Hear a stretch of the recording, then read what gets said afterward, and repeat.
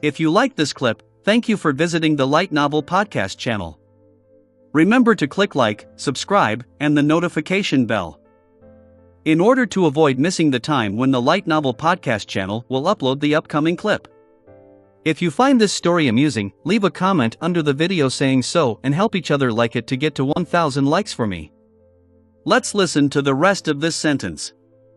The ad channel has extremely few likes and followers. Chapter 1301 New Life. Chapter 1301 New Life.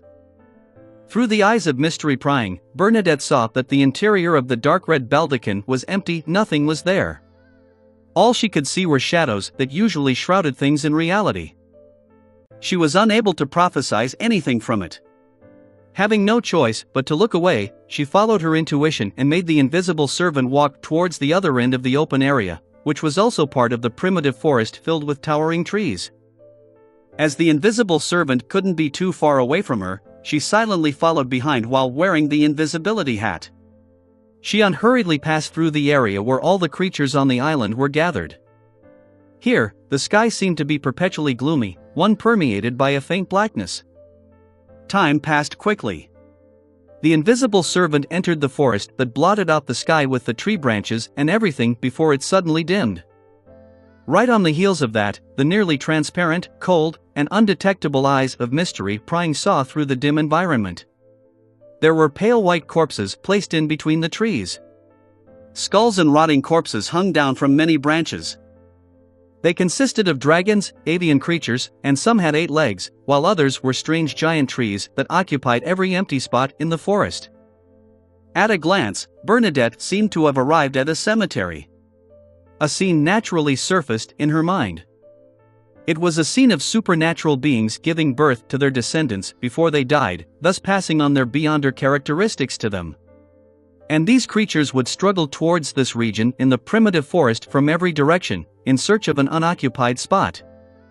Then, facing a particular direction, they would silently die, gradually rotting and being reduced to bones. What's the meaning behind this? As a clairvoyant, Bernadette fully believed that the scenes produced in her mind were what had happened in the real world. However, she was puzzled about the type of power that made the creatures on this primitive island choose this area as their tomb. Furthermore, since Grimm, William, and Polly, who had died long ago, appeared to remain alive in some form, it didn't make sense that supernatural and mutated creatures that had stayed on this island all this while and had suffered even more corruption would end up dying. This made Bernadette frown slightly as she directed the invisible servant to continue proceeding deeper into the creature's cemetery. Just like that, the invisible servant proceeded forward for nearly 15 minutes in this forest filled with bones and corpses. Finally, it saw a fourth object beyond trees, weeds, and corpses. It was a black stone pillar. It was very thick, with a width spanning about 6 arm spans, and 30 to 40 meters tall. Its surface was covered with rings which were signs of weathering. It resembled a finger wearing rings that didn't suit its size. Bernadette made the eyes of mystery prying observe the stone pillar for several seconds, but she didn't discover anything mysterious about it. It was as though it was a symbol that was casually erected. The invisible servant looked around and discovered that the surrounding corpses around the stone pillar didn't suffer from serious rot. They were even covered in rather intact flesh and skin. There aren't any supernatural powers or magical effects that are different from other places. Unless the new deceased were gathered near the stone pillar, it's impossible for them to have such a unified trend. Bernadette suspected that it wasn't because there was no mysterious influence in this matter, but that it would only happen at a specific moment. She didn't use her powers of prophecy to search for the reason. This was because a prophecy, at its core, was to pry into the secrets of the river of fate. The more serious the problem involved was, and the higher her status and level, the more damage the backlash would bring to her.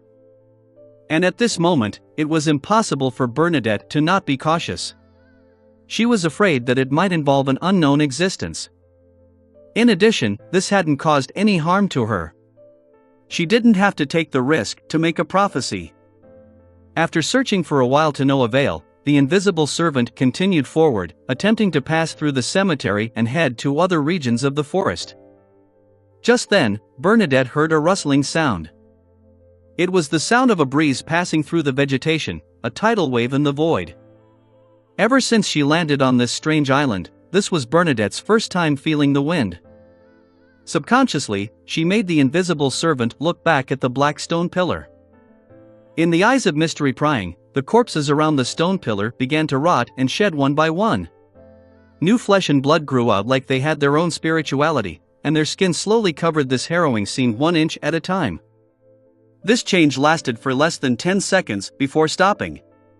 A small number of the corpses no longer showed any signs of decay. It looked like they had just died. In the next second, a mutated curly-haired baboon and a wolf with 8 legs wobbled to their feet. Their fur was slightly white and their skin was slightly dry, their eyes dull and cold. Then, the 2 originally deceased creatures each got their bearings and left the cemetery from different spots. Bernadette's gaze froze as she watched this.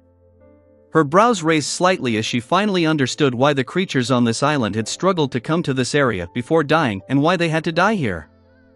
Here, death and endpoint didn't mean entering the state of eternal slumber, but rather a new beginning. Furthermore, this wasn't the resurrection of a zombie or skeleton that a spirit guide was capable of. It was a new life with a certain will and vitality. A distortion and disorder of the world's underlying rules? In addition, it seems to contain some mystery from the Black Emperor's resurrection. However, those who obtained new life aren't in a proper state. They're even closer to zombies. Such revivals are very problematic. Klein, who was above the gray fog, also saw this scene and had many guesses. Of course, this was under the premise that the Emperor had fundamentally left his last mausoleum here and exerted some form of influence here. As he thought about it, Klein rejected this idea.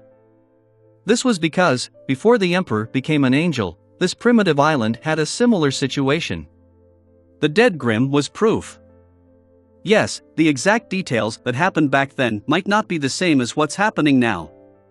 Perhaps, compared to the past, it has already been distorted and disordered. Klein nodded gently, prepared to bless and protect Bernadette at any time. Bernadette also came up with a guess. She didn't allow the invisible servant to stay in its spot to wait for a new tide of life. This was because she had foreseen a development. After being repeatedly affected by the new tide of life, the invisible servant would oddly develop some sort of sentience and come alive. In addition, it wasn't that the invisible servant hadn't done any investigation prior to this, but it had ultimately failed to discover anything special about the black stone pillar. Bernadette didn't believe that it would gain anything new by remaining here. In such a situation, it was better to establish a basic understanding of the primitive island rather than alarming an unknown existence due to a deeper study. Many a time, there were problems that eluded one in the beginning, but the answer might be nearer to the end. This was thanks to the experience that Bernadette had accumulated over all these years. The corpses on the trees and branches gradually grew fewer as the invisible servant moved forward. During this process, Bernadette discovered another phenomenon. In the new tide of life, it wasn't certain that a corpse would be revived. However, once they revived and left the empty area, the rest of the corpses would be attracted like metal to magnets in the next 5 minutes. They would stiffly move towards the center, filling up the corresponding spots like they were in line for a bestowment. The law of beyonder characteristics convergence? No, it doesn't seem like it. The deceased have already passed down their characteristics. As Bernadette's thoughts wandered, she suddenly thought of a question. It's impossible for the deceased to produce new beyonder characteristics after obtaining new life, but do they still possess their powers in their previous lives? Once I have a complete grasp of the situation on this island, I can find a resurrected being to test it out. Bernadette quickly made a decision and followed the invisible servant's route forward. She didn't use any beyonder powers other than her invisibility hat. She hoped that she wouldn't disturb the environment and miss out on any details. Therefore, she didn't walk too fast. She took about 15 minutes to leave the cemetery. The invisible servant had already entered the forest up ahead. It could hear the occasional bird chirping and beast roars. The vibrant vitality here was different from the other remaining regions. Above the gray fog, Klein sighed. Thankfully, I'm now the owner of Sapphira Castle. Here, I have the status of a king of angels. I can observe reality for as long as I want to, and I don't have to worry about draining my spirituality. Yes, the only thing I need to pay attention to is my body that's hidden in the ancient city located in the fog of history before the first epoch. After traveling for another few minutes, the invisible servant suddenly saw something that appeared incongruous to the primitive island's environment. It was a log cabin that seemed to be a residence of a forest ranger. The log cabin was brown in color and was less than 2.5 meters tall. It looked like it was prepared for humans, but every detail was rough and crude. At that moment, the cabin's door was open, allowing Bernadette to see the situation inside through the eyes of mystery prying. A wooden table, a fur-covered bed, and a low-back chair formed a scene of a residence lived by humans. Who lives here? With a thought from Bernadette, the invisible servant rapidly approached the cabin in search for possible clues. It then realized that the interior of the cabin was ice-cold. Apart from the furniture, there was nothing else. It seemed like no one had lived there for a very long time. Just as Bernadette was using the eyes of mystery prying to carefully inspect every detail in the cabin, she suddenly had a premonition. She hurriedly made the invisible servant turn around. At some point in time, a person had appeared behind the invisible servant. He was wearing luxurious clothes from the Roselle era. His hair was completely white, and he looked old. He had a pair of light blue eyes that were extremely cold and blank. Edwards.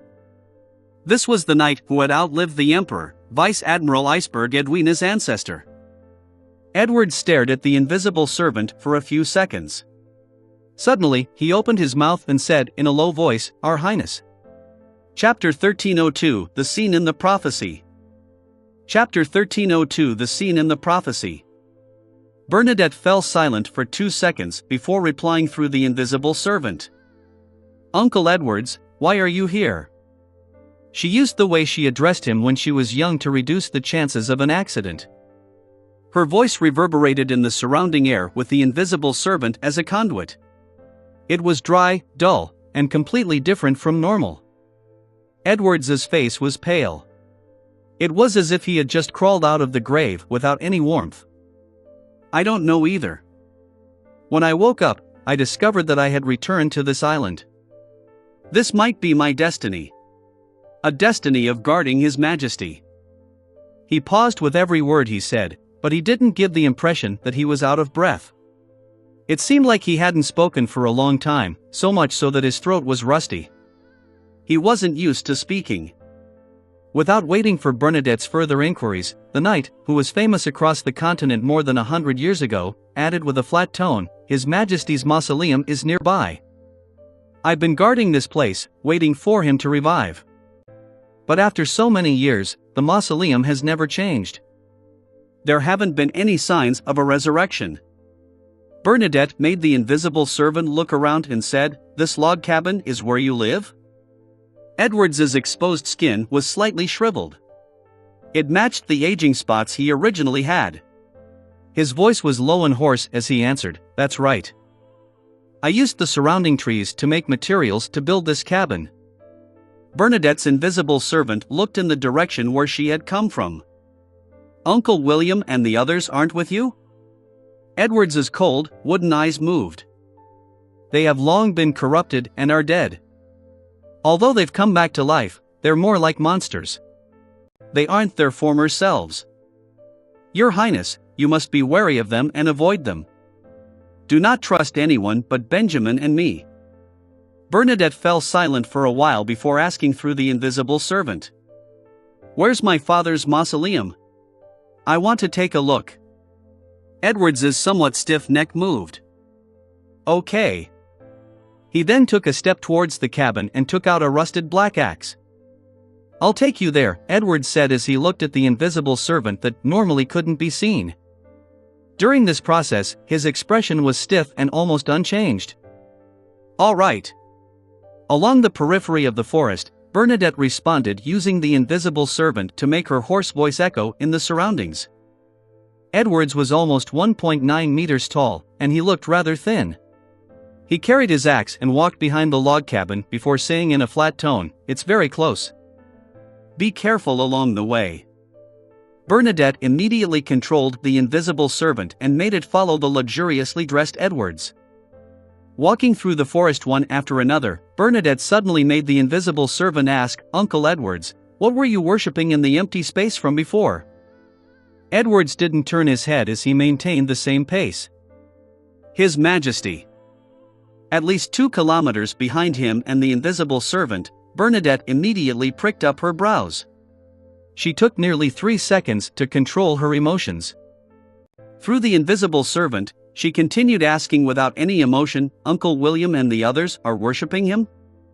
Edwards paused, but he kept his back towards the invisible servant and the eyes of mystery prying. "No." He slowed down as though he was thinking of an answer. "I don't know what they worship." Bernadette's eyes narrowed slightly as though she could see some changes in the river of fate. She didn't ask any more questions as she made the invisible servant silently follow Edwards.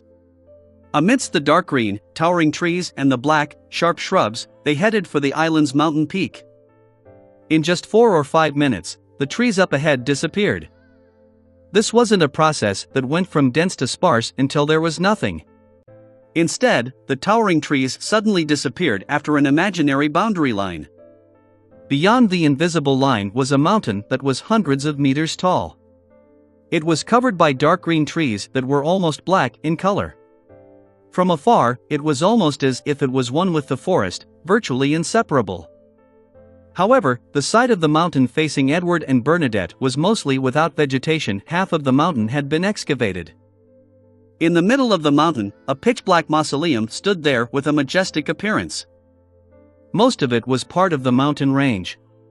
A small portion of it had signs of man-made constructions and polishing. It truly expounded on what it meant to be a mountain mausoleum. Thus, the mausoleum didn't look like the common pyramid. Instead, it looked more like a towering mountain. It wasn't exactly symmetrical, but it was definitely majestic. Perhaps the mausoleum itself had influenced its surroundings, or perhaps Edwards had cleaned the area. Its surface was void of weeds, nor was it covered with vines commonly seen in other mountains. This allowed Bernadette to see the various texts and symbols engraved on the mausoleum through the eyes of mystery prying. She saw the heavy 30-meter-tall stone door that seemed to be prepared for giants. Bernadette wasn't unfamiliar with those words and symbols. She didn't take much time to recognize them as either the Sibyl code that was created by her father, the new social trends that he had established, or even some design drafts of some invention. Just as Bernadette was carefully examining it, Klein, who was above the gray fog, was completely certain that this was the last mausoleum left behind by Emperor Roselle.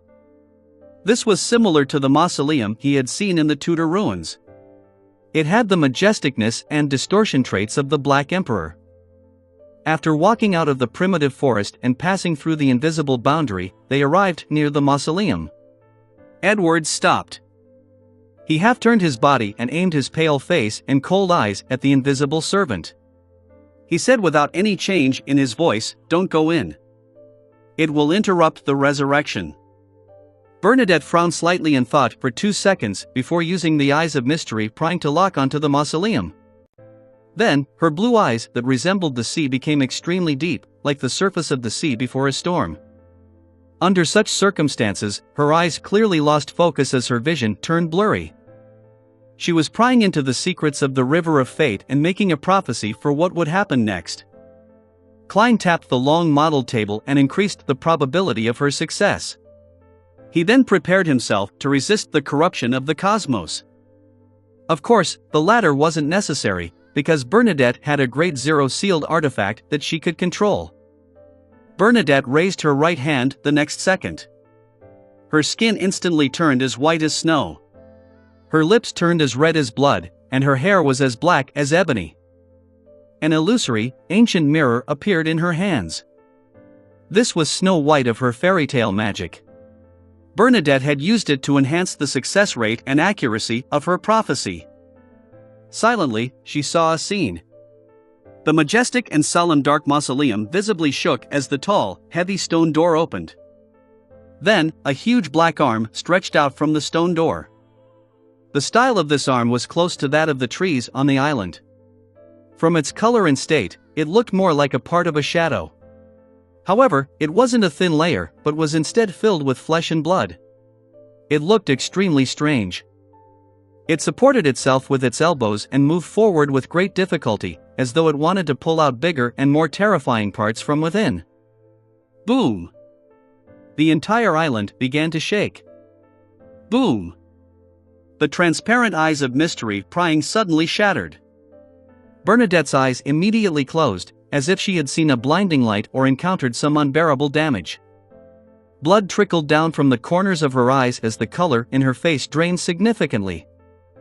On her body, a pair of illusory and holy wings spread out, descending upon her with its clean, white feathers to neutralize the invisible corruption. Indeed, she has the ability to resist. The Emperor sure left a huge inheritance for her. Heh, before I taught Ma'am Hermit a lesson, she liked to use the eye of mystery prying to examine the people and objects around her. It definitely has something to do with how she was brought up. In short, it's all Roselle's fault. Klein heaved a sigh of relief as he couldn't help but criticize the Emperor.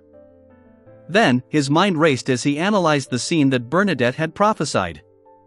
A terrifying creature crawls out from the mausoleum after the stone door is opened.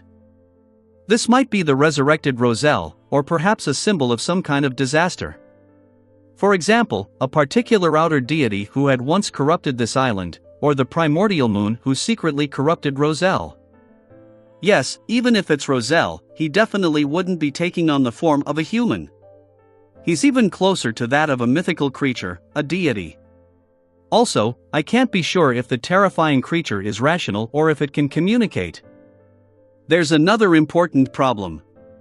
Was the stone door opened by Bernadette or someone else?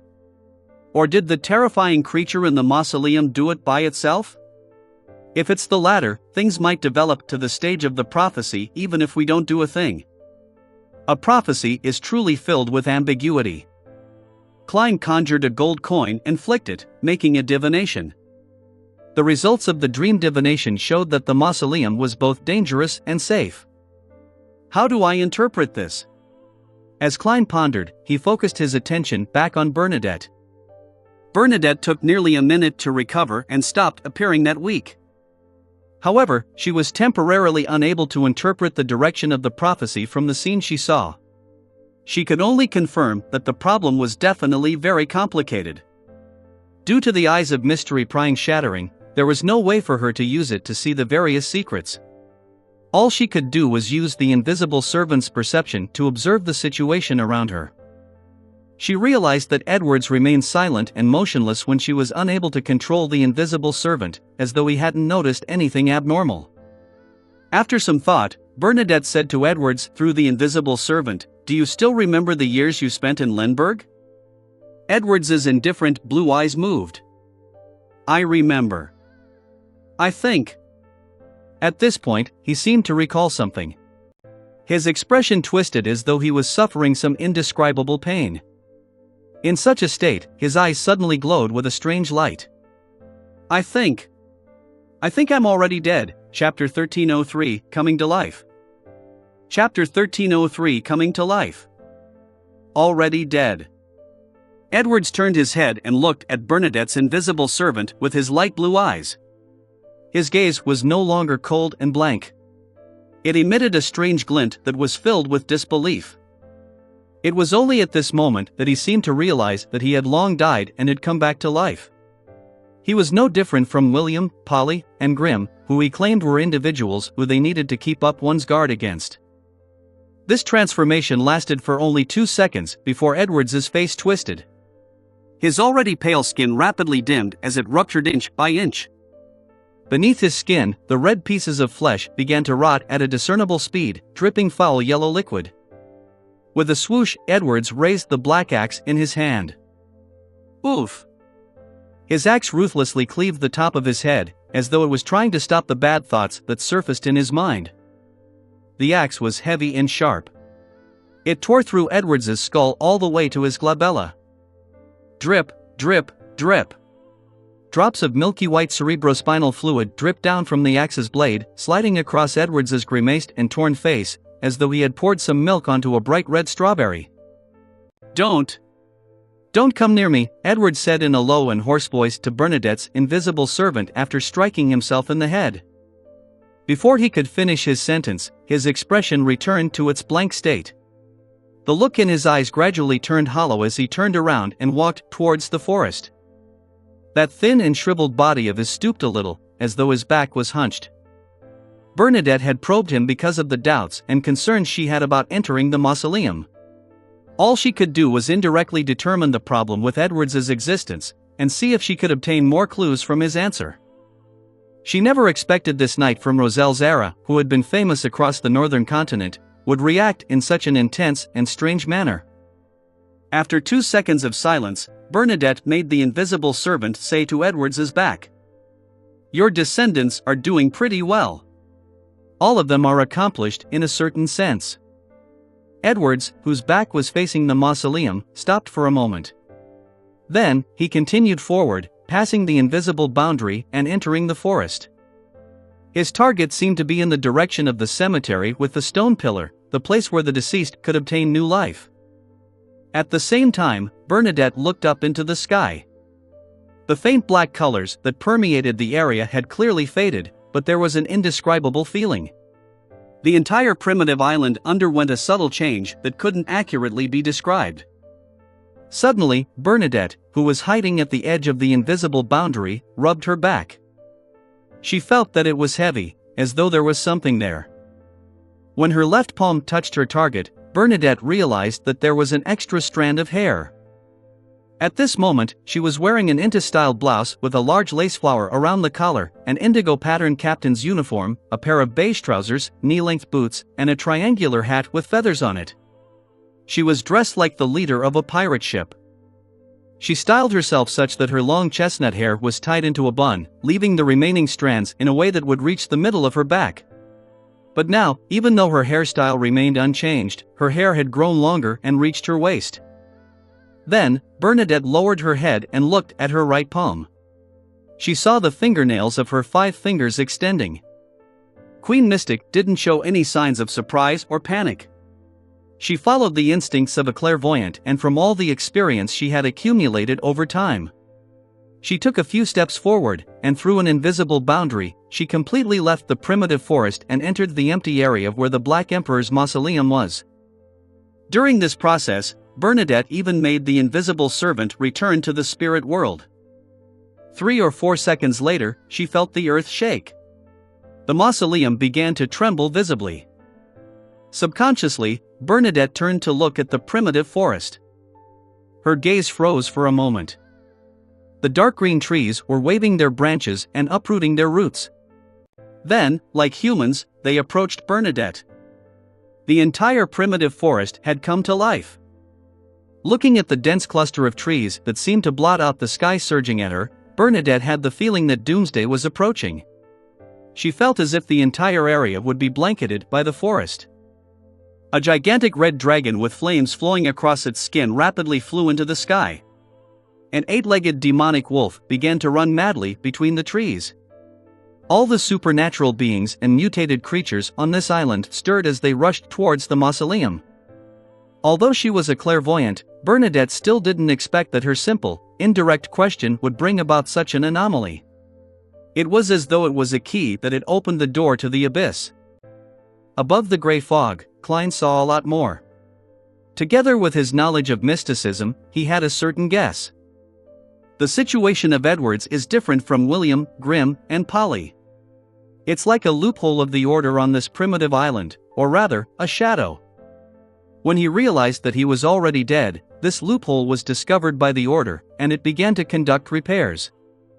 And the repairs brought with it an enhancement of the order, causing the entire island to experience an anomaly. I can sense that the Black Emperor's powers are present here to a certain degree. It affected Edwards, causing him to maintain a portion of his will after obtaining new life. And where did the original order of this primitive island come from? As Klein's thoughts raced, he suddenly sensed that Bernadette was suffering certain anomalies. Thump, thump, thump. Bernadette could vaguely hear her own heartbeat. This heartbeat was rather chaotic, as though it was a combination of two sounds. 2. Bernadette's heart stirred as she calmly directed her attention back to herself. In the next second, she confirmed that there were two sources of her heartbeat. One came from her heart, the other from her abdomen. There seemed to be an additional heart in her abdomen, one that was rapidly expanding and contracting. Furthermore, this heart was developing bit by bit. Without needing to use her mystery-prying powers to look at her abdomen, Bernadette immediately sensed that there was a fetus in her womb. It had grown from the size of a grape to the size of a normal human palm. If it was left to grow, it didn't seem like it would take long before it matured. It would then tear open her mother's womb and drill out while covered in blood. Unknowingly, Bernadette had become pregnant. Her spiritual perception and the sealed artifact on her body had failed to detect it in advance or attempt to stop it. It was as though she was powerless to deal with such an influence. Earth Mother. Primordial Moon. Mother Tree of Desire. 3 divine names flashed through Bernadette's mind.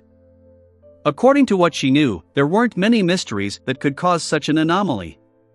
Most of them came from domains related to the Earth and the Moon pathway. Sequence 0 of the plantar pathway was Mother. The primordial moon could make a stone have reproductive powers, while the Mother Tree of Desire seemed to possess some high sequence beyond her characteristics of the Moon pathway. Bernadette wasn't in a hurry to deal with the fetus in her stomach. Her gaze turned dark once again as she used her prophetic ability to see what her best choice was.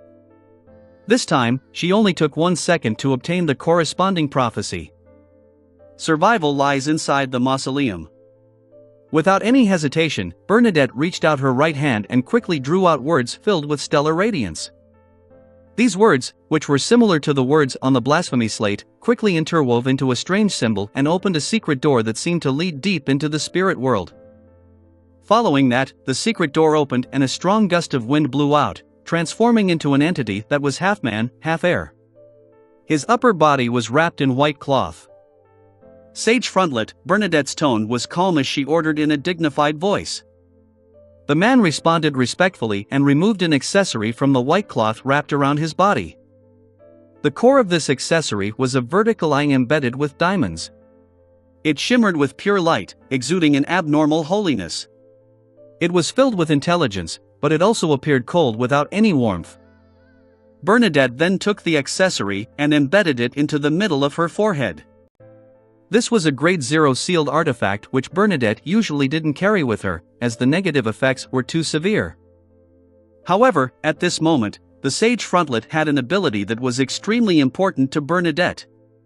She was willing to bear the consequences of not being able to use evil magic and the gradual influence that the Beyonder characteristic would have on her as it slowly fused with her. If she didn't remove the sage frontlet in a short period of time, it would be equivalent to having a sequence 2 potion splashed on her. When the time came, she could either end up lucky and succeed in advancing to become a sage, or lose control and become a monster. And without the supplementary ingredients and the corresponding ritual, the former's probability was nearly negligible. With the diamond vertical eye on her forehead, Bernadette's body began to turn incorporeal as she dissociated into a series of complicated knowledge. In that instant, she became a creature of pure information. The baby in her womb failed to obtain such a state as it fell to the ground. It was half the size of a normal baby. It already had facial features and limbs. Its skin was wrinkled, and it was dripping with sticky pus. As it left its mother's body, the undeveloped it began to regress and quickly melted in the air. The baby was clearly unwilling to give up. It tried its best to open its eyes, which were sealed by the sticky liquid. It opened its mouth wide open in a bid to make a final struggle. At this moment, Klein, who was above the gray fog, rapped the edge of the long mottled table. Pa! He increased the probability of failure with respect to the baby's struggling. Unable to maintain itself, the baby completely dissipated in front of the approaching black forest. At the same time, the flood of information that Bernadette had transformed into it entered the Black Emperor Mausoleum's interior through the heavy stone door as she reformed her original body. During this process, She seemed to see a black shadow. Chapter 1304 The Importance of Ideas. Chapter 1304 The Importance of Ideas. When she entered the Black Emperor's mausoleum, Bernadette vaguely saw a black shadow. However, after she extricated herself from being an embodiment of information and reassembled her body with the pure, messy knowledge, she didn't sense anything. It was as though what she had just experienced was just an illusion. Queen Mystic wasn't in a rush to venture deep into the mausoleum. She stayed in her spot and carefully observed her surroundings. Without using the powers of mystery prying, everything was clearly presented before her eyes. The interior of the Black Emperor mausoleum was empty. Apart from the pitch-black walls and the high platform in the middle, there was nothing. On the high platform, there was a chair that looked like it was prepared for a giant. It was made of iron, and its surface was engraved with complicated and distorted patterns. At the top of the seat, there was a crown-shaped object. At this moment, there wasn't a single figure on the huge, heavy seat, as if it was waiting for its emperor to return. Just as Bernadette was about to take a step forward and approach the platform, she suddenly realized that her body was completely immobilized, as if she was being bound tightly by invisible shackles. Right on the heels of that, pairs of illusory and holy white wings appeared behind her as though they were passively resisting something. In the next second, on the pairs of angel wings, white feathers dropped as they fluttered. They grew deformed, thin, and fluffy limbs. The gaps in the layers of feathers spread open one after another as though they had become countless eyes. The deformed feathers immediately let out crisp laughter, causing a hollow chuckle to echo inside the mausoleum. All of them had come alive, turning into miniature winged creatures. This reminded Bernadette of some fairy tales that her father had told her. There were always little pixies that weren't as big as a thumb in them. As this thought flashed through her mind, Bernadette felt her right eye itch. The eyelashes of that eye grew rapidly, turning into tiny arms that took root on her face, trying hard to pull her eyeball out. "I see it. I see it." The veins in Bernadette's right eye protruded as they let out a childlike voice as though they had gained sentience and consciousness of her body. This was also a form of new life. Almost at the same time, Bernadette's left ear suddenly drooped down and covered her ears. "I don't want to hear it. I don't want to hear it," the ear shouted with a sharp voice. If she didn't use her spirituality, Bernadette would definitely imagine that she had a young maiden by her side, one that was covering her ears, stamping her feet, and screaming. Without cushioning anything, the sage frontlet in the middle of her forehead automatically left her body and floated into the air. The surface of the vertical line embedded with diamonds instantly flashed with countless cold beams of light. It was as though numerous tiny eyes had grown out of it. Each eye reflected Bernadette. The sage frontlet had also obtained a certain living characteristic. Just as the Grade Zero sealed artifact was about to awaken and affect its target, a pale white, slender, illusory palm reached out and grabbed it. The sage frontlet's living characteristic rapidly dispersed, as though it had reached the end of its life. The ice-cold and pale hand that clearly belonged to a woman came from behind Bernadette. At some point in time, a figure with only an upper body appeared. This figure grew out of Bernadette's back. It was almost transparent and rather illusory. She was wearing the same clothing as Bernadette, and she was wearing the same feather triangular hat. Her blue eyes were like the projection of the ocean. It was like Bernadette herself, a part of her spirit that had drilled out of her body. However, there was a pale white face mask on Bernadette's half-body phantom. The mask only had holes where one's eyes were with no other gaps elsewhere. This made Bernadette's phantom appear extremely cold and noble, but it lacked the aura of a living being. This was the third item she possessed, and also her last Grade Zero sealed artifact. It was an item made after Emperor Roselle returned from the southern continent in his later years, called Pale Death. Its negative effect was to make the wearer slowly die until it became a corpse and become its slave. At this moment, Bernadette had used this point to restrain the abnormal life growing in her. Just as the half-body phantom appeared, her right eye quelled. Her eyelashes, which had turned thicker and longer into arms, began to fall off one by one. Her ears didn't make any noises either. They slowly opened and returned to normal. Without such a suppression, Bernadette's facial features, arms, and legs would have broken apart to seek freedom. After stabilizing her body, Bernadette tried to take a step forward. However, she was still unable to do anything. All she could do was control the half-bodied spirit body. After some thought, she made the spirit body behind her take out a ritual silver dagger from her pocket. Then, bending down, it drew a circle in the middle of her right boot. With a ripping sound, the leather boot quickly shortened by half.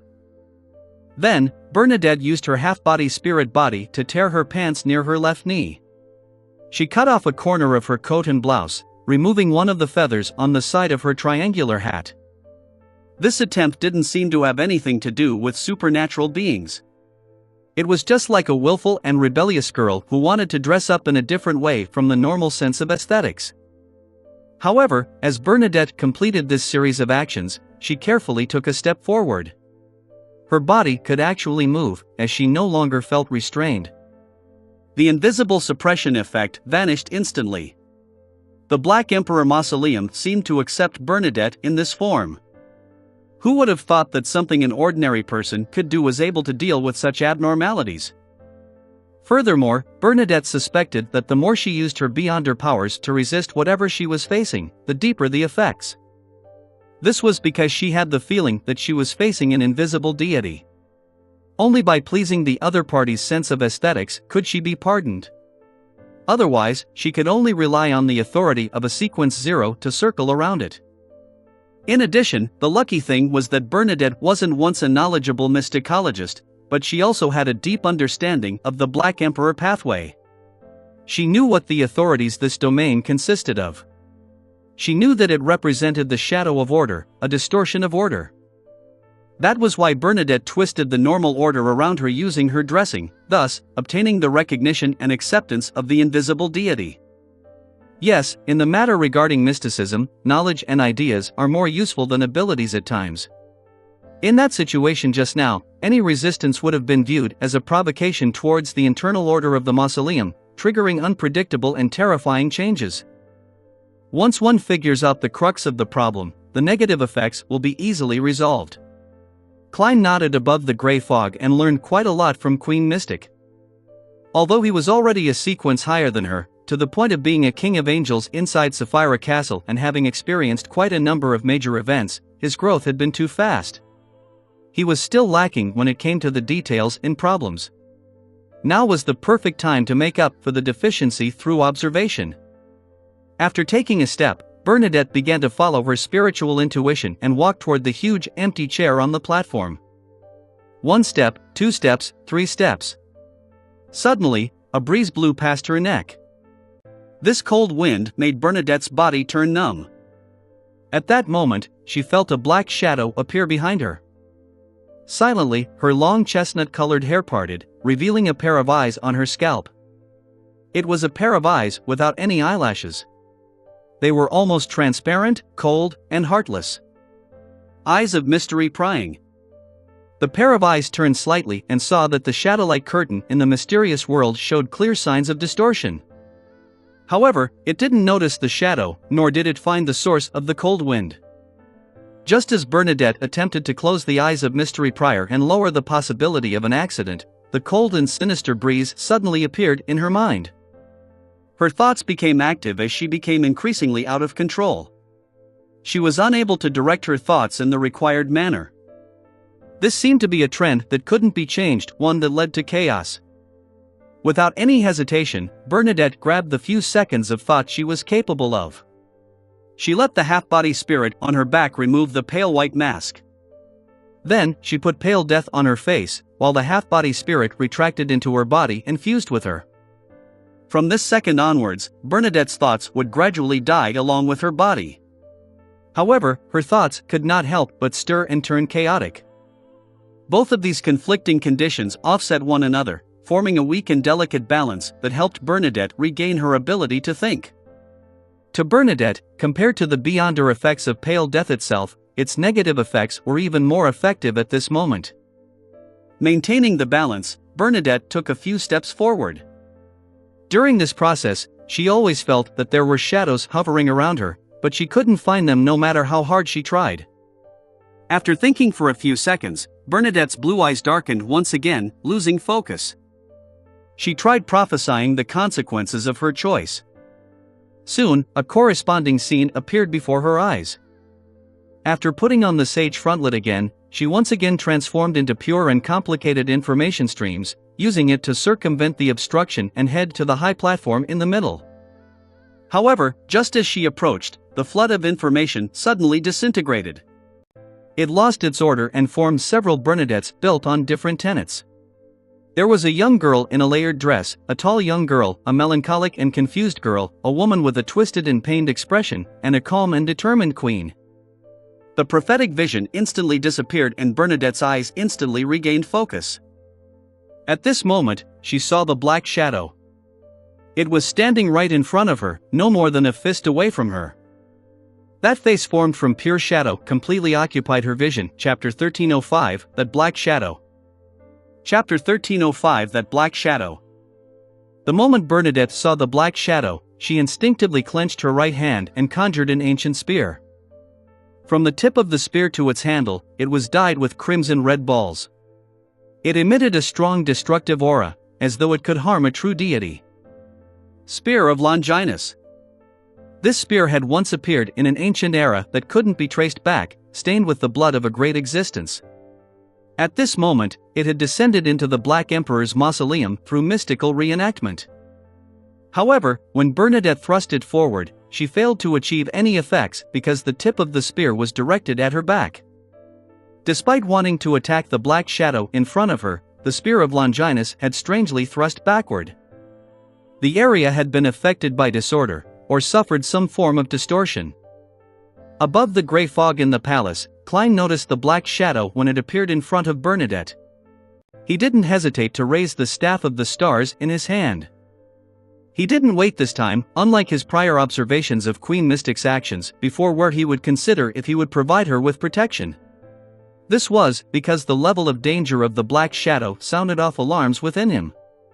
He was an angel of the seer pathway after all. More importantly, Bernadette could sense the shadow's existence after entering the Black Emperor's mausoleum from time to time. As for Klein, he was unable to find clues through the true vision provided by Sapphira Castle. This undoubtedly meant danger and terror. When all the gems embedded in the black cane lit up, the sound of melodious bells resounded in the area where Bernadette and the black shadow were. Gong! The bell that came from an infinite distance exuded an indescribable emptiness. It made the interior of the Black Emperor's mausoleum visibly freeze, turning Bernadette's figure stiff as if she had been frozen. She couldn't do anything.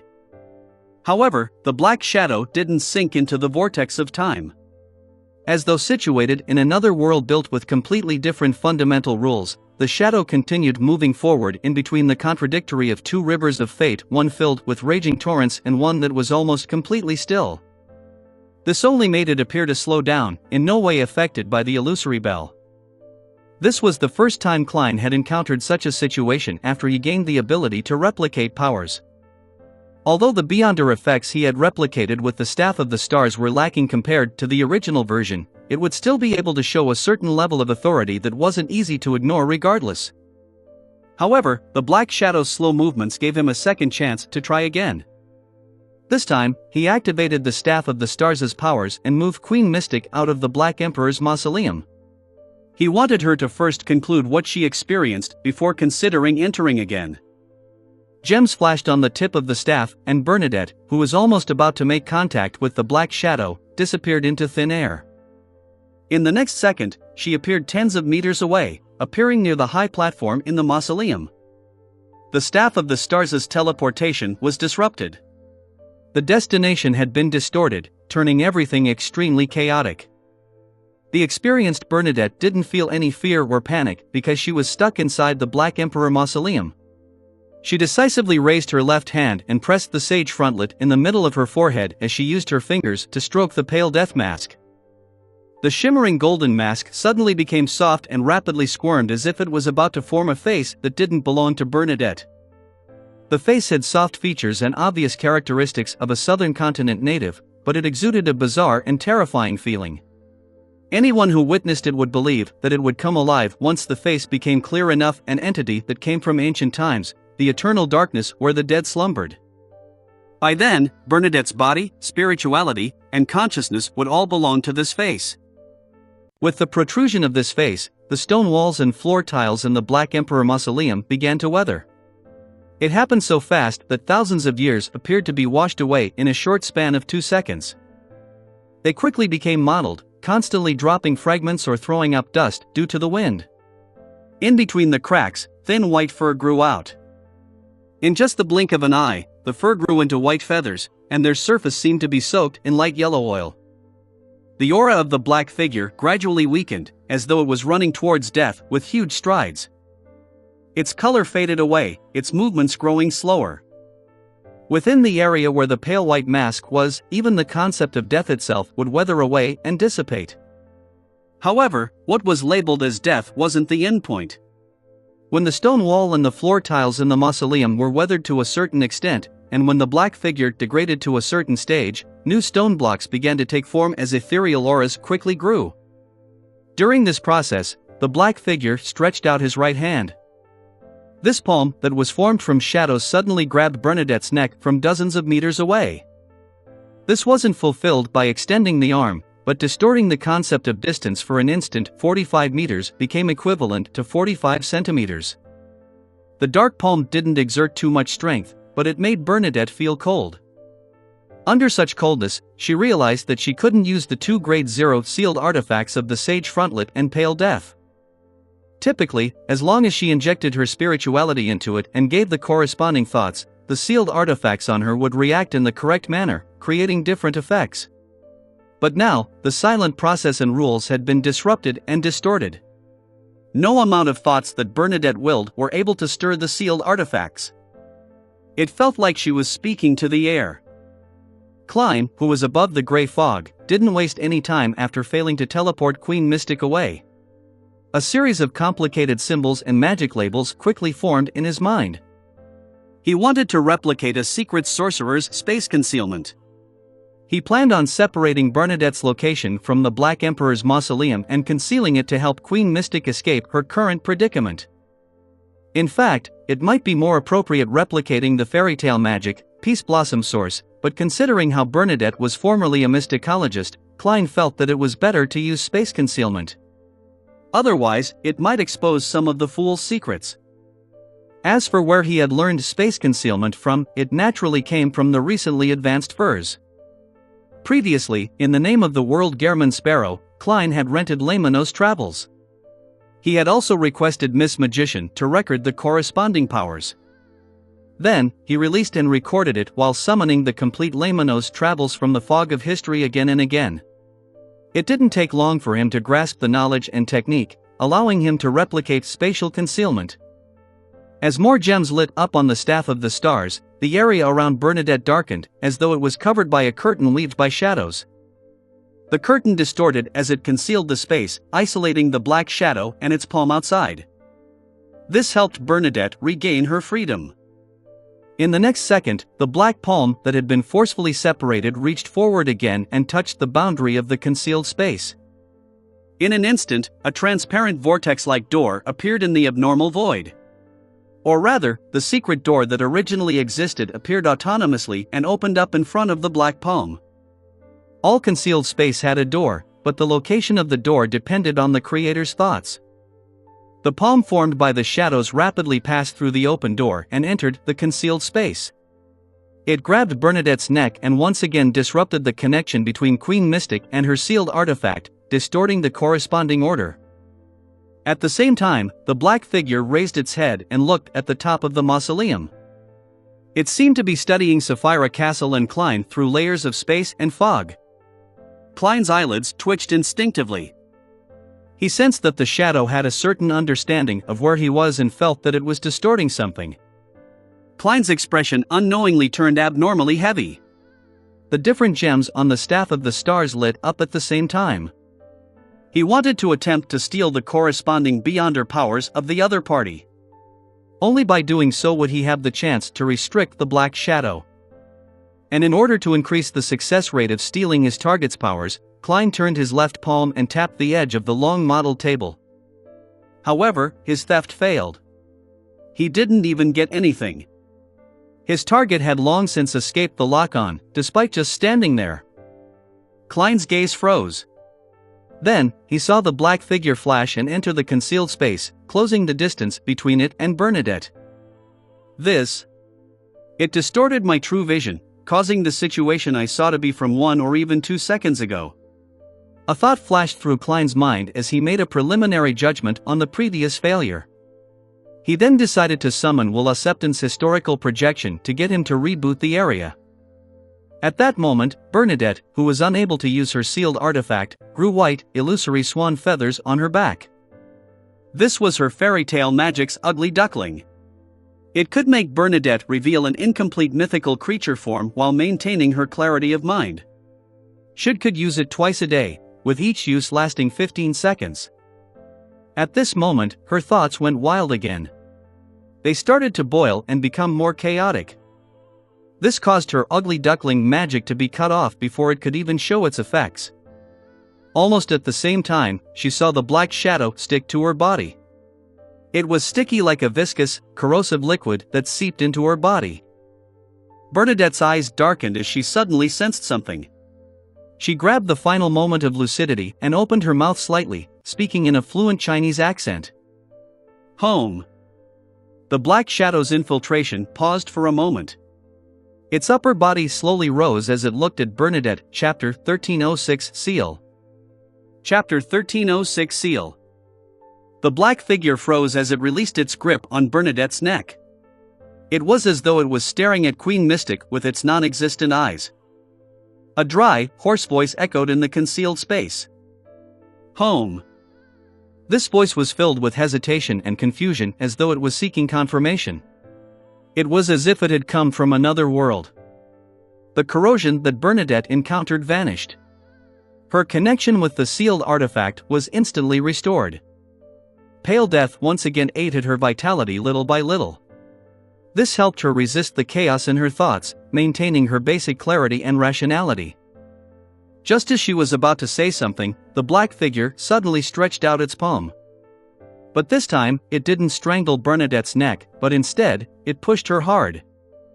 Following this push was the collapse of the concealed space. It was a voice filled with pain as though it was resisting something. Leave. As the voice echoed, the black figure vanished. In an instant, it appeared on the huge, black, high-backed chair in the middle of the platform. 2 cracks appeared on its face, as though 2 asymmetrical eyes had grown out. However, the eyes didn't have any pupils. It was blood-colored. Right on the heels of that, another crack appeared beneath the 2 eyes. They too were filled with a pure, blood-red light. This allowed the black figure to finally open its mouth. It faced Bernadette as obvious sounds of pain resounded around it as though it was resisting something. Leave this place. After being pushed out more than 10 meters away, Bernadette easily found her footing. However, she didn't follow the voice's order by leaving the Black Emperor's mausoleum. She stood there, staring blankly at the central platform. As she looked at the black figure, her expression revealed an unspeakable sadness. She could sense and now confirm that the black figure was her father, the man who called himself Caesar Rosel Gustav. In the next second, more cracks appeared on the black figure's body. They ruptured from top to bottom, blooming blood-red flowers in different parts of his body. This made Rosel look like he was left with a shadow that wrapped around a blood-red object that emitted pure light. When Klein saw this scene above the gray fog, he naturally thought of the crimson moon high in the sky. At that moment, Rosel seemed to have transformed into a shadow. He wanted to block the crimson moon, but openings ruptured from his body, allowing more and more moonlight to shine into the real world. When these openings were connected together, the black shadow would completely split apart and give birth to a brand new crimson moon. When that happened, something extremely terrifying would definitely happen. At that moment, Rosel's black figure turned much more illusory, as though it had become an illusion. This made him look like he had been isolated in another world. There was an invisible barrier between him and the real world. Then, Roselle raised his right arm with great difficulty and pinched his forehead. The frequency at which blood-red cracks appeared on his body instantly decreased to a nadir. However, the eyes that had already appeared blinked repeatedly. However, this didn't bring any negative effects on the surroundings. It was as though it was just a simple change of order. The new growth of blood-red cracks was constantly being distorted to its original state of only having gradual activity. After completing this, Roselle raised his head and looked at Bernadette, who was dozens of meters away. He said with a hoarse voice, "You really have become an important figure in the mysterious world. You managed to come here alone. Come over, let me see how my little princess has grown." Bernadette's eyes reddened as she took a step forward. Roselle laughed again. "Back when I made sketchbooks, textbooks, and invented all kinds of small games for you, you were just a tiny midget. Now, you're able to save your poor old father. I remember that you liked the clothes I designed for you when you were young. Unfortunately, you can't wear layered dresses after you're an adult." The emperor rambled on, as if he had arrived in his twilight years and was someone who enjoyed reminiscing about the beautiful past. Bernadette walked faster and faster.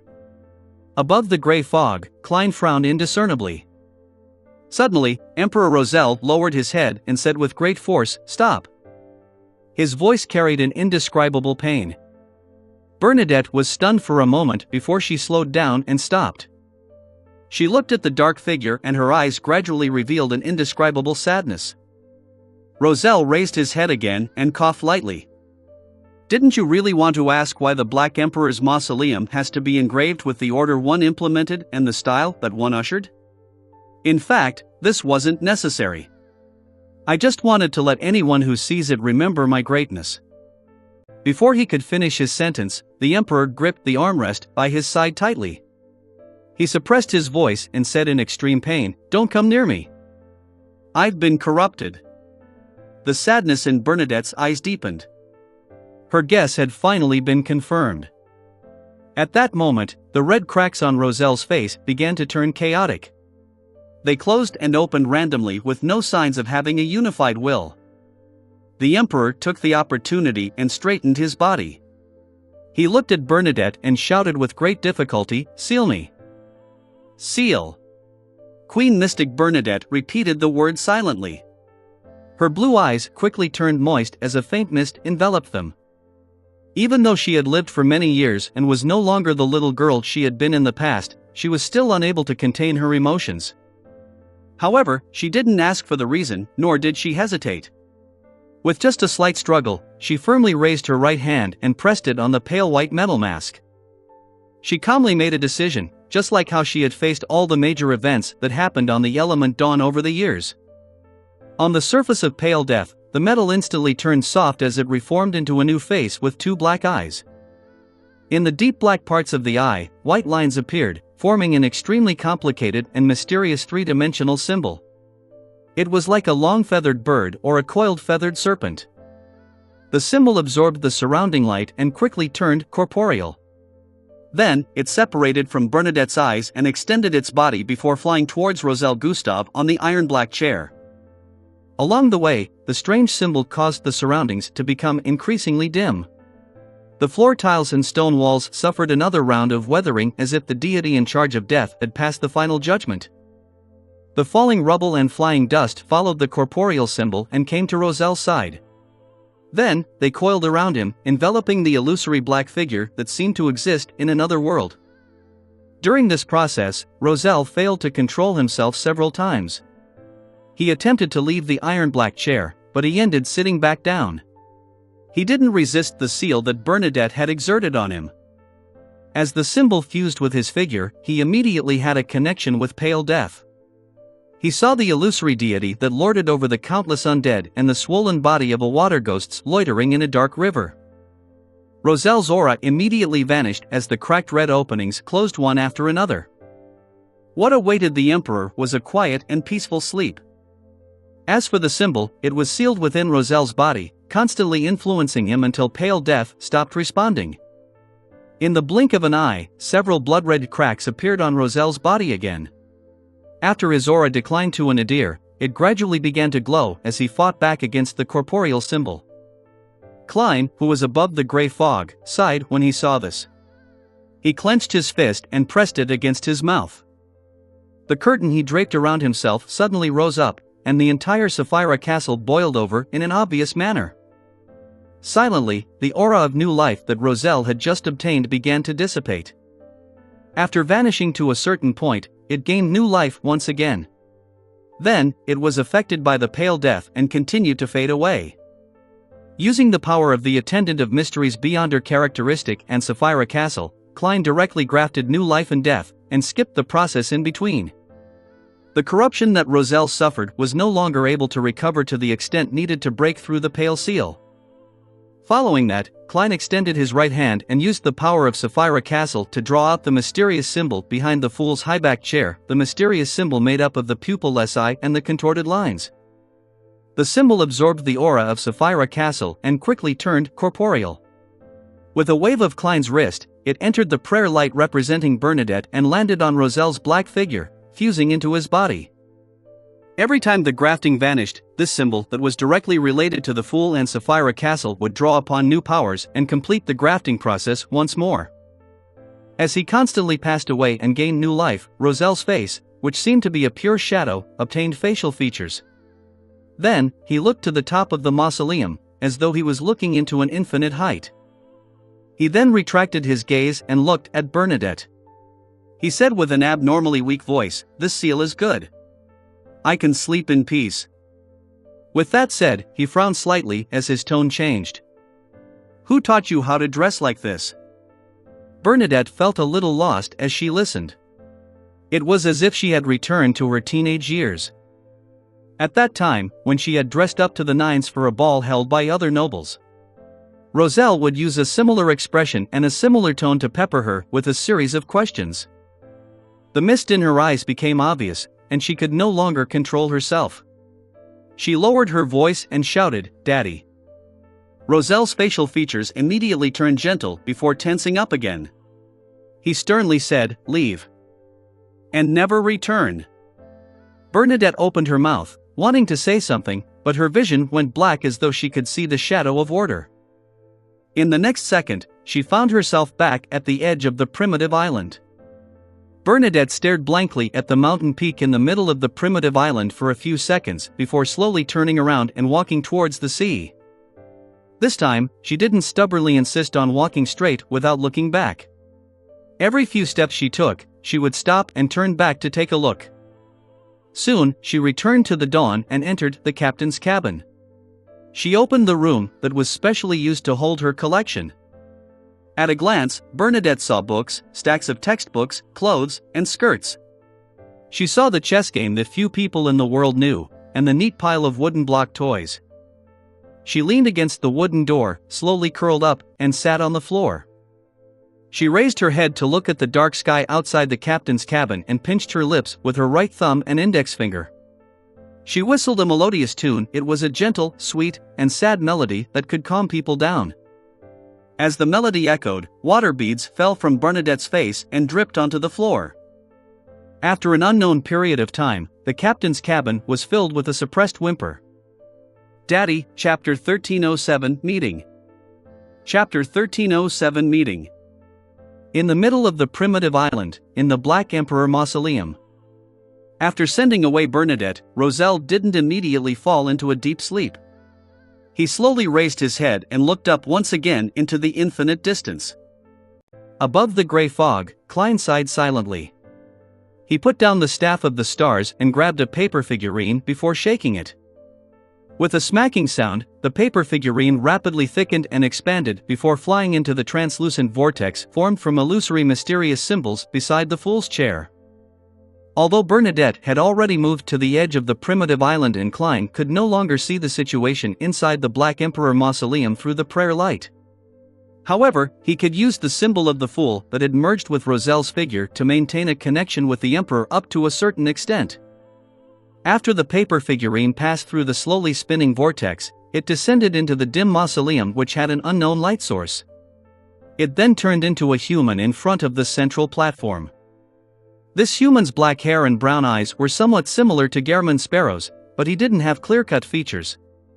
The lines weren't deep enough, and his bearing wasn't cold enough. There were also certain differences in his facial features. His chin and stomach had a small amount of fat induced by an indulgent society. It was Klein's original appearance as Zhou Mingrui, the Zhou Mingrui who had been hanging inside Sapphira Castle for thousands of years beside Roselle Huang Tao Gustav. Roselle wasn't surprised by his appearance. With one hand on the armrest, he leaned forward slightly and said, "You're here." "I'm here." Klein nodded indiscernibly. "You shouldn't be here." Roselle sighed.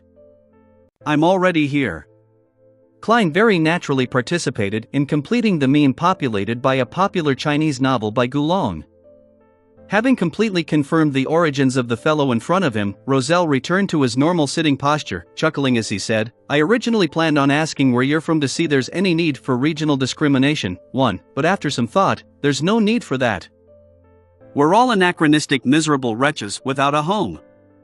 Without waiting for Klein's reply, the Emperor's voice sank as he asked, "You know the truth about the apocalypse?"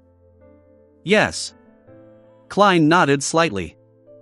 Roselle continued asking, "You know that this is Earth?" "Yes," Klein answered frankly. When Roselle heard that, he laughed self-deprecatingly. "You actually learned about it so early."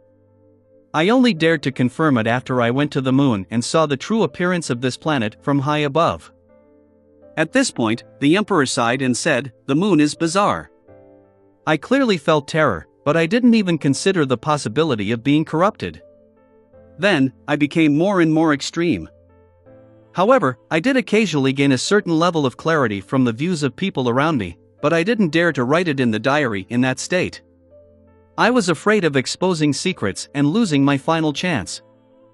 I eventually decided to use all the groundwork I did previously to switch to the Black Emperor pathway.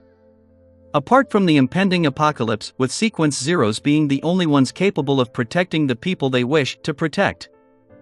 They can hide them in other planets in the vast universe and use the corresponding authorities to rebuild a set of order for humans to survive in desolate lands. I also saw the hope of escaping my corruption by using the Black Emperor's ability to resurrect. As long as I became a Sequence Zero Black Emperor and was truly killed after turning half crazy, I'd have the chance of resurrecting in the mausoleum or in the astral world. When that happened, what would return to me would be a pure uniqueness and 3 Sequence 1 Beyonder characteristics. I wouldn't be tainted at all, nor will I contain an uncontrollable madness. Speaking of which, I made use of the eternal blazing sun and the god of steam and machinery to a certain extent back then. But the horror of the great old ones far exceeded my imagination. Accompanying my revival was a new life of corruption. Perhaps only great old ones can resist great old ones. I could only terminate the revival process and live such an ignoble existence in my final mausoleum to prevent the great old one from using my body to be born in the real world. That would have brought about a devastating disaster. Klein had long guessed Emperor Roselle's condition based on what he knew and what had just happened. He wasn't surprised at all as he calmly replied, "The one who corrupted you is called the Mother Goddess of Depravity. She has bewitched many believers as the embodiment of the primordial moon." The facial features that appeared faintly on Roselle's face immediately changed. He fell silent for a few seconds before saying, "I know the primordial moon, but I didn't know that her true honorific name is the Mother Goddess of Depravity. Now that I think about it, my discovery of Mr. Dor's cry for help might not have been a coincidence." Upon hearing this, Klein was alarmed. He instantly recalled the situations happening off-island. He had some sort of premonition about what Emperor Roselle was about to say. Roselle laughed and sighed. "The biggest problem in the first half of my life was that I was too confident. I always had the feeling that I could reload a save file and redo things. I didn't pay enough attention to the details. Back then, Grimm was corrupted by the strange powers on this island. He returned here after dying and regained new life. Isn't this the influence of the primordial moon? After I finished all sorts of investigations and did the corresponding purifications, I felt that I was fine. But in fact, fate might have undergone a tiny change at that moment. This resulted in me encountering Mr. Dor later, and was slowly guided to the moon by him. You can't blame Mr. Door. His condition might be worse than mine. Does the emperor mean that he has been targeted by the mother goddess of depravity the moment he discovered this primitive island? Klein sighed. At that time, who would have thought that the problem would be so serious? Before Sequence 2, understanding the cosmos and the great old ones led to terrifying corruption. And without understanding it, one wouldn't be able to accurately determine how serious the problem or what kind of patchwork was needed subsequently when faced with certain situations. This made Roselle treat this primitive island as his secret base, thus not informing existences that had the right to understand the outer deities, great old ones, and cosmos. That's right. Roselle seemed to be very gratified that he had committed a mistake that almost anyone would make.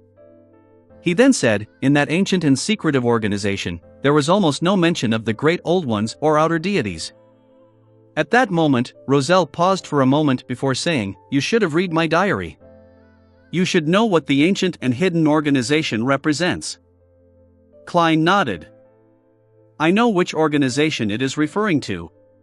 I never expected that you wouldn't dare mention the name of his organization after having the level of a Sequence 0. I have a nagging feeling that he isn't simple. He might have an understanding of the outer deities that far exceeds our imagination, so it's better to be more careful. After all, I'm not a complete Sequence 0 true god." After Roselle said this simple sentence, his brows suddenly furrowed. "How much of my diary did you read?" If the atmosphere wasn't that heavy and sorrowful, Klein would definitely find it irresistible to reply with "The taste of a demoness ain't bad" as a way to tease his fellow earthling. Finally, he replied calmly, "Plenty." After saying the word, he casually added, "I even found a few cards of blasphemy." "Which ones?" Roselle blurted out. Klein controlled the paper figurine's expression from above the gray fog and said in a flat tone, "Black Emperor, Tyrant, Red Priest, and the Fool." Phew, Roselle exhaled as the faint crease on his brows eased. Thankfully, it's not the Demoness, the Moon, and the Mother card. You had to mention it yourself.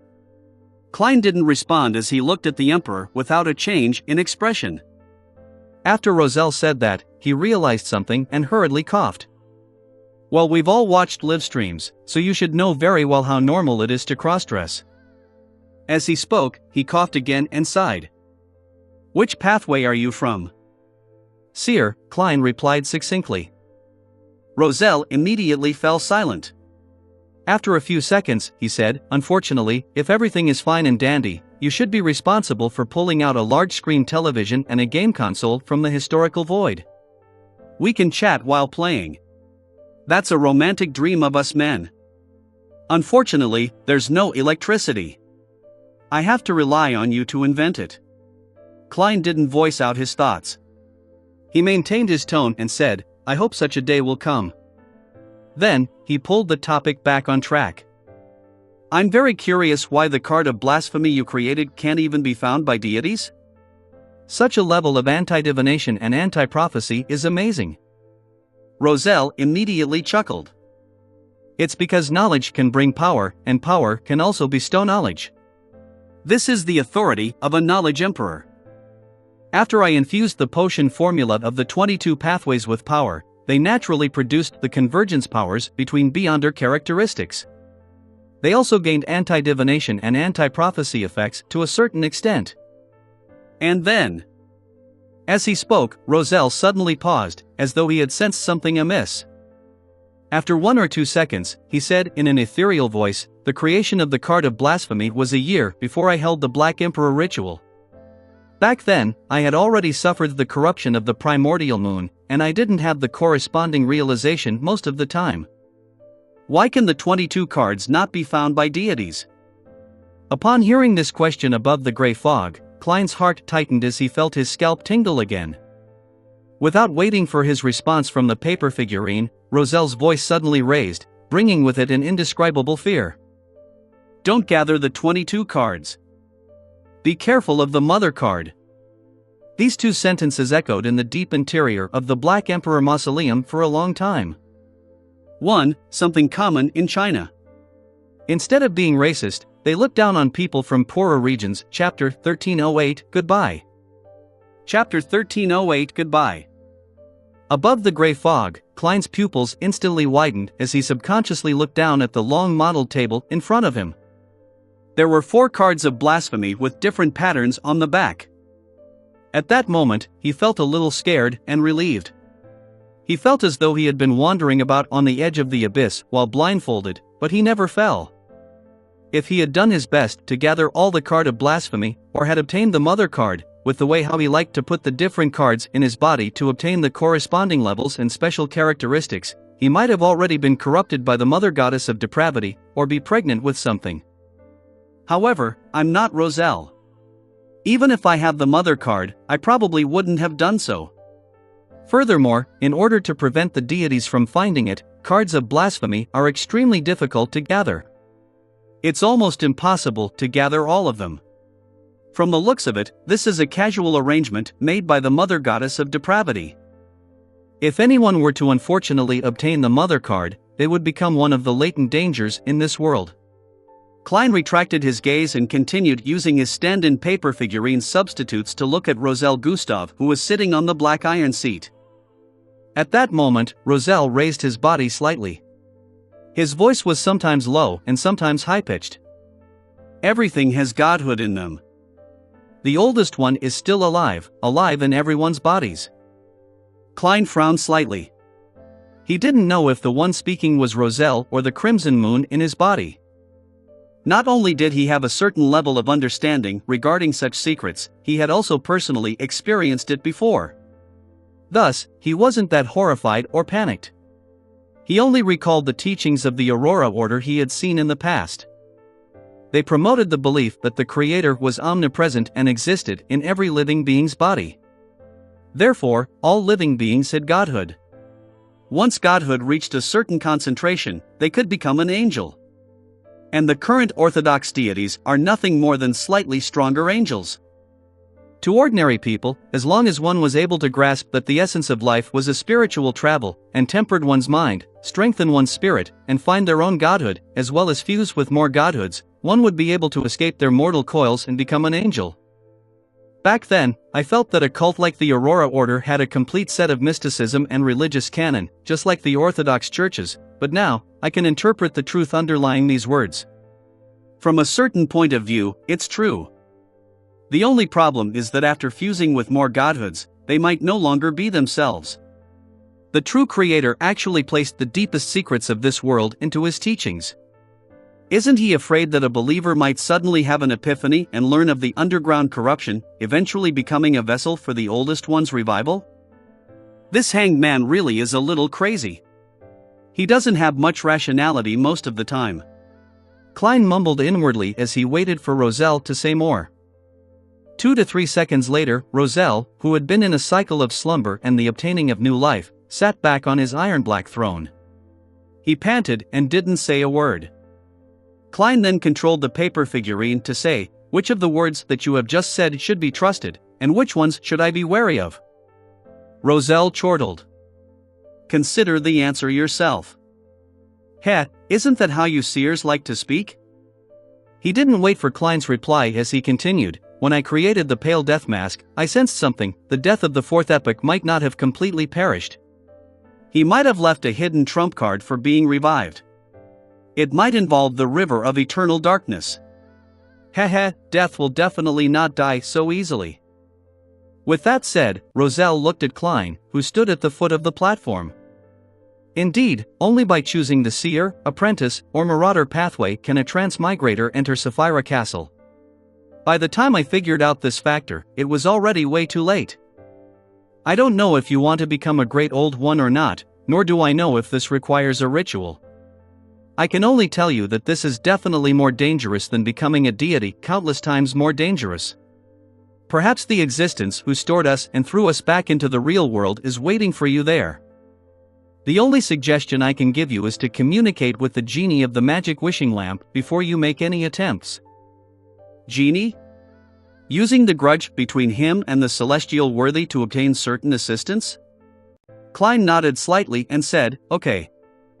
After hearing his answer, Roselle sighed and said with a smile, "If you really can become a great old one, you can consider saving me. Only a great old one can resist a great old one. At this point, he fell silent for a moment before he slowed down his speech. If you can't completely free me from the corruption of the primordial moon after becoming a great old one, then remember to wipe my existence off the face of the world. Destroy this mausoleum, support the creation of a new Black Emperor, and prevent me from ever being revived. The light inside the mausoleum seemed to dim a little. Klein fell silent for 2 seconds before saying, "I won't forget that." Roselle fell silent. After a few seconds, he laughed self-deprecatingly. "Of course, before that, you should try to save me a few more times." Such a sense of humor didn't make Klein smile. Instead, it made his heart sink even more, making him unable to speak. Roselle didn't continue the topic as he recalled. "My wife passed away a long time ago. The mistresses I once had definitely had their own endings. Towards them, I feel very sorry.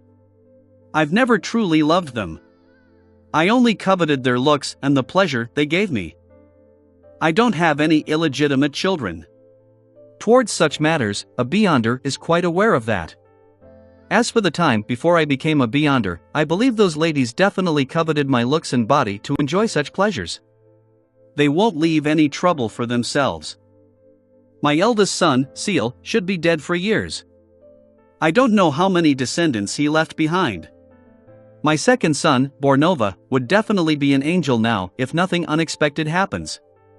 I have complicated feelings for him. On the one hand, I'm very detached, disappointed, and resentful, but on the other hand, I would occasionally secretly care about him.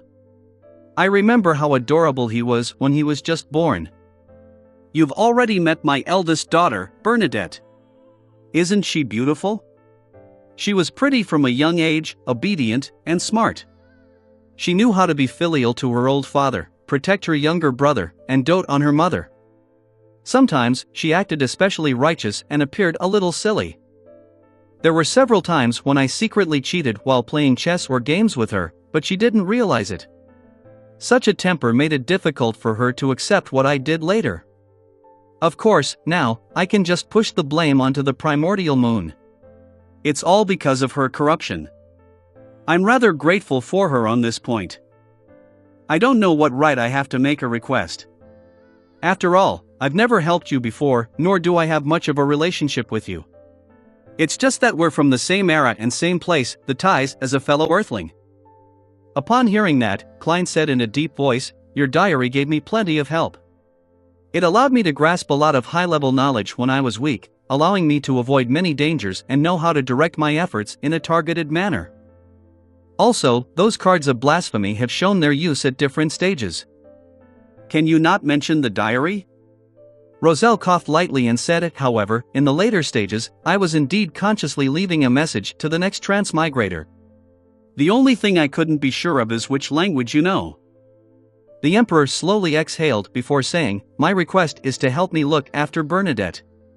When she needs help, provide her some help. Although she is about to become an important figure in the mysterious world, I still can't feel at ease as a father." Without any hesitation, Klein got the paper figurine to answer directly. "I'll take care of her for you." Man, why does this sound a little awkward? Roselle's tone instantly turned odd. "By the way, I haven't asked for your name. As for me, you should know very well that I'm Huang Tao." "Zhou Mingrui," Klein answered frankly. "Are you married? Do you have children? How old are you?" Roselle raised 3 questions in one go. "Emperor, why are you acting like a gossipy middle-aged woman from next door?" Klein shook his head and gave a simple answer. "No." Roselle immediately fell silent. After a moment, he said, "You and I are of the same generation. Bernadette should call you Uncle Zhou." "Yes." As he spoke, Roselle's tone suddenly became filled with pity. "After coming to this era, I treated everything as a game in the beginning.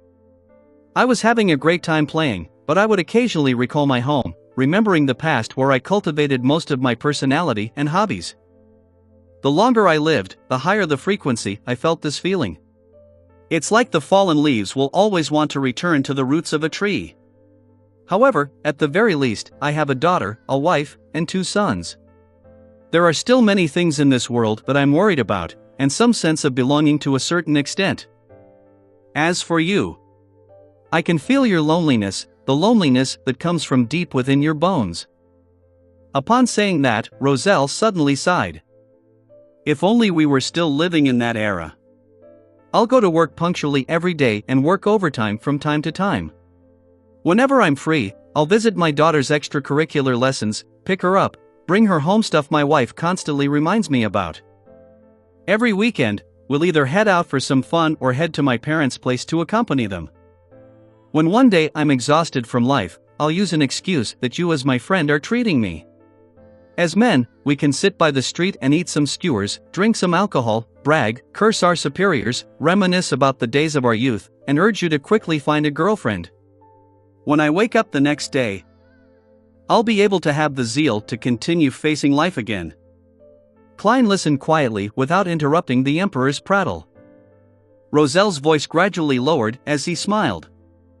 "Goodbye, my friend. I hope we can really meet again one day." His figure quickly turned illusory, as though he had disappeared from the world, leaving only a faint shadow hovering over the iron-black throne. Roselle Gustave had returned to his eternal slumber. Chapter 1309 Additional Lessons.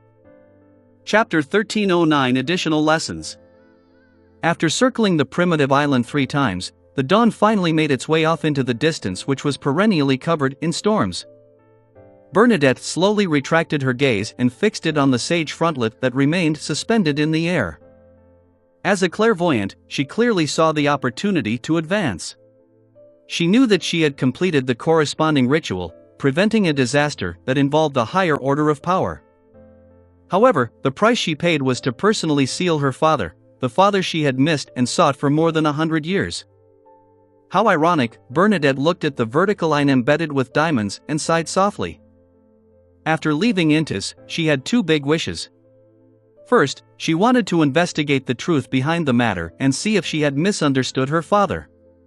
Second, she wanted to follow her father's footsteps and see if there was a possibility of reviving him. Bernadette had already fulfilled her first wish.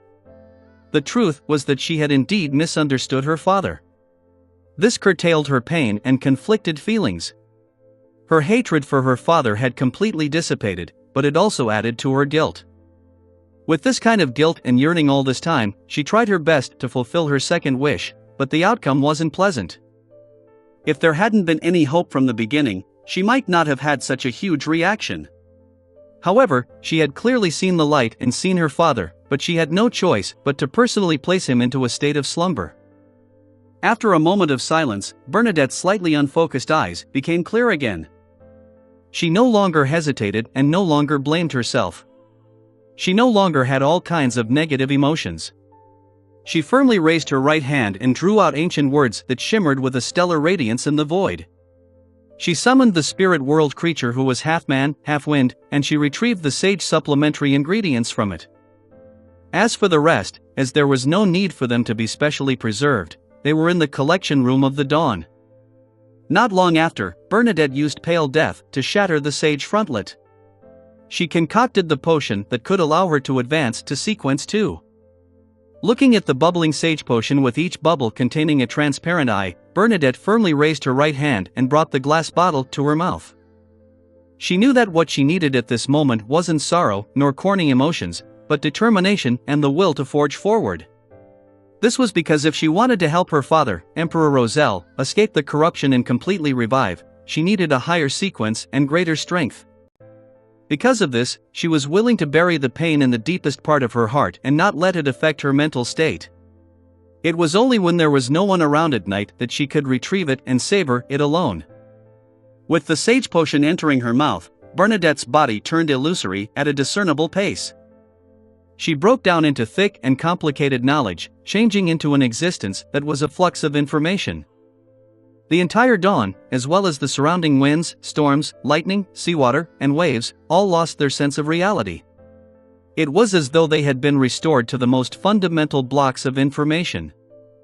For most of Sequence 3 beyonders of the Mystery Prior pathway, such a state was extremely dangerous.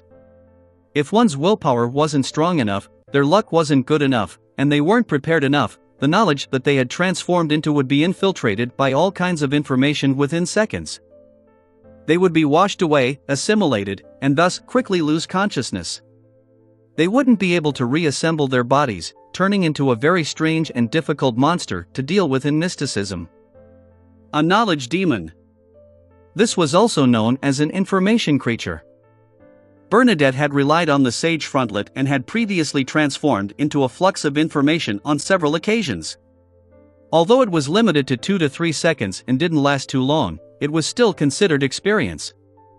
At that moment, she tried her best to maintain her consciousness and establish a connection with the information produced in the spirit world by preventing a high-level disaster. The information had a clear imprint belonging to her, and it involved a very high level of power.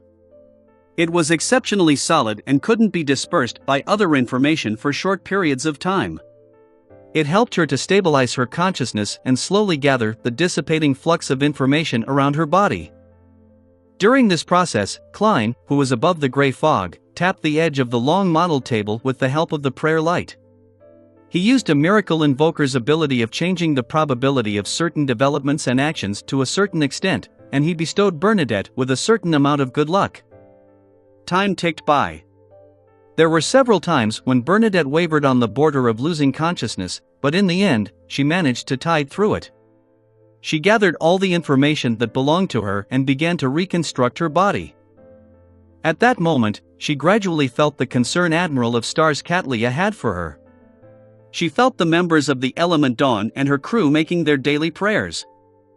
This stabilized her condition better, allowing her to resist the ancient will that was slowly developing in her body. At this moment, a series of secret information came from nowhere.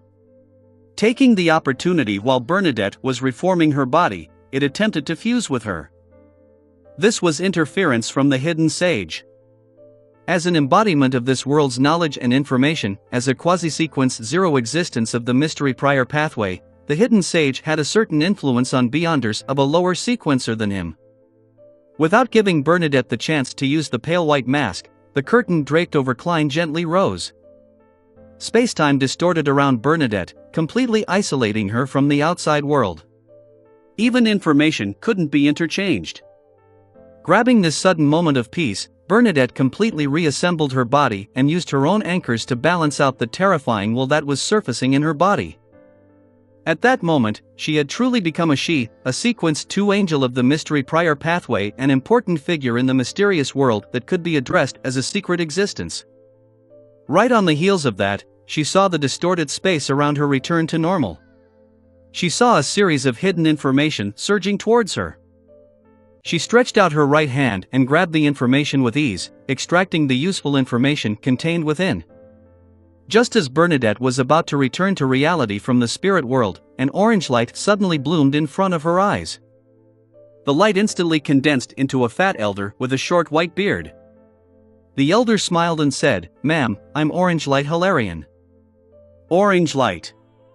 Bernadette was puzzled. She didn't understand why Orange Light Hilarion had suddenly appeared in front of her. They hadn't interacted much before. As the leader of the Element Dawn and a former mysticologist, she wasn't unfamiliar with the 7 lights of the spirit world. She even knew how to pray to 7 lights, as well as the ritual needed to receive the corresponding advice. She knew that the 7 lustrous lights were a symbol of the spirit world, and they contained endless knowledge of different domains. They were definitely at the angel level. Orange Light Hilarion added with a smile, "A great existence wants me to inform you of the knowledge regarding the great old ones, the outer deities, and the cosmos, so that you have a relatively accurate grasp of the state of this world and the corresponding corruption." "Which existence is it?" Bernadette asked, puzzled and cautious. She had vaguely guessed the answer, but she still found it quite unbelievable.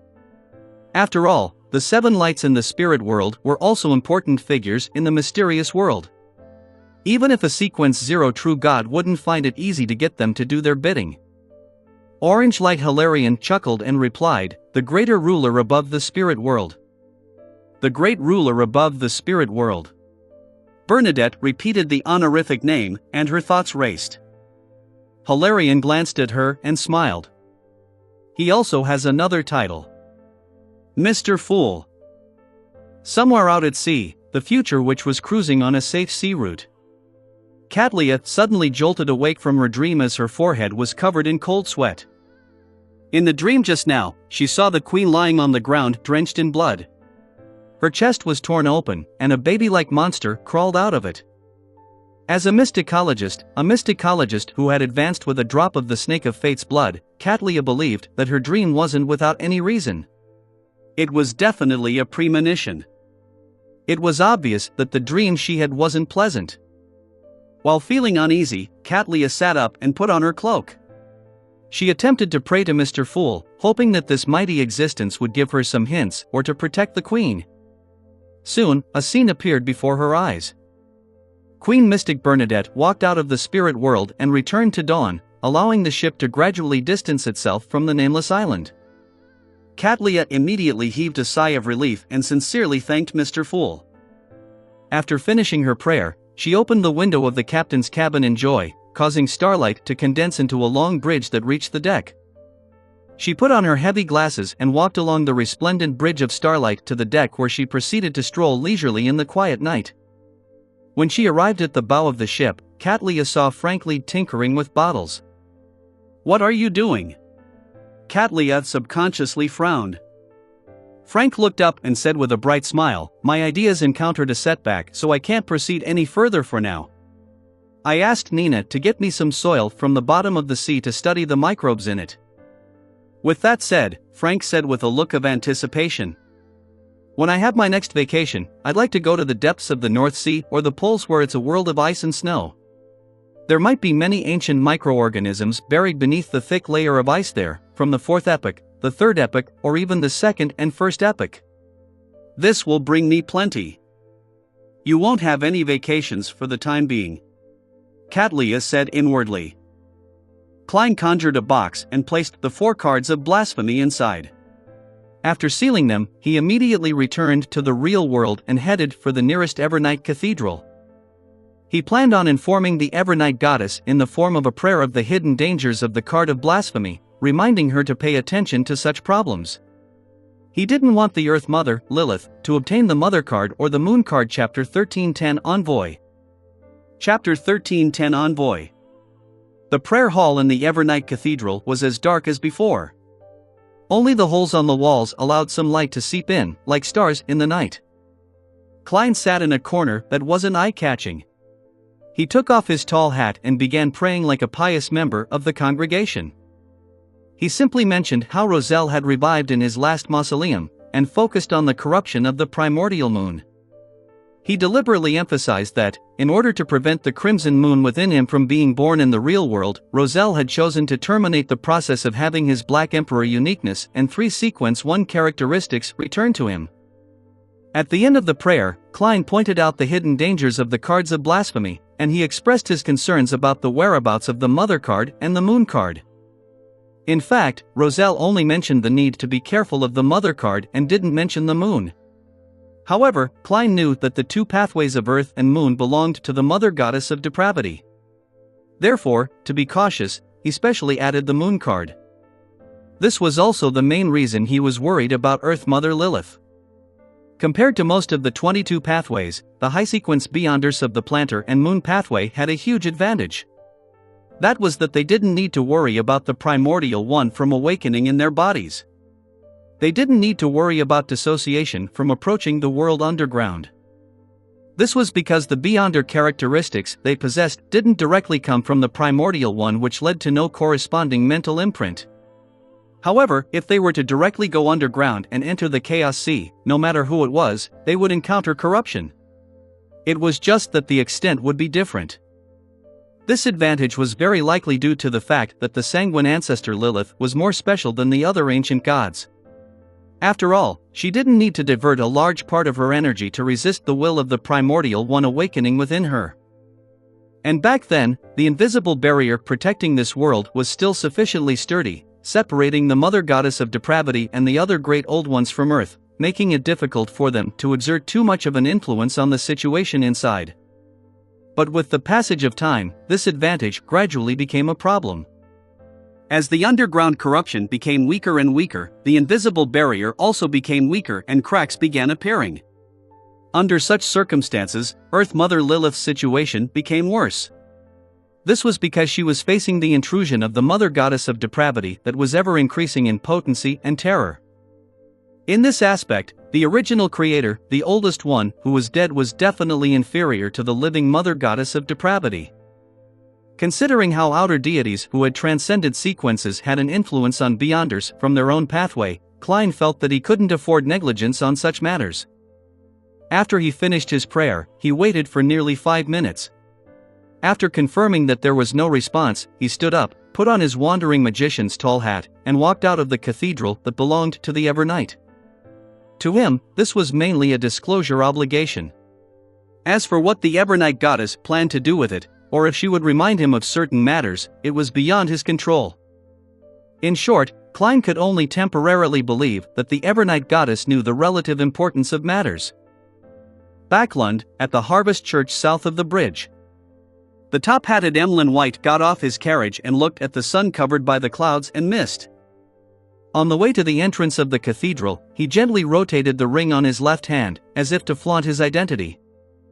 The ring was semi-translucent in color, as though it was made from light red amber. There was a blood-red gem embedded on its tip, a reward Emlyn had received a long time ago, Lilith's ring. After becoming a demigod, Emlyn could suppress the effect of bloodthirst from the ring to a certain extent. Every day, he only needed to drink 3 bottles of human blood to be immune to the corresponding negative effects.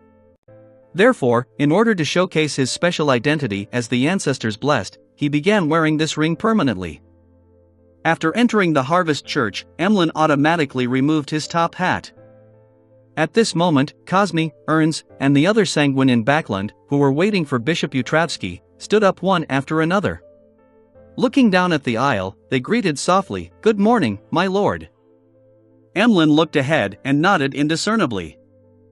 "Is Mistral still not here yet?" "Count Mistral set up a chapel at home," Ernst simply explained. Emlyn didn't comment on this. He walked forward and casually said, "He will still have to come when Mass is held." He looked around before saying, "Where's Bishop Utravsky?" "The bishop is waiting for you behind. The church's envoy has arrived." Ernst controlled his facial expression as he answered Emlyn's question politely. "The church's envoy." Emlyn rotated the light red ring on his left hand and walked to the back of the cathedral. Soon, he saw Father Utravsky and the slightly curly black-haired envoy of the church with a tall nose and deep eyes. "This is the Archbishop, His Grace Loretto," Father Utravsky introduced the envoy to Emlyn. He stood by the window, blocking most of the light. "Good morning, Your Grace," Emlyn replied with the etiquette of the Church of Earth. Loretto smiled and spoke in rather awkward Loanese. "There's no need to address me as Your Grace. Although you aren't an archbishop, you have the status of an archbishop. From today onwards, you will be a hierophant, a high-ranking deacon of the church. You will be in charge of the sanguine matters in Backlund." Without giving Emlyn any time to digest this information, Loretto continued, "I came to Backlund under the Holy See's orders.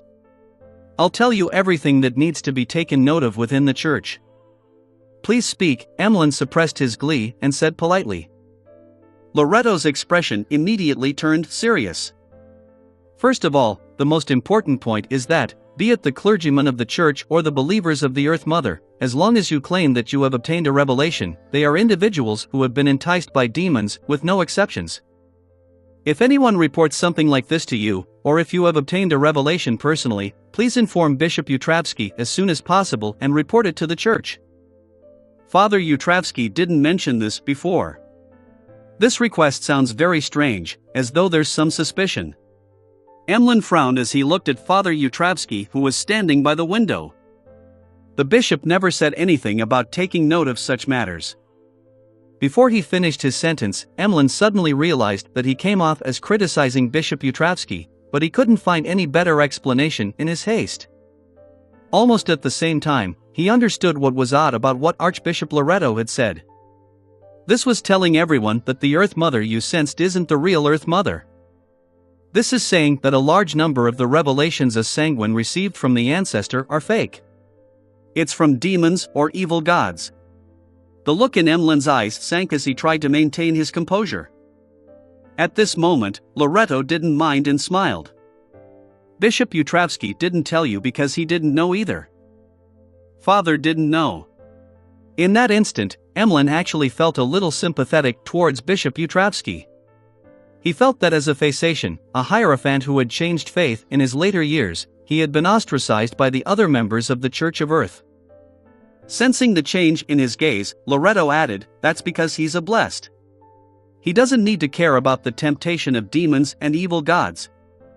Bishop Utravsky nodded and said calmly, "The revelations of Earth Mother are in her Holy Bible, in those lines of teaching. Anything other than that is heresy." Emlyn was somewhat puzzled, but he couldn't think of any question. He grunted and said to Loretto, "Then what is the second point that needs paying attention?" Loretto made his expression turn serious. "If you receive a revelation, don't blindly believe it. Please immediately seek confirmation from Bishop Utravsky." "Why?" Emlyn was puzzled. This was basically telling him that the only response he would receive was either from evil gods or demons. Loretto deliberated over his words and explained in detail. "In this world, there are many evil existences. They will pretend to be deities and bewitch the clergyman in an act of enticing believers. That's because the two main pathways of the Church of Earth Mother are related to life. Therefore, the effects they receive are more severe than the other churches. From time to time, there are people who will take the wrong path and attempt forbidden life experiments, thus, slowly degenerating. In order to prevent such a development, we reorganized the church a long time ago under the guidance of the Mother's will to establish the system of a favored and blessed." Favored and blessed. Emlyn's understanding of the Church of Earth was limited to the Holy Bible and part of the Scriptures. He was momentarily at a loss. He had never taken the initiative to ask Father Utravsky about the Church of Earth Mother. Loretto glanced at Emlyn and nodded slightly. "The favored are clergymen who have won the Mother's favor and are from the two pathways of Earth and Moon. The blessed refers to people who have obtained the Mother's blessing and are from other pathways. The latter is less affected by the demons and evil gods. It can help us verify the authenticity of the revelations. Under such circumstances, even if it's a decree issued by the Holy See, there has to be at least a second-in-command favored. Otherwise, it can be regarded as null and void." As he spoke, Loretto took out a document and unfolded it in front of Emlyn. Apart from what the Archbishop had just said, it included the details of him accepting the mission and appointment as an envoy.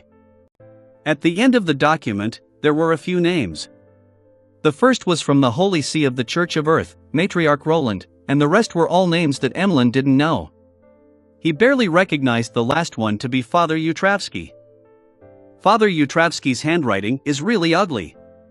As Emlyn mumbled to himself, he began to have a strong sense of doubt regarding the blessed and favored system. Why were the blessed less enticed by evil gods or demons? Why were they able to verify a revelation, but the favored couldn't?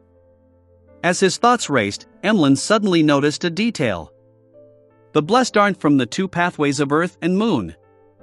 Therefore, the problem didn't lie in the favored, but the two pathways themselves?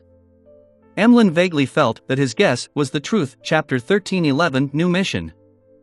Chapter 13:11 New Mission. Emlyn vaguely sensed that there might be some abnormalities in the two beyonder pathways of Earth and Moon, but he didn't ask Archbishop Loretto about it directly. He doesn't seem like he would answer. It's better to wait for the next tarot gathering to ask the world, the Hanged Man, and the others. Emlyn nodded indiscernibly, indicating that he already knew the difference between a favored and a blessed as he muttered to himself.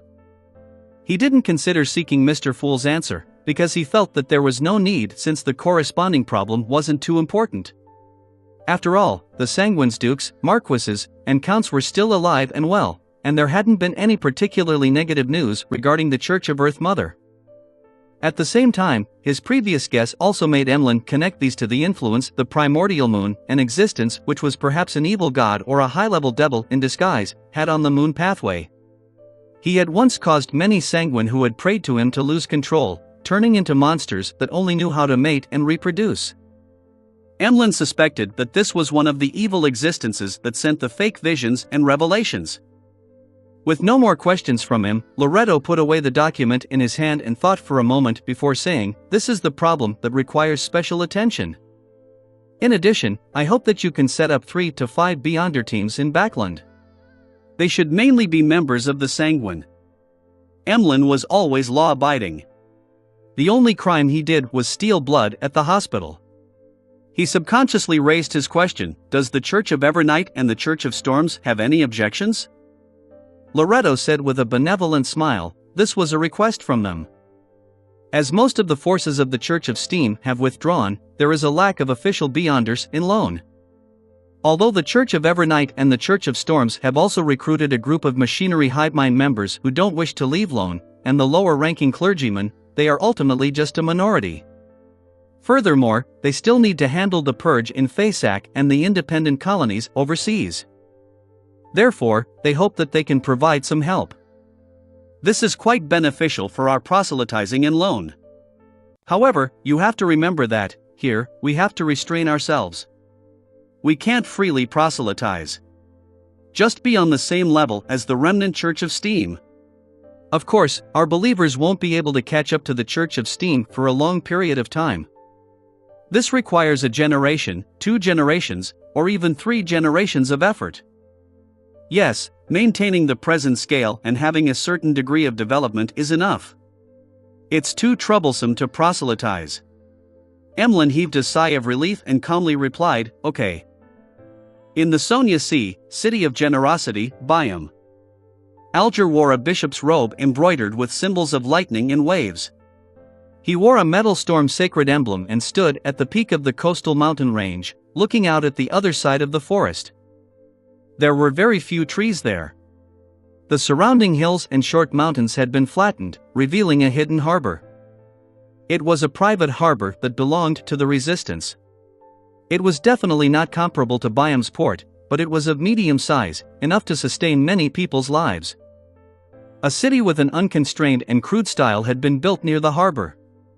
The city wasn't huge, probably only 1/5 the size of Byam or smaller. In the center were 2 towers. One was a spire, the other steeple. They were all strangely silver, reflecting blinding light under the sun. Surrounding the twin towers were many paved roads made of cement. They led to buildings that were mainly made of stone or were connected to open squares and training grounds. The green trees lining the sides of the street exuded a feeling of grandeur. Alger knew that the city didn't only consist of residents from the City of Silver, but also people from Moon City. Many of the latter were extremely deformed. They were temporarily unwilling to interact with Byam, as well as the residents of the other cities on the island. They only purchased their necessities through the people of the City of Silver. It was said that they planned on building a city that belonged to them deep in the forest, and would only leave a path to the new City of Silver. These are all believers of Mr. Fool. I'll have to slowly integrate them into the entirety of the Rorstad archipelago. For now, I'll temporarily not disturb the deformed and allow the residents of the City of Silver to bring normal-looking Moon City residents to Byam. Alger seriously considered his subsequent actions. After settling down the residents of the City of Silver and Moon City, he had actually completed the mission that Mr. Fool had given him. However, he believed that he was still far from being able to exchange for Sea God's identity, authority, and status. Therefore, he did his best to deal with the problems left behind by the Great Migration. To be frank, Alger was most worried that Mr. Fool didn't give him anything to do. If that happened, he didn't know how long it would take for him to make enough contributions. Accompanying the new City of Silver's establishment and the immense vibrancy it exuded, he acutely sensed danger. There was more than one Sequence 4 demigod in the City of Silver and Moon City, and they were Mr. Fool's loyal believers. Perhaps, Mr. Fool would one day bestow the identity, status, authority, and power of Sea God to one of them. There are 2 Grade 0 sealed artifacts in the City of Silver, a Sequence 3 Saint, 3 Sequence 4 Saints, and nearly 10 Grade 1 sealed artifacts, as well as a few demigod Beyonder characteristics that can temporarily be used as Grade 1 sealed artifacts. There are 3 demigods in Moon City, 5 Grade 1 sealed artifacts, and a large number of potion formulas. This Alger only made a slight calculation before realizing that the two factions that came under Mr. Fool were a little terrifying. All of them combined was equivalent to a quarter of the Church of Storms. According to what Alger knew, the number of Grade 0 sealed artifacts each church had numbered between 5 to 8. There were fewer than 4 grounded angels active at present.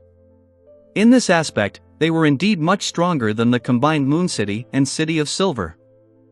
However, the Orthodox churches had no advantage in numbers when it came to Grade 1 sealed artifacts and saints, especially the latter.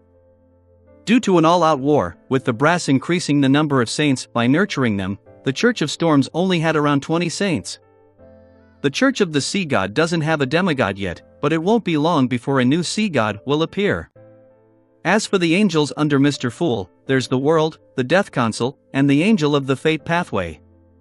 There are the saints from our tarot club. The more Alger thought about it, the more alarmed he became. He realized that he was a little slow in this aspect. Perhaps it was because he couldn't extricate himself to take an objective look at things, and although he had always been amazed by such matters, he finally came to a clear realization today. Unknowingly, Mr. Fool's faction had already developed to a level that was comparable to an Orthodox church. Even if there was a certain gap, it was only due to the lack of accumulation that needed to span across years. And it hadn't even been 3 years since Alger joined the Tarot Club. If I hadn't experienced all these changes myself, I definitely wouldn't have believed it. Alger sighed inwardly as he fervently wished to do something for Mr. Fool so that he could quickly accumulate the contributions needed to transform into Sea God. When that happened, he could truly cast his gaze towards the Book of Calamity and attempt to complete the request of the Elven Queen, Kohinum. Retracting his gaze, Alger glanced at Biam at the foot of the mountain. He saw that this city, which hadn't suffered any serious damage in the war, had once again lit up. It could also be called the most prosperous city in the Sonia Sea. At that moment, the priests, bishops, and believers of the Church of the Lord of Storms were cooperating with the new government's civil servants and the Church of Sea God to build schools and hospitals to the children in the slums and the natives with no financial capacity that would provide education, medical treatment, and assistance. As Alger watched the people walking along the streets like ants and the colorful buildings that were different from the vast majority of Lone, the corners of his mouth curled up slightly before he wiped away his smile. He narrowed his eyes, unsure what he was experiencing or enjoying. At that moment, a grayish-white fog suddenly appeared in front of him. Following that, he saw the ancient palace and blurry figure in the middle of the fog. He heard Mr. Fool's words. A mission. Monitor a man named Verdo Garcia. Along with the revelation, plenty of miscellaneous information rained down and drilled into Alger's mind, allowing him to know the exact situation of Verdo Garcia. He was a member of the Abraham family that had concealed his identity. He had recently left Desi County and had come to the Rorstad archipelago. Alger was thrilled. He bowed his head respectfully in response. By your will. Klein knew that Verdo Garcia Abraham had left the northern continent and was heading to the Rorstad archipelago, as Dorian Gray had mentioned this when he prayed. He knew very well that the person named Verdo yearned to save Mr. Dor so that the King of Angels could return to the real world. The reason why Klein had gotten Miss Magician to inform the Abraham family of one of the rituals that helped Mr. Dor escape was because the trust between the two parties was insufficient. If he were to hide it or lie by saying that an angel needed to be hunted for the ritual, the Abraham family would definitely suspect Furs and make her continue contacting Mr. Dor and try to confirm it through other means. Once they discovered anything, Klein would lose control of the Abraham family, preventing him from nipping the problem in the bud. If it had been a few years ago, Klein wouldn't have been too worried about such problems. However, as the apocalypse approached, the infiltration of the outer deities would only increase. It was possible that a member of the Abraham family would come into contact with a corresponding item or believer and obtain the correct ritual.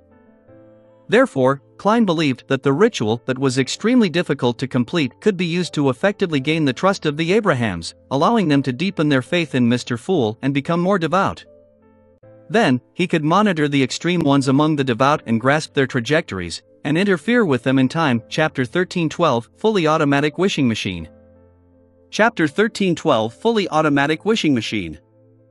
Mid-Seashire, Limon City. Jasmine wrapped a scarf around her face and exited the apartment. She had heard that the annual Limon Carnival had begun, so she wanted to visit it at the municipal square. Because of the war last year, the carnival hadn't been held. This had greatly disappointed Jasmine. After that, she suffered the greatest trauma in her life. From then on, she hid at home and didn't dare to go out. Perhaps it was because she had been confined at home for too long, one that was very cramped. Jasmine had been eager to go on the streets recently. She wanted to walk around just like she did in the past. As she turned her gaze, she saw her reflection in the large glass window by the side of the street. Her figure was pitch black without any other color. Her long dress reached her ankles, and the veil of her hat covered half of her face. From the bottom of her eyes to her neck, there was a scarf wrapped several times around her neck. Both of her hands were wearing a pair of knitted gloves. This was completely different from the cheerful and lively Jasmine in her memories. In the previous war, a cannonball had destroyed her original home and resulted in a fire. She suffered burns to the face, causing her body to be covered in wounds. If not for the fact that she was lucky enough, Jasmine would have died from the serious injuries. But even so, she felt like her life had ended from that very moment. Her nose had been burnt away, leaving only 2 black holes. There were many traces left behind by the fire on her face, neck, and hands. If she were to walk in the dark, she would pass off for a devil perfectly. Jasmine clearly remembered one thing: on the first night of moving to this apartment, she had washed up in the public bathroom before sleeping. Just as she walked out of the door, she saw a youth walk over. The youth had also seen her. Under the crimson moonlight, the youth revealed an expression of extreme horror, as if he would jump up at any moment. He turned around and ran away. Finally, he controlled himself and took a few steps to the side, not daring to look at Jasmine's face again. This pierced through Jasmine's fragile heart. From that day onwards, she never left the house again. Even if she had to wash up, she would wait until it was late at night. In this aspect, she was very grateful to her parents because they didn't say a word. They did their best to maintain their lives, relying on their original savings and the work they later found to barely support the family. They didn't need Jasmine to work outside for a salary. After walking a distance, Jasmine saw the main venue of the carnival, Lemon City Municipal Square. There was a sea of heads and all kinds of reveling emotions. The enthusiastic atmosphere made Jasmine subconsciously stop in her tracks. She didn't dare approach, afraid that someone would notice that she was dressed strangely, afraid that she might accidentally drop her scarf. After hesitating for a few seconds, she finally stopped. She found a clean spot by the street and sat down. She stared intently at the municipal square. After an unknown period of time, Jasmine sensed someone beside her. It was a young man in a long black robe and a tall hat. He was like a magician from a circus. "The municipal square is over there." Jasmine wanted to remind him, but after she quivered her lips a few times, she didn't part them. She didn't dare to speak to anyone. However, the young man took the initiative to walk over. He took off his hat and bowed slightly. "Miss, do you know what this machine is for?" "Machine?" Jasmine subconsciously looked up and dazedly followed the young man's gaze. Under the street lamp, a small wardrobe-like machine was sitting there at some point in time. Its surface was a brass color with a few transparent glass, gears, and bearings embedded in it. The components were exposed, looking very crude. Jasmine retracted her gaze and shook her head, indicating that she didn't know what the machine was. At the same time, this also expressed her intention to reject conversing. "It's called a fully automatic wishing machine," the young man introduced with a smile. "It's my invention. It can automatically fulfill the wish of someone who operates it. By the way, I forgot to introduce myself. My name is Merlin Hermes, a wandering magician." Fully automatic wishing machine. Jasmine realized that she could understand every single word but failed to understand the combined name. "You can give it a try. As the first user to experience it, it's free," Klein, who had taken on the identity of Merlin Hermes, said with a smile. Jasmine shook her head, refusing the conversation. Klein didn't give up. He looked at her and said, for example, you can make a wish to be restored with your original looks. These words were like a sharp arrow that shot into Jasmine's heart. She stood up in shock and retreated hastily in an attempt to leave. She suspected that he had already seen her current appearance. If you don't give it a try, how do you know that your wish won't come true? It's free, Klein said unhurriedly as he looked past her into the background.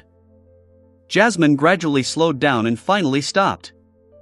If she could be restored with her original looks, even if she had to pay a huge sum of money, she would still be willing to do so. However, she knew that the wish in her heart couldn't be granted by money. I don't have to pay anything. It's a free try. What if it comes true? Jasmine's thoughts were in an upheaval, and she slowly turned around as if she was being enticed by a devil. Really? She asked in a hoarse voice. Klein pointed at the machine. I can retreat 10 meters, and all you need to do is to turn the wrench on the machine. You don't have to remove your hat and scarf. The last sentence moved Jasmine into action as she quickly nodded and said, okay. Not long after Merlin retreated a certain distance, Jasmine moved closer to the machine, gingerly grasping the wrench on the door. She was actually very worried that this was part of a prank that involved pulling the wrench, such as being splashed by water. This was something that would happen every year during the carnival. She and her friends had often played such pranks on others, but compared to a wish that could be fulfilled, she felt that it was an acceptable risk. Even if it was proven that having her wish granted was impossible, it could still be treated as her experience at the carnival. Remember to make your wish before you turn it, Klein reminded her from not too far away. Jasmine collected her thoughts and silently voiced her wish. I want to return to my former self before the burns. With that, she turned the wrench nervously and expectantly. In the next second, the door to the fully automatic wishing machine opened. A normal wooden cane reached out and tapped Jasmine's forehead. What Jasmine didn't notice was a golden ring embedded with rubies that had appeared on her hand. When the wooden cane retracted back into the fully automatic wishing machine, the golden ring with the rubies disappeared as well. As the gears turned, Jasmine saw the machine's door slowly close. That's it? She thought blankly. She didn't experience the feeling of having her wish fulfilled, nor was she being pranked. Everything seemed so strange. Congratulations. Your wish has been granted. Klein walked back and clapped gently like a witness to a magical event. My wish has been granted. How is this possible? Just as this thought flashed through her mind, she suddenly felt something beneath her scarf. The spot where there were only 2 black holes left had been propped up. Jasmine slowly raised her hand and touched her face, clearly sensing the presence of her nose. And the quality of her breathing proved this point. She suddenly turned around, her back facing Merlin Hermes. She walked to a shop by the side of the street and cast her gaze at the glass window. Then, she removed the scarf covering her face. Eyes that weren't big, a nose that wasn't too well defined, and her lips that weren't too full, the freckled face of a girl was reflected on the window. Jasmine subconsciously raised her hand and covered her mouth. Her eyes glistened. After a few seconds, she raised her arm and wiped her face with her sleeve. She turned to look at Merlin Hermes and said, Are you a god? I'm just a magician who likes to create miracles. Klein smiled as he pointed at the machine beside him. The thing you should thank the most is that, the fully automatic wishing machine. Fully automatic, Jasmine's emotions stirred as she subconsciously repeated. Klein nodded and said, Yes, a fully automatic wishing machine that can operate without any external help. You can understand it as a gas meter. As long as you throw in a coin, you can get a wish granted like how you obtain gas. The specific steps are very simple. Throw 1 penny in and make your wish before turning the wrench. Remember, only 3 wishes can be fulfilled. While explaining, Klein inwardly mocked himself. If I were to unfortunately die one day and become a sealed artifact, I hope it's something similar to the fully automatic wishing machine. After leaving the capital of Midseashire, Constant City, Klein changed the method of granting other people's wishes to prevent himself from being too bored. One had to learn to seek joy in mundane work. How miraculous! Jasmine couldn't find the words to describe how she felt inside. Her exhilarated emotions calmed down a little. Will this fully automatic wishing machine stay here forever? Jasmine asked hesitantly. Klein smiled and said, no. It could stay here for 3 days, or maybe not that long.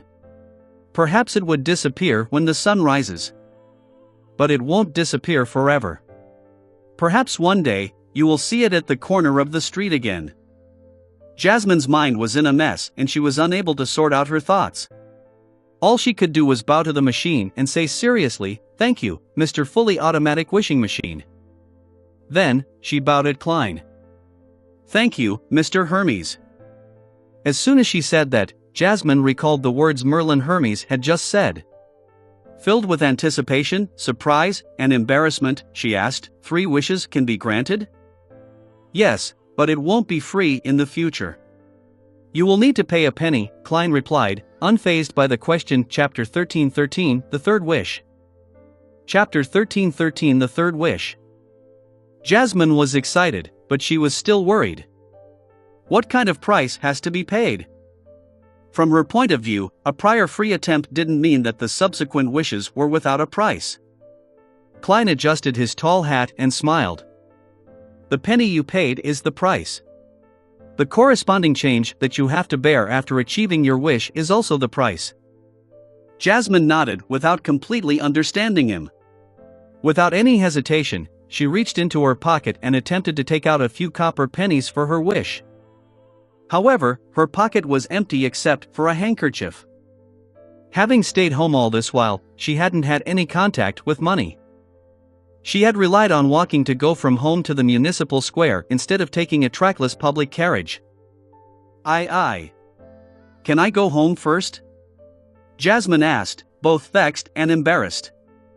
Of course, this is your freedom, but I can't guarantee that the fully automatic wishing machine will always be waiting for you here, Klein said with the tone of a magician. Sometimes, it's very willful. Jasmine tersely answered, thanked him, and turned around, jogging in the opposite direction of the municipal square. The more she ran, the more relaxed her body became. She found herself in her formerly healthy state before she was burnt, transforming back into a teenage girl in her prime. To her, this was a scene that would only appear in a dream. Of course, as an ordinary person, she gradually felt exhausted after running for a while. She had no choice but to slow down and begin walking slowly. The cool light breeze blew, revealing resplendent stars peeking through the clouds high up in the sky. The trees by the side of the street swayed gently and scattered the swaying shadows on the ground. All of this was so quiet and beautiful. Jasmine only felt her body and mind relax, and all her worries disappeared. This was the first time she was in such a good mood ever since she was injured. Unknowingly, a smile appeared on her face. After walking for about 5 minutes, she suddenly heard someone shout her name. Jasmine? Jasmine turned her head and saw a familiar face. It was her former neighbor, Mrs. Hamill. Good evening, Mrs. Hamill, I haven't seen you in a long time. Are you going to the carnival? Jasmine, who wasn't wearing a scarf, said with a heartfelt smile. Mrs. Hamill was a woman with a head of white hair. She carefully sized up Jasmine and said, I haven't seen you since you moved away. I heard that you were injured in the previous blast? Yes, but I've recovered. Jasmine nodded heavily. She then asked, how is Jolie now? Jolie was Mrs. Hamill's eldest daughter and was her former playmate. Mrs. Hamill's expression instantly wore a shade of gloom. The Phasacians did unspeakable things to her, and she ended up dying. Jasmine was taken aback, thinking back to her experience while feeling sad. A Phasacian soldier had rushed into her house in an attempt to do unspeakable things to her, but he only gave her a kick and left when he saw her disfigured face. Poor Jolie. Jasmine sincerely tapped her chest 4 times in a clockwise fashion, outlining the stars. It was only after she heard what had happened to her friend that she realized that she might have been relatively lucky. After bidding farewell to Mrs. Hamill, Jasmine walked back to her apartment. When she got home, she felt much better and her mood was back to normal. She started to look forward to the expression her parents would have when they saw her appearance restored. They probably wouldn't keep the pain deep in their hearts and pretend that nothing has happened. They would definitely cry with joy and hug me. Jasmine took the key that was hanging around her neck like a necklace, and as she thought about it, she opened the door. The room was dark. None of the candles or the gas wall lamps were lit. On the bed outside, light and heavy snoring could be heard from her parents, forming a contrast with the bustling municipal square. They're asleep. Yes, they've been working hard. Jasmine gently closed the door and walked to her parents' bed. With the crimson moonlight shining in through the window, she cast her gaze over.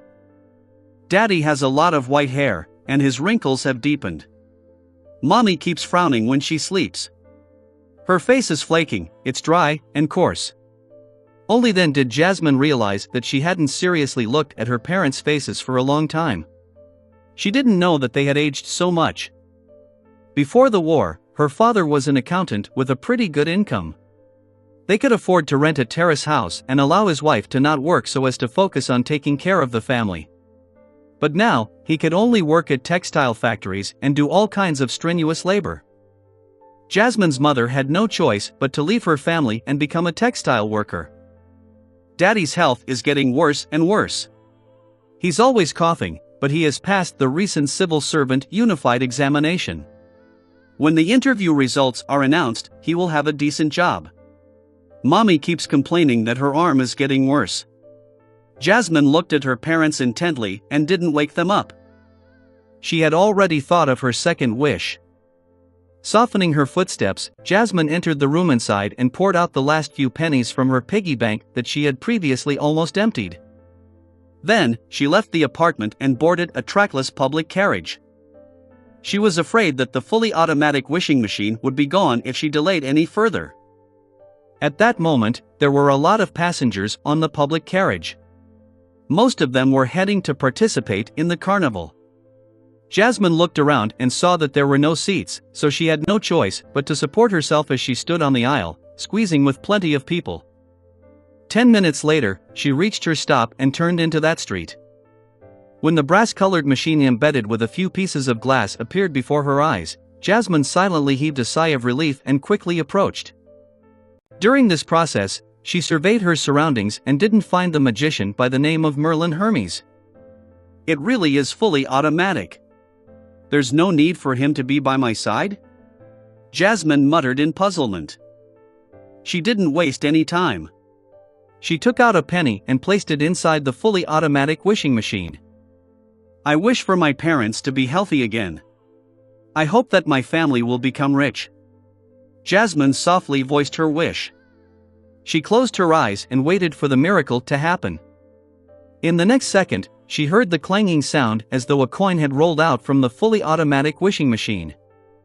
Jasmine opened her eyes in shock and looked ahead, only to see that the penny she had just put into the machine had landed on a small tray around the coin slot.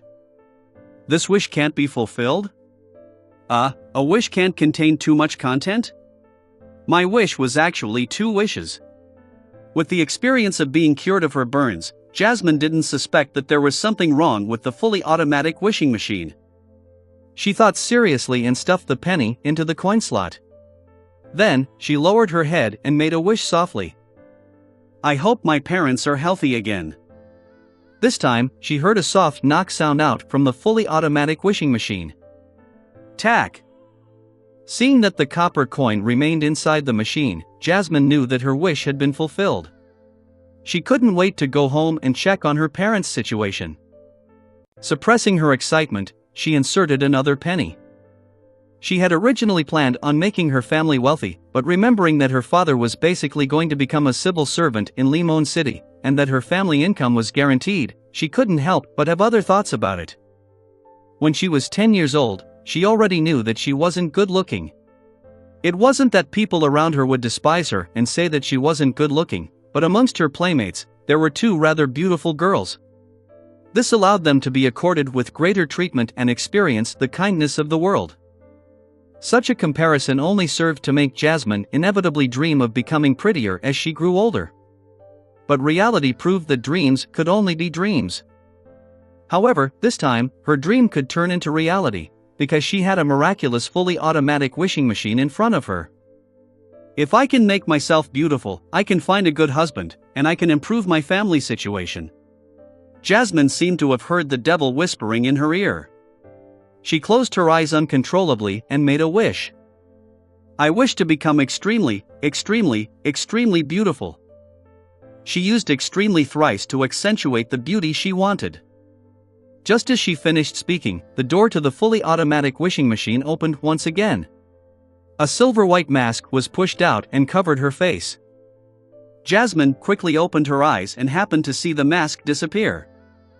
At the same time, she felt something connect to her. She turned around in anticipation and once again walked to the shop by the side of the street. Using the light from the gas lamps and the glass on the window, she saw her current appearance. For a moment, Jasmine couldn't describe the exact changes in her facial features and outline. All she knew was that at this moment even she was mesmerized by her beauty. Her nose had become sharper and her lips had become fuller. Her eyes became bigger and limpid. Her skin was as tender as milk pudding. She only had slight similarities to her previous self. Is this a miracle? Jasmine couldn't help but let out a heartfelt sigh of amazement. She looked at herself, intoxicated. It took her great effort to finally retract her gaze before bowing at the fully automatic wishing machine. Following that, she walked towards the public carriage stop. On the way, eyes kept turning to look at her.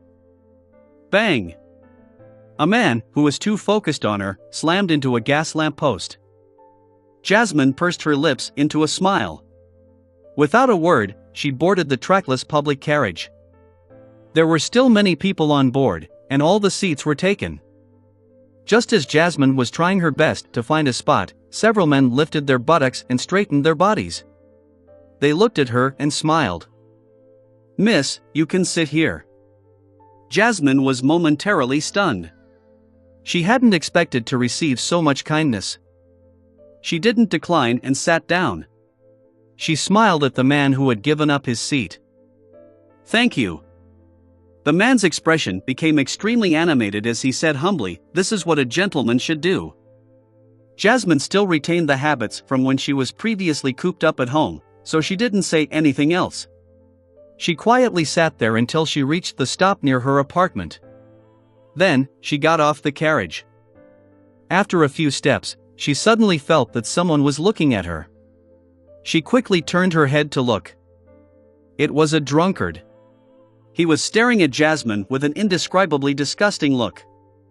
Jasmine jumped in fright and briskly walked to her apartment. However, the men she met along the way revealed similar looks, as though they could turn into beasts at any moment. At that moment, Jasmine felt as though she was walking in the wilderness. Chapter 13-14 Miracles are only for a moment. Empty chapter. Hint. Reporting this to your provider might solve the issue. Chapter 13-15 Summary Report. Chapter 13-15 Summary Report. Jasmine felt that she should have been afraid, but she found it difficult to have much strong emotions facing the female police officer in front of her. She felt like her body and mind had unknowingly settled down after crying for a long time. She looked at her parents, who had a complicated expression, and asked hesitantly, "Okay, what questions do you have?" The female policeman with the rank of superintendent pointed at the door and said, "Let's talk inside." She didn't get Jasmine's parents to leave. She only ordered the two police officers with her to guard by the door. After closing the door, she pulled a crude round stool over and sat down without standing on ceremony, looking very relaxed. This immediately made Jasmine and her parents less tense. "You may call me Ma'am Gray." The officer introduced herself and pointed at another chair and the bed. "Have a seat." When everyone in the room found their seats, she smiled at Jasmine and said, "I received a report saying that there were some incomprehensible things happening around you. For example, a male's desire for committing sexual assault had far exceeded normal standards. This doesn't mean that there are no bad people or criminals among them, but the ratio is too high, so high that it's strange. At this point, she swept her gaze across Jasmine's face. From what I know, you were seriously injured during the fire and was permanently disfigured. But now, I can't tell any of that. What do you have to say about this? Jasmine's heart tensed up again. She didn't dare hide anything and said in a panic, I went out tonight to the municipal square to attend the carnival. While I was passing by a particular street, I encountered a wandering magician who called himself Merlin Hermes. He said that he had invented a machine called the fully automatic wishing machine. All I had to do was insert a penny, softly state my wish, and turn the wrench, then my wish would be granted. He said that I was the first user, so I could experience it for free once. Then, I was restored to my original state, having all my injuries healed. Officer, that's what happened. You must believe me. With that, she glanced at Mrs. Gray and her assistant before looking at her parents, trying to get their approval. However, her parents clearly said, how is this possible? How can there be a machine that can automatically grant the wishes of others? How can there be something as good as granting a wish cost only a penny? Besides, the first user experienced it for free. Gray and her assistant didn't show any obvious expressions, making Jasmine unsure if they believed her or not. Continue. Seeing her pause, Gray nodded encouragingly. Jasmine hurriedly mentioned how she returned home to get some coins before recounting in full how she wished for her parents to regain their health and how she wanted to become beautiful. Finally, she said, I was indeed very beautiful. Even I couldn't move my eyes away. This made me experience a lot of kindness, but later on, the surrounding men started to frighten me.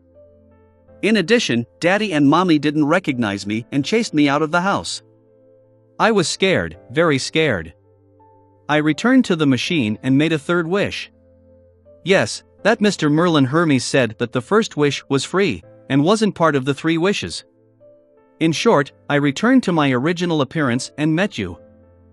Upon hearing these words, Jasmine's parents instantly thought of the beautiful burglar from before. Then, they realized that their bodies were indeed much healthier than before. Their vision had recovered and their arms had sufficient strength. Everything seemed different. They began to believe Jasmine's description, but they felt even more terrified. It was as if they had encountered a demon, exactly the same as those stories in folklore. Gray nodded gently. I've seen many matters that are beyond your imagination, but this is the first time I've heard of something like a fully automatic wishing machine. Compared to a wishing lamp or wishing pool in folklore, this is too modern. After a pause, her expression turned serious. As an experienced law enforcer, I'll give you 3 suggestions. First, don't believe in such things again from now on. Under most circumstances, the easy granting of wishes brings about a huge disaster. There's nothing wrong with describing it as the temptation of demons. Jasmine nodded heavily, indicating that she wouldn't dare to do it again. That final experience still left her feeling afraid.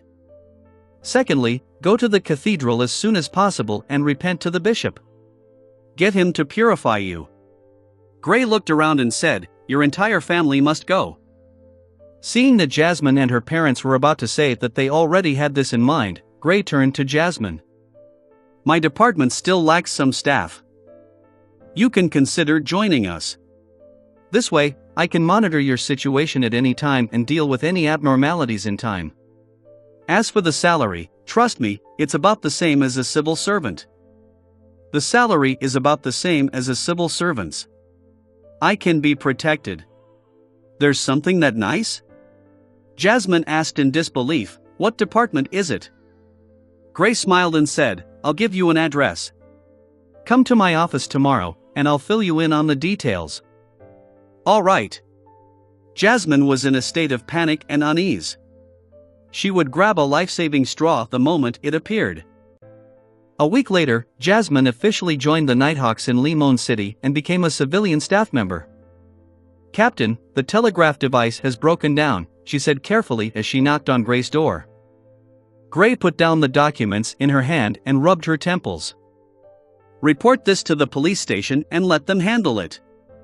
Seriously, I could have gotten the help of the machinery hive mind in the past.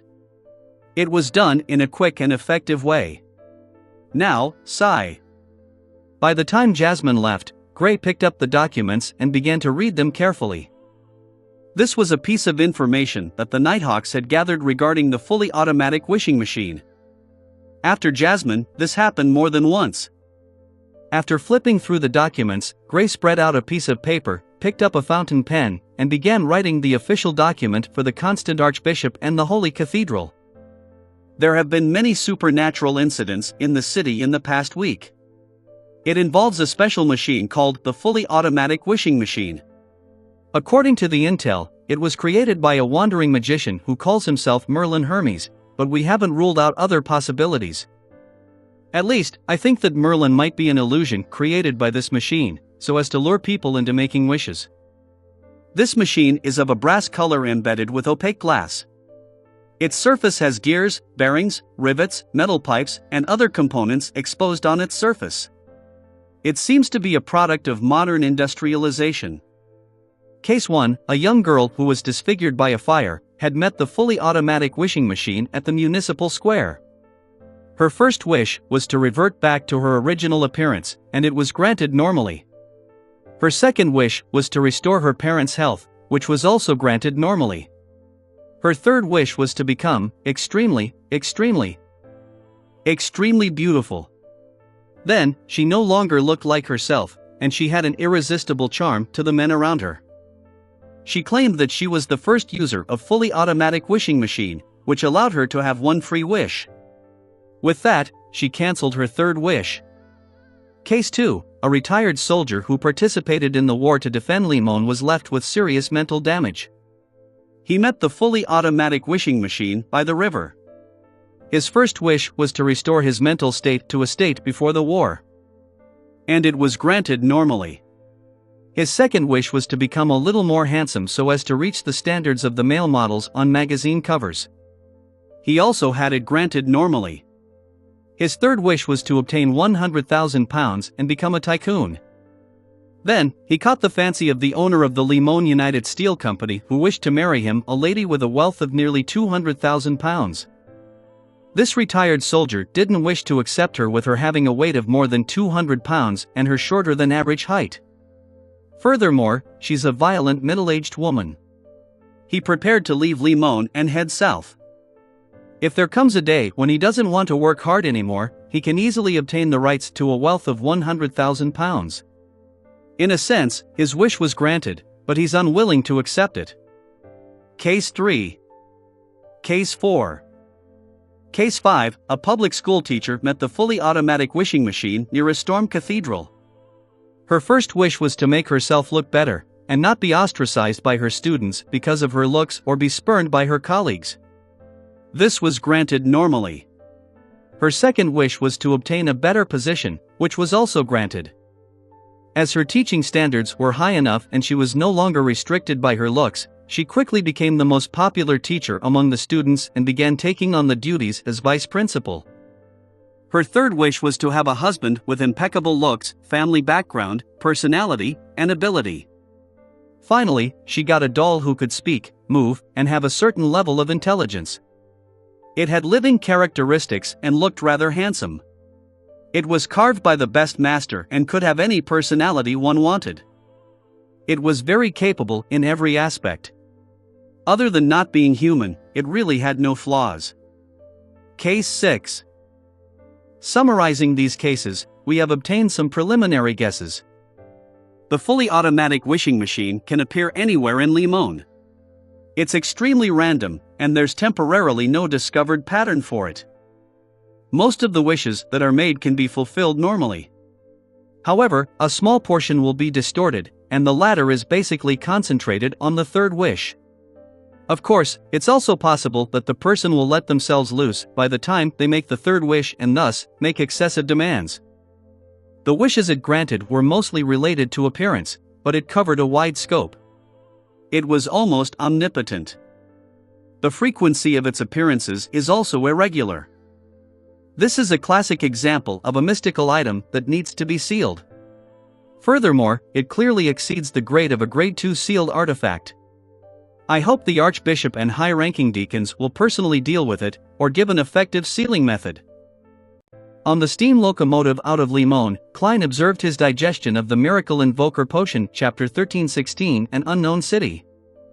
Chapter 13:16, An Unknown City. If I keep accumulating it bit by bit, it won't be long before I can respond to Moon City's prayers and cure their deformity, thus creating quite a miracle. In addition, I've also concluded the acting principles of a miracle invoker. It's only a matter of time before I digest it if I follow them. I might even finish within the year. Klein retracted his gaze from outside the window, raised his left arm, and controlled the monster puppet on his hand to entertain a child across him. This made him look more like a wandering magician. If he was willing, he could even use life's cane or the grafting ability to imbue this sock puppet with living characteristics. While entertaining the child, Klein's thoughts scattered as he considered where the marionette city needed to be built for the advancement ritual. A marionette city needs sufficient interaction to develop a corresponding region in the spirit world. This means that it isn't enough to leave it in the forsaken land of the gods. Ignoring the fact that it's sealed there, there's no way of directly connecting it to the spirit world. All I can do is rely on the little specialness it has. Even if there's no problem with it, it's difficult to create any interactivity with a place that lacks intelligent life. If it's placed in the northern and southern continent or the sea colonies, I have to be careful. Before the ritual is about to succeed, I definitely can't expose the fact that it's a marionette city. Otherwise, it will be affected, damaged, or even attacked by Zeradal, Amon, and my other enemies. Yes, I have to give a sufficiently good reason for a marionette city to appear. Then, there won't be any abnormalities with the interaction between the traveling merchants and the surrounding humans. I have to make every marionette a living person. They have their past, present, and future. They follow their own trajectories of fate. This means that a marionette city is extremely complicated. I need to split out many worms of spirit to deal with it. This also has the risk of losing control by doing so. If they are husband and wife, they should act like husband and wife. When faced with something they are fond of, they should show joy. Perverts should be hated. This way, foreigners might hear embarrassing sounds while staying in the marionette city. I'm still just an innocent child. This is a large-scale reality show, or rather, a high-end version of playing house. It has to be able to deceive the audience. As Klein lampooned inwardly, he silently counted if he had enough marionettes. Previously, he had gone to the forsaken land of the gods several times and converted a large number of them. There were all kinds of monsters that might not have Beyonder characteristics. He also consciously controlled batches of rats, cockroaches, mosquitoes, and flies, hoping to make a more uncommon side of the city real enough. I'm barely able to support a small city, so just a few more visits to the forsaken land of the gods would do. Just as this thought flashed through Klein's mind, a scene suddenly appeared in front of him. At the top of the giant king's court, which was bathed in the light of dusk, the open door slowly and heavily closed. This was like a pair of invisible hands closing the entrance to the forsaken land of the gods. Klein's eyes darkened as he vaguely guessed that this scene meant that the true creator was about to seal off the forsaken land of the gods again. This was the prophetic power that came from his angel-level spiritual intuition and premonition for danger. It was about to happen a few minutes or a few seconds later. Did the true creator capture Amon? Or has he already given up? He once again sealed off the forsaken land of the gods. Does he not want others to enter again? Isn't this too petty?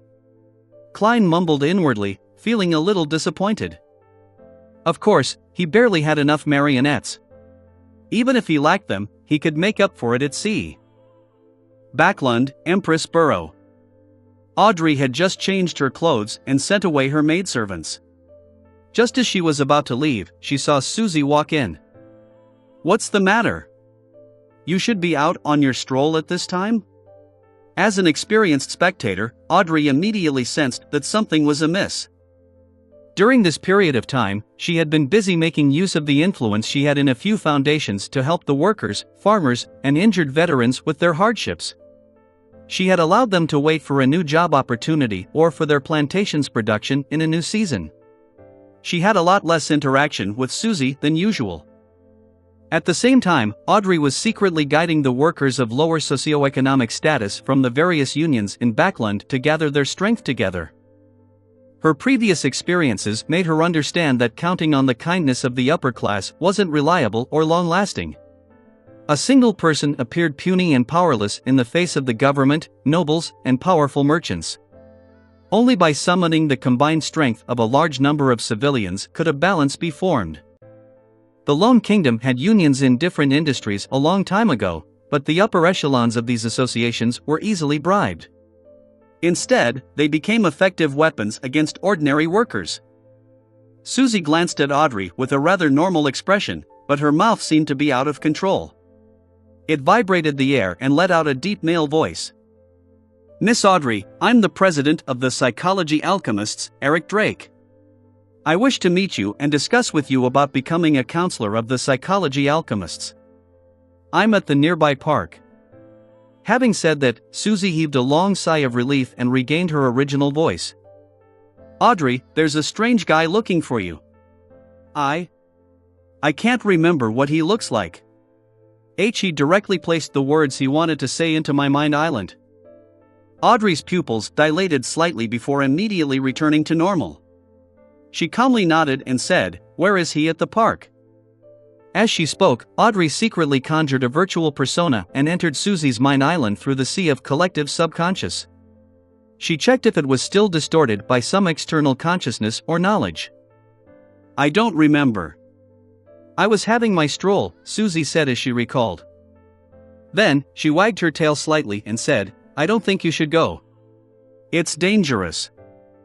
After confirming that Susie didn't have any latent problems with her virtual persona, Audrey exhaled and said, "It will be even more suspicious if I don't go.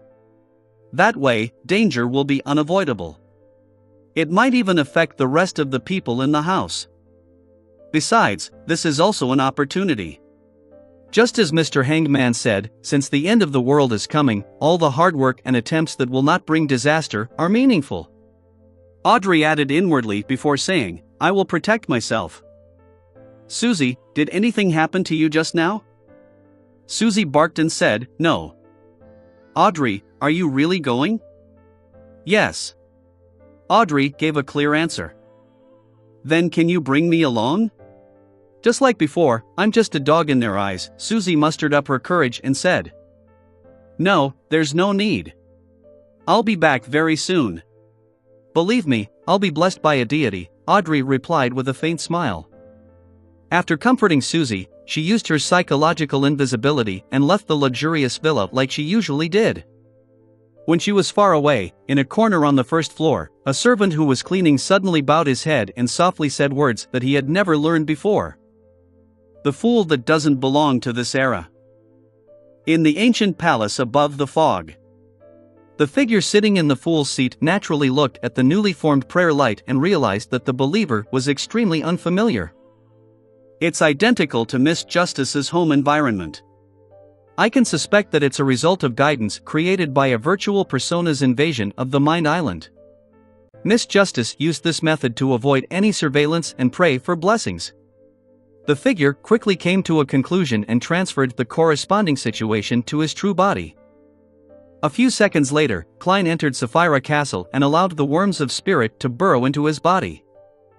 Miss Justice is becoming more and more like a high-sequence spectator. Klein praised inwardly as he cast his gaze at the crimson star representing justice. In the park with a lake. As soon as Audrey entered, she saw a large carriage drive over. The carriage driver was an ordinary middle-aged man wearing an old hat and a dark-colored jacket. However, in Audrey's eyes, this carriage driver didn't exist because he didn't have a corresponding island of consciousness or mind. In other words, the carriage driver was just an illusion, a fake, and the controller of the carriage was the horse itself. A few seconds later, the large carriage stopped in front of Audrey. The door creaked open. "Please come in." A deep male voice came from inside. Audrey lifted the ends of her skirt slightly and boarded the carriage. She saw a man sitting on a black wheelchair. His pale yellow eyebrows were long and his hair was neatly combed back. There were some wrinkles on his forehead, and his face was abnormally pale. "Mr. Durlau? Aren't you already dead?" Audrey recognized the man in front of her and expressed her surprise perfectly.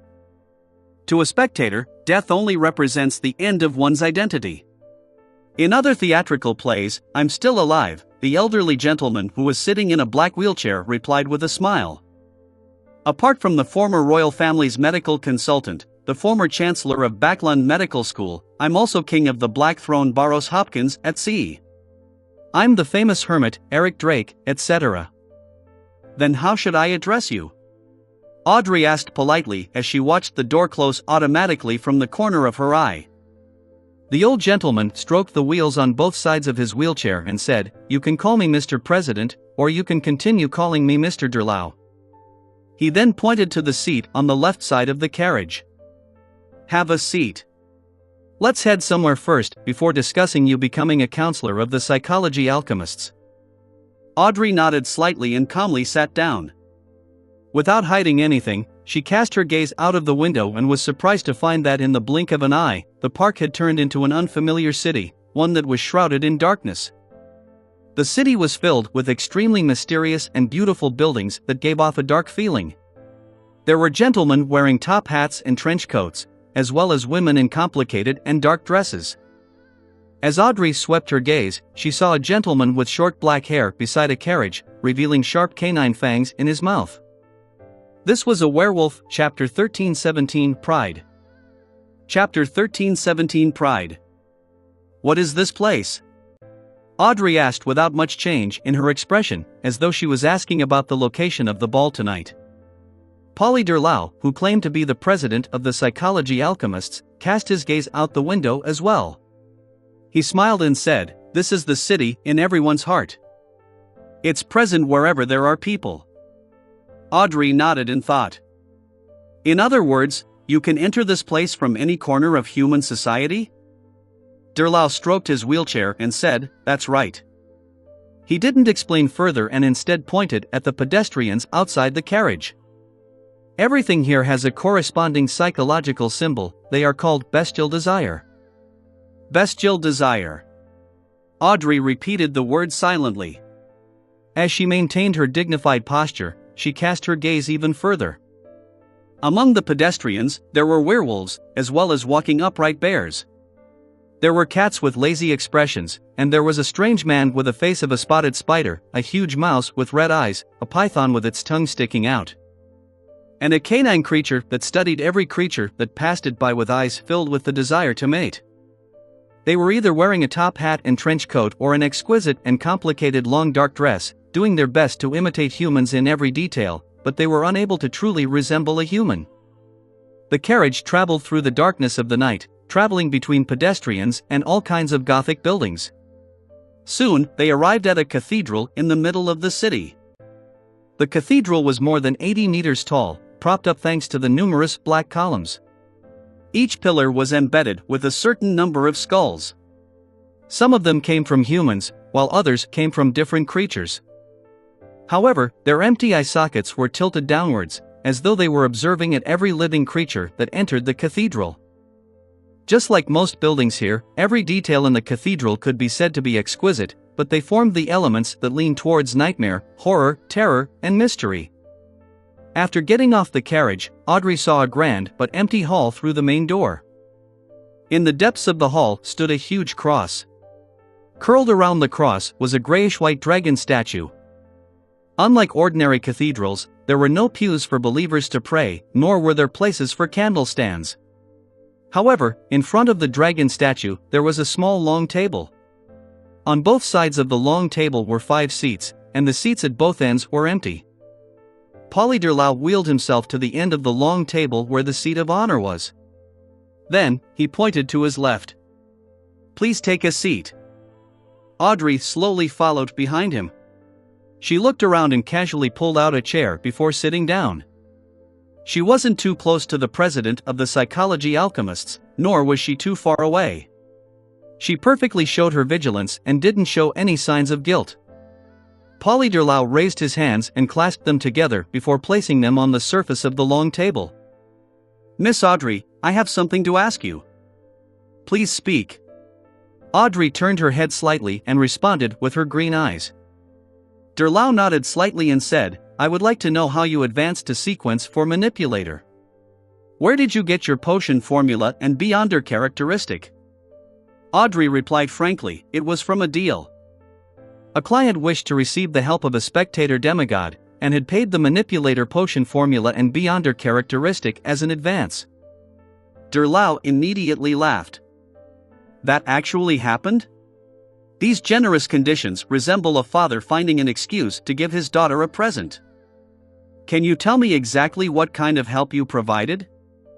"Kill another demigod." In this matter, control of one's mind was rather crucial. Audrey simply explained. Her attitude was very calm, as if she was talking about the homework given to her by a teacher. Derlau's long and fluffy eyebrows twitched as he said, "And you succeeded?" "The results are obvious enough."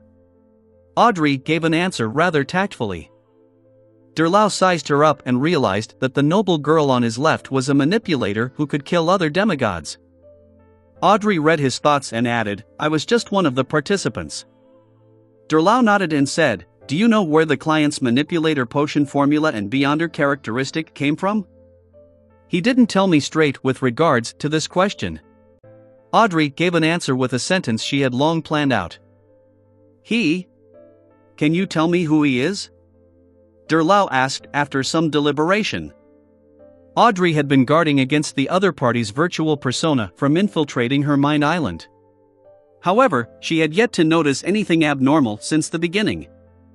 This made her suspect that the other party didn't need to infiltrate her mind. All he needed to do was observe the fluctuations of the surrounding sea of collective subconscious to understand her true thoughts. She didn't make any attempts to hide and calmly replied, "This concerns an agreement between us. I believe honoring one's promise is a moral standard that the entire world approves of. And in mysticism, this comes into play at a deeper level." Having said that, Audrey took the initiative to say, "If you can't really trust me because of my inability to mention this, I'm willing to accept this. I can only remain an ordinary member and use my contributions in exchange for the psychological research materials that are available to me." Derlau smiled when he heard that. Everyone has their own secrets. This is very normal. What I need to assess is whether your secret will affect the safety of the entire psychology alchemists. He looked deeply at Audrey and said, "Then can you tell me how you got to know such a client?" "I remember that I once reported that, before joining the psychology alchemists, I'd already come into contact with some people in a mysticism circle and got to know a few beyonders." Audrey said a truth that couldn't be any truer. As for what the real logical order to the answer was, it was another matter. Furthermore, the matter regarding Vin Rambise's disappearance, which stemmed from the investigation of Furs and Zaya, was something both parties had never talked about but had definitely acknowledged. Derlau retracted his hands from the table and placed them by his chest. "There's another thing I would like to ask. When was the last time you met Vin Rambis?" Audrey frowned slightly and said, "I remember that I've been asked before." After Vin Rambise's death, she didn't immediately cut off any contact with the psychology alchemists. She continued to maintain a certain connection with the upper echelons through Hilbert, Stephen, and Escalante.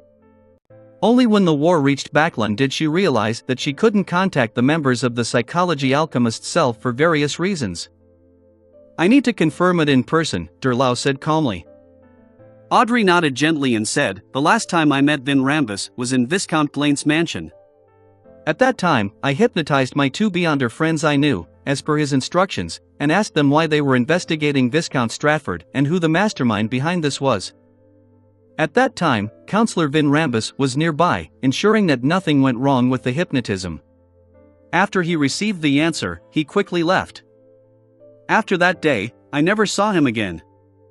As she answered, Audrey was still guarding against the invasion of her mind island.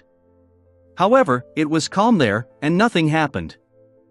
This didn't make Audrey feel relaxed. Instead, she became even more wary. She didn't even dare to think about anything related to Mr. Fool and the world Gehrman Sparrow. She was only certain of one thing: as long as she was exposed to danger, Mr. Fool would definitely provide her with protection. It's identical to your previous answer. Derlau nodded slowly. He then looked into Audrey's green eyes and said frankly, I can't use mysticism methods to trace the origins of the beyonder characteristic in your body. This means that the person who provided it has an unimaginable existence behind him. Audrey nodded slightly but forcefully, expressing that she agreed with his assessment. I can't force you to not cooperate with other beyonders or make deals. It's unrealistic. I just hope that you can promise not to reveal anything about the psychology alchemists to anyone. At the very least, when you wish to entrust certain missions to others, you have to package them and hide the secrets, Derlau said calmly as he retracted his gaze. Audrey replied without hesitation, I promise not to tell any living creature that isn't qualified to know about matters regarding the psychology alchemists. She took the initiative to amplify the concept all the way to that of a living being to make up for any loopholes in her promise. As soon as she finished speaking, she felt her thoughts surface from her mind island. These thoughts intertwined, turning into an illusory net that seeped into Audrey's mind island, turning into her subconscious. As this restriction net came from Audrey's spirituality, she would be incapable of removing it even if she became an angel. She would lose the intention of talking about the psychology alchemists when she faced non-members of the psychology alchemists or people who didn't qualify to know about them. And she wouldn't realize this. He didn't invade my spiritual island. Just my words alone made the promise turn something substantial. While Audrey was alarmed, her expression didn't show. Of course, she didn't completely restrain herself, as being surprised by such means was an instinctive reaction from a manipulator. Based on this point, she suspected that either there was something wrong with this city that existed in the heart, or that Derlau, the psychology alchemists' president, wasn't just at the level of a saint. Seeing Audrey make her promise, Derlau pointed at the long table in satisfaction and said, From now on, you are a counselor of the psychology alchemists. You can choose a persona mask as your codename. As he spoke, 7 grayish-white masks appeared on the long table. They were rather illusory and abnormally cold. 5 of them were placed in front of the corresponding seats, as though they already had a master. The remaining 2 persona masks are Wrath and Pride, Derlau introduced.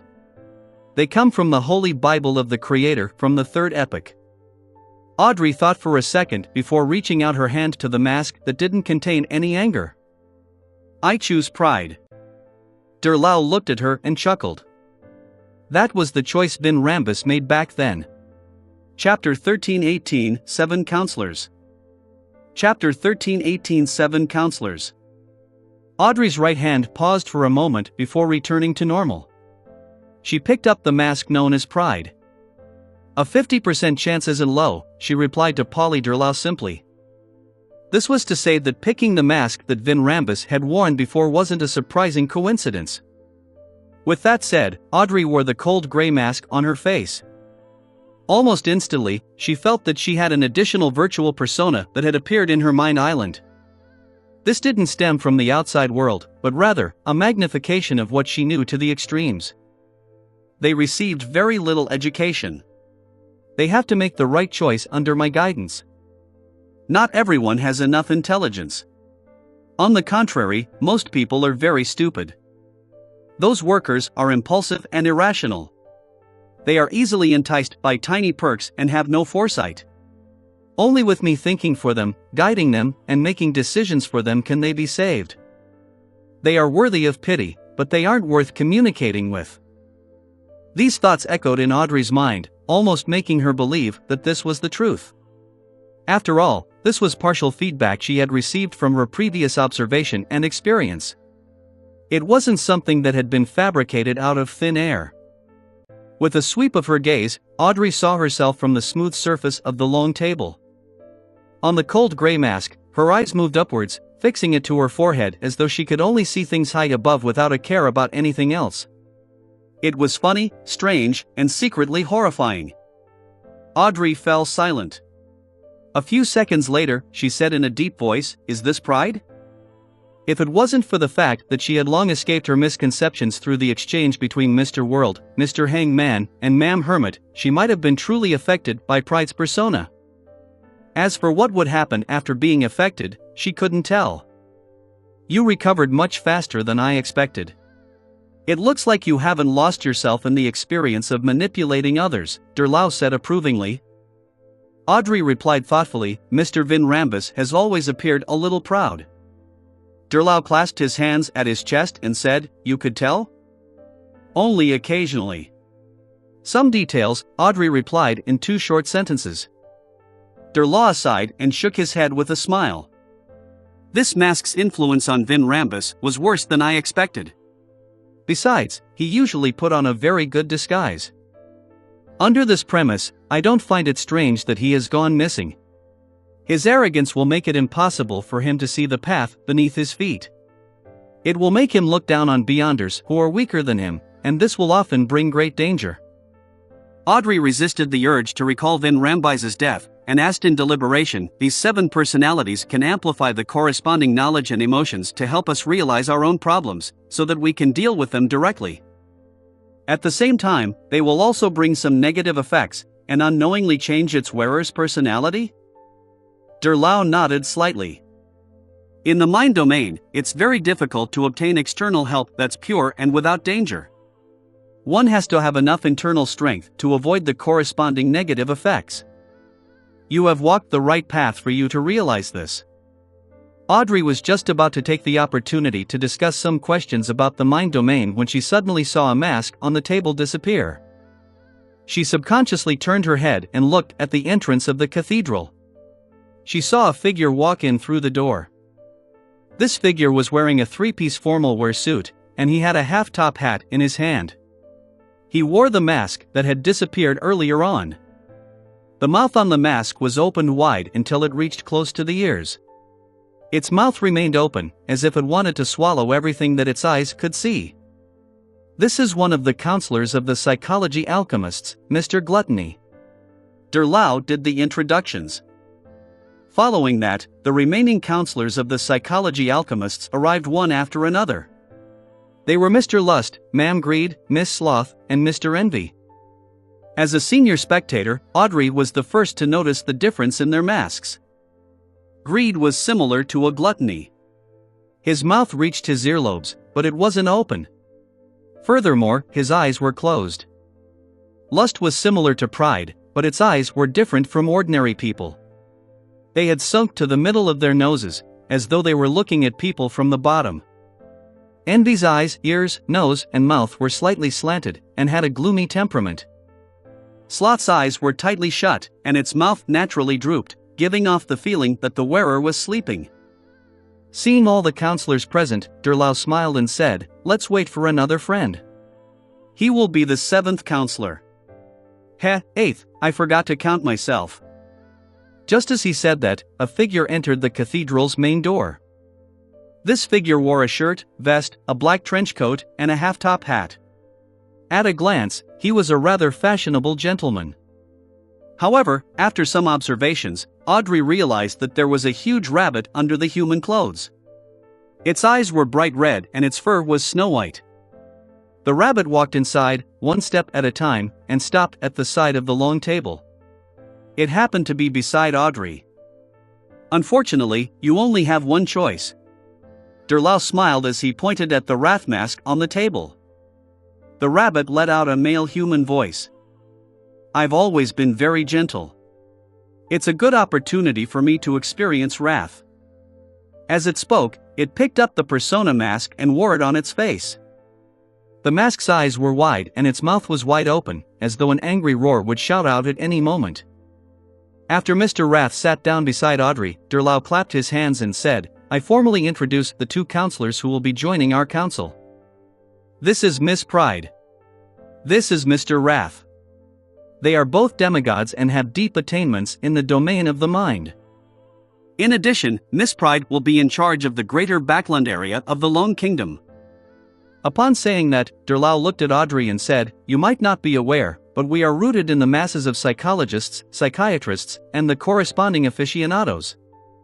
Our strength is mainly concentrated in large cities and not small cities and villages. Therefore, every councillor is responsible for a city and the surrounding area. Then, Derlau continued, Mr. Rath is in charge of the Lindbergh capital, Azhara. Mr. Lust is in charge of the Intis capital, Trier.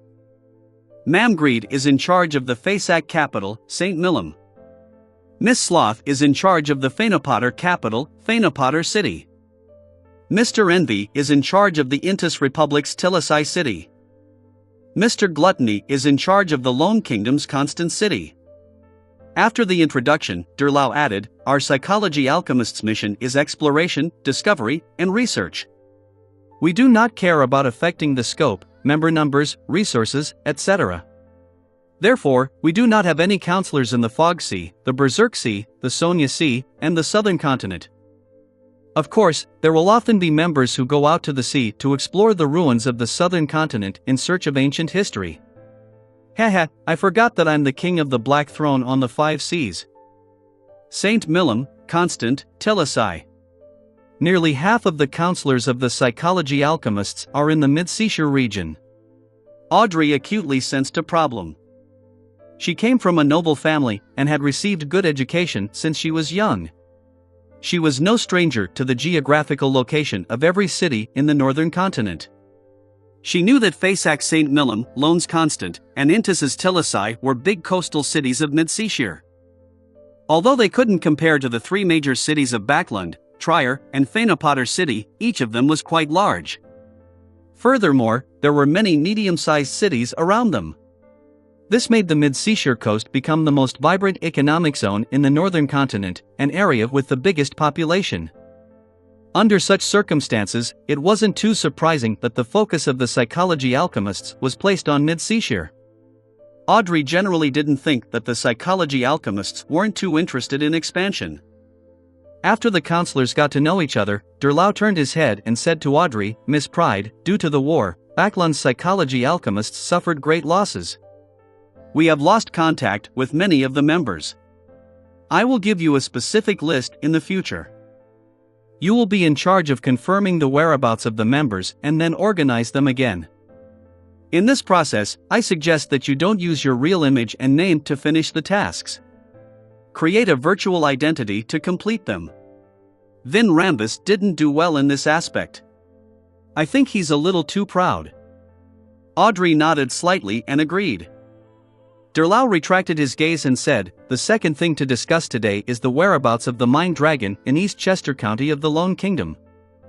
The dragon-worshipping customs of the Heartlark village haven't been weakened in the past 2 years. I suspect that the Mind Dragon is still influencing it in some way. Perhaps we can use it to find its whereabouts. Who is willing to handle this matter? After raising the question, he recalled that the newly joined Miss Pride and Mr. Rath didn't have enough knowledge of the corresponding situation. He simply explained the explorations the psychology alchemists had previously done, as well as the problems that his entire archaeological team members encountered. Audrey had actually participated in some matters in the early stages. Now that she had a suitable reason to intervene, she couldn't help but feel her heart palpitate. It wasn't that she really wanted to hunt the Mind Dragon, but rather, she wanted to communicate with it and grasp more knowledge and secrets of the mind domain. However, she wasn't in a hurry to raise her hand. As a counselor participating in the council for the first time, she would rather miss an opportunity than be eager to showcase herself. This is Lone's matter. It's not suitable for us to interfere.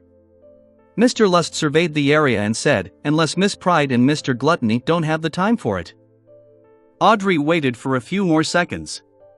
Seeing that the Gluttony didn't say anything, she looked at Derlau and said, I will try to investigate, but I need more detailed information. Chapter 1319 Life-Preserving Incantation. Chapter 1319 Life-Preserving Incantation. Seeing that Audrey was willing to attempt the investigation mission, Derlau nodded and said, I'll give you the detailed information later, but I have to warn you that this matter is rather dangerous. You must not be careless.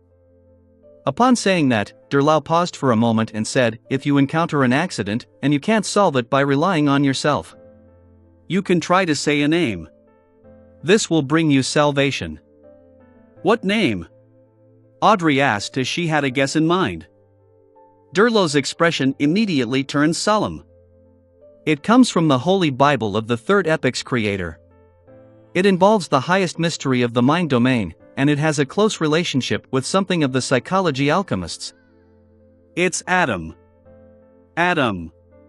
Audrey didn't find it surprising at all, but she showed her puzzlement on the surface, as though she didn't know what this name meant. Durlow didn't explain and instead said, as a counselor, you should be in charge of a Grade 1 sealed artifact. However, you and Wrath have just joined the ranks, so there must be an observation period first. Besides, the former committee member of the Backlund region, Vin Rambus, has lost a rather important sealed artifact. We are considering whether we should change the usage method of sealed artifacts and allow usage only via an application. In other words, all the sealed artifacts will be kept in this mine city. You usually won't hold on to them, and can only use them temporarily after an application for particular incidents. The woman in charge of Faceax Capital St. Millum immediately shook her head.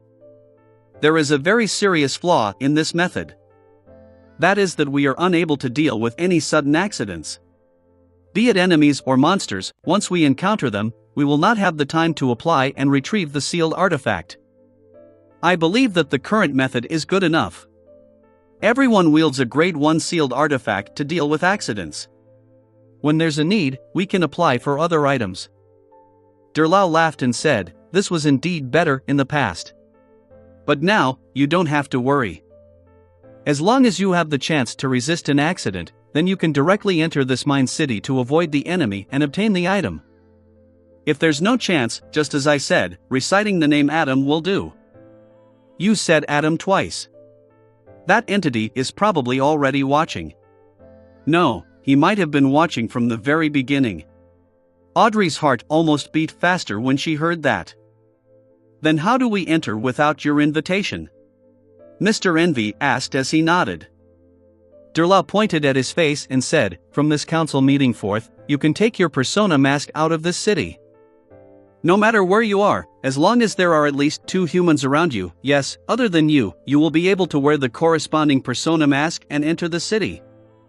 And these 7 masks are illusory. They are closely connected to what you know, and there's no need to store them in a special way. With just a thought, you will be able to take them out of the sea of collective subconscious. At that moment, the man, who was wearing the gluttony mask and exuded a feeling that he was lost in indulgence, thought for a while and said, will bringing the persona mask out of this city affect our mental state and true personality? There will be some effects that need attention. But I believe that you are all experts in the mind domain. You have the ability to resolve problems in this aspect, Durlow said frankly. Audrey was a little worried that these 7 persona masks had something to do with Adam, but she didn't dare think about it in the mine city. She forced herself to rein in her thoughts and replied to what Durlow had said before, I can accept the 2 safekeeping methods of the Grade 1 sealed artifact. I'll patiently wait for the probationary period to end. Miss, you aren't proud, Miss Sloth, who looked like she was sleeping, commented with a smile. After discussing the Mind Dragon in East Chester County, the other 5 counselors began introducing things that were worth paying attention to in their respective areas as an exchange of information. During this process, Mr. Gluttony, who seemed to be capable of eating an entire cow at any moment and wore 10 rings, said, the Constant region hasn't been peaceful recently. There have been many miracles happening one after another. First, Constant City was rebuilt overnight. Second, Belton City's citizens collectively lost their memories of a certain period of time. Third, a powerful archmage who grants the wishes of others for pleasure has been wandering the eastern shore of the mid-seashore. He's called Merlin Hermes. Related to this, there's an item known as the fully automatic wishing machine. Other than that, I also noticed something strange. Many rats, cockroaches, and crows in Constant City have lost their souls days after the city was miraculously restored. Why were you able to sense this problem? Mr. Lust looked up at Gluttony from the bottom. Gluttony gulped and said, I've been researching the mind problems of ordinary creatures recently. Rats, cockroaches, and crows are my experimental subjects. The counselors immediately started discussing the direction of this research before the meeting officially entered the third stage. Their academic exchange enriched Audrey's knowledge quite a bit.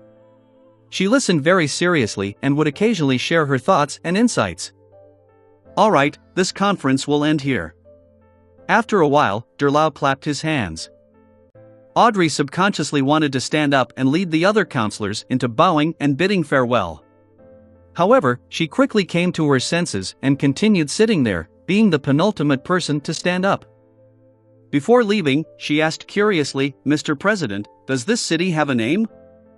"Yes." Derlau laughed. "The Garden of Eden." Garden of Eden. Audrey saw that the other counselors were walking towards the door and asked thoughtfully, "There are many cathedrals here. They should represent a faith. I wonder which existence the residents here believe in." Derlau nodded and replied solemnly, "The omnipotent and omniscient Creator." Garden of Eden. The omnipotent and omniscient Creator. If this wasn't created by Adam, I'll write my name backward. Above the gray fog, inside the ancient palace, Klein looked at the crimson star representing Miss Justice and silently muttered to himself. In addition, to recite Adam when faced with danger as a response would indicate a problem without concealing anything. Ever since Miss Justice entered the Garden of Eden, the true vision provided by Sapphira Castle had been suppressed. Klein could only use Audrey's point of view to observe the surroundings, just like how Queen Mystic Bernadette's fixed viewpoint back on the primitive island. To a certain extent, this also showed the status of the Mind City, Garden of Eden. Klein gently tapped the edge of the long model table and conjured a pen and paper to write his thoughts.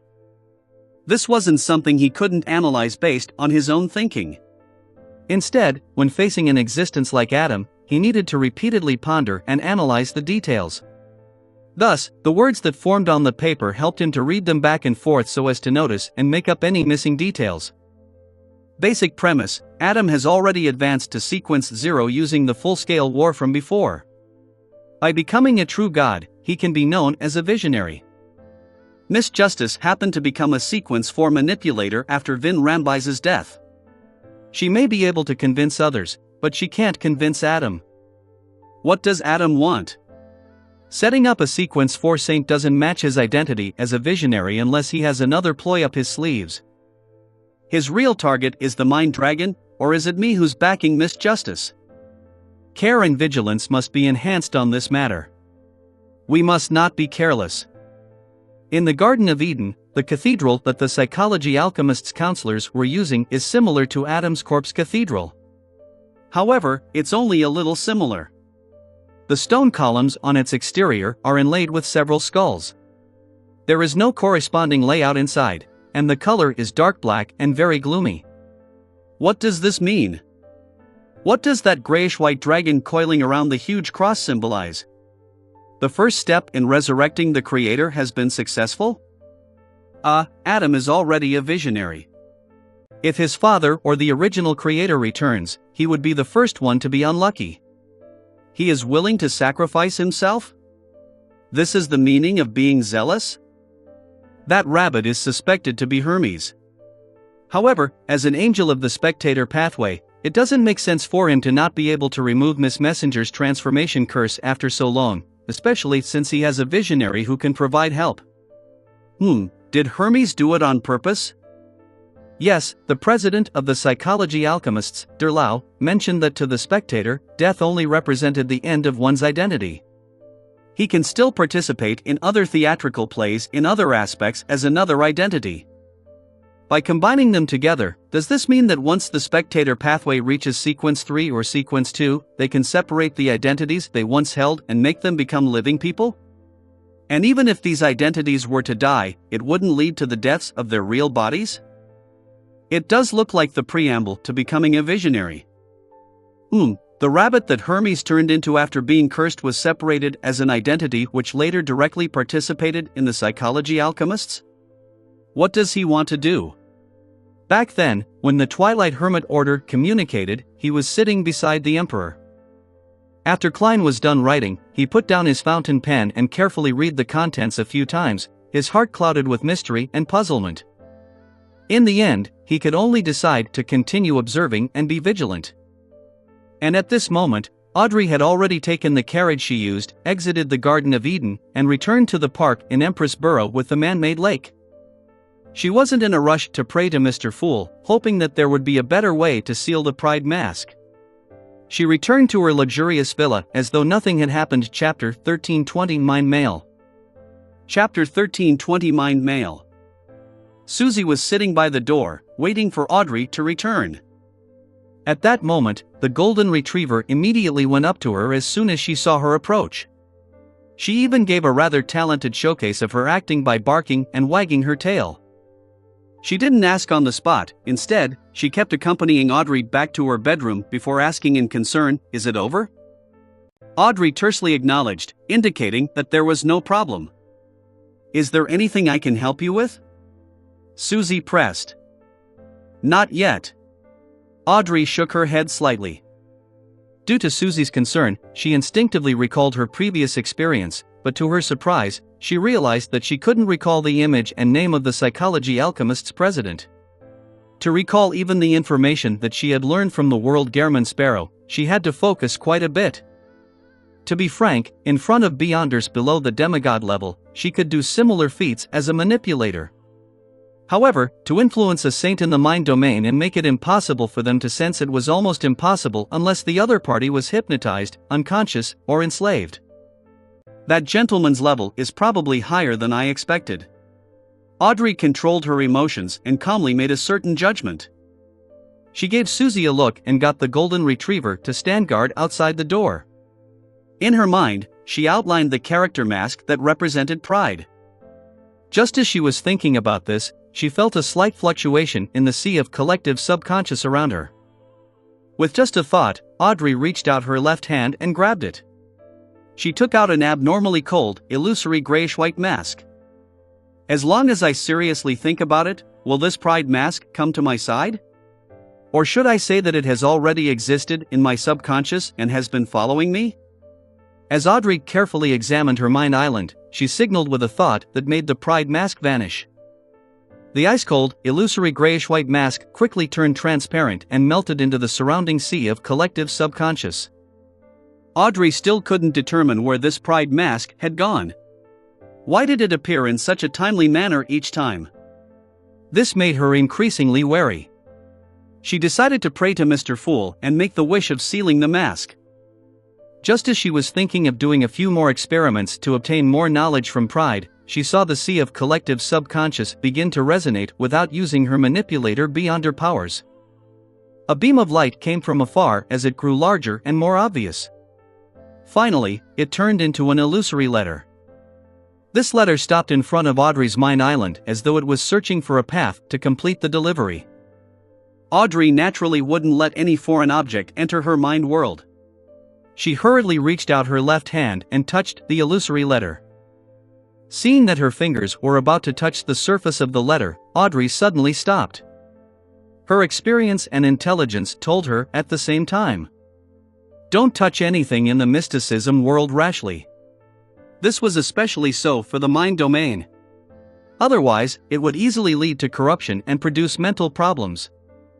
With this in mind, Audrey produced a virtual persona and put on the black long-veiled glove, Hand of Horror.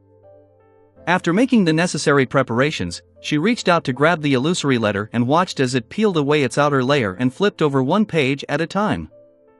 This was all the information related to the Mind Dragon in Eastchester County. To use the sea of collective subconscious to transmit information. The higher-ups of the spectator pathway are truly amazing. As a manipulator, Audrey had been trying her best to maintain her initial yearning towards the mysticism world. It was a pure and innocent pursuit of dreams and magic. This was one of the ways to prevent herself from losing herself in the manipulating experience of things, and not be assimilated by the sea of collective subconscious. After flipping through all the information, Audrey let the illusory letter melt into the sea of collective subconscious. She was still in no hurry to pray to Mr. Fool. According to her previous arrangements, she went out to be busy over other things. At dusk, before the banquet at home began, she found some time to quickly make a prayer in her bedroom and make a wish. In the next second, Audrey saw the grayish-white pride appear from the sea of collective subconscious in front of her. The illusory feeling slowly vanished as a tiny amount of metallic luster flashed. For some reason, this persona mask had a certain substantial feel to it, as though it was bordering between illusory and realism. This meant that it was isolated from Audrey's mind island in a physical sense. Of course, it also lost the ability to return to the sea of collective subconscious. Audrey held pride and attempted to remove lie that had turned into an emerald necklace, overlapping the two together. Just as she had expected, the half-illusory, half-real pride embedded itself into lie, turning into a blob of patterns that roughly looked like a human face. In the future, I'll use this method to carry it with me. I won't allow the persona mask to have any contact with my mind or body until I need to use it. Audrey's mind raced as she sincerely thanked Mr. Fool. She then left for the banquet hall. Along the way, she met her father, Earl Hall. Good news. Earl Hall laughed. Audrey didn't hide her surprise. Alfred's coming back? This was her other brother. You actually guessed it? Earl Hall said in surprise. In the next half of the year, he will return to Backland as a general. Half a year. Susie is already a dreamwalker. Audrey thought for a moment and asked, Father, when are we returning to East Chester County? As the war had just ended and there were many things in the kingdom that needed to be done, the nobles didn't return to their respective fiefs during New Year's. They remained in Backland all this time. It was already the end of February. Earl Hall nodded and said, about April. In the ancient palace above the fog. Mind mail. Be careful of viruses, don't click on them without thought. As Klein sighed, he threw the curtain that represented the attendant of mysteries beyond her characteristic back into the junk pile, allowing it to cover all the items there. He had just fulfilled Miss Justice's wish using the grafting ability he named. He connected the illusory concept of the persona mask to an ordinary metal mask, and he gave the Worms of Spirit, who were on duty at Sapphira Castle, an order to recharge the powers from time to prolong the grafting effect. From the description of Mr. Gluttony from the Psychology Alchemists, Zeradal seems to have found Constant City. I have to be even more careful. Klein tapped the edge of the long mottled table with his finger, causing Worms of Spirit to appear from his body. His figure vanished from Sapphira Castle. Winter County, Amantha Mountain Range, Cathedral of Serenity. Leonard obtained a document from the Pope. This was the first thing he was responsible for after becoming a high-ranking deacon. After returning to his room, Leonard leisurely leaned back and placed his feet on the desk. Then, he opened the document in his hand and began reading. A wandering magician, Merlin Hermes, grants the wishes of others for pleasure. The newly rebuilt Constant City. Fully automatic wishing machine. Sequence 4 of the Seer Pathway is Bizarro Sorcerer, Sequence 3 is Scholar of Year, and Sequence 2 is Miracle Invoker. Leonard read until he suddenly fell silent.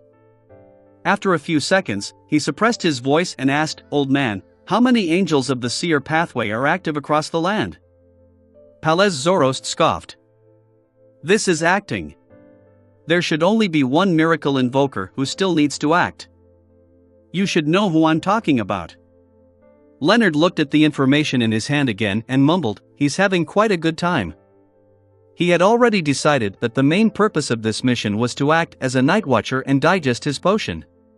He could also travel in passing. As for handling the matter, what mattered was to find a reasonable explanation. After flipping through the thick documents in boredom, Leonard retracted his feet and stood up.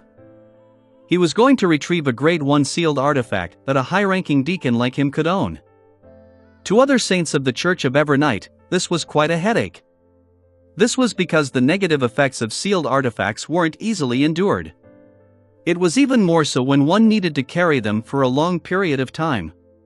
However, if one chose a holy artifact that was more compatible with him, there would be a problem of powers overlapping. As for Leonard, he didn't need to worry about this problem.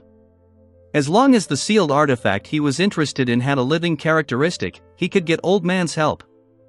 By parasitizing it with a worm of time, it significantly reduced the negative effects of the sealed artifact, making it as obedient as the word of the sea. Therefore, the main thing to choose is its powers. Leonard whistled and walked out of the room. Monday afternoon, in the ancient palace above the gray fog. Dark red beams shot out, materializing into different figures. Derek hadn't needed to count his heartbeat for a long time. All he needed to do was take a look at the wall clock and calculate the time difference with Backlund to know how much longer before the tarot gathering happened. At that moment, he stood up with Miss Justice and the other members of the tarot club. He bowed to the end of the long bronze table and said, "Good afternoon, Mr. Fool." After taking their seats and paying their respects, Emlyn glanced left and right and said, "I want to know if there's something special about the planter and the moon pathways compared to the other pathways?" After raising the question, he didn't hide it and instead added frankly, "I recently learned that the internal system of the Church of Earth is different from other normal systems. It's split into two categories, favored and blessed." After Emlyn finished his simple description, Alger, Catlia, Leonard, and company looked at each other, unable to provide a reasonable explanation. Of course, every member present, including Derek, could tell that the internal system of the Church of Earth was abnormal. At this moment, they heard a soft sigh. This sigh seemed to come from an era more ancient than ancient. It came from Mr. Fool, who sat at the end of the long model table, Chapter 1321, The Six Special Pathways. Chapter 1321, The Six Special Pathways. The Fool Klein slowly surveyed the area. He didn't provide an explanation to everyone as they had expected. Instead, he reined in his sigh and asked with a smile, "Where do you think the 22 Beyonder pathways originate from?" This was one of the three most important questions in mysticism, with no consensus for the answer. Every school of thought had its own theory, no one could convince anyone. Cadlia deliberated for a moment before replying, "The essence of the world is knowledge, and the essence of knowledge is data.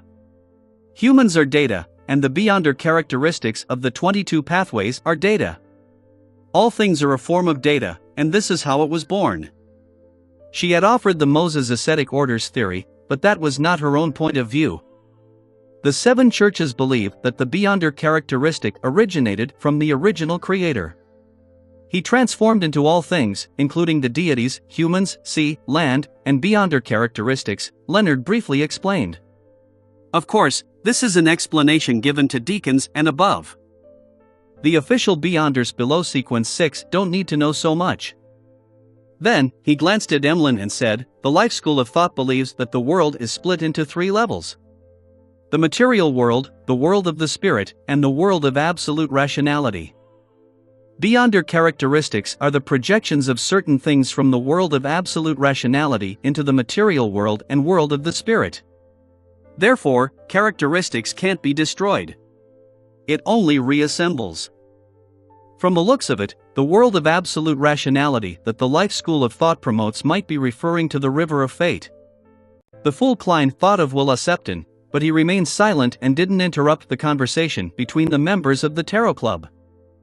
Emlyn returned a glance at the star and said, "As one of the rulers of the second epoch, us sanguine believe that Beyonder characteristics do come from the original creator. Then, the various characteristics accumulated and produced the ancient gods. The ancient gods then created different races." This was the sanguine's explanation for the first epoch, and Emlyn already had some doubts about it. After all, he had encountered many secrets thanks to the Tarot Club. Alger nodded slightly. Although there are many explanations for the origins of a Beyonder characteristic, most of them point to the original creator.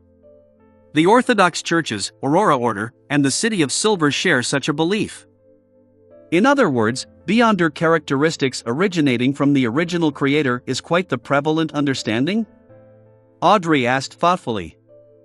The psychology alchemists mainly studied the mind world and the sea of collective subconscious. They lacked complete theories regarding the origins of the Beyonder characteristics. Roughly. Alger didn't conceal his views. At this moment, the Fool Klein sighed and said, "Not all of them." He didn't proceed on to give a long story, but gave a rather vague answer. Not all of them. Mr. Fool means that Beyonder characteristics indeed originate from the original creator, but not all of them. A small number of them are special cases? Is this the reason for the specialness of the plantar and moon pathway? Alger instantly thought of a lot and grasped the essence of the problem. As it had nothing to do with her, Furs continued listening leisurely. At this moment, she asked curiously, "Honorable Mr. Fool, your meaning seems to be that most Beyonder characteristics originated from the original creator, and the two pathways such as plantar and moon are an exception. Then where did they come from?" The Fool Klein said simply, "The cosmos." Cosmos. Emlyn was alarmed when he heard that. He realized that the matter might be more serious than he had imagined. The Tarot Club had already shared the danger of the underground corruption and the cosmos. All of the members knew that these two concepts led to corruption simply from understanding it. When Audrey, Catlia, and company looked at each other, the Fool Klein maintained his hint of a sigh and added, "Not just these two." He and the Seven Lights had always maintained their contact and had already confirmed that 6 of the Beyonders of the 22 Beyonder pathways belonged to outer deities. "Honorable Mr. Fool, what other pathways come from the cosmos?" Audrey habitually raised her hand and asked curiously and warily. The Fool Klein replied succinctly, "Prisoner, criminal, lawyer, and arbiter." The first two came from the mother tree of desire, and the latter two, along with the nation of disorder, came from the son of chaos. Chaos gave birth to order, and order came with its own shadow. Arbiter. Furs turned her head in surprise and glanced at Zio. She had just thought that this matter had nothing to do with her. She could only watch and not worry about it. Who knew that the trouble was right at her doorstep? Zio frowned slightly and looked at the end of the long bronze table. "Honorable Mr. Fool, I usually don't sense any abnormalities, nor have I received any divine epiphanies. Other than those from you." The Fool Klein smiled and said, "The arbiter and lawyer are relatively better." According to his understanding, the influence the son of chaos had on both the arbiter and the lawyer pathway wasn't deep. It was incomparable to the mother goddess of depravity's influence on the moon and plantar pathways, and the mother tree of desire's influence on the criminal and prisoner pathways. This outer deity had gone silent, as though he had disappeared. Furs and Zio secretly heaved a sigh of relief. At the same time, they became more wary of the future. With Mr. Fool not explaining further, Emlyn composed himself and said, "The uniqueness of the plantar and moon pathway comes from the cosmos. The divine epiphanies I sensed are likely a form of corruption?" Alger looked at Mr. Fool at the end of the long, mottled table. Seeing that he had no intention of speaking, he nodded and said, "Probably so." "This is a test for me." Emlyn sighed and said, "I've already grasped the names of the high sequence potions of the plantar and moon pathway. I'm somewhat puzzled about 2 of them." After becoming a sanguine earl and a high-ranking deacon of the Church of Earth, he obtained the corresponding clearance to access plenty of information that he had never been able to. Seeing the other members of the Tarot Club look over, the World Gehrman Sparrow raised his hand to pinch his chin. Emlyn thought and said, "The moon pathway is as follows: Sequence 3 High Summoner, Sequence 2 Life Giver, Sequence 1 Beauty Goddess. The plantar pathway is as follows: Sequence 3 Pallbearer, Sequence 2 Desolate Matriarch, Sequence 1 Nature Walker. What I don't understand is that the names of the 2 potions Beauty Goddess and Desolate Matriarch have certain gender inclinations. What are your thoughts on this?" For a moment, no one from the Tarot Club spoke. They looked at each other and thought of a possibility. A few seconds later, Audrey controlled her gaze and said in deliberation, "I remember that Sequence 7 of the Assassin pathway is called Witch. Assassins who consume this potion become witches. This is a test for me." Emlyn's lips moved slightly, unable to say a word. When he learned the name of the potions, he already had a certain premonition, but he wasn't willing to accept it. He hoped that he could obtain another explanation from the Tarot Club. "Don't worry. You have a low chance of becoming an angel. Even if you can, you won't have the chance to be a beauty goddess." Klein mumbled inwardly, but he didn't say any words of comfort. Everyone fell silent. Leonard coughed and took the initiative to say, "I'll share some matters." He spoke at a moderate pace regarding Merlin Hermes, the rebuilding of Constant City overnight, and the fully automatic wishing machine. As he spoke, he shot a glance at the World Klein. The corners of Klein's mouth twitched as he made the World German Sparrow look ahead. "I'll be leaving the eastern coast of Mid-Seashire soon." These were all done by Mr. World? Can he already create such miracles? As expected of an angel, a hymn. Audrey recalled the information the psychology alchemist's counselor, Mr. Gluttony, had shared. She was both surprised and impressed. She didn't use her spectator's powers to conceal her reaction. This was because everyone had expressed the same emotions, except for Mr. Starr, who clearly knew about it. Merlin Hermes. Wandering magician. Furs noted the name deep down and secretly decided to distance herself from this name whenever she heard it in the future. This didn't mean that she was still afraid of German Sparrow, but she knew something. It definitely wasn't safe around German Sparrow. Something would always be happening in some way or another. Of course, an instinctive sense of fear was inevitable. It was just like how a seed of fear sown when one was young would remain even when one became an adult. Granting wishes for pleasure. Fully automatic wishing machine. Is this the World German Sparrow's acting? Alger and Katlia had similar thoughts simultaneously flashing through their minds. Then, they thought of something. Ever since some time ago, Mr. Fool had made everyone pray to him in the form of a wish before granting them. He is helping the world digest the potion, or is it that he and the world are from the same pathway? After he awoke, he also exhibits similar characteristics? Little Sun said before that Mr. Fool's actions were a miracle, allowing the city's residents to directly move from the forsaken land of the gods to outside Byam City. With the fact that the World German Sparrow is still acting, this shouldn't be something he can do. Alger nodded indiscernibly as he made a guess about the pathway Mr. Fool was in. About to leave the eastern coast of Mid-Seashire? Then my investigation will be even easier. I can just come up with a simple conclusion.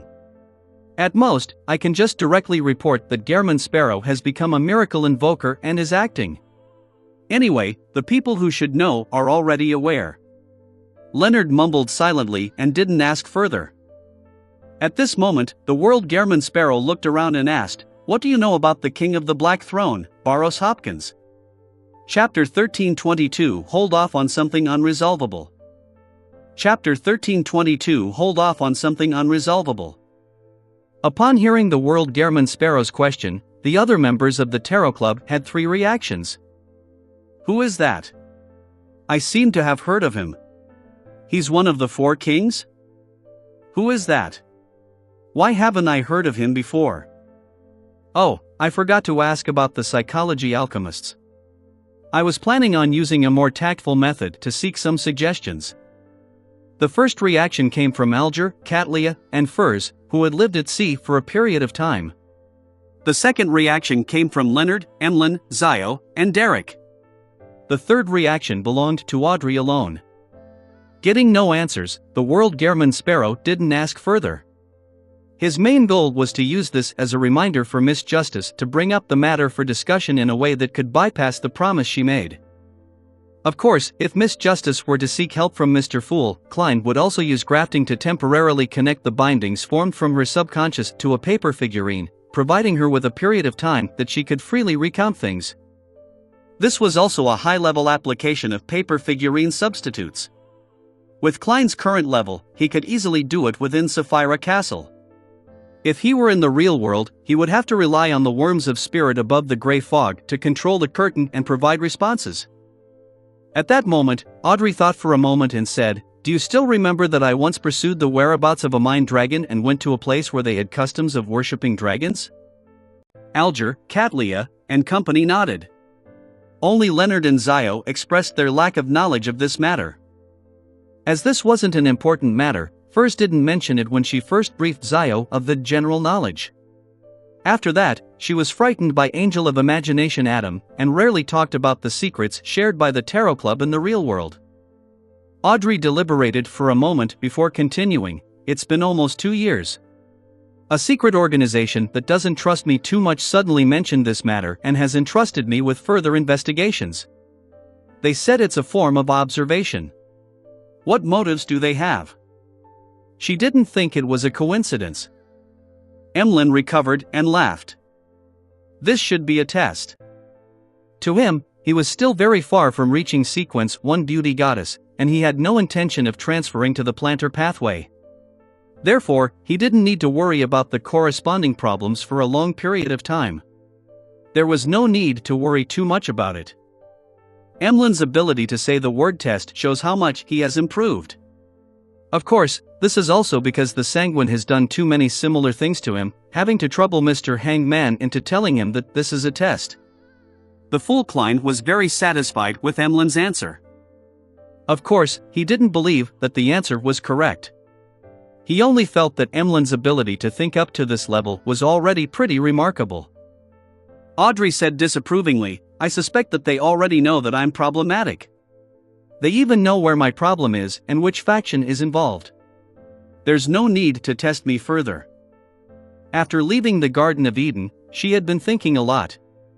She remembered that Mr. World had once said that the Twilight Hermit Order wanted a war that would sweep the entire world. Based on the current situation, this goal has been achieved in the past year. In other words, the Twilight Hermit Order or Angel of Imagination Adam must have used this opportunity to gain quite a number of benefits and experience the corresponding growth. And before that, Mr. Fool informed them that Adam was ever closer to the level of a deity. Combining all this information, Audrey had a preliminary judgment that Angel of Imagination Adam had a high chance of already reaching the Divine Throne and becoming a Sequence 0 visionary. Even if he wasn't there yet, he wasn't too far. If such a deity who wielded the mind domain cast his gaze over, Audrey didn't believe that her secret could be hidden. At present, she could only console herself that the leader of the Twilight Hermit Order, the mastermind behind the Psychology Alchemists, wouldn't place too much importance on a Sequence 4 manipulator.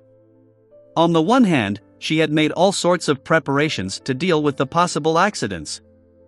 Perhaps that organization is trying to figure how many members we have in the Tarot Club and what their identities are, Emlyn replied with a smile as he continued on his train of thought. Audrey thought for a moment and nodded. That possibility can't be ruled out. As she said this, she shot a glance at the end of the long, model table and realized that Mr. Fool was only listening to her leisurely without giving her the correct answer. This made her feel a lot more at ease. At the same time, she silently decided that she had to be more careful. She had to be able to resolve problems herself, having already reached Sequence 4. In any Orthodox church or secret organization, Sequence 4 was the strongest person in control of an area. At this moment, Alger, who had heard their conversation, proposed a brand new possibility. If that secret organization really doesn't trust you, then it might be an excuse for them to do an observation. Their main goal is to cooperate with us, the Tarot Club, and Mr. Fool. He didn't know why Miss Justice didn't mention the Psychology Alchemists directly. All he could do was carefully go along with her. This is equivalent to me becoming an ambassador of the Tarot Club to the Psychology Alchemists? Audrey nodded slightly and said, "That's also possible." Then what should I do next? Alger thought for a moment and said, "Stall for time." Good idea. Furs and Emlyn both expressed their agreement. After Alger gave the overall strategy, he added in detail, "Try to stall for time and find excuses not to go until the final moment. When you arrive there, start investigating from the periphery and use caution as an excuse to slow down your investigation. If you really can't delay any further, you can deliberately make mistakes in certain matters and create some commotion so that the Mind Dragon can detect it early and eliminate any traces. If that secret organization really has any additional motives, the longer you delay, the more they won't be able to sit still. If they get impatient, they will expose the problem." Katlia nodded. "This is the most suitable response for now. I understand. Thank you, everyone." Audrey also felt that Mr. Hangman's suggestion suited her thoughts. However, she didn't delay a certain matter. She immediately turned her head and looked at the end of the long, model table. She bowed and said, "Honorable Mr. Fool, has Angel of Imagination Adam advanced to Sequence 0? Not bad. To be able to be aware of this point." The Fool Klein leaned back in his chair and chuckled. Only with the apocalypse approaching did he finally take that step. The level of the Garden of Eden had virtually confirmed that Adam was definitely a visionary. Angel of imagination, Adam has become a god? This news immediately reverberated in Derek and company's minds, leaving their minds in upheavals for a long time. Indeed. Audrey pursed her lips and expressed her gratitude before asking, "What kind of payment do I need to make for this answer?" The fool Klein surveyed the area and said with a smile, "There's no need. It's a reminder." After this topic ended, because most of the Tarot Club members were still immersed in the impact of Adam becoming a true god, no one spoke for a moment. After a few seconds, Derek looked around and probed. The city of Silver has already plowed the surrounding fields and planted wheat and other crops, but the harvest will still take some time. I wish to know what we can do to earn gold pounds and purchase resources? After the initial aid, the Church of the Sea God and the government of the Rorstad Archipelago stopped providing free aid. After all, their financial strength was rather limited. In this situation, the city of Silver and Moon City each sold a batch of Beyonder characteristics and monster hides in exchange for a large amount of funds that could be used to purchase various resources. However, with the entrance to the Forsaken Land of the Gods closed, they were unable to replenish Beyonder characteristics and monster hides. It was also impossible for the city of Silver and Moon City to give up their military strength either, selling large amounts of combat resources and wasting the opportunity of nurturing their descendants. Therefore, once all the gold pounds, gold, and jewelry were used up, they would undoubtedly fall into a predicament. For this reason, the 6-member council had been troubled over how to earn gold pounds from the outside world and how to establish a stable financial system. This was a little beyond their capabilities. The Beyonder characteristics that the city of Silver and Moon City had previously sold were mainly purchased by the Church of the Sea God and the Rorstad Archipelago government. They were used to establish official Beyonder factions under them. After all, the number of Beyonders needed to cause damage, and the number of Beyonders needed to stabilize an area was on completely different levels. In addition, the entire Rorstad Archipelago only had Sea God Calvetua and the demigod cardinal of the Church of the Lord of Storms. This was slightly insufficient for a new government, especially since the Church of Storms and the Church of Sea God weren't allies. After hearing Little Sun's plea for help, the other members of the Tarot Club began to seriously consider what the city of Silver and Moon City residents could do. Audrey thought for a moment and asked, "What are you best at?" "Combat," Derek replied without any hesitation. Alger nodded slightly when he heard that. Although the World War has ended, law and order hasn't been restored in the colonies of the southern continent. It's still very chaotic there, and small-scale wars occur from time to time. You can try to form 2 to 3 mercenary teams and be hired by any faction. Private military contractors. Klein gave an even more modern name to the suggestion. This is a good idea. Derek's eyes lit up when he heard that. Alger asked again, "Combat is a survival instinct. Other than this, do you still have anything you want to do?" Derek replied in embarrassment, "Many people wish to be chefs and brewers, as well as hope to work at candy factories." Chapter 1323, Development Plan. Chapter 1323, Development Plan. After hearing the City of Silver citizens' wishes, a thought suddenly surfaced in Klein's mind. Why is everything related to food? Alger thought for a moment and said to Derek, "You can make people with such thoughts join the industry association in Byam. Seek out suitable teachers through the association, and directly invite people with specialties in such fields to teach in the new City of Silver and provide generous salaries. Of course, the prerequisite is that you have to get the residents to grasp the language of the Rorstad Archipelago as soon as possible. On this basis, Loanese, Ancient Faesac, and Dutanese have to be taught too." After the hanged man finished speaking, the hermit Catlia gave her suggestion. Other than organizing the mercenary teams, you can also try to apply for civil jobs in the various cities of the Rorstad Archipelago to handle supernatural matters. Although the Rorstad Archipelago government and the Church of the Sea God had obtained a batch of Beyonder characteristics and the corresponding potion formulas from the City of Silver and Moon City, they were unable to nurture enough Beyonders in a short period of time. Sequence 9 was relatively still alright. The chances of someone being selected for their good mental strength and physique to lose control from consuming the potion were actually very small. If one were to further advance, acting might not necessarily be successful, and it also required time. Under such circumstances, as long as the residents of the City of Silver became members of the official faction, they wouldn't be worried about losing their jobs in the future. Of course, the Rorstad Archipelago's government would definitely control the number of applicants. The City of Silver wouldn't be able to completely resolve everyone's employment problems using this route. Klein agreed with Mam Hermit's suggestion. Furthermore, he believed that there was a need for him to give a revelation to Danitz, allowing the Rorstad Archipelago government and the Church of Sea God to increase the number of official Beyonders to a certain range.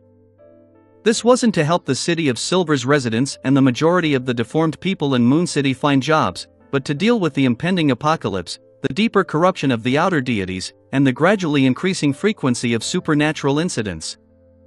At that moment, Catlia glanced at Miss Justice and continued speaking to Derek. You should now have a large amount of liquid funds. You can try to invest in the mines, spice plantations, farms, and purchase fertile land and forests with rich produce. They're all very cheap now. Yes, although the Church of the Lord of Storms can still influence the archipelago, and although the new government promises to protect the local businesses, there are still a large number of people from Lone, Fasak, and Intis who lack confidence. They wish to cash out and return to their countries as soon as possible. That oracle named Danitz recently bought a spice plantation. Derek recalled what he had heard before and immediately felt enlightened. Catlia's suggestion gave others inspiration. Audrey immediately added, when negotiating, it's best if you invite some professional lawyers. If not, you'll be fooled easily. Well, if you think there's a need, you can bring along a psychoanalyst from the city. Also, you have a medium-sized port that can develop the corresponding economy. While the official Beyonders of the Rorstad Archipelago's government and the Church of the Sea God are lacking in generation knowledge, you can set paid classes designed for outsiders in the new City of Silver's savant schools. Well, remove the knowledge that will easily clash with the Orthodox Church. The railway connecting the new City of Silver and other cities must be built as soon as possible. Derek was taken aback when he heard that. He hurriedly raised his hand and said, "Sorry, I need to memorize what was just said. I forgot that he has no foundation in economics." Audrey reflected on herself, closed her mouth, and smiled as she signaled for little son to seek help from Mr. Fool. After Derek conjured a pen and paper and wrote down the previous suggestions, Audrey, Emlyn, the Star Leonard, and the other members of the Tarot Club offered their ideas one after another. They also rebutted the suggestions that weren't mature or pragmatic enough. This intense scene lasted for nearly half an hour before ending. Derek looked at the adequately thick pieces of paper in front of him and couldn't help but smile. He seemed to have seen the beautiful future of the City of Silver. Sitting at the end of the long, model table, the Fool Klein sighed for some baffling reason as his heart felt a lot heavier. If one didn't consider how the apocalypse was about a decade away, the discussion would have been pleasing regarding the promising future that awaited the City of Silver. However, the arrival of the apocalypse wouldn't change because of the will of humans. Even saints and angels couldn't do it. Looking away from the paper in front of him, Derek deliberated and said, "We have already built the temple and cathedral meant for Mr. Fool. We wish to proselytize to various cities in the archipelago. What do we need to pay attention to?" Alger frowned slightly and said, "Have you written a Holy Bible? Have you designed the order of Mass and prayer details?" "Yes." Derek nodded heavily. That was based on his knowledge of the miracles Mr. Fool had shown, combined with the religious scriptures left behind by the Creator. Furthermore, the City of Silver had also prayed to the Fool seeking his thoughts on the matter. His attitude was a tacit agreement. "Has the internal system of the church been set up?" Alger continued asking. Derek subconsciously looked at Mr. Fool, who was shrouded in layers of grayish-white fog, and turned around. "Currently, it's following the internal system of the other churches. The chief of our 6-member council will hold the role of archbishop, and a number of enthusiastic citizens have been appointed as bishops and priests. The City of Silver didn't set up an organization to deal with Beyonder matters within the church, since most of them were Beyonders, and there were already the corresponding organizations in place previously. Alger saw that Mr. Fool didn't object nor agree. He controlled his desire to teach and nodded slightly. "You can try that out first." He paused for a moment before saying, "However, there are two things to take note of. First, don't badmouth the other churches, lest there be conflict. Second, it's to respect the current oracle. In the absence of a leader appointed by Mr. Fool, the oracle is the representative of a deity. Third, don't engage in religious harassment during proselytizing. Besides, I have serious doubts about the eloquence of the bishops and priests of the City of Silver. I'll need to get Danitz to find professionals to train them." The fool Klein, who was listening quietly, muttered inwardly. He didn't express his opinion on the Holy Bible written by the City of Silver, because it was a little awkward, but if he objected to certain descriptions, it would also damage the fool's image. With this in mind, Klein couldn't help but lampoon. Perhaps one day, when Willasepton reads the Holy Bible of the Church of the Fool, he would blurt out in surprise, "When did I become an angel under the Fool?" Then, Leonard's grandpa, the awakened Mr. Azik, and Miss Messenger, who has been trying hard to recover, will add, "What? Me too?" After the conversation regarding the City of Silver in Moon City came to an end, Cadlia looked around in anticipation and said, "Which of you has a sequence 3 Beyonder characteristic of the mystery prior pathway?" She had already digested the mysticologist potion for quite some time, but she had only obtained the potion formula from the Moses ascetic order. She was still far from obtaining the Beyonder characteristic or the main ingredients.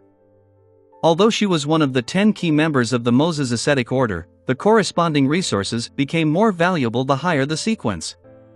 Even an ancient organization wouldn't squander them freely. Furthermore, Cadlia came from the dawn and was less affected by the hidden sage, so she wasn't that trusted in the Moses ascetic order. To Cadlia, who had already digested the potion a long time ago using the Snake of Fate's blood to advance to a mysticologist, sequence 3 should have been a relatively easier stage. However, she was bottlenecked by the ingredients. It might not even be possible for her to obtain one for years or even more than a decade. Hence, she had no choice but to seek help at the Tarot Club. Derek recalled the demigod characteristics that the City of Silver had and slowly shook his head. At that moment, the World Gehrman Sparrow said with a hoarse chuckle, "I suggest you ask Queen Mystic directly." Bernadette had already become a sequence 2 angel. If she had an additional clairvoyant Beyonder characteristic in her, she could attempt to separate it. Of course, Klein couldn't be certain that the sage potion that Queen Mystic consumed contained the previous sequence 3 and sequence 4 characteristics. Ask the Queen? Cadlia got some clues from the world's answer and suspected that something had happened to the Queen. Okay. She controlled the urge to ask. Klein continued controlling the world and said to Ma'am Hermit, "I have a long-term mission, help me collect information regarding the hidden sage's sudden coming back to life. You can raise the corresponding remuneration now. Or you can wait until there's a need in the future." Klein was still puzzled over this matter. Although it could be described as a uniqueness suddenly coming to life, it should have happened a long time ago if it was possible. Cadlia thought for a moment and said, "That wouldn't be an issue." After another round of exchanges, the tarot gathering ended and the members returned to the real world. In the captain's cabin of the future, Cadlia nudged the heavy glasses on her nose bridge and thought about how to write the letter to the Queen. During this process, she strolled to the window and saw Frank Lee promoting the alcohol-free volcano beer brewed by sea microorganisms to the crew. He really has the drive. Just as Cadlia sighed, she suddenly frowned. At the Tarot Club just now, Mr. Fool mentioned that the planter and the moon are 2 rather special pathways. They come from the cosmos, and they are prone to corruption. The divine epiphanies they receive are questionable. Frank is a Beyonder of the planter pathway. Besides, he once complained that the Church of Earth Mother didn't understand the true will of the Merciful Mother. Cadlia's eyes that were blocked by the heavy lens narrowed slightly. Chapter 13:24 Handling. Chapter 13:24 Handling. After staring at the deck below, Katlia left the captain's cabin and walked to the cabin's entrance. She waited until Frank Lee carried a bucket of alcohol-free beer over. "Captain, do you want a cup?" Frank raised the large bucket of beer with one hand. Katlia shook her head firmly and asked in a seemingly casual manner, "Is this the will of the benevolent mother?" "No," Frank said rather seriously. "I just feel that drinking liquor that has been altered by a modified sedative isn't good for the body. I hope that they'll be able to accept this drink that has no alcohol inside, other than the smell of alcohol. Of course, this is only a preliminary result and it doesn't involve liquor. After all, it can't use distillation to enhance its taste." Katlia was momentarily at a loss for words as she nudged the heavy glasses on her nose bridge. After 2 seconds of silence, she said, "Do you hear the benevolent mother's voice or divine epiphanies?" No, Frank didn't think much of it as he shook his head. Phew! Katlia secretly heaved a sigh of relief. At that moment, Frank casually added, "The benevolent mother's will is in the ears of the wheat, in the milk of cows, in the growth of mushrooms, and in every corner of nature. One can feel it without the need to experience the divine epiphany." Katlia's gaze immediately shot towards Frank's eyes. She didn't find any signs of madness, only pureness. Without another word, she nodded slightly and walked forward. She crossed Frank Lee and arrived on the deck. After taking in the sea's vista for a few minutes, Katlia returned to the captain's cabin. She unfolded a letter and wrote, "I wonder what's your take regarding Frank's actions. He claims that he doesn't obtain any divine epiphanies, and believes that the benevolent mother's will is hidden in every nook and cranny of nature." This was a letter to Gairman Sparrow. Katlia believed that just by adding such a question, he would be able to understand what she was implying. After folding the letter, she took out a gold coin and began to summon the terrifying messenger. "Ma'am Hermit wrote me a letter immediately after the tarot gathering ended. It shouldn't be related to the hidden sage. It can't be that fast." Klein was on a cruise ship, traveling on the Tussock River. Wearing a black robe, he took the letter from Miss Messenger's mouth and opened it. He finished reading all the content with a glance. "This?" Klein frowned slightly. Perhaps it was because Frank had shown enough danger and madness in his usual behavior that he had actually neglected the possibility of this druid being affected by the mother goddess of depravity. Frank had once been placed on trial by the Church of Earth Mother for a forbidden experiment, and then he was placed on a wanted list. If Earth Mother hadn't been corrupted, and the Church of Earth's operations were rather normal, then it means that they believe that Frank is problematic.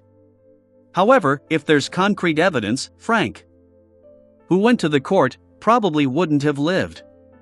Klein's mind raced as he attempted to find clues based on his understanding of Frank. There's no problem with the relevant actions. The prayer posture and his usual prayer gestures are different. It's just like how when the Beyonders of the Church of Evernight pray, they won't draw 4 stars on their chests at times. At most, they'll just go through the final motions. Apart from this small problem, there's something wrong with Frank in every aspect. He's like a child raised by the mother goddess of depravity.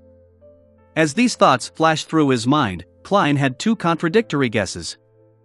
Either Frank's corruption was very hidden, making it impossible for the Church of Earth Mother's tribunal to be certain, or he wasn't affected by the mother goddess of depravity at all.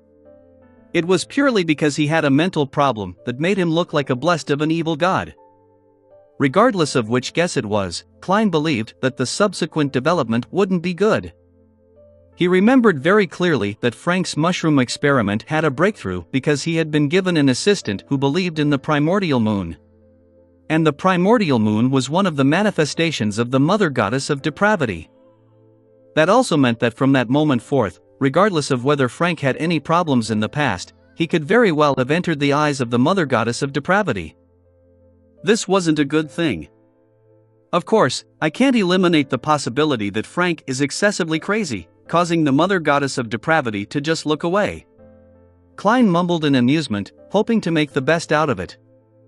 This was nearly impossible. The horror and strength of a foreign god wasn't something a demigod could understand. Klein even suspected that if it wasn't for the overly intense response that would destroy the anchors of the deities, allowing them to attack each other in a frenzy, resulting in the beyonder characteristics to gather and awaken the oldest one, the outer deities might have already destroyed the sun and destroyed the ecosystem of the world. They weren't able to do anything to the oldest one's barrier, but they were free to do anything to the star outside the barrier. Sometimes, Klein wondered if the astronomically observed sun was real or not. Perhaps it was just the eternal blazing sun that hung himself there.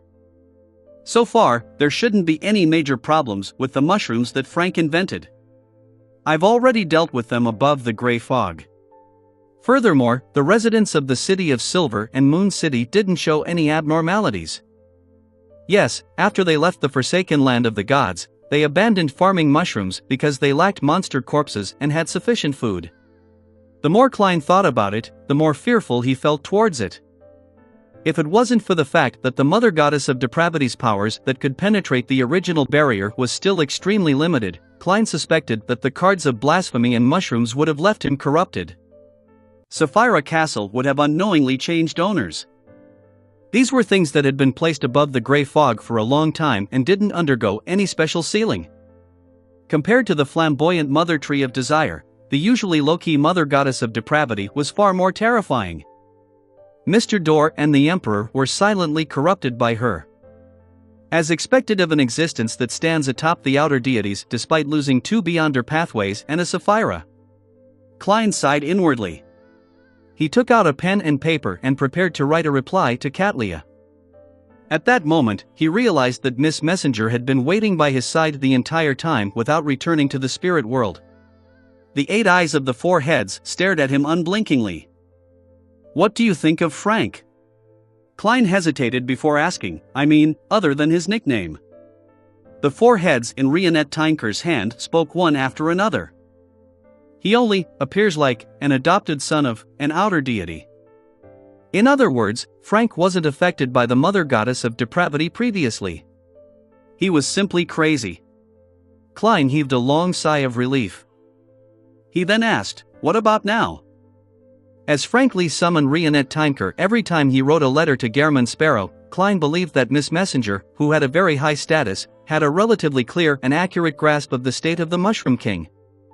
"I don't know either," Rionette Tinker's 4 heads answered one after another. Following that, she added, "his body, temporarily, hasn't been corrupted." "Does that mean that you can't tell if his psyche is affected?"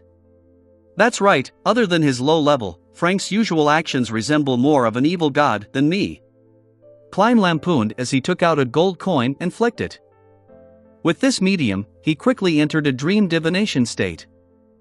At the same time, he was prepared to activate Sapphira Castle to cut off the outer deities from watching. Scenes flashed past as Klein saw several futures. Yes, the greatest threat right now is that primordial moon believer.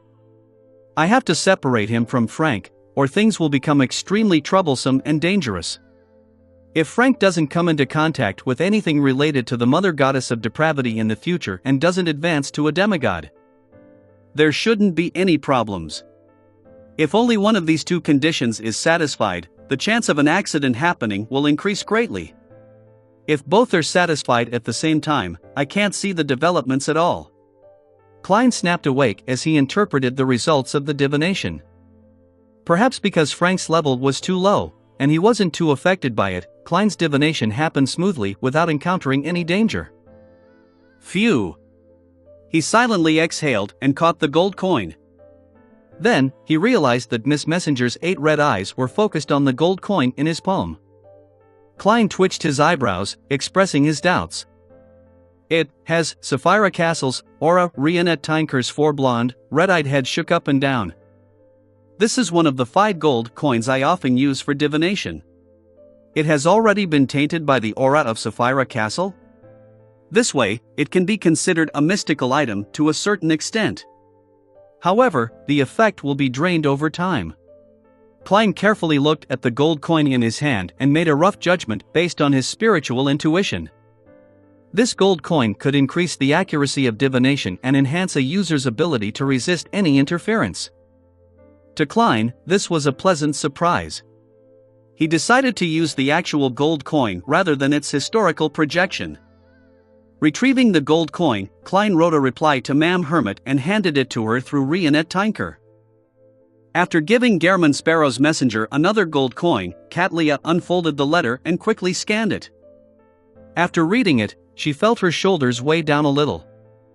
Without any delay, Katlia took out another piece of paper and wrote, "Your Majesty, I dreamed of you finding that primitive island and successfully returning. The situation of that descendant of the Emperor is getting worse. If he continues staying on the future, I suspect he'll go crazy. If you don't mind, I want to send him over to you." What we need to take note of is that, although he claims to no longer believe in the primordial moon, no one has ever confirmed that. My greatest worry now is that it's difficult to obtain the main ingredient of a clairvoyant. If you have returned, I wish to find a time to return the magic wishing lamp to you. Chapter 1325, more than half a year later. Chapter 1325, more than half a year later. City of Generosity, Byam, in a rented apartment lit up with gas lamps. Verdu Abraham, who was wearing a pair of gold-rimmed glasses, held a thick stack of information. He was reading seriously under the dim light, drawing a symbol and recording what he deemed useful information from time to time.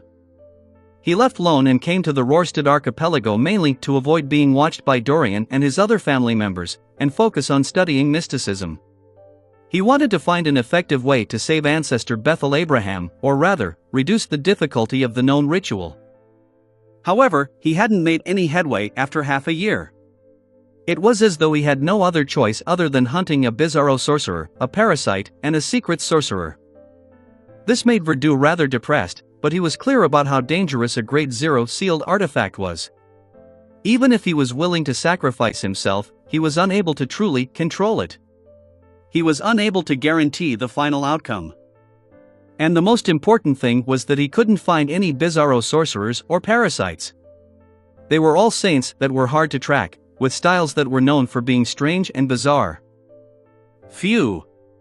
Verdu put down the stack of documents in his hand and muttered silently, "Don't tell me I can only place my hopes on the fool like Dorian and the others?" Upon thinking of the fool, Verdu couldn't help but frown. This was because there were more and more half-giants promoting the fool's faith in Byam City, so much so that even he, who rarely went out, heard of it. This made him suspect if he had arrived near the headquarters of the Church of the Fool. If it wasn't for the mysterious knowledge that was spread in secret in the Rorstad archipelago was far beyond Verdu's expectations, many of them were things that the Abraham family didn't know of, and were extremely useful. He would have left Byam last month and headed for the southern continent. "I can't stay here any longer. I need to buy ship tickets to East Balam as soon as possible." Just as Verdu made a decision, he began to waver. Dorian and the fool probably wouldn't expect me to hide in the area that's under their headquarters jurisdiction. Emperor Roselle once said that the most dangerous place is the safest place. After some hesitation, Verdu put down the documents and switched off the lights. With the moonlight from the window, he walked towards the bedroom. At the corner of the balcony in his room, a figure suddenly jumped out of the darkness and jumped over the railings. The figure was like a feather, light and weightless. It landed from a height 10 meters above the ground, without making a single sound. Right on the heels of that, the figure moved through the shadows to the vicinity of the Church of the Sea God and went up the bell tower. Then, he took out a pen and paper and wrote the report on tonight's surveillance before stuffing it into a crack. After the figure left, a howling wind suddenly sounded above the bell tower about 15 minutes later. The report was pulled out from the crack by an invisible hand. As it swept through the wind, it rose and fell into the distance like a bat spreading its wings in the dark night. Not long after, the report plummeted like it had been bound to a rock, landing on a hand that extended out in a hidden corner of the garden. This hand belonged to the Cardinal of the Church of Storms, Alger Wilson. He then unfolded the report and began to read it in the darkness. He was completely unaffected by the lack of light. Even in the dark sea, Alger could see everything around him clearly. Verdu was becoming more resolute in his intention of leaving Byam. Alger nodded indiscernibly as he came to a conclusion. Over the past half a year, he had been monitoring this member of the Abraham family according to Mr. Fool's instructions, but he hadn't noticed anything abnormal about him. After Verdot left the Rorstad archipelago, his mission would be completed. However, Alger didn't wish for it to end just like that. He believed that he hadn't made enough contributions. All he did was simply monitor a sequence 7 Beyonder without any special characteristics. The hermit had already obtained a sequence 3 Beyonder characteristic from Queen Mystic, and had gathered the corresponding supplementary ingredients and was busy preparing the ritual. This made Alger deeply stressed. Of course, he had also done many things according to Mr. Fool's intentions, but even he felt that there was a huge difference from doing those tasks, with the identity, status, and strength of Sea God. For a moment, Alger wanted to use all sorts of methods to force Verdot Abraham to expose himself, but in the end, he gave up on the idea. This was because he couldn't be sure of Mr. Fool's attitude towards the target. Previously, when the City of Silver and Moon City sold Beyonder characteristics and potion formulas, Alger had purchased some from the Tarot Club. He had used it to secretly nurture a team of Beyonders who were loyal to him. This was how he had people monitoring Verdot. Currently, this less than 10-member team was mostly at Sequence 9, while only a small number of them had been promoted to Sequence 8. As for where Alger had obtained the money for purchasing Beyonder characteristics and potion formulas, the answer was very simple. As a cardinal of the church diocese, Alger could easily save a sum of money for himself. And during that period of time, the minerals, farms, spice plantations, and factories in the Rorstad archipelago were sold at below intrinsic value. As long as one had the funds to buy them, they could earn a lot after a short period of time. More importantly, the Church of Storm's headquarters was quite interested in the Beyonder characteristics and potion formulas sold by the City of Silver and Moon City. They provided a large sum of money for their purchase. The go-between was without a doubt the Cardinal of the Rorstad Diocese, Alger Wilson. It was understandable that some losses were inevitable during such situations. Reining in his thoughts, Alger decided to sell some mysticism knowledge in Biam's Beyonder circles through his shadow guards. He wanted to bait Verdot Abraham and keep him in the vicinity for as long as possible. The main reason is that the City of Silver's preaching has frightened that gentleman. Alger shook his head and muttered inwardly. He then destroyed the report in his hand and walked back into the cathedral. The sky had just lit up, and a young man walked out of the hotel, leisurely enjoying the scenery of Biam's morning. He had just bought the Tina beverage that was packaged with the fruit shell when he suddenly felt a huge shadow appear beside him. The youth turned his head and looked up bit by bit only to find a 2.5-meter tall half-giant walking over. "Excuse me, sir, do you have a moment to talk about our Lord and Savior, Mr. Fool?" The half-giant bent his back and tried his best to make his smile appear amiable. The youth drank a mouthful of Tina and pointed to the side.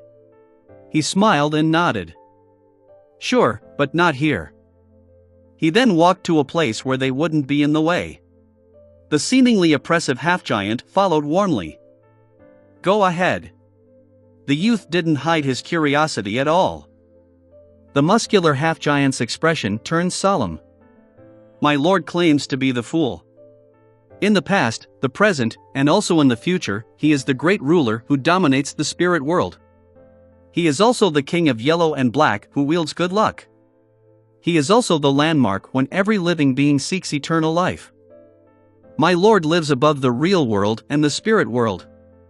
His benevolence spreads across heaven and the land. There are a total of 6 angels under him. The angel of Mercury is the embodiment of fate, my lord's most cherished angel. The angel of death has followed my lord for the longest period of time and is the consul of the underworld.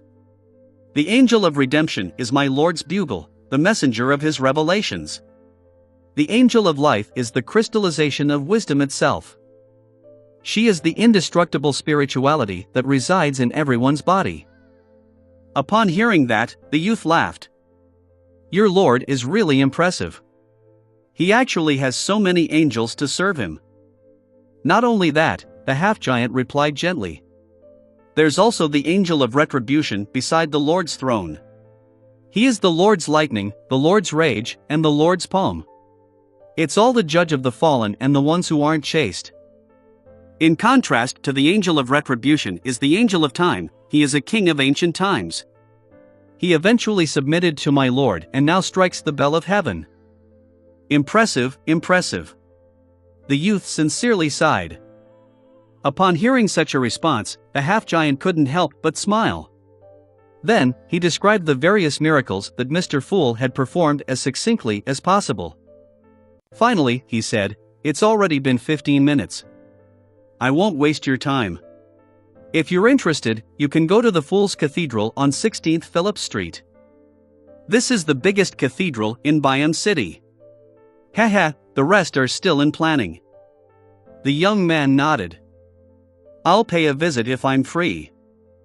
After watching the half-giant turn and leave, the youth took out a crystal monocle from his pocket and wore it on his right eye. The half-giant walked straight back to a restaurant and changed into a chef's attire. "Baldur, you went proselytizing again?" the restaurant owner asked with a smile.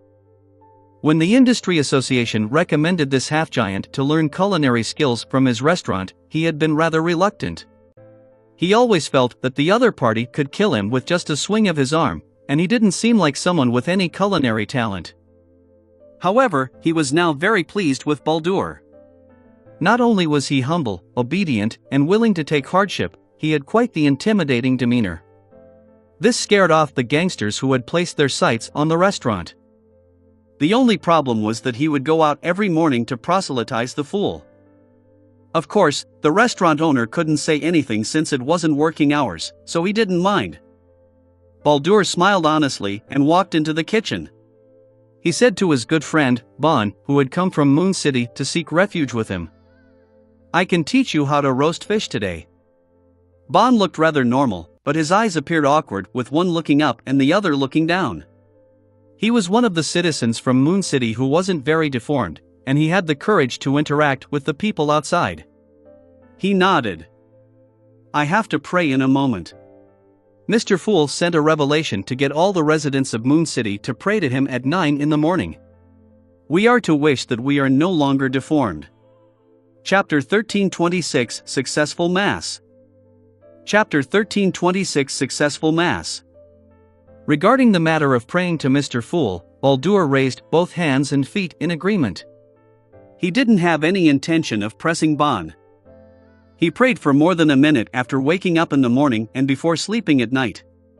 He would thank Mr. Fool for bringing the pure sunlight, delicious food, and a life of no despair. "Alright, I'll prepare the ingredients for today first." Baldur smiled as he nodded at Bon. A few minutes later, he brought many bags of ingredients into the kitchen, as if he was carrying a few rolls of curtains. At this moment, Bon found a chair and sat down. He sincerely prayed to Mr. Fool. "The great ruler who controls the spirit world, the fool that doesn't belong to this era, I wish to be blessed by you.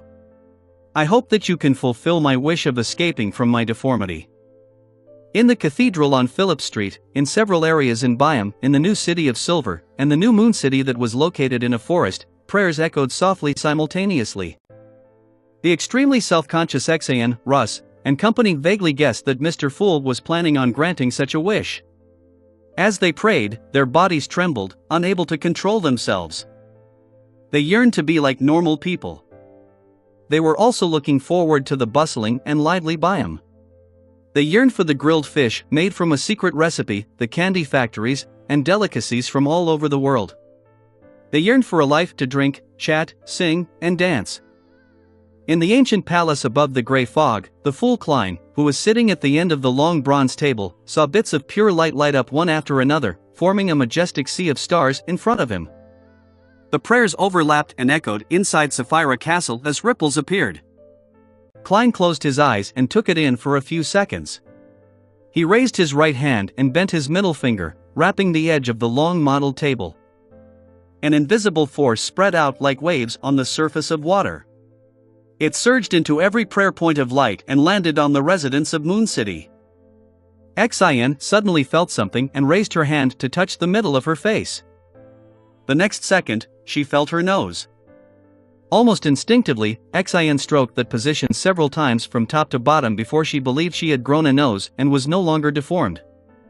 She instantly closed her eyes, bent down, and pressed her forehead to the ground. She couldn't help but praise Mr. Fool. The praises around her grew louder and louder, becoming more and more uniform. Russ's eyes separated, Bond's eyes became symmetrical, and in Moon City, every deformed person, or those who were ugly because of the traits they inherited, had broken through their original restrictions and their bodies were transforming towards a state of normalcy. At this moment, be it in New Moon City, the new city of silver, or Byam, they heard the bell of the cathedral ring. Gong! The ethereal gong of the bell reverberated in the hearts of everyone in Moon City. It rang in the ears of every person who heard it, as though it could cleanse their souls and bring them the most genuine feelings towards life. The tears that Xan, Russ, and company held back finally flowed out.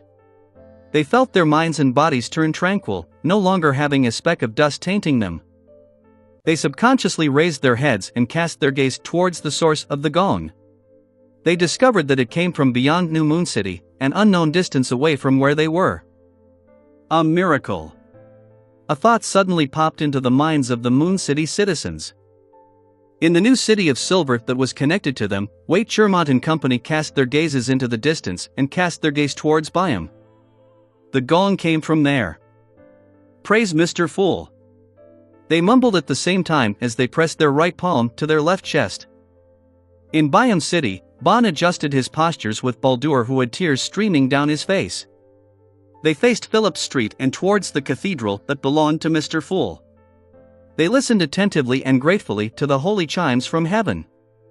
However, above the grey fog, the Fool Klein was somewhat astonished and confused. The sudden chiming of the bells wasn't within his plans. He then turned his gaze to the Fool's Cathedral at 16 Phillip Street. Almost at the same time, he used the prayer lights to see the tall bell tower that was attached to the cathedral. He saw a young man wearing a pointed hat and a classic black robe standing at the top of the bell tower. This youth was holding a black bell hammer and was striking the bell repeatedly. As if sensing the gaze from above, the youth stopped. He lifted his head slightly and adjusted the crystal monocle on his right eye. At the same time, his smile widened. Klein nearly cursed. At this moment, his eyes glazed over almost in an unconcealed manner. He didn't understand why Angel of Time Amon would suddenly appear and seriously strike the bell of his cathedral. Klein was actually mentally prepared for Amon's and Zeradol's possible arrival. This was because there were just too many people in the City of Silver and Moon City. There was no way they could secretly integrate with the outside world. In other words, the City of Silver and Moon City would definitely be known to the various churches and secret organizations. Under such circumstances, be it public or private proselytizing, it wouldn't affect any future development. Therefore, Klein silently agreed to the City of Silver's attempts to proselytize the faith of the Fool. This was preparation for him to have more anchors for his advancement to Sequence 1. Due to this premise, he was prepared for Zeradol, Amon, and other hidden enemies to come to Byam. He even hoped that they would do so. Here, Klein, who had the status and level of a king of angels in Sapphira Castle, was able to fully display his home ground advantage. As for the City of Silver, it also had Grade 0 sealed artifacts. It could completely resist Amon and take down Zeradol. Compared to his main body suddenly encountering a prepared enemy elsewhere, or the discovery of his marionette city, this was undoubtedly a better choice. However, Amon's current actions confused Klein. He didn't understand what the god of deceit wanted to achieve. 16 Phillip Street, inside the Fool's Cathedral. The Archbishop on duty, the City of Silver's 6-member council's elder, Derek Berg, also looked up in astonishment at the stained glass. Rays of sunlight shone inside, allowing Derek to read one scene after another. As the black bell hammer fell, the tremors of the bell gradually stopped. I didn't arrange for someone to strike the bell. Derek frowned. As a member of the City of Silver, as a demigod in the Sun Domain, he had a sharp intuition and knew that something must have gone wrong. However, the strange ringing of the bell didn't bring any accidents. Besides the ringing, everything seemed normal. As Derek observed the surroundings with the help of his unshadowed Beyonder powers, he quickly considered whether the bell had any symbolic significance in mysticism. After eliminating the possibilities, he suddenly recalled the Holy Bible of the Fool made up by the City of Silver. there was content related to the striking of bells. It was used to describe the relationship between Angel of Time Aman and Mr. Fool to confirm his true status. Towards that sentence, Derek was still against it because he knew that blasphemer Aman wasn't Mr. Fool's blessed. Their relationship wasn't even harmonious, and was actually hostile. However, the lies he made previously had convinced the other members of the City of Silver's 6-member council. They believed that Angel of Time Aman was the first entity appointed by Mr. Fool to cast down the light for the people of the forsaken land of the gods. It was because he had parasitized Derek, which had resulted in the subsequent changes, all the way until hope descended. Derek had wanted to explain, but he was embarrassed. That would only bring up too many lies, making him lose his image with the other elders of the 6-member council and citizens of the City of Silver. It was just like Miss Justice had said before, a social death. Finally, he chose to delay any actions, hoping that Mr. Fool would take a look at the Holy Bible. If there was anything inappropriate with the descriptions, he would definitely send a divine revelation to change the views. To his surprise, Mr. Fool didn't say anything and silently agreed with the contents of the Holy Bible. Could it be that Aman is striking the bell? Derek was momentarily dazed as he found it too unbelievable. He hurriedly lowered his head and began praying, reporting this matter to Mr. Fool. Above the gray fog, inside Sapphira Castle. Before Klein could eliminate Aman, the other party suddenly turned transparent and transformed into a beam of light before vanishing from the bell tower. What does this fellow want? If his father is the Emperor and not the ancient sun god, then I can reasonably suspect that he is striking a death knell for me. As Klein checked if there were any Amans lurking in the bodies of the City of Silver and Moon City citizens, he analyzed Aman's motives without any clue in mind. Just as he was about to use divination to seek clues, Derek completed his prayer. Holy Bible, Holy Bible? The corners of Klein's mouth twitched as he summoned from the junk pile the Holy Bible that the City of Silver had sacrificed to him. Previously, he had only flipped through a few pages, but he was too embarrassed to continue reading it. He took on a position of burying his head in the sand. Of course, he wasn't careless in this aspect. He was still extremely cautious. He used divination inside Sapphira Castle to confirm that the Holy Bible wouldn't bring him any harm. With this premise, he allowed the City of Silver to use this Holy Bible. He slowly took a deep breath and reached out his right hand. He flipped the scriptures page by page. His facial muscles began to twitch, and the corner of his lips uncontrollably parted. Klein flipped faster and faster. Finally, he saw the last page. Pa! Klein suddenly closed the book and threw it back onto the junk pile. After this miracle in Moon City, yes, the potion has mostly been digested. The Marionette City will have to step onto the stage of history. Klein observed his condition without expression and nodded indiscernibly. Ever since he had gained preliminary control of Sapphira Castle, he could receive digestion feedback from the real-world Chapter 1327 3 plans. Chapter 1327 3 plans. As for the Marionette Town, Klein had been thinking about how to build it a long time ago. He had already come up with 3 plans. If he eliminated any interference from external factors, his best choice would be somewhere in a certain country of the northern continent. He would allow his marionette town to rise up overnight. Furthermore, he would connect it to the surrounding cities through railways, rivers, and roads. This way, the marionette town would have large numbers of outsiders arriving on a daily basis, and it would create a very strong interaction with the surrounding areas. On the one hand, a town without a city nearby would definitely purchase grain, salt, cloth, ores, sugar, and other daily necessities. On the other hand, it would also produce its own products, which could be sold to neighboring cities, towns, and villages. Under such a situation, merchants, workers, tourists, and other groups would go back and forth frequently. At the same time, they would interact more with the marionette town's residents. Under the influence of all kinds of interactions between the parties, it wouldn't be long before the town of marionettes could produce a corresponding region in the spirit world. Once the lives of the residents became more detailed and real, Klein could consume the potion to advance to sequence 1 attendant of mysteries. This would take less than 3 months. But the problem was that this approach couldn't be kept confidential.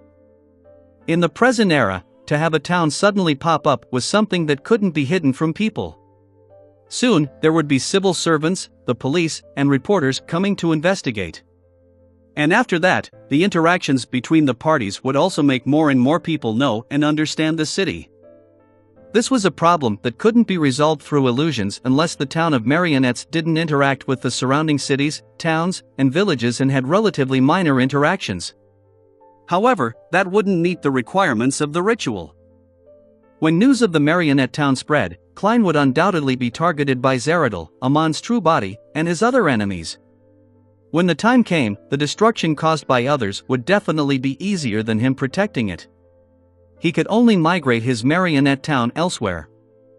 This would cause the interactions generated in the early stages to be for naught, just like what the dark demonic wolf had experienced.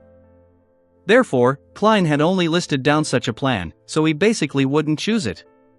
Unless a certain visionary was willing to provide help, making all the living beings in the northern and southern continents naturally believe that there was indeed a town there, one that hadn't suddenly appeared.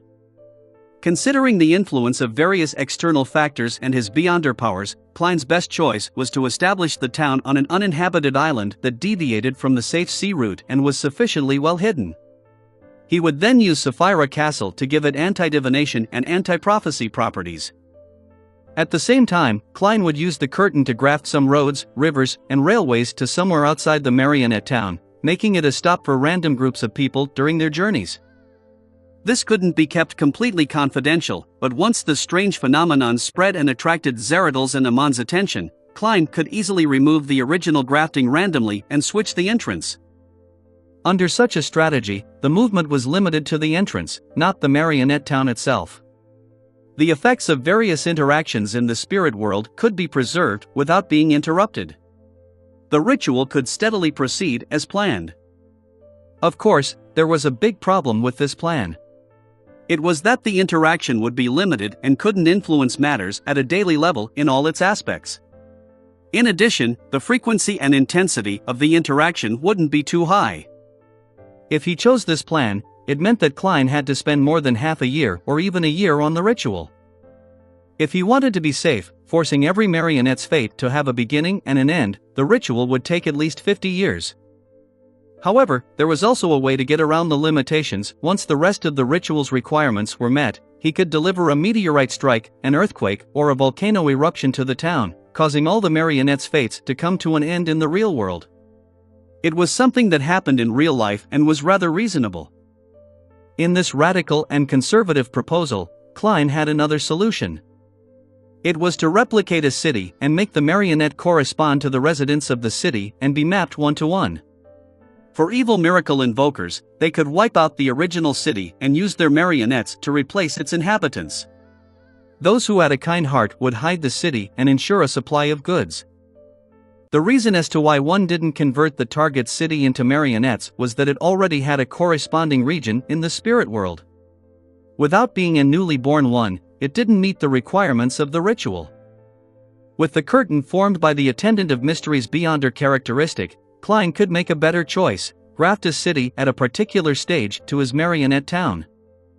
This meant that his town of marionettes had become the dark side of the city. In the corresponding period of time, outsiders would encounter marionettes and not real people. Once that period of time passed, they would leave the town of marionettes and return to the real world to deal with real people. During the process, Klein would send his marionettes to act as an outsider and maintain interactions with the corresponding real person, allowing the real outsiders to return to the real world without any gaps. In other words, there were two different lives playing out in the same city at the same time, but no one could notice that. Occasionally, some people would think that some details weren't right, but would find it inexplicable and might just ignore it. This was rather in line with the characteristic of an attendant of mysteries, and it had a certain level of concealment. Of course, this plan also had its problem. It was to simulate the fate of a marionette to a very high level, almost as similar as a human's. Without its own independence, it would cause the ritual's effects to fail. Klein tapped the edge of the long modeled table with his fingers and was in a dilemma over the second and third plan. After a few minutes, he did as his heart willed cowardice and chose the second plan. He would rather spend more time than affect the fates of the innocent. Back then, Zaratil and Antigonus likely chose the third plan. Klein sighed and prepared to return to the real world. At this moment, he looked at the junk pile and considered whether he should send a revelation to change the descriptions in the City of Silver's Holy Bible. To a deity, the Holy Bible wasn't anything too important. Its best use was for its convenience to spread its teachings and increase the number of anchors. Klein had long come to a conclusion from the revelation of Evernight, the Book of Storms, and the contents of the various Orthodox churches' holy Bibles. Most of the content elevated the Orthodox deity, making random claims of grandeur and expressed mercy and pity. In ancient times, the impression the believers had of the deities would indeed have a negative impact on the deities. But now, with the use of symbols instead of statues, this latent problem no longer existed. At the very least, the Evernight goddess, the Lord of Storms, and other deities openly declared that they were parts of the Creator's original body. They weren't worried that it would exacerbate the awakening of the oldest one. In other words, if there really was a problem with this aspect, Klein believed that the Evernight goddess would definitely have changed the corresponding description. She would have changed the description of being one of the eyes of the Creator to a child spawned by him. It too enjoyed a very high status. At the same time, the believer's acknowledgement of certain matters wouldn't have any burden on the deities themselves in a mysticism sense. Otherwise, Amon would have secretly helped Klein, or rather, prepare a batch of believers for the former Sapphira Castle to lure them into forming the belief that the Angel of Time was the manifestation of the Lord of the Mysteries. With the aid of an instinctual response that met the requirements, he could establish enough connections with Sapphira Castle and open a back door. To a deity, the Holy Bible only had two important components other than for spreading the faith. Firstly, it was a description of the authority and honorific name of the deities themselves. If there were any mistakes, it would lead to the prayers of the believers pointing to an unknown target. Not only would it be dangerous to the believers, but it would also cause the deities to lose their anchors. Secondly, any descriptions that involved the other churches would easily attract conflict. As for the angels and saints, the deities actually didn't pay them too much mind. The ones that cared were the angels and saints themselves, because they needed to obtain a certain level of anchors through this. Therefore, the Holy Bible's descriptions of angels and saints were detailed enough. They had authority and honorific names, making it easier for different believers to choose and be immersed. In addition, this wasn't enough to form a stable anchor, because it was under the faith of a deity. In order to resolve this problem, the Orthodox churches would define certain cathedrals to different guardian angels and guardian saints and clearly differentiate them. Due to this knowledge, Klein didn't pay much attention to the Holy Bible. After he finished reading the description about his authority and honorific name, he stopped continuing out of embarrassment. He only used divination to confirm that the contents wouldn't result in a conflict with the Orthodox churches. After some thought, he gave up the idea of directly sending the revelation to change the Holy Bible and decided to use a gentler method. During the Tarot Club's exchange, he could use the World Gehrman Sparrow to guide the Sun into adjusting his understanding of the situation, turning the parts involving the Angel of Time to Pallas Zoroast, allowing the corresponding content to be fixed without causing any suspicion in the City of Silver. Byam, Verdu Abraham had obtained quite a bit of mysticism knowledge in a few Beyonder circles. He lit up the gas wall lamp and carefully read it in the night. Towards the end, he suddenly read a piece of news that he had never understood before. Bansi Harbor is a place filled with mysticism powers. Its connection with the spirit world and the astral world is beyond imagination. Even with the Church of Storms directly destroying the harbor, it still can't completely eliminate the abnormality of its existence. Many mysticism researchers are purchasing items related to Bansi at a high price. Bansi. Verdu muttered to himself silently, suddenly having a strong interest in the harbor. He began considering if he should buy some items from Bansi and do a thorough study of them. After all, the spirit world was related to teleportation. The astral world and the cosmos involved wandering and might involve Mr. Dor Bethel Abraham's method of escaping. Perhaps, if I have the chance, I could go to Bansi to take a look. Verdot nodded indiscernibly. Chapter 1328, The Preparations Needed. Chapter 1328, The Preparations Needed. The initial preparations for building a marionette town were rather boring and tedious.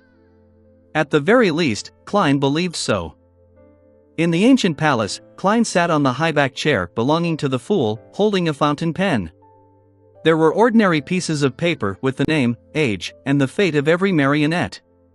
As he made the worms of spirit emerge from his body, they formed avatars beside him. Some Klein sat on the ground, while others occupied the 21 seats other than the fools. Some conjured beds and lay on them. Then, they summoned different books from the junk pile and started reading them seriously.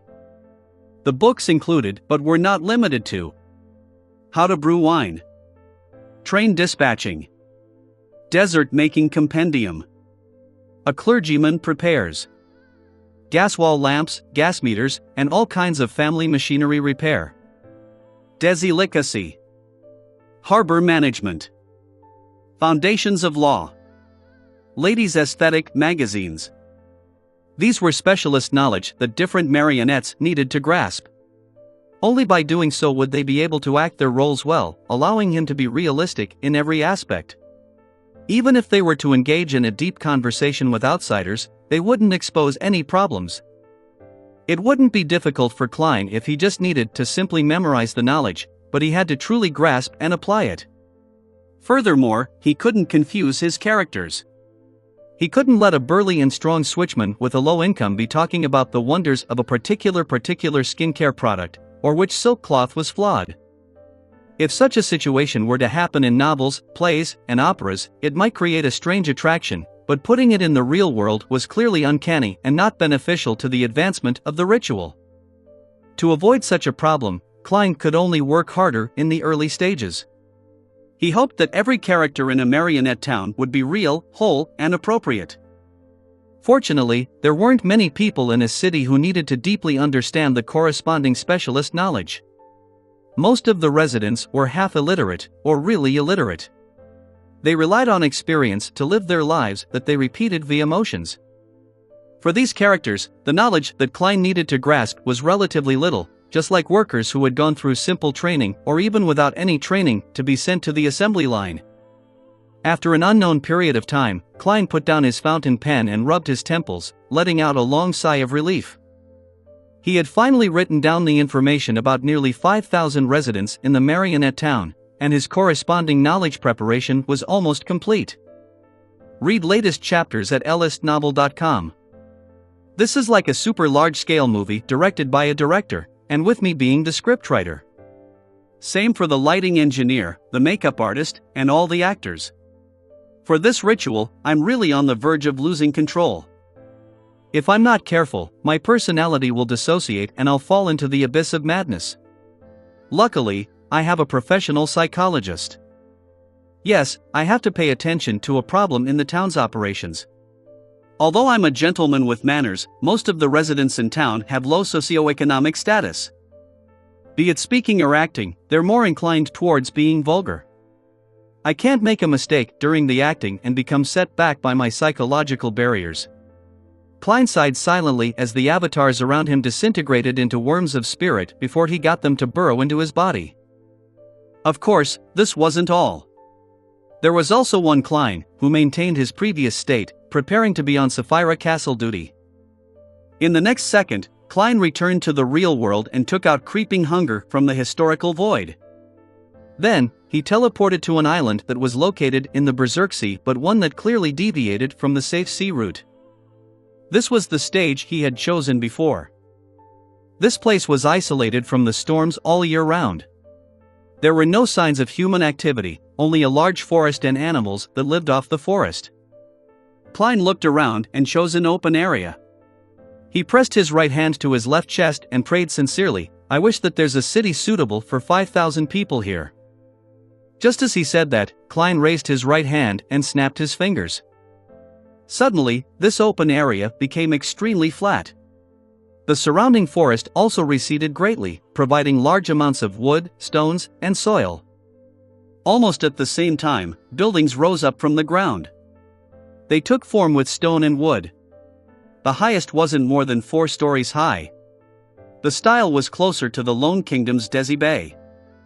In just the blink of an eye, residential buildings, a library, a police station, a telegraph office, a city hall, a small hospital, a candy factory, a water plant, a gas company, a steam locomotive station, parallel train tracks, and plantations outside the city took form. The streets were also paved with cement or stone bricks. Towards the end, on the square in the middle of the town, a pointed-tip cathedral emerged from the ground and stood proudly. This was a cathedral belonging to the Evernight goddess, as it was in line with the background setting of the city. I hope this island has a deep-sea harbor. Klein didn't stop as he made a second wish. Pa! He snapped his fingers again, fulfilling his wish. About 3 kilometers away from the town, a small-scale harbor quickly took shape. There were 2 docks, 5 warehouses, a port hotel, a simple restaurant, a police station branch, a bar, a lighthouse, and a naval base. I wish for the harbor and town to have convenient transportation. Klein made a third wish. He raised his right hand and snapped his fingers. A concrete road and a cargo rail instantly appeared between the town and the harbor. According to Klein's plan, a portion of the harbor was prepared for visitors by sea. The town was mainly for outsiders from the northern and southern continent. As he looked at the empty city with admiration, Klein pressed his top hat and teleported to the municipal square. He walked step by step into the cathedral named St. Ariana Cathedral. The cathedral's door was open, and it was dark inside. After an unknown period of time, 3 figures appeared at the door. They were a 30-year-old gentleman in a formal suit with a tie, an ordinary-looking and gentle-looking woman, and a child who was dressed like an adult.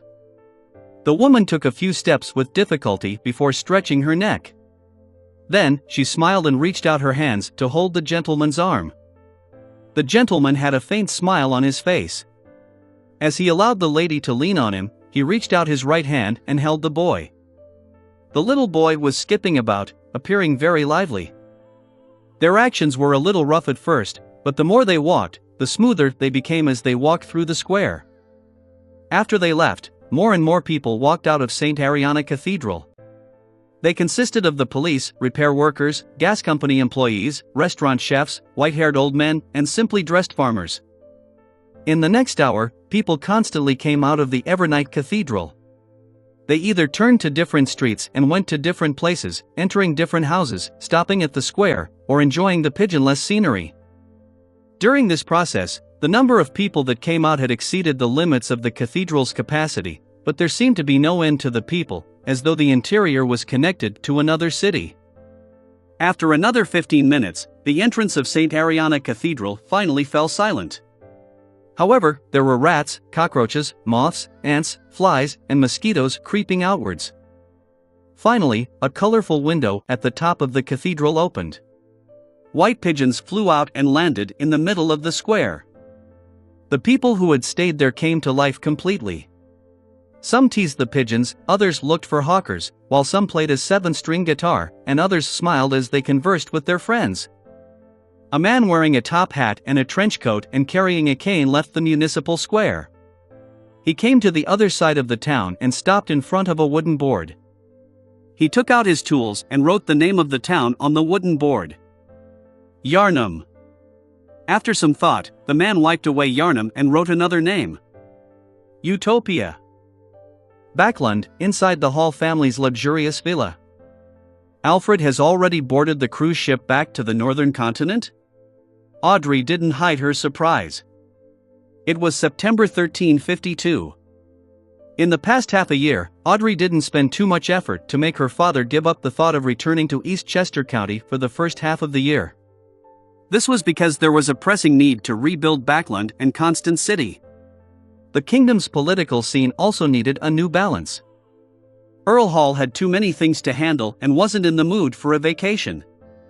Therefore, whenever Earl Hall was put in a difficult spot, she just needed to take the initiative to say that she was willing to remain in Backlund and return to East Chester County in the next 6 months to have things develop as she wanted and receive praise for. As for the psychology alchemists, they didn't rush her either. Up to now, the Psychology Alchemists Council meeting had been held 3 times. It was mainly to communicate their research results and the various information of the areas under their jurisdiction. Only Ma'am Greed had asked about the clues to the Mind Dragon twice. To be frank, if Mr. Fool hadn't reminded Audrey to take note of the rabbit, Wrath, and the easily forgettable president, she would definitely find the conference interesting. Mr. Rabbit had plenty of ideas, but she remained as vigilant as ever. Yes, the liner has already left the harbor. Earl Hall smiled and nodded. When Alfred arrives in Backland and completes the necessary social intercourse, we will return to East Chester County for fox hunting. Autumn was the best time to hunt foxes. Audrey tersely acknowledged. All right. As a major general in the army, Alfred didn't follow the naval fleet to Desi Bay. Instead, he led his adjutants and squires and boarded a steam-powered sailboat hybrid for Pritz Harbor. After traveling for nearly 2 days, they encountered a storm in the Berserk Sea. As the ship shook violently, the sailors on the observatory saw some light through their telescopes. It came from a lighthouse. Author's note: I wrote in detail 3 plans in the previous chapter because I felt that the third plan was most impactful, but it's impossible for Klein to undertake it with his character, so I had to unfortunately give it up. I specially wrote it out for all of you to have a sense of what's the most bizarre and mysterious method. Chapter 1329, A Night Without Any Abnormalities. Chapter 1329, A Night Without Any Abnormalities. The liner passed through the storm and approached the lighthouse. A small-scale harbor entered the sights of the captain, sailors, and passengers through the gloomy rain. A short while later, a man in his 30s, who was wearing a blue uniform and holding onto a black umbrella and a glass lantern, appeared at the dock. He used rather uncommon actions to guide the liner to more. As the man watched the gangway lower, he opened his mouth and shouted, "Hey matey, where'd ya come from?" After most of his voice was swallowed by the wind, his voice successfully reached the liner's interior and entered Alfred's ears. "Do you know what this place is?" Alfred looked carefully at his adjutant and squire. He wasn't wearing a general's ceremonial attire. Wearing a black trench coat that was commonly seen in Backland, his dazzling blonde hair drooped down casually, and his blue eyes looked like a deep lake in a forest. The adjutant, who had neatly combed his hair to the back, first shook his head to indicate his uncertainty before he explained, "The storm from before made me lose my bearings." At this moment, the captain held an umbrella and came to the shipboard. He answered the man, "We left East Balham 2 days ago and unfortunately encountered a storm." "What harbor is this?" The man's eyes darted around for a moment. Without giving a direct answer, he shouted, "Wait a moment, will ya?" He then turned around, holding the umbrella and the lantern as he ran towards the buildings near the dock.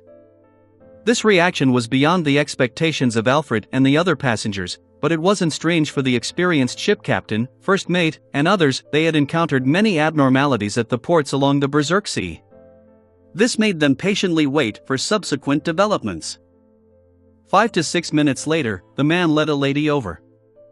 The woman didn't have an umbrella and was wearing a hooded raincoat smeared with Donningsman tree sap. As the two of them approached the liner, under the watch of the armed sailors, they climbed up the gangway to the deck. At such a distance, most of the passengers finally saw what the two of them looked like. The man had brown hair and brown eyes. His skin was rough, and it was obvious that he was of a lower socioeconomic status and had suffered the elements. The woman was in her 20s, and her eyes were limpid green. She had long, flaxen hair. A few wet strands clung to her face, making her appear pure and charming. This was a rather pretty lady with a wild temperament. "Hi there, this is Utopia Harbor," the man impatiently introduced. "I'm Theodore, the interim port captain." As he spoke, he laughed, as though he was happy that he had invented such an amazing position. Of course, the ship captain knew what a so-called interim port captain meant. He didn't take it to heart about this sudden happiness of a small fry. He frowned slightly and said, "Utopia Harbor? Why haven't I heard of it?" Theodore looked at him and said, "What ye said is quite common. Heh, if it weren't for that landlubber hurricane, ye might never come here." Without waiting for him to say anything else, the lady rushed forward and said, "Utopia isn't on the safe sea route. Usually, only people who understand these waters and know of this place will come here for supplies." So the main clientele of this harbor are pirates? How could the ship captain not be able to tell what she meant? And in times like this, tacitly acknowledging things without exposing them provided protection to both sides. He tersely acknowledged and said, "And you are?" "My name is Tracy."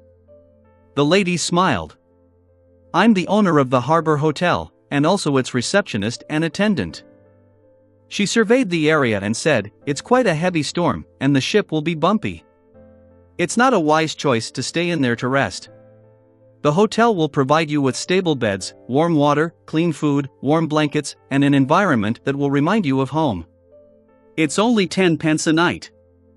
I'm referring to the price of a single room. Other than that, you guys can still drink at the nearby bar and enjoy our warm hospitality." Clearly, this lady was here to solicit for business. The captain was rather alert and didn't respond directly. He nodded and said, "I can't decide on behalf of the passengers. They are free to choose for themselves. Of course, as captain, I will stay here with my crew." Tracy maintained her smile and said, "I'll wait at the hotel for guests who are willing to disembark." She seemed to have received a certain amount of education. She wasn't as hot and spirited as the women at other ports who spewed vulgarities with every sentence. Tracy turned around and was about to return when Theodore approached her and said with a sullen expression, "You have to thank me for telling you the news immediately." As he spoke, his right hand pressed against Tracy's butt before he pinched hard. "Pa!" Tracy swatted away his hand and chided, "You're a jerk who should be f***ed by a donkey." She took a few steps forward and left the liner by the gangway. Theodore shook his hands and cursed with a smile, **tch. This scene suddenly moved many passengers on board. To them, the biggest flaw on the ship was that it was boring, and there was a bar at the harbor. This meant that they could meet cheap street girls who were unlike those from the northern or southern continent. There were local street girls with their unique local charm. If one was lucky or willing to spend a lot of money, one of them might even be able to sleep with that spirited beauty with an attitude.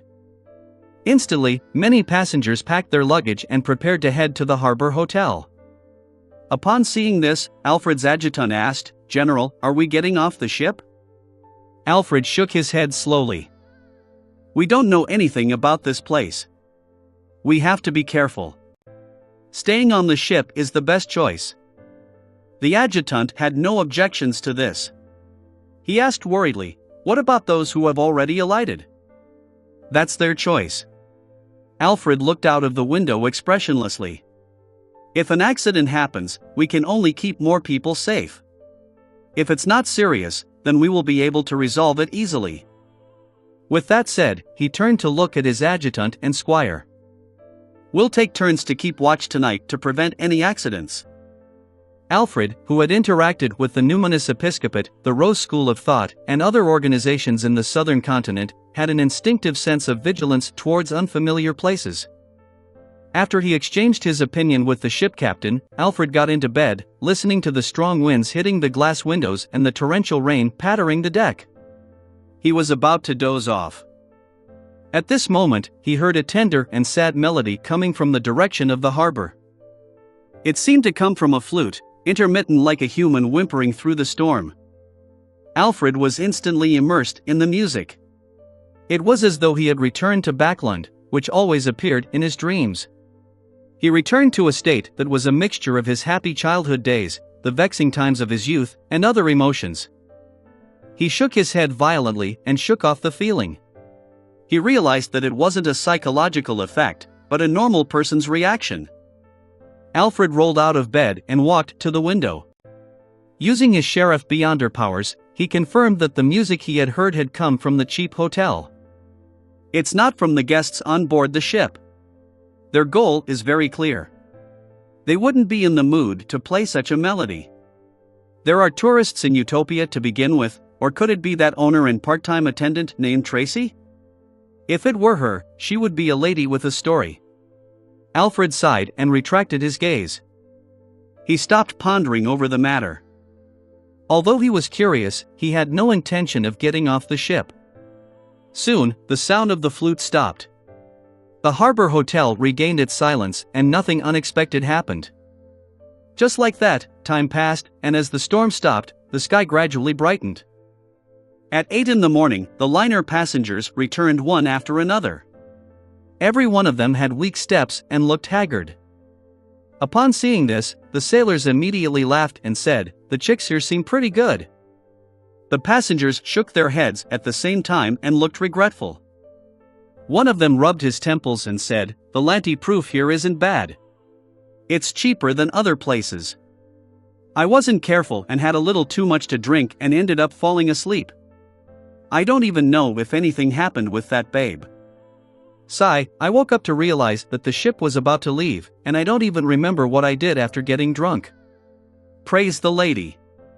She let me lie in bed and not sleep in the rain." The other passengers chimed in to express their similar experiences. Of course, everyone had different details. For example, some passengers praised the breakfast dessert in the cheap hotel. The sailors were regretful that they didn't manage to drink the cheap and good Lanty proof. They started teasing the passengers. "Perhaps the one who spent the night with you wasn't the chicks here, but the burly man like Theodore. Since all of you were drunk, there's no way to know what happened. Ha, try touching your assholes." Amidst the lively atmosphere, the sailors withdrew the gangway and raised the sails, allowing the liner to set off slowly. Alfred finally relaxed after they passed through a dark sea and returned to the familiar safe sea route. He smiled at his adjutant and squire and said, "You can mark this place on our map," mentioning that the liquor and desserts here aren't too bad. Yes, the girls have their own traits. After a few more days of traveling, the passenger finally arrived at Desi Bay's Eskelson Harbor, after traveling along a winding safe sea route.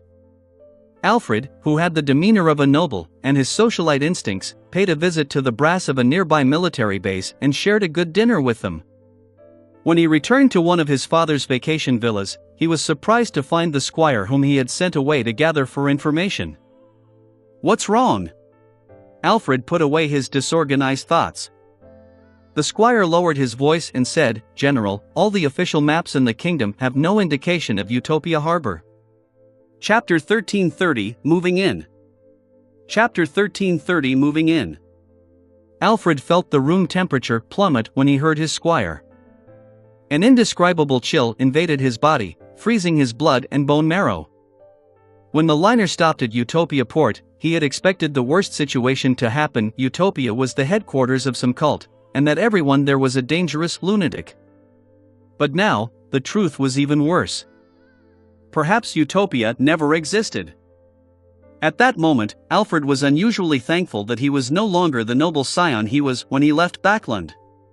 He had accumulated a great deal of experience and had thus not really entered Utopia Harbor. Under the gaze of the adjutant and squire, the major general paced back and forth with a solemn expression. He calmly instructed, "Draft up a telegram and report to MI9 about what happened in Utopia. At the same time, request the local official beyonders to immediately take action and contact the captain to list down all the people who entered Utopia Harbor. If necessary, pay each of them a visit and confirm if there are any problems." "Yes, sir." His adjutant immediately stood at attention and saluted. After the adjutant walked out of the study, Alfred said to a squire, "Bring up the typewriter from downstairs. I want to write a detailed report." His plan was to first use a telegram to report the key information to the brass and not delay the initial actions necessary. Then, he would reveal more details with a confidential document and provide more information for the military brass to make a decision. Wendell walked into a second-class carriage with one hand on his top hat and the other carrying a suitcase. He wasn't even 30 years old. His sideburns were deep black and his brown eyes were calm. He didn't have any unique features that anyone could remember, but he exuded comfortable vibes. A few months ago, he was still a Phaenopotter intelligence officer who was active in Desi Bay, and had contributed greatly. Now that he was a Sequence 7 Beyonder, he was part of MI9's Internal Affairs Department. Today, his goal was to send a confidential document to Backland and personally hand it into the hands of MI9's director. After sitting down, Wendell bought a newspaper from the paperboy and leisurely read through it. This was just a superficial act. In reality, he began to use his Beyonder powers to illustrate portraits of the passengers around him, remembering all their characteristics, making meticulous and perfect preparations for any accidents that might happen later. Shoo!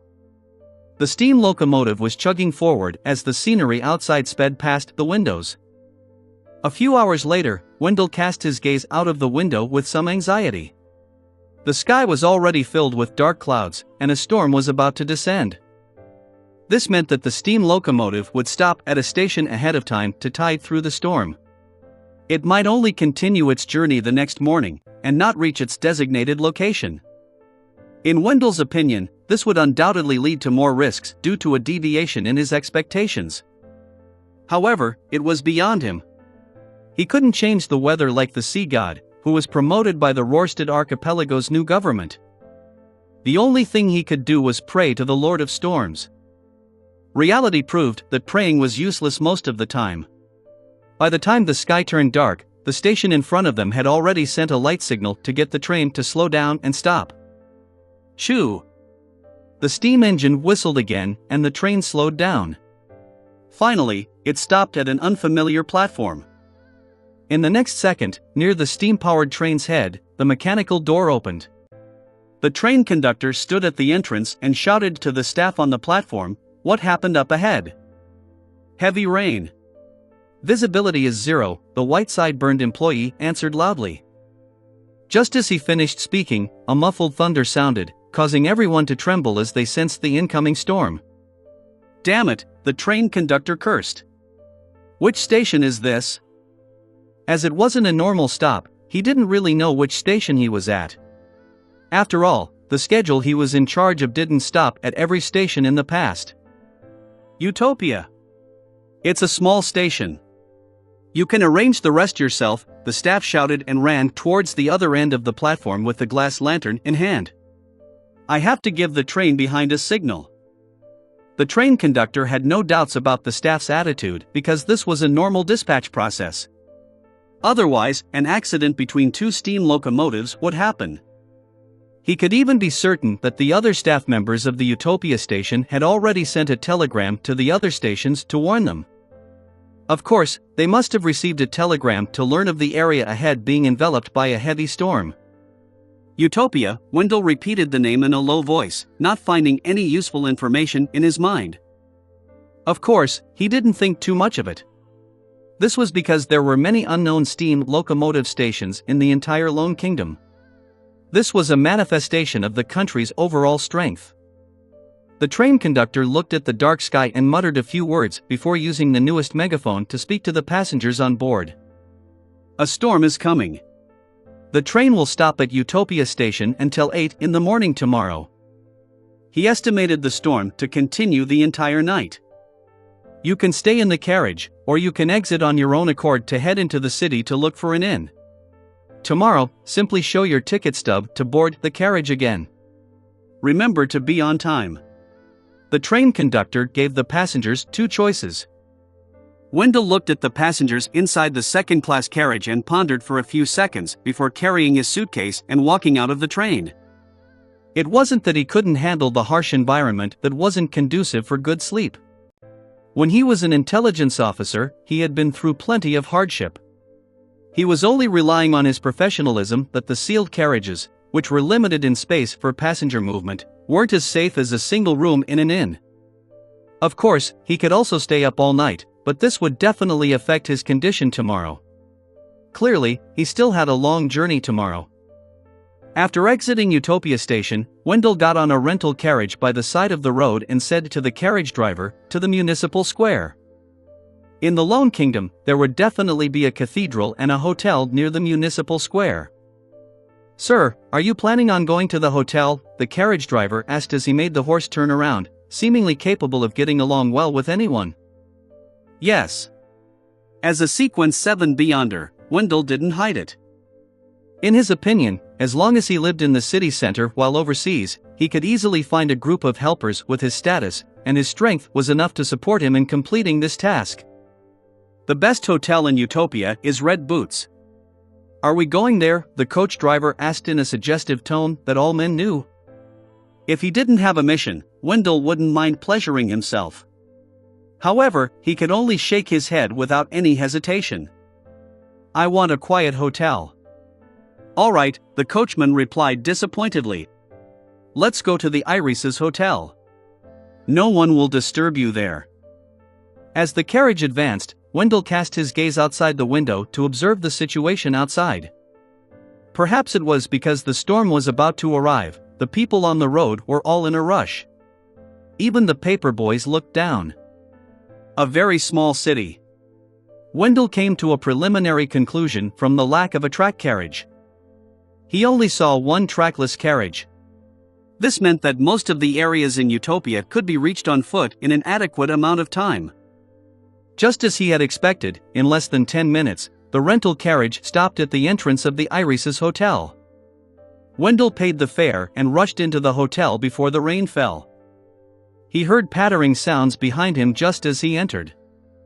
After checking in and putting down his luggage, Wendell rested for a while. He kept the confidential document close to him and went to the restaurant on the first floor to enjoy dinner. He cautiously didn't have any alcoholic beverages and asked for a cup of fizzling iced tea, which was supposedly a local specialty, and a fried pork chop drenched in apple juice. As a former intelligence officer of high society, Wendell didn't have much expectations for dinner this time, but he was surprised by the meal. The pork chop was fried in a succulent and juicy manner that gave off a strong fragrance. The apple juice that was poured on it had a slightly acerbic texture that washed away most of the cloyed taste. The fizzling iced tea was refreshing and especially delicious. When he foot the bowl, Wendell nodded at the medium-build waiter and said, "Please send my compliments to the chef for giving me the pleasure of this wonderful dinner." The ordinary-looking waiter smiled and replied, "That wouldn't be an issue. In all of Utopia City, our chefs are the best." Wendell didn't chit-chat and quickly returned to his room to make some arrangements to prevent others from sneaking in. Then, he fell asleep without any hesitation. He used a relatively safe period of time, which any possible enemies would find unsuitable for taking action, to sleep and pass the time late into the night. After an unknown period of time, Wendell was suddenly woken up by an intense argument. He snapped open his pocket watch to take a look and realized that it wasn't even midnight. "It's from next door." A woman's voice. A man's voice. Wendell sat up and listened carefully. Initially, he suspected that it was a man and woman flirting, but later, he realized that it was too intense.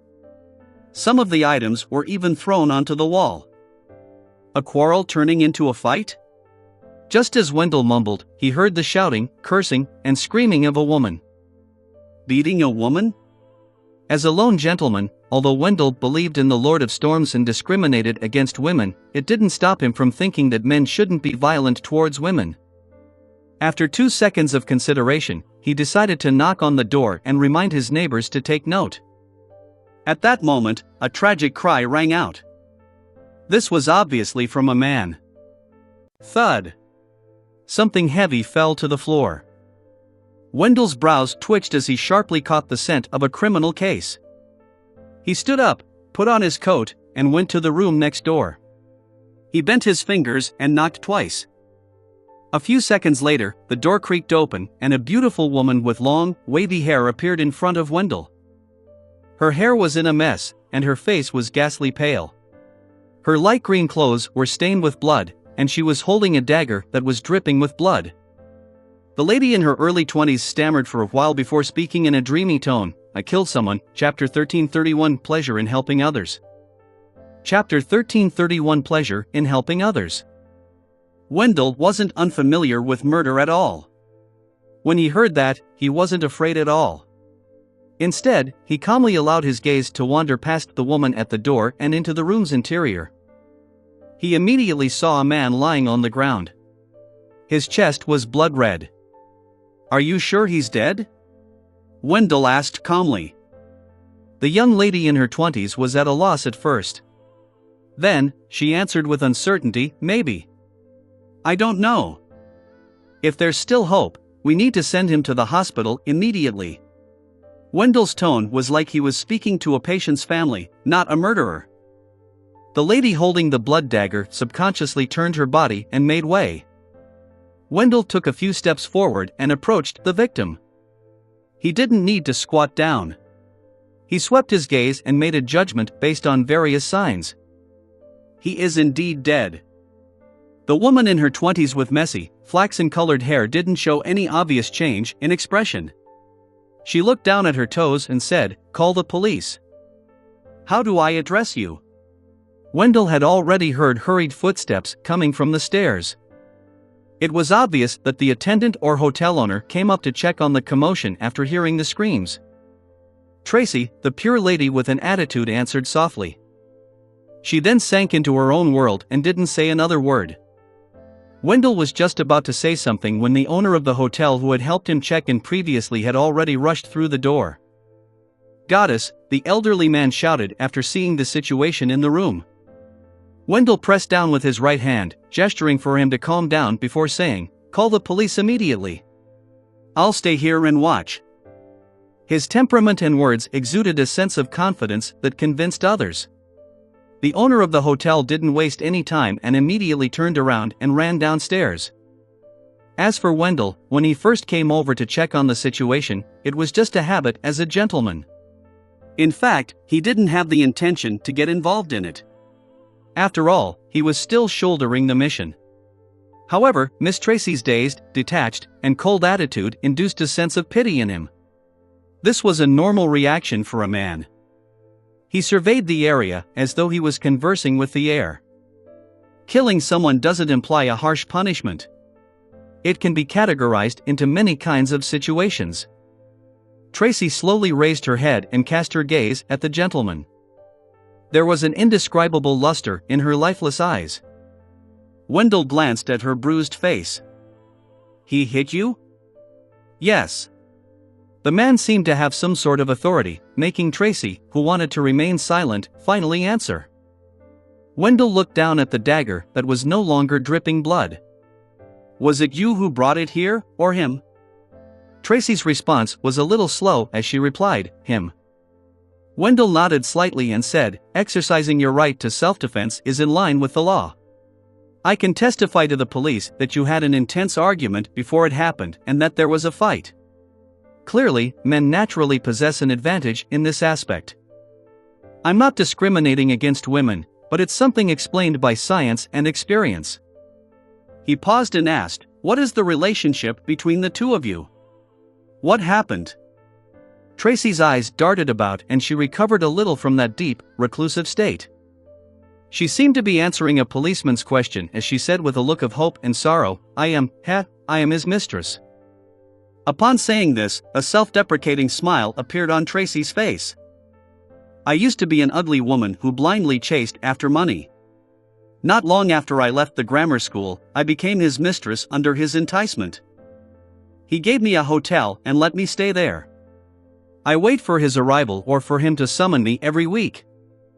I lost interest in this lifestyle, feeling increasingly suppressed as my inferiority complex grew. I wanted to return everything to him and get rid of him completely, but he wasn't agreeable. He threatened me using all sorts of methods and refused to let me leave him. The recent times we met all ended in fights. Just now, he said that there was only one way to leave him, and that was death. Then, he beat me up and took out a dagger. Why, you know what happened after that." "Mistress." Wendell cast a regretful and pitiful glance at Tracy's face and said, "The traces at the scene have also confirmed the development of the situation." He had originally thought that Tracy and the deceased were husband and wife, but to his surprise, their relationship was worse than he had imagined. Tracy nodded blankly and said, "Thank you." She didn't say another word. She only broke the silence when the police arrived. She raised her hands and accepted the handcuffs. Wendell looked at her staggered pace and said to the police, "Bring her to check on her injuries first and treat them to avoid any accidents." The police officers didn't know why they had to listen to instructions from a witness. In short, they led Tracy and Wendell to a small hospital in the city without any objections under the heavy rain.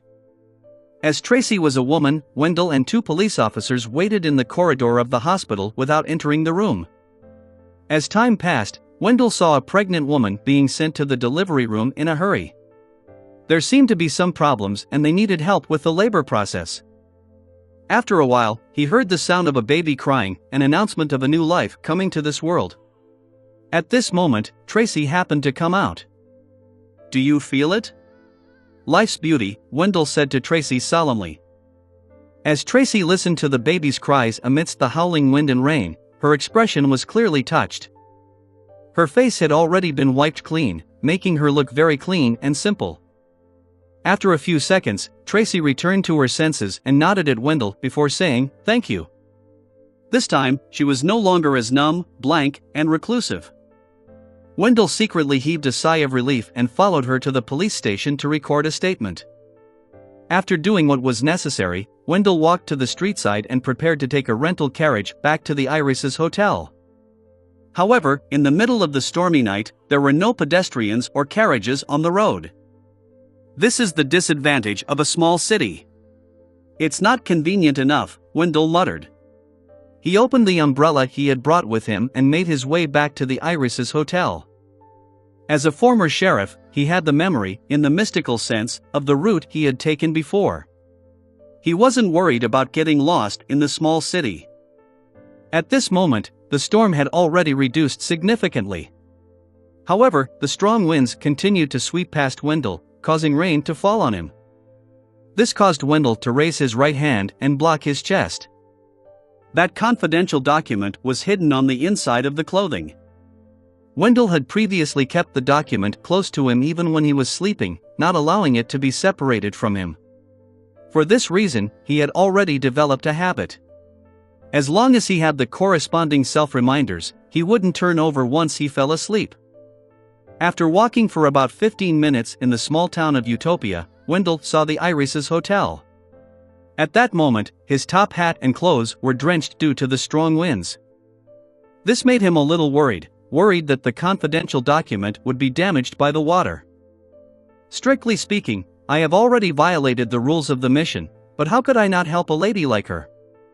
This is what a gentleman should do." Wendell was slightly vexed, but he didn't regret it at all.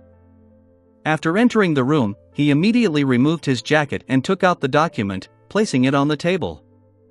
The envelope containing the document was already visibly soaked. There were quite a few places that seemed to tear with a little force. Wendell immediately rang the bell and called for an attendant to ask for a gas stove, hoping to raise the temperature in the room and accelerate the air-drying process of the sealed document. In the process of waiting, he realized that the silence expected from the middle of the night wasn't there. It was as if the screams and the police's arrival had caused the tenants and nearby residents to wake up without being able to fall asleep. The howling winds lessened significantly, and Wendell could hear children crying, married couples arguing, the sound of a wooden violin being played, intermittent sobbing, the footsteps on the stairs, and the occasional sounds of discussion that were sometimes suppressed and sometimes raised without realizing it. He didn't feel anything about this lively scene. He just felt that they were noisy that prevented him from calming down. After a while, the attendant brought over a coal stove. Wendell relaxed and asked casually, "Do you know that Miss Tracy?" The thin attendant shook his head. "No." He then added, "I heard that she's a local, but I've been living outside in the plantations outside the city before this year." "What do you know about her?" Wendell asked subconsciously. "She comes to our hotel 3 to 5 times a month, with the dead man." The waiter suddenly sighed. "She's not happy at all." Wendell was silent for a few seconds before dismissing the attendant and returning to his desk. Seconds ticked by as the envelope outside the confidential document gradually dried up. At this moment, the inside and outside of the hotel had become relatively quiet. Only the sound of rain falling and the sound of the windows being rattled by the winds could be heard. Wendell was full of spirit as he recalled everything that had happened. He sighed for Miss Tracy's life and flipped the envelope. At this moment, he realized that some damage had appeared on the bottom part of the envelope, revealing the piece of paper inside. Wendell frowned, knowing that he was about to be punished. Of course, the punishment wouldn't be too heavy, as if the document to be distributed was confidential enough, he wouldn't be the only one to dispatch it. Wendell had originally planned on maintaining the present state and showing the damaged situation during the handover. However, when he swept his gaze, he saw a word on the document through the hole. Utopia. Wendell's nerves tightened, and he felt as if the sound of the wind and rain outside had suddenly stopped. Chapter 1332 Shocked in the Middle of the Night. Chapter 1332 Shocked in the Middle of the Night. Why is the confidential document that I'm dispatching mentioning Utopia? What's so special about this place? Many thoughts flashed through Wendell's mind as he heard a buzzing sound. At this moment, he felt as though he was going to fall sick from overexertion. Wendell quickly forced himself to calm down. He carefully recalled all the experiences he had encountered after coming to Utopia, and he discovered that there were no problems with every detail. They were all things that he might encounter in daily life. The only thing that made him uneasy was that his arrival was too coincidental. It was common for the steam locomotive to stop at the last minute due to a storm, but to stop somewhere related to the confidential document in his hand couldn't be explained away with coincidence. Wendell stared at the confidential document on the table with a solemn expression. He hesitated as to whether he should open them and read them carefully. Perhaps it's just a passing mention of Utopia. My actions will severely violate internal affairs. Perhaps this is the report of a certain intelligence agent secretly investigating Utopia. The contents will decide whether I survive to a certain extent or die. After struggling for a while, Wendell looked out the window at the dark night sky and reached for the document. Only by being alive could one consider the punishment. Having made up his mind, Wendell swiftly removed the envelope outside and flipped through the typed files inside. As he read, his hand trembled slightly. He felt a chill run down his back. Even the burning furnace didn't help. No matter which angle he read it from, the confidential report in his hands indicated that there was something wrong with Utopia, the entire town. This might be a city that didn't exist in the real world. Wendell felt his mouth go dry, as though he had heard the footsteps of death slowly approaching him with a sickle. Instinctively, he wanted to get up, but in the end, he controlled himself and didn't react rashly. This was because he could feel pairs of eyes staring at him in the darkness outside, the room upstairs, and the corridor outside. What should I do? Up till now, nothing abnormal happened. This means that if I didn't know anything, it's possible that I'd be safe and welcome daybreak. I've read through a lot of information, and if I rashly show that I already know about the strange environment around me, it would only cause danger to erupt ahead of time. However, I can't just not do anything and leave my fate to luck. Wendell recalled all the dangers he had experienced before and quickly made up his mind. He was prepared to immediately return to the steam locomotive and stay far away from Utopia to a certain extent. At least, most of the people there were normal, while the city was full of danger. Of course, Wendell couldn't just run back like that. He had to act normal, as though he had left the hotel in the middle of the night to return to the steam locomotive station. Amidst his thoughts, Wendell put away his confidential report and stood up calmly. He put on his coat and put on his top hat. Then, with his luggage in one hand and an umbrella in the other, he calmly walked to the door and turned the doorknob. At this moment, the corridor was dark, with only a few gas lamps on both sides of the corridor giving off light that wasn't bright enough. It added signs of human life to the silent environment in which he could hear a pin drop. When Wendell entered the corridor, the wooden floor beneath his feet made a slight creaking sound. It was so clear in the silent night that it traveled far into the distance. With a slight frown, Wendell intentionally took a normal step forward and approached the staircase in the middle of the corridor. He walked without any worries and had no intention of acting furtively. As he saw the stairs getting closer, he suddenly heard a squeaking sound behind him. "Sir, where are you going?" A slightly hoarse and intermittent male voice sounded in Wendell's ears. Wendell's body stiffened. He slowly turned back and saw the wooden door to the service room open. An attendant came out and stood in the shadows of the door. He quickly smiled and said calmly, "I have an important item on the steam locomotive. I'm afraid that someone would take it away, so I have no choice but to return now." At this point, he softly grumbled, "A murder happened at the hotel. I don't want to stay here anymore. I can't sleep at all. I'm very sorry." The attendant bowed slightly and responded, "I won't spread the news." Wendell nodded with a promise and then walked back up the stairs. Perhaps it was due to the dim lighting in the night, he walked very carefully. Every step was like walking on the edge of a precipice. 1 step, 2 steps, 3 steps.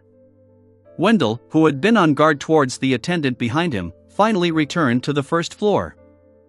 At that moment, not a single person was present in the hotel lobby. All the items were hidden in the darkness, and the faint light from the outside cast a blurry silhouette, just like monsters eager to devour people. Wendell looked ahead and walked through the dark lobby before reaching the door. Just as he pushed open the door and went out, he suddenly heard some rustling sounds behind him. It was as if there were rats moving around, or it was as if someone was approaching him with light footsteps. The back of Wendell's head went numb, but he held back his impulse to make a dash for it. He raised his head normally and looked up at the sky, which had already stopped raining. Then, he inhaled the cold, fresh air and made his way to the steam locomotive station. He quickened his pace, looking like he was afraid of the night and eager to end this journey. As he walked, Wendell saw a signboard from the corner of his eye. Utopia Telegraph Office. The telegraph office. Perhaps I can try sneaking in and send an emergency telegram to the Backland headquarters and Eskelson military base. That way, I can look forward to the rescue from demigods. If I'm really trapped here and unable to leave, this will be the only way to save myself. Wendell thought for a moment before taking a few steps diagonally, arriving at the entrance of the Utopia Telegraph Office. He wasn't in a hurry to find a place to sneak in. Instead, he focused his attention and listened to the movements inside. Following that, he heard intermittent sounds of heavy breathing. This made Wendell occasionally feel that there was no one inside, and at times, he felt that there was more than one person inside. Suddenly, the sound of breathing stopped. All of Wendell's hair stood on end. His intuition told him that a figure was standing quietly behind the door of the telegraph office. Without any hesitation, Wendell immediately gave up the thought of sending a telegram. He walked past the door and continued proceeding forward. For the rest of the journey, even a gust of wind left Wendell trembling in fear. He was afraid of encountering an unknown danger. Time passed slowly as Wendell experienced the torment. Finally, he reached the entrance of the steam locomotive station and saw that the door was tightly shut. He couldn't enter. This wasn't a problem for Wendell. He first passed the umbrella to his left hand that was carrying his luggage, then went to the side and found a wall. With a press of his palm, he rose into the air and easily flipped over. After landing his feet firmly on the ground, Wendell heaved a sigh of relief and began walking towards the platform at an unhurried pace. At that moment, an inaudible sound of footsteps could be heard behind him. "What are you doing here?" A deep and hoarse voice rang out. Wendell's toes tightened as cold sweat broke out on his back. He didn't hesitate. As he prepared to get violent, he made his body turn slowly and stiffly. The first thing that entered his eyes was a classic glass lantern, followed by the staff member from before. Wendell exhaled and grumbled, "It's not appropriate for you to appear in such an environment on such a night. As a gentleman, you have to avoid scaring others." "I'm not a gentleman," the staff member replied in an unfriendly manner. Wendell pointed to the corner of the platform. "I'm going to the bathroom." He had already observed the platform's environment and layout of the platform earlier in the day. "Then, why are you here?" the worker asked. "I'm lost," Wendell answered simply. Following that, he ignored the staff and walked towards the bathroom. Behind him, the staff member watched silently without saying a word. This gave Wendell a lot of mental stress, but he maintained his gait very well. In the bathroom, under the illumination of the wall lamps, Wendell took nearly a minute to relieve the tension in his body and successfully peed.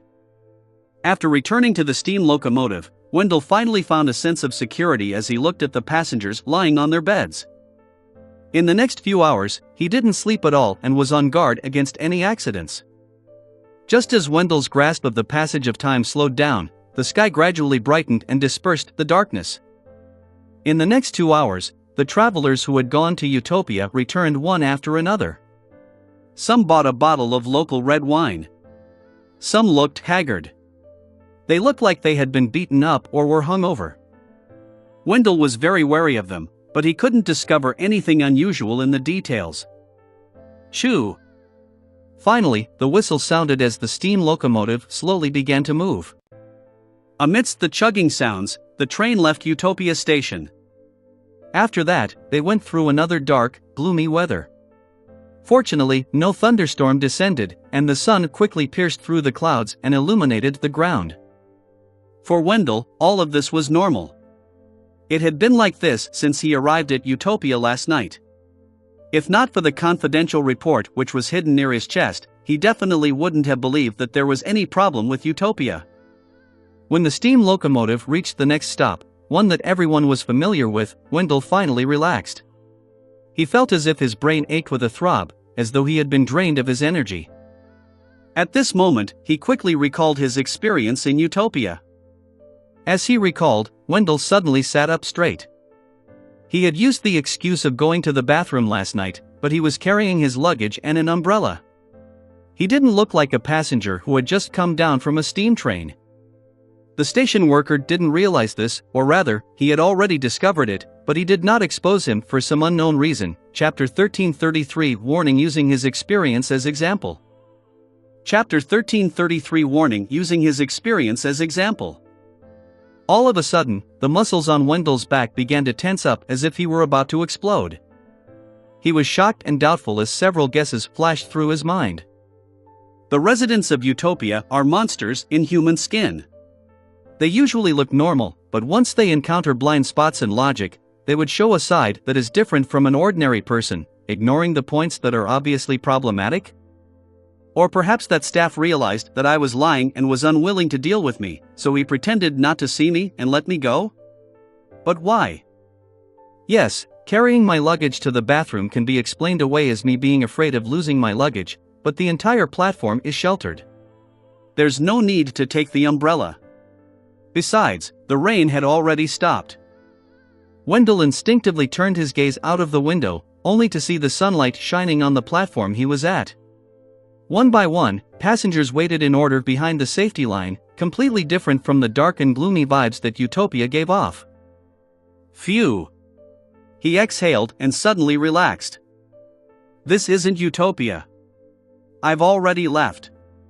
Wendell murmured to himself as he wiped away the cold sweat that had seeped out from his forehead. When he recalled his oversight earlier, it was as if he had fallen into a nightmare that he couldn't wake up from no matter how hard he tried. After a while, Wendell stood up and decided to smoke at the platform to ease his mood. The tobacco comforted him greatly, allowing him to recall his past experiences in Utopia. During this process, he gained inspiration from his encounter. Maybe it's because I sincerely helped Tracy, so that staff member intentionally ignored my problematic actions and let me go? Compared to the entire population of Utopia being monsters hiding underneath human skin, Wendell was more willing to accept this explanation. At this moment, from the corner of his eye, he saw the conductor talking to a group of people in a corner. Wendell took a few steps forward, trying to hear what they were saying. With the help of his hearing that transcended the normal limits of hearing, he vaguely heard the conversation from a distance that wouldn't incur suspicion. Last night, the station. Utopia doesn't exist in the kingdom. Please keep it a secret. Wendell's brows twitched slightly. Based on the description of the document near his chest, he roughly understood what the train conductor was talking about. They were saying that the kingdom didn't have a station known as Utopia at all, and last night, the steam locomotive had gone missing. At that moment, a strong sense of horror surged through Wendell's heart again. He felt that it was his greatest blessing to be able to leave Utopia alive. Alfred spent nearly a week before returning to Backland from Eskilson Harbor. This was because he had visited the family of his deceased comrades, his old friends, the elders who had returned to their fief for vacation, and some of his family's business partners along the way. This is even more tiring than participating in battle, Alfred grumbled to his father, Earl Hall. Earl Hall smiled and pointed at the staircase. Return to your room and get some rest. We'll talk in the study later. He was quite satisfied with the mental state and progress of his second son. Alfred surveyed the area and asked with a smile, "Where's the most dazzling jewel of Backland?" He paused for a moment before adding, "What about Hibbert?" Earl Hall laughed and said, "Audrey went to her foundation and will only return in the afternoon. She kept complaining that you couldn't provide her with a definite schedule, preventing her from knowing when you would arrive. Hibbert is now a cabinet secretary. He's very busy." Alfred nodded and returned to his room to take a shower. He changed into a shirt, vest, and formal suit. "I prefer East Balham's casualness." He looked into the mirror and smiled at his adjutant. "This outfit makes you look more like a noble," his adjutant said as he handed him the document in his hand. "General, this is from MI9. Me 9? Alfred thoughtfully destroyed the seal on the envelope. "There's a result regarding the investigation of Utopia that quickly?" Before he could finish his sentence, he pulled out the document and flipped through it. During this process, Alfredo flipped through the pages slower and slower. In the end, he read it again from the first page. The main content of this investigation was divided into two parts.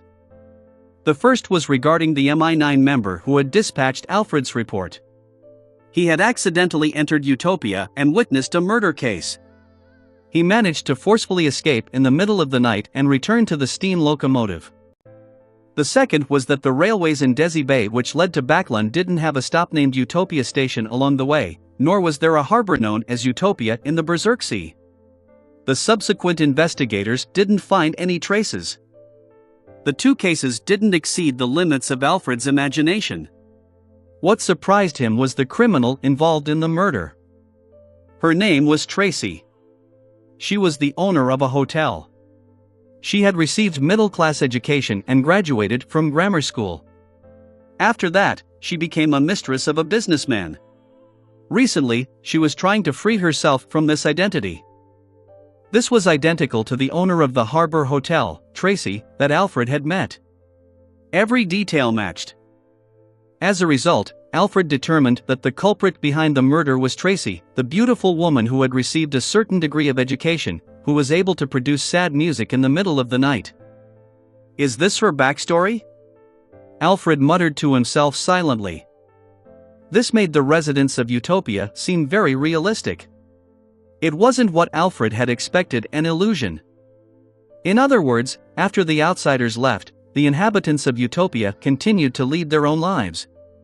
They had their own love, hatred, pains, and sorrow. They had all sorts of experiences. Apart from Utopia seeming to not exist in the real world, it was similar to any ordinary town in the Lone Kingdom. Perhaps, Utopia is real. Everyone there is real. However, if one wants to enter the town, they have to be in the right place at the right time. Alfred nodded indiscernibly and put away the investigation report he had received from MI9. To him, even if this matter ended here, he had no intention to investigate further. One had to know that, in the southern continent, there were countless bizarre incidents and phenomena. If one was too curious, it would only bring him greater danger than he imagined.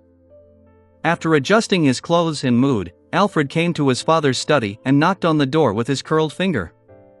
"Come on in." Earl Hall's voice rang out. Alfred tidied his blonde hair, pushed the door open, and sat down. Earl Hall smiled at him and said, "You're already a man." "No one would say such words to a man," Alfred replied without any reservations. "In my heart, you're still that rebellious youth," Earl Hall said with a smile. "You're already a Sequence 5 Beyonder?" Alfred replied with a double entendre, "Yes, I am a real knight." Earl Hall nodded and suddenly sighed. "You should have experienced a lot of hardship." "From what I know, no matter if it's the potions or war, they will bring serious damage to people, from their bodies to their minds. Everyone undergoes a lot of pain in their lives," Alfred said with a sigh. He used a Lone-styled euphemism. After a pause, he added, "Compared to when I left Backland, my present state is even better. As long as I grasp a method properly, I don't need to worry too much about the impact of the madness at my level." Earl Hall didn't continue on this matter and instead said, "Your sister has also become a Beyonder." "Oh?" Alfred was shocked at first, but then he remembered something. He said with some annoyance, "I thought she just changed her hobby." "From the looks of it, Audrey's adventure had a little bit of your help," Earl Hall said, seemingly enlightened. "I hope you can talk to her about how dangerous, crazy, and painful it is about the sequence potions. Let her remain at her current level." Alfred replied without hesitation, "I'll do it." In the evening, in Audrey's small study room. "Alfred, why are you looking for me?" Audrey, who had changed into home clothes, led Susie and opened the door for her brother. She had been waiting for her brother for a few minutes. "I have something to warn you of."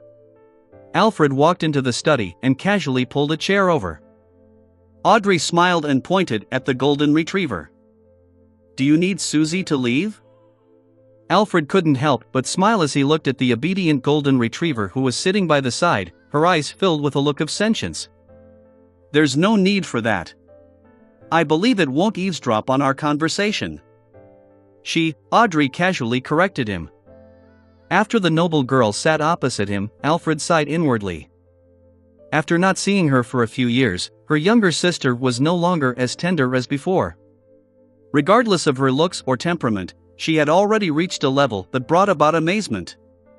She was no longer the little girl from the past. Alfred retracted his gaze and asked casually, "I heard that you became a Beyonder?" "Yes." Audrey nodded frankly.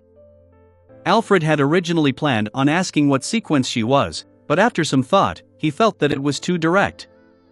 It was easy for her to flare up, so he deliberated over his words and said, "You should be a Beyonder of the spectator pathway, right?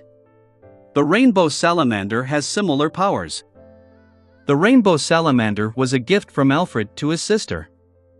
After Audrey gave an affirmative answer, Alfred joked, "Can you do treatment in the mind domain now? Most Beyonders, including me, need help in this aspect." "Yes, I forgot to tell you that I'm already a Sequence 5 disciplinary paladin of the Arbiter pathway." Audrey pursed her lips and smiled. "I'm a qualified psychiatrist who has undergone professional training. You can verify this with father and mother. She's already a Sequence 7. Alfred's expression gradually turned solemn. "Audrey, I have to remind you that the potions do not only bring about strength." Having said that, he paused and observed his sister's reaction. He realized that Audrey wasn't impatient at all and was listening very seriously. Every potion contains madness that can lead to a loss of control. I've seen similar situations before. More than once. They happen to my enemies, and they happen to my friends. No one is spared. Alfred amalgamated his experiences in East Balam and began explaining the dangers of the potion in detail. During this process, he realized that his sister, Audrey, wasn't the only one listening attentively. Furthermore, Susie, the golden retriever, appeared extremely quiet. Chapter 1334 Night with the Moon. Chapter 1334 Night with the Moon. MI9's office building was located on Bellato Street in Westboro, and it was an inconspicuous three-story building. The entrance didn't show any signs of its identity. It simply hung a door sign, 9. The core of this office building was underground, and above it was for the clerks. Of course, most of the Beyonders who were under MI9 wouldn't go underground for no reason. The environment there wasn't good, and the atmosphere was oppressive. It was possible that an accident could happen due to the failure to watch over a sealed artifact. Zio was now the deputy team leader of the National Security and Counter-Espionage Team. She was in charge of a rather small-scale Beyonder team, responsible for handling espionage cases regarding Intis in the greater area of Backland. "There's a mission here." Her superior, MI9's deputy director, the team leader of the National Security and Counter-Espionage Team, Lieutenant General Pantek, picked up a document and handed it across the desk opposite him. "Is it very urgent?" Zio received it and asked cautiously. Lieutenant General Pantek was a typical lone old man with a case of severe hairline recession. He picked up a white porcelain coffee cup and took a sip. Not at all. It's quite low risk. In fact, this mission will be sent to all members, hoping that someone will be able to complete it by luck. This description was out of Zio's expectations, but she didn't open the dossier on the spot and directly replied, "I will inform my team members." Zio returned to her own room after leaving Lieutenant General Pantek's office. When she threw herself into her seat, she seemed to have hidden herself. Zio quickly browsed through the documents in her hand and roughly understood why the deputy director said that. The utopia that needed investigation didn't seem to be anywhere in the northern and southern continent, nor were there on any of the known islands in the 5 seas. In the past 2 weeks, many people had entered the so-called utopia, but the way they entered was completely different. Some entered from the Berserk Sea's Sonia sea waters, arriving by a terrifying storm. Some were midway on a railway that led from Desi Bay to Backland. Due to a heavy storm, they had been delayed and stopped at the city. Others were in Cibolaus County, and they entered because they were lost. Up to now, no one has been affected by the damage or mentally influenced. It's no wonder Deputy Director Pantek said that the danger level is very low. Also, there's no way to conclude the rules regarding the case, making it difficult for one to find the true location of Utopia. Therefore, there's no way for them to send people in to investigate. Yes. I can only tell all members of the situation, and hope that one of them will chance upon Utopia and carefully gather information in secret when they are there. Zio put down the documents in her hand and stood up regretfully, preparing to inform the Beyonders under her. She was regretful that the mission was so difficult that she almost couldn't see hope. This made her unable to accumulate more merit points. In the past half year, Zio had been very busy every day in order to deal with the pending apocalypse. As she dealt with MI9's matters, she completed all the missions Mr. Fool had given her, so as to accumulate contributions on both sides in exchange for the formula and Beyonder characteristics of the imperative mage formula and Beyonder characteristic, to fulfill the wish of becoming a demigod. And up till now, Zio was still lacking a little on both fronts, especially in MI9. If she didn't make any significant contribution, Zio couldn't see any hope. If not for the generous salary from MI9 and all kinds of benefits that came with it, and how she could rely on her status and identity to monopolize a large amount of information so as to help her complete the missions given by Mr. Fool, Zio yearned to resign and become a bounty hunter again. That way, she would have more freedom. I can ask about this case at the next tarot gathering. Perhaps Mr. World will have some clues. As Zio thought, she pushed open the door to the room where her team members were. After assigning the Utopia mission, Zio specially instructed, if the situation isn't right, even if you have the chance to enter Utopia, you can give up immediately. The town of unknown authenticity hasn't shown any danger. Perhaps it's because it hadn't been triggered. After busying herself for a while more, Zio finally ended her day in exhaustion. She returned home before 7:30, and she had dinner with her mother, her brother, and Furs. She enjoyed a limited amount of relaxation. At midnight, she washed up and walked to the bedroom window. She grabbed the curtain and prepared to draw it. During this process, Zio naturally cast her gaze outside and discovered that the crimson moon in the sky had already turned bigger at some point in time. Furthermore, the color had clearly deepened as though it was flowing blood. Blood moon. Zio suddenly turned her head and looked next door in concern. She was a little worried about her good friend's condition. However, she quickly recalled that Furs was a Sequence 4 demigod and no longer feared the effects of the full moon ravings. In the room next door, Furs was lying in bed, taking in the blood moon outside. As she endured the pain of her head being pricked by needles, she heard Mr. Dorr say, although going from Sequence 3 to Sequence 2 is indeed a qualitative change, going from an incomplete mythical creature to a real mythical creature. I believe that Sequence 4 to Sequence 3 has a qualitative change as well. It can even be said that Sequence 3 is the best level in a Beyonder pathway. At this level, there is no need to rely on external forces to resist the madness and the inclination towards losing control. There is no need to endure the torment every second and minute. They will also possess Beyonder powers that completely exceed that of an ordinary person. They will be more godlike than they are human. Furthermore, they can obtain a small number of anchors and stabilize their mental state. If not for the fact that most Sequence 3 Beyonders don't have long enough lives, with it being difficult for them to live to more than 500 years old, I believe there won't be many saints who have the motivation to advance to an angel. Yeah. Furs nodded, indicating that she had already understood. At the same time, her forehead twitched slightly and she yawned secretly. She was already a little accustomed to the pain from her direct conversation with Mr. Dorr. Mr. Dorr continued, the apprentice pathway Sequence 3 is Wanderer. This means that the spirit world can no longer trap you. You can enter the cosmos, travel the astral world, head to different planets, and see true dead silence, true barrenness, true magnificence, and completely different civilizations. Only after experiencing it for yourself will you understand how insignificant the world you live in is. Mr. Dorr briefly explained his experiences as a showcase of the magnificence and beauty of the cosmos, displaying the stateliness and charm of different civilizations. This made Furs fall into a trance. If not for the sharp throbbing pain in her head still reminding her, she would have even forgotten that the speaker was a dangerous king of angels. As long as you help me escape, I'll give you the potion formula and Beyonder characteristic of a wanderer and help you complete the ritual. Of course, this can be paid in advance. At the end of the full moon ravings, Mr. Dorr gave another promise. It really makes me look forward to it, Furs marveled sincerely. When Mr. Dorr's voice gradually weakened and disappeared, Furs suddenly pulled out the pillow at her waist and lay down. In less than 3 minutes, she fell asleep in peace. To her, the vast cosmos was indeed filled with charm.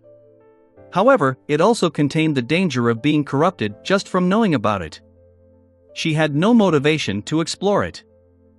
I'll consider it after touring all the places in the northern and southern continent and the 5 seas. In her sleep, Furs muttered almost silently to herself. At that moment, the blood-red moon outside the window had already faded. It returned to a light crimson color and wasn't full. A huge blood-colored moon hung on the edge of the cliff, illuminating the swamp below. The swamp was dark red and constantly bubbling, as though lava was boiling at the bottom of it. At a glance, there was no end to the swamp, like a vast ocean. Pa! A stone fell from the edge of the cliff and into the swamp. In the next second, a bubble appeared and silently burst, producing a blood-stained infant. The baby staggered, swam towards the cliff, and attempted to climb up. Pa! The stone beneath Emlyn White's feet shattered as he fell off the cliff and into the swamp. This sanguine Earl suddenly jolted awake from his dream. He looked around in horror and confusion. After confirming that this was his room, where there were many extremely familiar dolls of different sizes, Emlyn slowly exhaled and said to himself with a rather solemn expression, that dream wasn't simple. As a shaman king, he had a good understanding of a dreamscape. Could this be the so-called divine revelation? But I didn't receive any revelations. Emlyn thought for a few seconds but couldn't come up with an answer. Then, he decided to ignore the problem and prepare to ask Father Yutravsky when he had the time. The incomplete moon that had its blood-red colors faded illuminated the garden of the Cathedral of Waves. Alger reached out his hand to grab the note delivered by the gale and read it. Verdu is looking for a pirate ship or a smuggling ship to Bansi. Bansi Harbor had yet been rebuilt, and there were no liners from all over the world that headed there. Verdu, who treasured his limited teleportation opportunities, could only rely on extremely normal methods. Head to Bansi? Alger immediately frowned. He knew what Bansi meant, but he didn't understand why Verdu wanted to go to Bansi. There should be nothing there. No, even if the church has leveled Bansi, there's still something abnormal about it.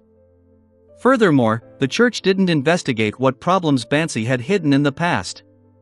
As a cardinal, Alger was qualified to read through some confidential documents, including the records of the actions that the Church of the Lord of Storms had done when dealing with Bansi.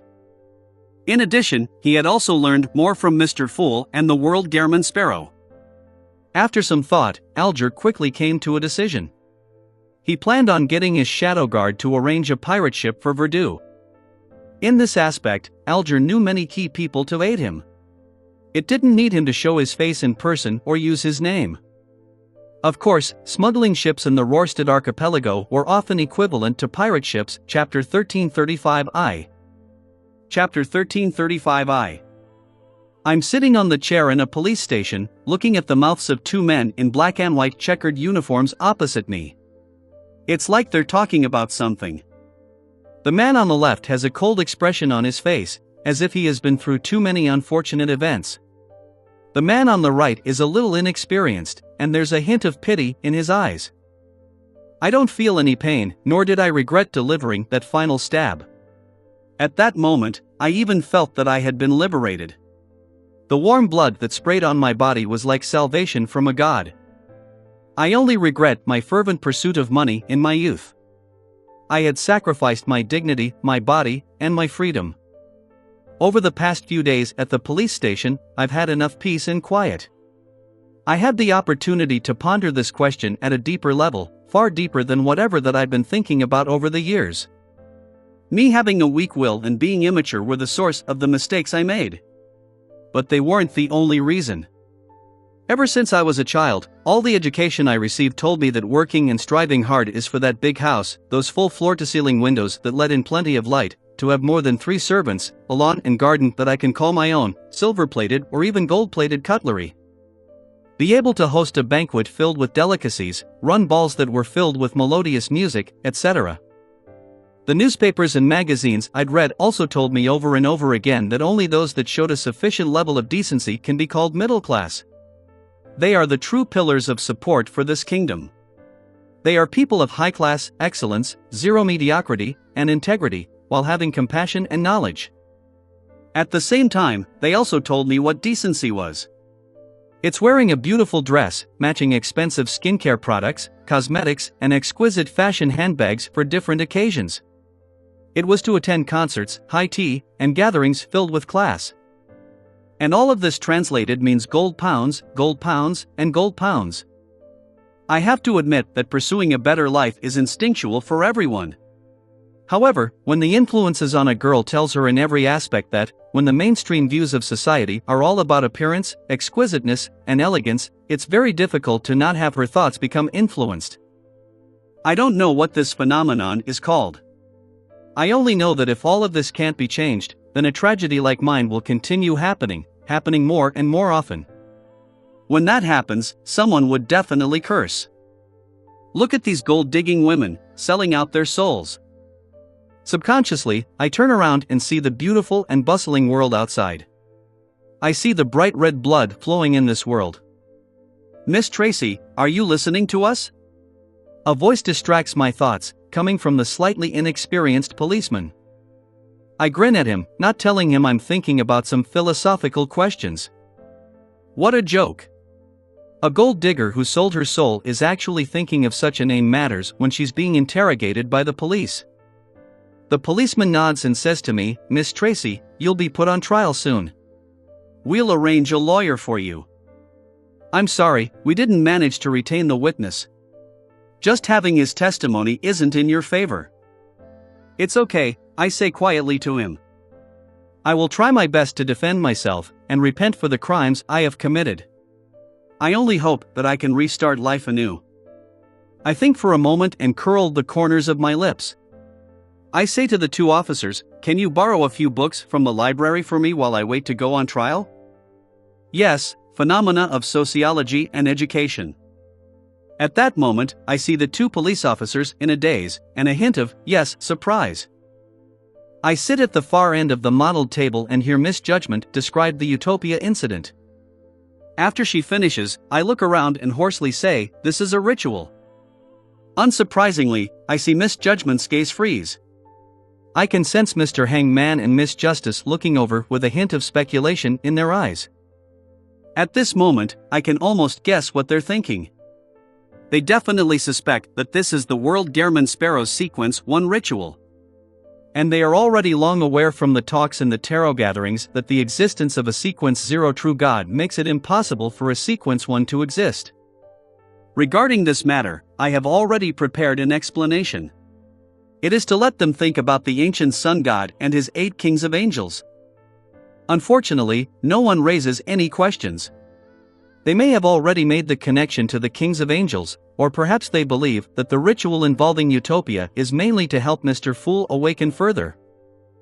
I look at the lady who is lost in thought, and I ask after some deliberation, "Miss Tracy, where do your parents live?" "They've already passed away," the beautiful lady whose soul no longer belongs here replies with an ethereal voice. I lower my head and record it. "Do you have any other relatives?" The lady turns to look out the window and answers casually, "No." I exchange looks with my colleague and raise my voice. "Miss Tracy, are you listening to us?" The lady opposite me retracts her distant gaze and smiles at me. I don't know what she's thinking about. She's so quiet, like a flower blooming alone in the night. This analogy comes from an anthology of poems. My brother told me that reading poems makes me more charming. Of course, up till now, the poems have only brought mostly mockery. All of the police officers believe that it's worthless. When I tell the lady opposite me about the trial, I see a faint smile on her face as she pleads us to borrow a few books from the library, ones that I believe are difficult just from the title. The smile and the names of the book combine together into an indescribable beauty. After sending Miss Tracy back to the temporary detention room, I pack up the materials for the case and prepare to pay a visit to the lawyer. It's something that had been predetermined long ago. I lean back in my chair and listen to the Moon Emlyn describe his dream. After Father Utravsky's appraisal, this dream has been confirmed to have not originated from the Earth Mother. This inevitably makes people cast their looks of suspicion at the moon, towards a state prior to being corrupted by the mother goddess of depravity. I'm nearly amused by my own thoughts. As an experienced seer, a master at deciphering dreams, I'm not held back by modesty. I frankly reveal what I know. The 3 possibilities are that this dreamscape is trying to bait you into exploring and pursuing something. To a certain extent, it can interfere with your fate. Secondly, this dreamscape hopes that you can interpret it deeply and understand it. Then, through this, corrupt you in an indiscernible manner. Thirdly, you are too worried about the matter of becoming a beauty goddess, so you dreamed of that remarkably terrifying scene. The third possibility doesn't need elaborating on. The action needed for the first 2 possibilities are the same: don't think about it, don't investigate. There's no need to leave Backland. With that said, I see Emlyn nod without any hesitation. I know it's his way of handling things. A murder case? I browse the information on the case in my hand, and I use the changes in the tone of my voice to express my doubts. You should hire a senior lawyer. I'm just a solicitor, and strictly speaking, I don't have the right to represent anyone in court. Of course, this is only in the strictest of cases, but in reality, that never happens. As long as the case isn't too serious and doesn't involve the criminal courts, a solicitor can provide assistance to the court. The policeman in a black and white checkered uniform opposite me says with a smile, "Utopia is only a small city. We don't have senior lawyers, we'll have to hire them from elsewhere. Besides, this case is a case of self-defense. The sentence period will be very short, and the monetary aspect of this case doesn't even exceed £400. The trial can be done at the magistrate courts. When self-defense is deemed invalid, it'll be handed over to the criminal courts." He knows plenty. Is he planning on switching professions to become a lawyer? However, in normal circumstances, he still has to hand a homicide case that has unjustifiable self-defense to the criminal courts. Heh, this is the benefit of a small city. There are many things that aren't that strict. I think for a moment and reply tersely, I'll try defending the client by claiming innocence. Also, please arrange for me to meet Miss Tracy as soon as possible. After flipping through the information from before, I'm already quite confident in this case. The biggest problem now is whether Miss Tracy's image can lead to the sympathy of others. Yes, although my solicitor license was forged from elsewhere, this cannot deny my professionalism. It just so happened that I made mistakes on that examination. Bansi? Verdu wants to go to Bansi? I sit at the bottom end of the long, modeled table and look at the hanged man who is reported to Mr. Fool. I have some doubts about the development of the matter. Verdu, who's engrossed in mysticism and is trying to save Mr. Dorr, does have certain reasons to search Bansi Harbor. Furthermore, he has stayed in Byam for almost half a year, so it's very normal for him to come into contact with information about Bansi. The main problem is that the hanged man's previous surveillance didn't provide any corresponding signs, making Verdu's actions seem a little out of place. The importance placed on this matter has to be raised. I nod inwardly and hear Mr. Fool instruct, continue monitoring. I play the 7-stringed guitar by the fountain in the municipal square. I use my knife and fork to slice the steak. In the cathedral, I describe the teachings of the goddess to the believers. I reach out my right hand and leave the carriage with the help of a gentleman. I get the new dress I had been eyeing for so long, and I can't wait to change into it. I stride forward with my 4 legs as I'm being chased by a child. I laugh loudly as I totter about and play with a dog. Suddenly, we tremble.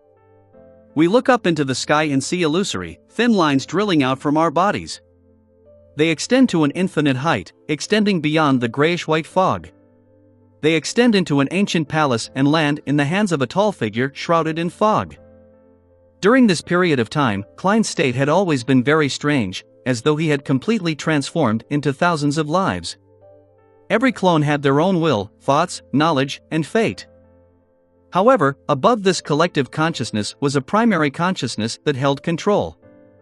It constantly suffered all kinds of attacks, as though it could be assimilated by the sea of consciousness that had been formed autonomously at any moment.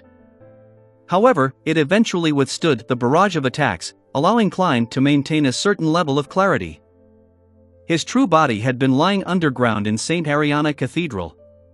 His consciousness would occasionally rise and enter Sapphira Castle, and occasionally sink into his body.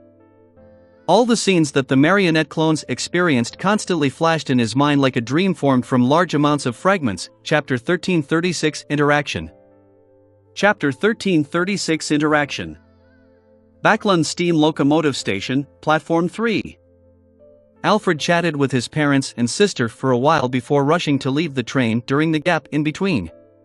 He came to the platform and said to his squire, "Give me an East Balham cigarette." If the past few years had any negative impact on him other than his mental suffering and pain, he still retained a few bad habits. After smoking plenty of East Balham cigarettes that consisted of spices and herbs wrapped in roasted tobacco leaves, Alfred was no longer used to the paper cigarettes that remained popular in the northern continent.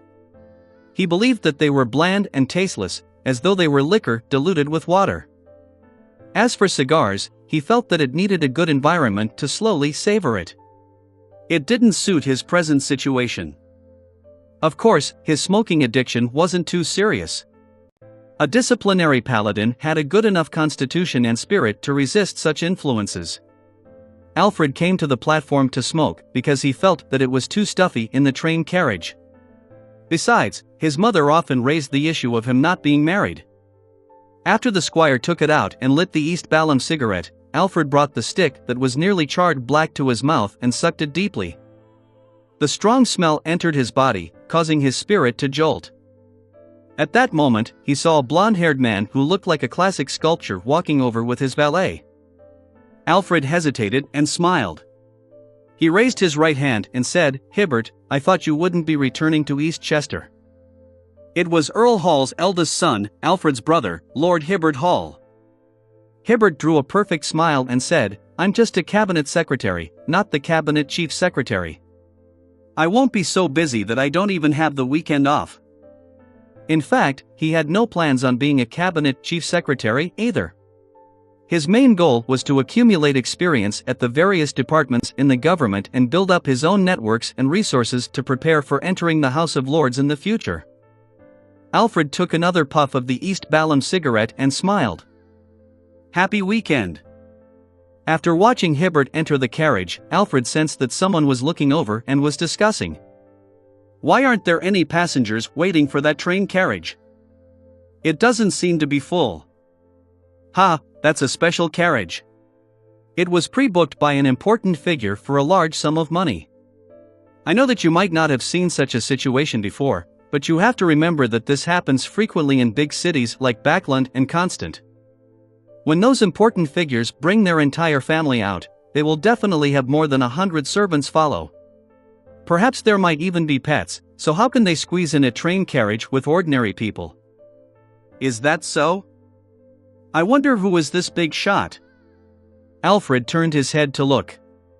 There were dozens of people in gray-blue uniforms on Platform 2 who were quietly surveying Platform 3 across the empty tracks.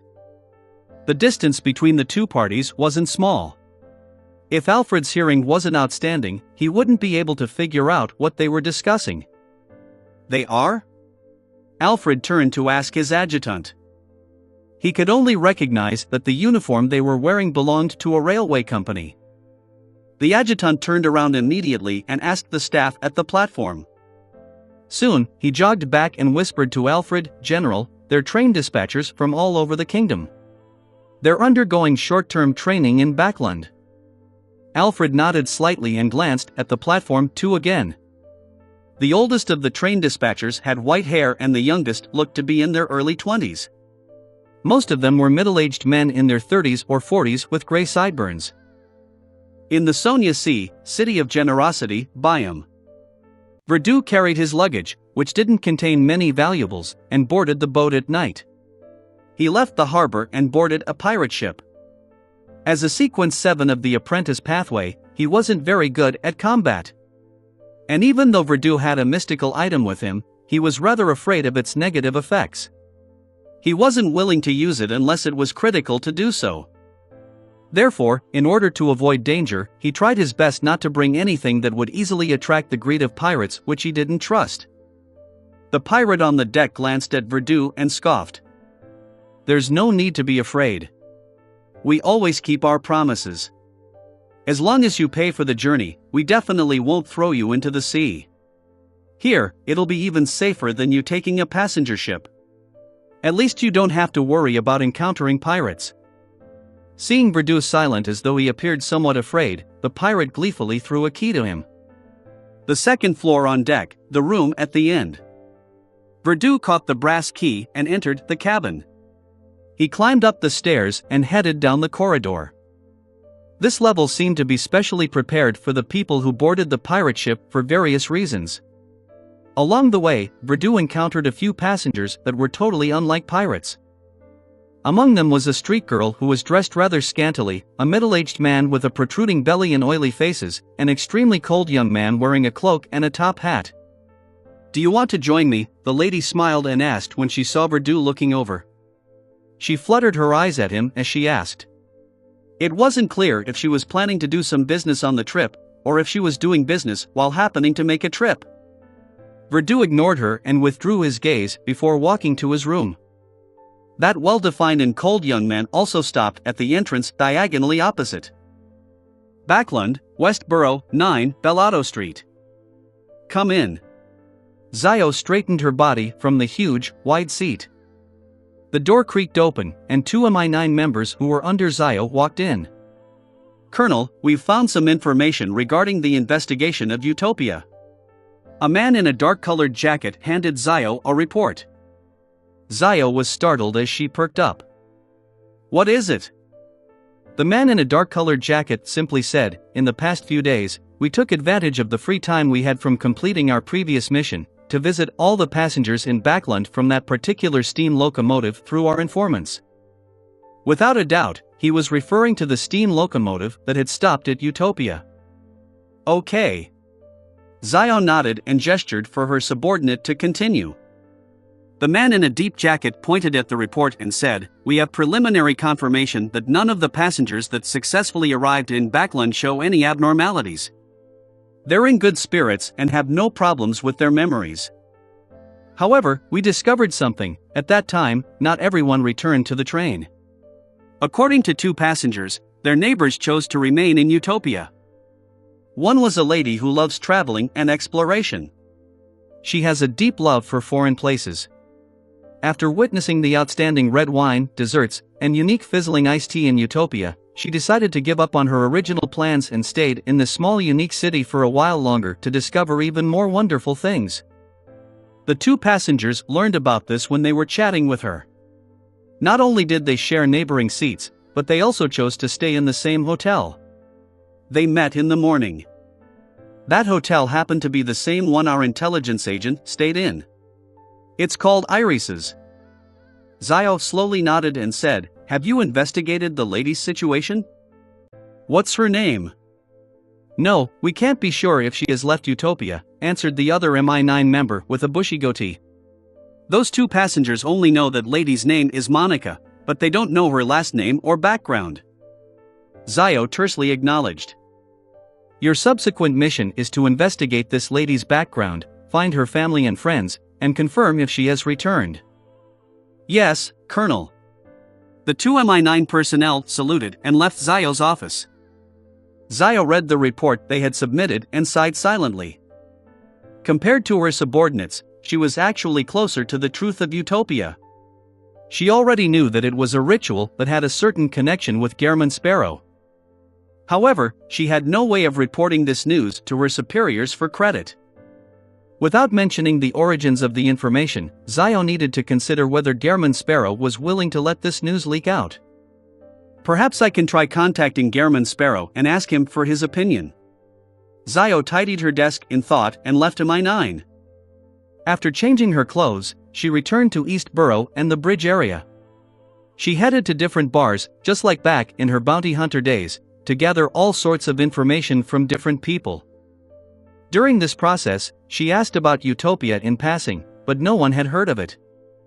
Finally, Zio entered a bar located in the Backland Bridge area and sat on a high stool. She said to the bartender, "Anyone suspicious recently?"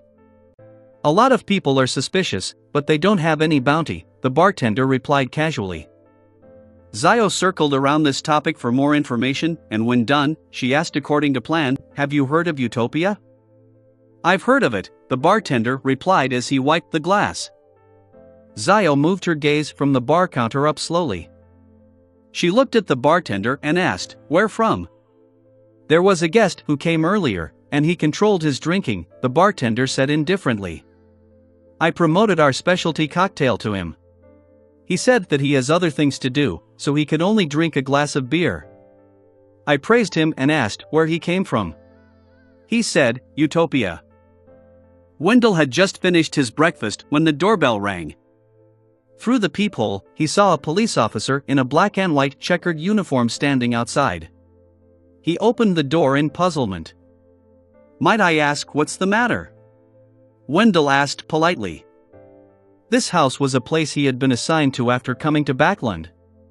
This was because he would be staying in this city for quite some time, receiving internal investigations and monitoring. The police officer was still young and a little inexperienced. He was only in his early 20s. He forced a smile and said to Wendell, "Hello, I'm Biles, a police officer. There's a case that requires you to provide testimony in court." "What case?" Wendell frowned slightly.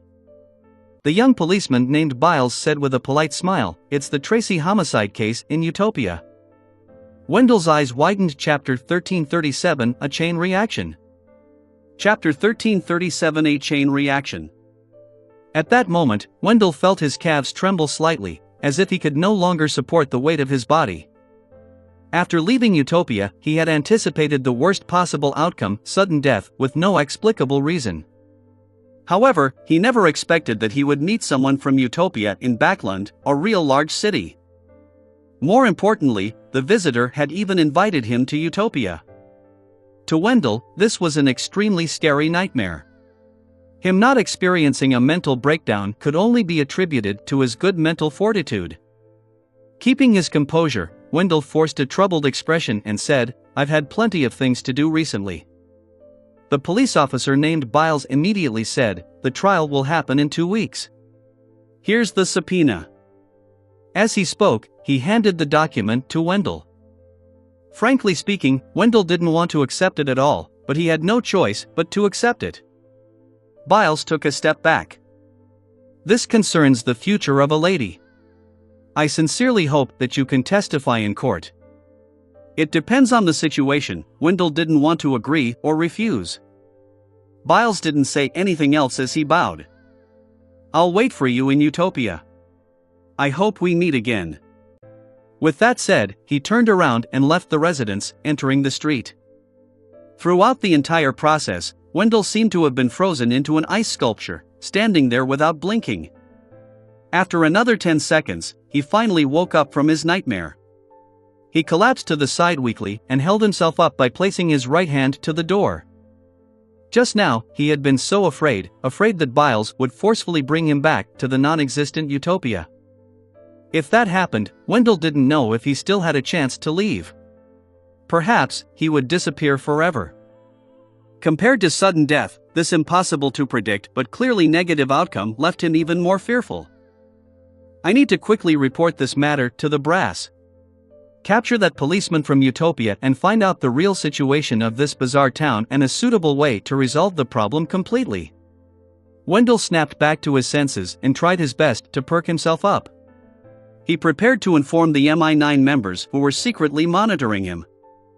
At this moment, he finally realized that there was a huge problem with his response. He didn't grab the opportunity to inform his monitoring colleagues with a hand gesture that the police officer who had visited him was problematic. He didn't try to stall for time either. Instead, he waited for the monitors to realize that something was wrong. He also didn't show his talent as an intelligence agent, asking surreptitiously Biles which hotel he stayed in Backland and what day he was setting off by train. He was so terrified that he could only subconsciously use a response that wouldn't create an accident. With that thought in mind, Wendell walked out of the door and looked in the direction where Biles had left, but he didn't even see his figure. This police officer from Utopia had already blended into the carriages and pedestrians. Retracting his gaze, Wendell looked down at the subpoena in his hand and suddenly felt a little uneasy. What will happen if I don't go to Utopia to testify 2 weeks later? The more Wendell thought about it, the more scared he became. His calves weakened again, and he hurriedly made a hand gesture to inform his colleagues that were hiding around him of the anomaly. Westboro, 9, Bellato Street. After learning that a Utopia resident had arrived in Backland, Zaya was both shocked and confused. According to her previous observations, Utopia was likely located in a secret location, or somewhere between real and illusory, allowing outsiders to enter through random entrances. As for why they wanted outsiders to enter, it was probably a ritual requirement. Therefore, according to Zaya's understanding, the people of Utopia likely wouldn't leave their hometown and wander around. This is also a ritual requirement? What's the true identity of these residents? Mr. Fool's believers, the world German Sparrow's companions? After Zaya asked about the general appearance of the Utopia visitor, she had no choice but to return to MI9's headquarters due to the lack of further information. She hesitated on whether she should send her subordinates to perform a large-scale search. She wasn't sure if Mr. World would be happy to see such actions being taken, and she was afraid of affecting the ritual. After pacing back and forth in the office, Zaya prepared to pray to Mr. Fool and ask him to transfer her questions to the world German Sparrow. As she walked to the chair, Zaya swept her gaze across the report placed on the table.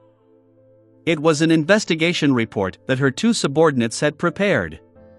On the one hand, they had confirmed that there were no problems with the passengers that successfully arrived in Backland. On the other hand, they had pointed out that there were passengers who had remained in Utopia. Passengers. Zaya's eyes narrowed as she made a guess based on her intuition. That Utopia inhabitants had their own goals in coming to Backland, and it wasn't for a random trip. And his goal is very likely related to a particular passenger who has left Utopia. Zaya was alarmed as she hurriedly sat down and attempted to pray. Just then, someone knocked on her office door. "Please come in," Zaya said after some hesitation. As the door opened, Zaya saw the goateed Locke and Wendell, who was in charge of the Utopia incident. "Colonel, Wendell met someone from Utopia.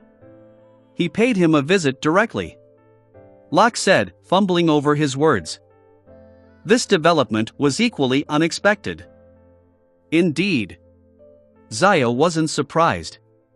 Instead, she secretly heaved a sigh of relief. She looked at Wendell and asked, "Why did he visit you?" He requested that I head to Utopia to testify about the homicide case I mentioned in my report. Wendell was clearly calmer than before. He then added, "He's a policeman. Name's Biles. I don't dare ask where he was living. I don't know when he's planning to leave or which steam locomotive he's planning on taking to leave." To express the weight she had on this matter, Zio stood up and thought. "Locke, summon your team members to look for the rental carriage drivers who often prowl for customers around Wendell's residence, as well as the carriage drivers who passed by the nearby district, and ask if they've seen Biles before. If they have seen him, ask them where he was sent to. Also, send someone to the steam locomotive station and wait by the entrance to observe the passengers." After instructing her subordinates, Zio turned to look at Wendell. "Cooperate with them and sketch out Biles." "Yes, Colonel," Locke and Wendell replied in unison. After they left and closed the door, Zio sat back down and began to pray. Soon, she received Mr. Fool's response and saw the World German Sparrow praying in the gray fog. German Sparrow told her, "You can carry out normal investigations. When necessary, you can suggest that it's a ritual, but it must be included among a few options." Zio immediately heaved a sigh of relief as she patiently waited for her subordinates to report the results of their investigations. As night fell, Locke returned to Bellato Street and reported to Zio. "We found the rental carriage driver that took the Utopian's business." "Oh?" Zio showed her concern. Locke explained simply that Utopian originally got the carriage driver to go to the dock area. However, as soon as the carriage entered the corresponding area, he requested to get off, saying that they had arrived. That street was very unfamiliar to the carriage driver, making him feel like he was lost. After leaving that street, he realized that his surroundings had become familiar. Our men accompanied him to that place again, but he couldn't find that street no matter what. Zio nodded slightly and said solemnly, "It matches our preliminary descriptions regarding the entrances and exits of Utopia." "Colonel, are you saying that one can enter or leave Utopia from any city and street?" Locke was in disbelief. Zio thought for a moment before saying, "From the looks of it, yes. But I have a feeling that there's something wrong." How does Utopia connect to different places? What does it rely on?" As her voice trailed off, Zio said to Locke, "Tell Wendell that he'll spend the following 2 weeks here until that subpoena expires." "Yes, Colonel." Locke turned around and left Zio's office. Wendell didn't have any objections to Colonel Derichaw's arrangements. He could even say that he would only feel safe inside MI9's headquarters. His temporary residence was a simply refurbished duty room. Through the window, he could see the lawn, garden, and trees outside. At a glance, Wendell saw a pitch-black raven standing on a tree branch, silently looking over. Night in Bansi was abnormally creepy. From time to time, the cries of ravens or other seabirds could be heard. Verdu stood at the window, watching the approaching dilapidated dock and the city that had already been reduced to ruins. The pressure in his heart grew. After a few days at sea, the ship he boarded was about to reach Bansi harbor. The captain had already informed Verdu in the morning that they would only wait for 2 hours. If he exceeded the 2 hours, Verdu could only wait for the next ship on this deserted island. Who knew when the next ship would come? After taking a deep breath, Verdu retracted his gaze and took off his coat. Then, he opened his suitcase, took out a classic black robe, and put it on. The surface of the robe was embroidered with golden and silver threads, and there were many gems the size of rice grains attached to it. It was a sealed artifact of the Abraham family. After making preparations, Verdu left the pirate ship and entered Bansi harbor. Along the way, the ancient robe tightened, causing his face to turn purple as he nearly fainted. As they walked, Verdu found the spot where the telegraph office stood based on the map he had bought. In the middle of the rubble, there were 2 bloody red marks, ones that remained fresh. It was as if they were left behind after 2 people were crushed into minced meat. Beside the 2 figures, on a broken wall, there was an octopus-headed monster wearing armor. It stood on waves and was holding a trident. Verdu raised the lantern in his hand high and was about to take a closer look when he suddenly felt a drop of cold liquid land on his neck. Gripped with terror, he subconsciously reached out his hand. He found it sticky, nothing like rain. It was colorless. Not blood. It's a little similar to saliva. Verdu's forehead twitched slightly and he slowly raised his head to look at the place where the drop of liquid could have dripped from. It was a swath of pitch black. It was the night sky without the moon or stars. Chapter 1338 Exploration. Chapter 1338 Exploration. Verdu subconsciously swallowed his saliva, feeling an indescribable sense of fear. He didn't know what he was afraid of. There wasn't any real danger, yet, a drop of unknown liquid falling from above was enough to chill his spine and tighten his pores. Perhaps it was because the environment was too eerie and silent, or perhaps it was because of the identity and unknown origins of the liquid.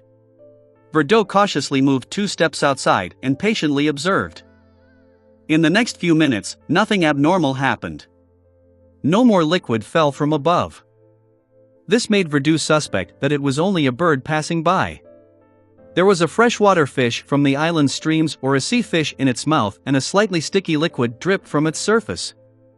He calmed himself and then checked on the ruins of the telegraph office. 10 minutes later, Verdu confirmed that there were only traces of blood and simple murals that were related to mysticism. It was worth researching. He didn't rashly extract samples of the blood-colored soil or make copies of the strange mural. Instead, he took out a pure dreamy crystal ball from his pocket. As an astrologer, he naturally had to use his best techniques to confirm if he should take action. Holding the crystal ball in his left hand, his right hand touched the top of the crystal ball as Verdu entered the state of an astrologer. In the next second, the crystal ball shone brightly. Bang! It exploded and scattered shards in every direction. Verdu's gaze froze. He stood rooted to the ground, completely ignoring the pain brought to him by the shards piercing into his body. It exploded, it actually exploded, he muttered to himself in disbelief. The crystal ball shards that stabbed into his body didn't seem to break through the classic robe. At that moment, they fell without any blood on them. Of course, there were a few shards left on Verdu's jaw and face, peppering them with small wounds. Who is it? Verdu suddenly came to his senses and turned to face another direction. In the ruins opposite him, a figure walked out. It was the woman in scantily clad clothes from the pirate ship. She had hidden herself very well and wasn't discovered by Verdu.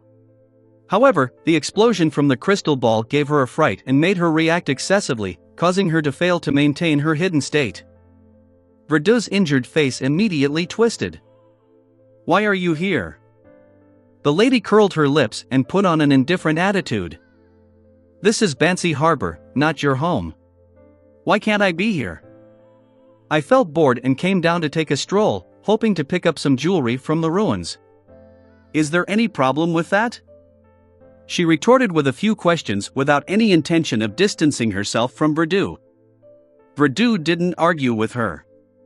He took out the medicine and medical alcohol that he had prepared beforehand and treated his facial and chin injuries. He then pulled out the crystal ball shards and put them back into his pocket. He didn't want his blood to remain in such a strange place. Following that, Verdu pulled on an accessory on the classic robe. It was a door-shaped symbol formed from 3 rubies, 3 emeralds, and 3 diamonds. In an instant, the long robe tightened, accentuating the flesh on Verdu's body. Just as Verdu's bones were about to be crushed, his figure gradually faded and he disappeared. Then, he teleported to the coastal mountain outside Bansi Harbor. The mountain had collapsed and turned into rubble. According to what Verdu knew, this was once the place where the Bansi residents used to worship the god of weather. It was also the main target of the Church of Storms. After the crystal ball exploded to warn him that the Bansi telegraph office was hiding in unknown danger, Verdu didn't dare to continue exploring the area or search for mysticism materials. He could only forcefully move to the next location. And this allowed him to escape the woman's tailing. As soon as Wilder's figure appeared, he bent down and took a deep breath. It was as if he had finally recovered from his suffocating state. At the same time, Verdu felt a sharp pain in his right rib, as if a bone had fractured. After taking several deep breaths, he endured the pain and walked a few steps forward with sweat on his forehead, arriving at the altar marked on the map. Without a doubt, the altar had been destroyed. There was only a glassified, slightly charred crater. There was gravel with different shapes scattered around it. The gravel had traces of being engulfed in fire and lightning to various degrees. After Verdu Abraham surveyed the area, he raised his right hand and waved his sleeve. With a whoosh, a small portion of the gravel was pushed away from the spot, revealing the ground beneath it. This was a trickmaster's wind trick. Verdu used it to replace the need for manual labor to fully ensure his safety. As the gravel flew, Verdu saw the charred ground.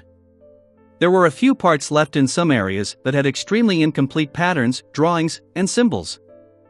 Woo!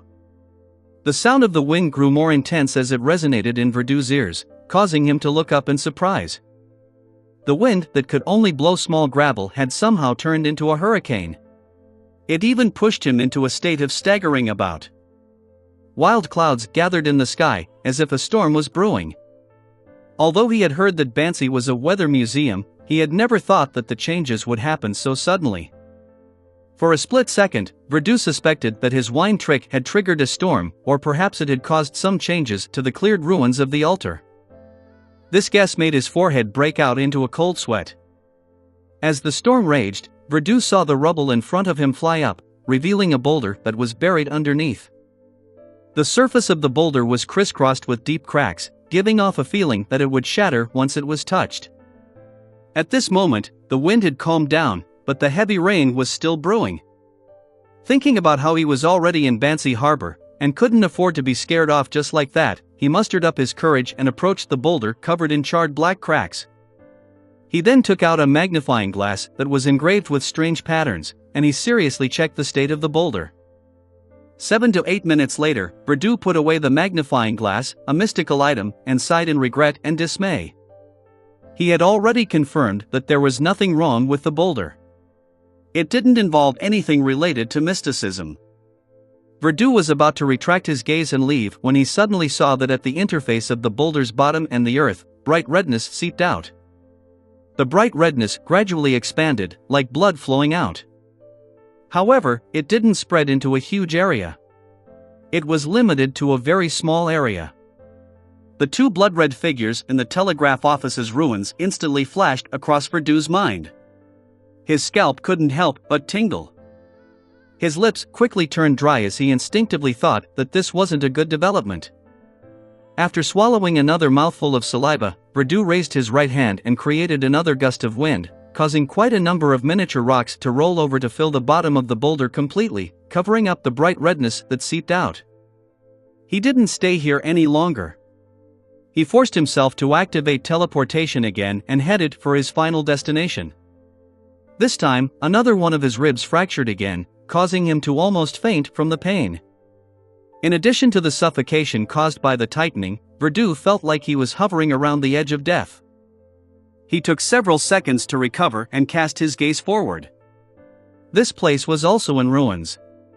A collapsed house covered the weeds. According to a pirate who had once explored the ruins of Bansi, there was an item here worth researching. It was an ordinary wooden door, but it was the only thing that remained intact in Bansi. The pirate didn't find anything special about the wooden door, so he got his subordinate to carry it in an attempt to move it back to the ship. However, they had only taken 2 steps when they suddenly collapsed.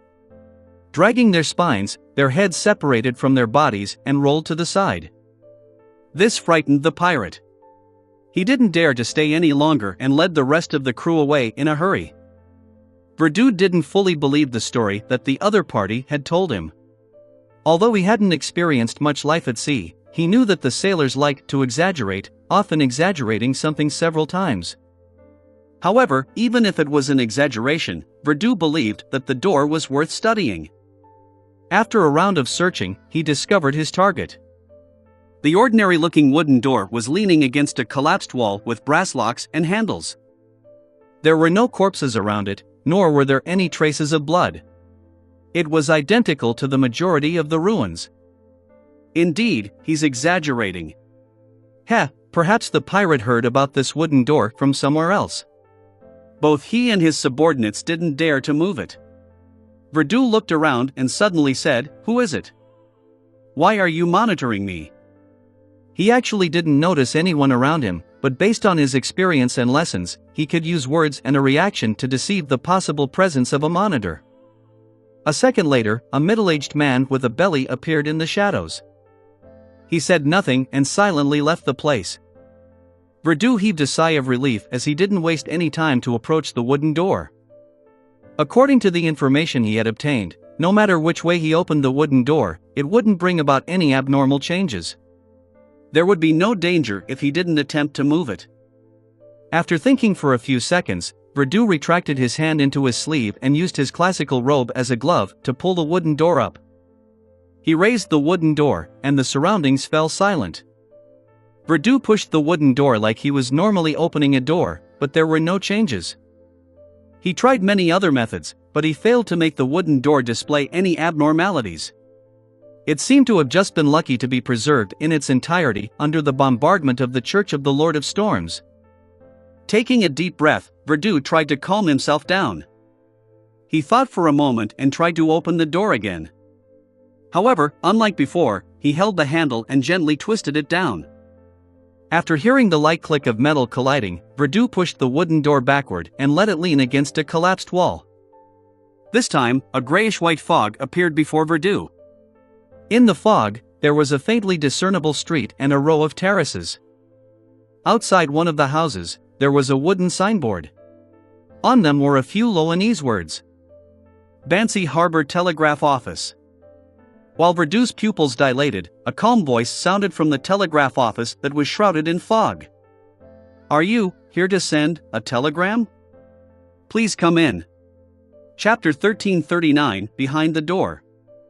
Chapter 1339, Behind the Door. Although the voice coming from the telegraph office wasn't anything out of the ordinary, it was just a little intermittent. It lacked the obvious changes in tone. Normally, it wouldn't strike terror in others, but Verdu's heart suddenly erupted with a surge of fear. It was like a bullet with flames shooting into an ammunition dump. It accurately hit a barrel of flammable gunpowder and ignited the fear that Verdu had accumulated and suppressed previously. The horror that swept into every corner of his body was like a hand that grabbed Verdu's heart and blanked out his brain. He turned around abruptly and ran frantically towards the remnant pier where the pirate ship was. During this process, Verdu had completely forgotten to think. He didn't remember wearing a classic robe that could teleport. All he did was run through the ruins with his feet, occasionally tripping over random items and falling heavily to the ground. Sometimes, his face would turn purple from his tightening clothes, and he had no choice but to stop to catch his breath. However, every time he composed himself a little, he would crawl up and continue running. He looked like he had lost his rationality and was acting purely on instinct. Without the force he provided, the wooden door couldn't maintain its balance. It slid down from the collapsed wall and fell to the floor covered with bricks. The grayish-white fog and the shadowy houses disappeared. After 5 minutes, Verdu ran back to the pier under the storm. His eyes were wide open, filled with panic and confusion. He didn't notice that there was a figure standing on the deck of the pirate ship, quietly looking down at him. This was the young man wearing a half-top hat and a long black trench coat. He had a cold expression. Verdu didn't even think about it and immediately used the gangway to return to the pirate ship. He rushed into the cabin and rushed to the second floor before rushing into his room. Bang! He slammed the door shut and curled up on the small, narrow bed. He wrapped himself tightly with the blanket and shivered. When another of his ribs fractured again, the excruciating pain struck him and he finally recovered from his horror. He realized that his limbs were sore and his body was hot. Every breath he took was like thunder. He struggled with all his might, and finally, he took off his classic robe and fell back into the bed. He felt dizzy and nauseous. The air just felt insufficient. Outside the cabin, the cold-looking man suddenly raised his hand. He took out a human skin glove and wore it on his left palm. Suddenly, the man vanished into thin air and appeared in a corner of the ruins. He appeared beside the ordinary wooden door. He bent down and raised the wooden door, allowing it to stand in front of the collapsed wall. Right on the heels of that, the man in the black trench coat mimicked Verdu's actions. He reached out for the handle and twisted it downwards. Then, he pushed the wooden door forward and let it lean against the wall. Almost at the same time, he saw a grayish-white fog. He saw the faintly discernible streets and houses in the fog. Amidst the houses, the clearest, most eye-catching one was the Bancy Harbor Telegraph Office. The rest were more or less blurry. At this moment, the calm voice in the telegraph office asked through the door, "Who are you?" "I'm Gehrman Sparrow," the young man in a half-top hat replied in the same staccato. The interior of Bancy Harbor Telegraph Office suddenly fell silent as though someone was walking silently towards the door. At that moment, Gehrman Sparrow turned his head to the other side. In the deep end of the street, a figure walked over. He was wearing a straw hat and had a towel around his neck. He was bending over to pull something. As the figure approached, the outline of the object behind him gradually became clear. It was a black vehicle with 2 wheels. It had a roof that could block the scorching sun and rain. In the vehicle sat a lady wearing a waist-length dress with an embroidered fan. Both she and the driver were concealed by thick fog, making it difficult for anyone to see their exact appearances. When they passed Gehrman Sparrow, he barely managed to see a few details through the fog.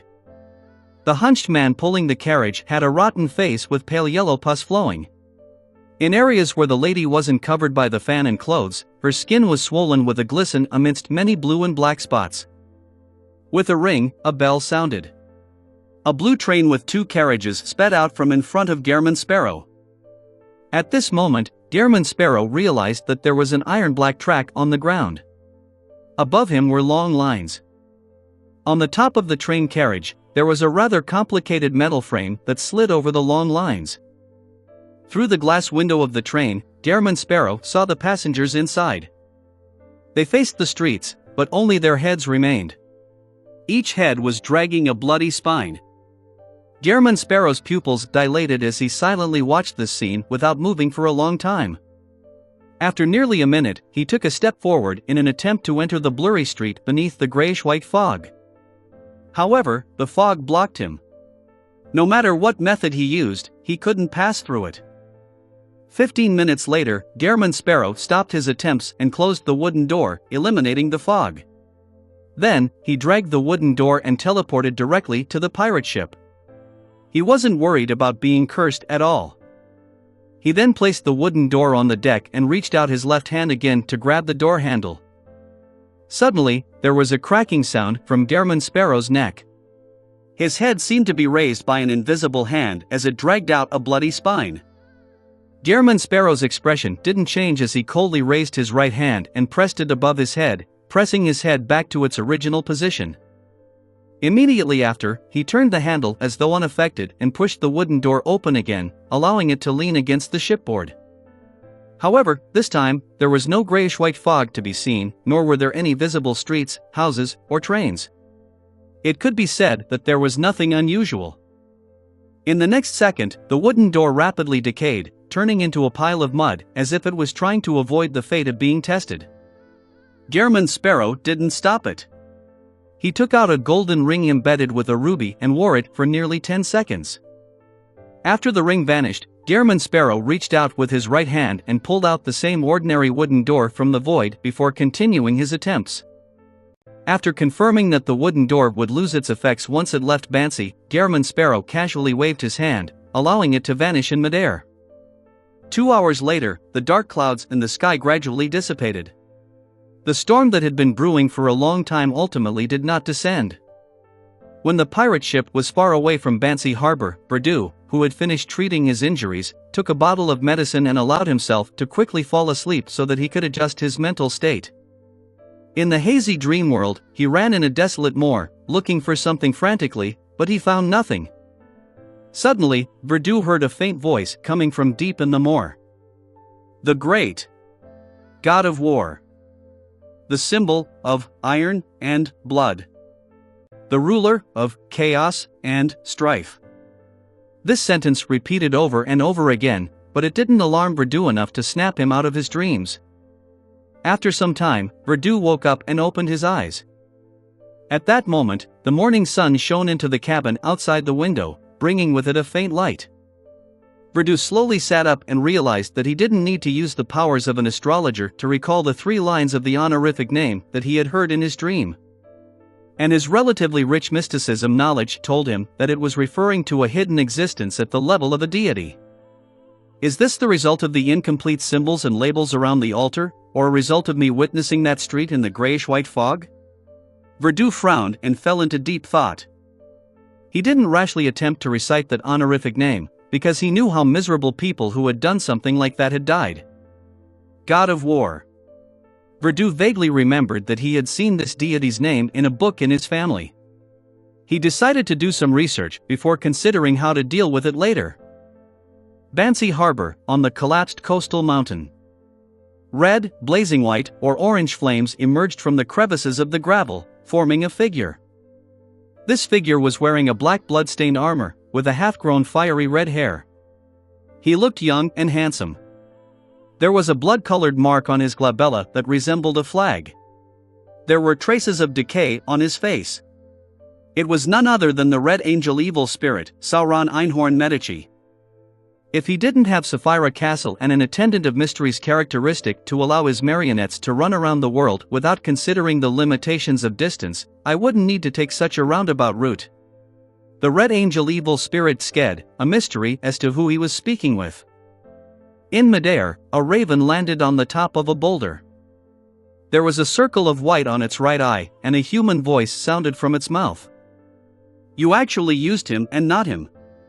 This isn't like your style. The Red Angel evil spirit chuckled. That's because he wishes others to call him as him and not him. As he spoke, Sauron Einhorn Medici glanced at the raven.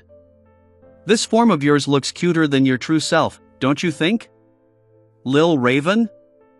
The white-eyed raven replied without any hint of anger, your mockery is just like you. Still living in the previous epoch. The Red Angel evil spirit smiled and said, the developments have been rather smooth, and he has been fooled. However, I believe that even if he discovers it, he will probably turn a blind eye. For the two of you to become great old ones, Dor has to return. The hypocritical him might still be hesitating about whether to do it, because if he isn't careful, it will bring about a huge disaster. Ha, I like disasters. Lil Raven, when are you going to make your payment? If you don't have enough strength, I won't be able to gain the trust of the brainless Abraham. When he prays to you, said the white-eyed raven. If you're worried that such a state won't last long, I can parasitize a worm of time into your body and help you maintain it. There's no need to thank me. As he spoke, the raven spread its wings and disappeared into the vast night sky. The Red Angel evil spirit turned his head and, with the advantage of the terrain, wore a solemn expression as he looked down at the Bansi ruins. Chapter 1340 Travel Diaries. Chapter 1340 Travel Diaries. This small city called Utopia is intrinsically no different from the ones I had been to in the past. Be it the folk culture, the people, or architectural style, it follows very closely to the standard Lone styles. I've heard that the southern continent has many peculiar and unusual traditions. I hope that I can experience it myself one day. Of course, that's after East and West Balam's peace is restored. Speaking of which, the most special thing about this place is that the weather is always changing and there's always a storm. As a result, most people have umbrellas and raincoats that are smeared with Donningsman tree sap. The hotel attendant told me that for a person of a certain income level, which also has a need to work outdoors, they would have to save quite a sum of money to purchase a raincoat. Otherwise, the sickness would only take more away. There are no meteorologists here. I have no idea why there are so many changes in the weather here. I can only guess that it has something to do with it lining the sea and being close to places with hurricanes. Yes, there's a deep water harbor a few kilometers away from Utopia. However, they're lacking in manpower, and it isn't very well managed. It can only maintain its operations on a small scale. They don't have local newspapers either. After all, it's just a small city with a few thousand people. The paper boys mainly sell the Tussock Times, Desi Mirror, and Siwan News. The second reason I like this place is because many people in Utopia are optimistic and are very enthusiastic about life. When I wrote this down, a band happened to pass by outside the hotel. It's not a professional band, but a group formed purely from amateur enthusiasts. Among them, there are civil servants, law enforcement officers, solicitors, professional policemen, school teachers, candy factory workers, shop owners. Among them, those with the money are responsible for the larger musical instruments, such as cello, violins, and other difficult musical instruments.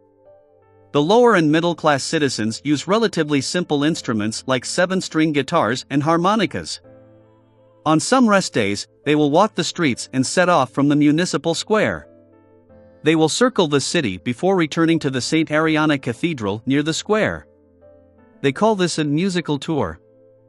In the tour, not only do they not reject other citizens from joining, but they even encourage them to sing or dance along with the procession.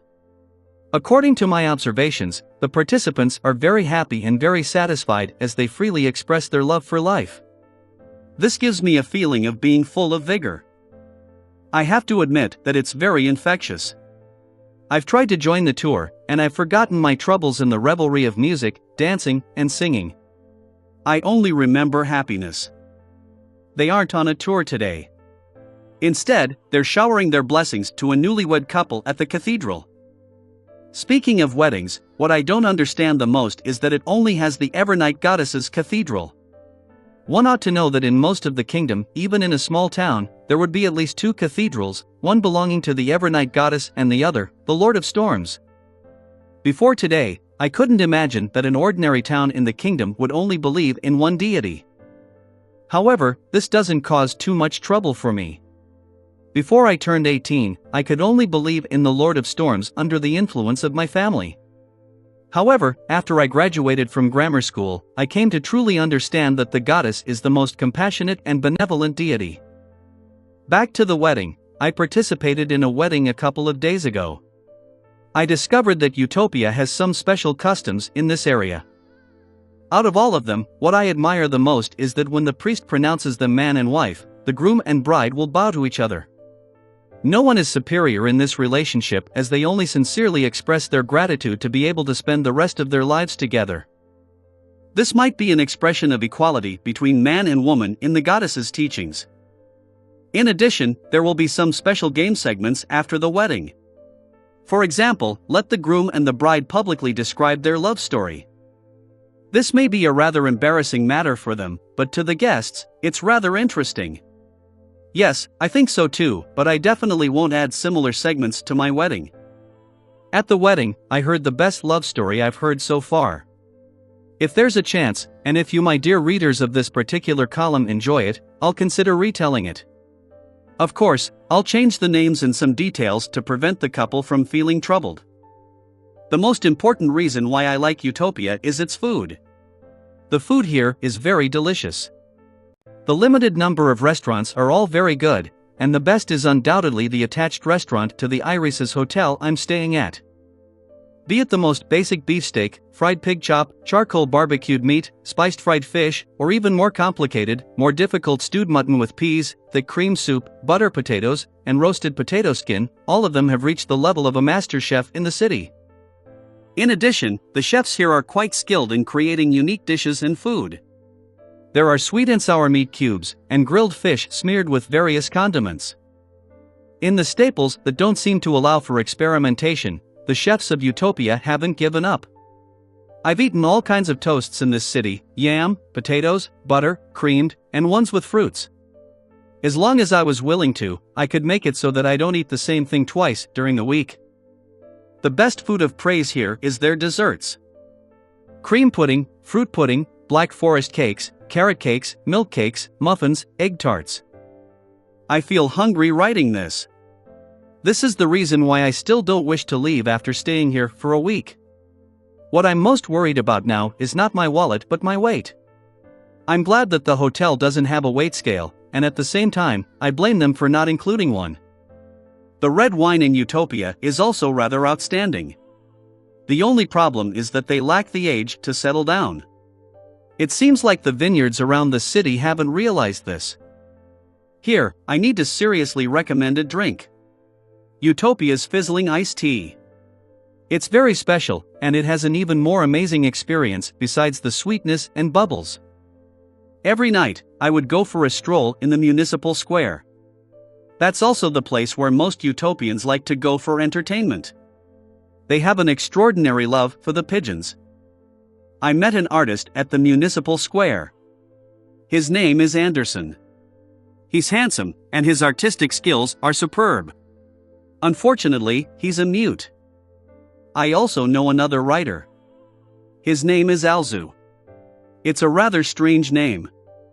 He said that he's writing a long novel and asked me to appraise the beginning. I won't comment on his novel, but I was just curious about a few familiar names at the beginning of the novel.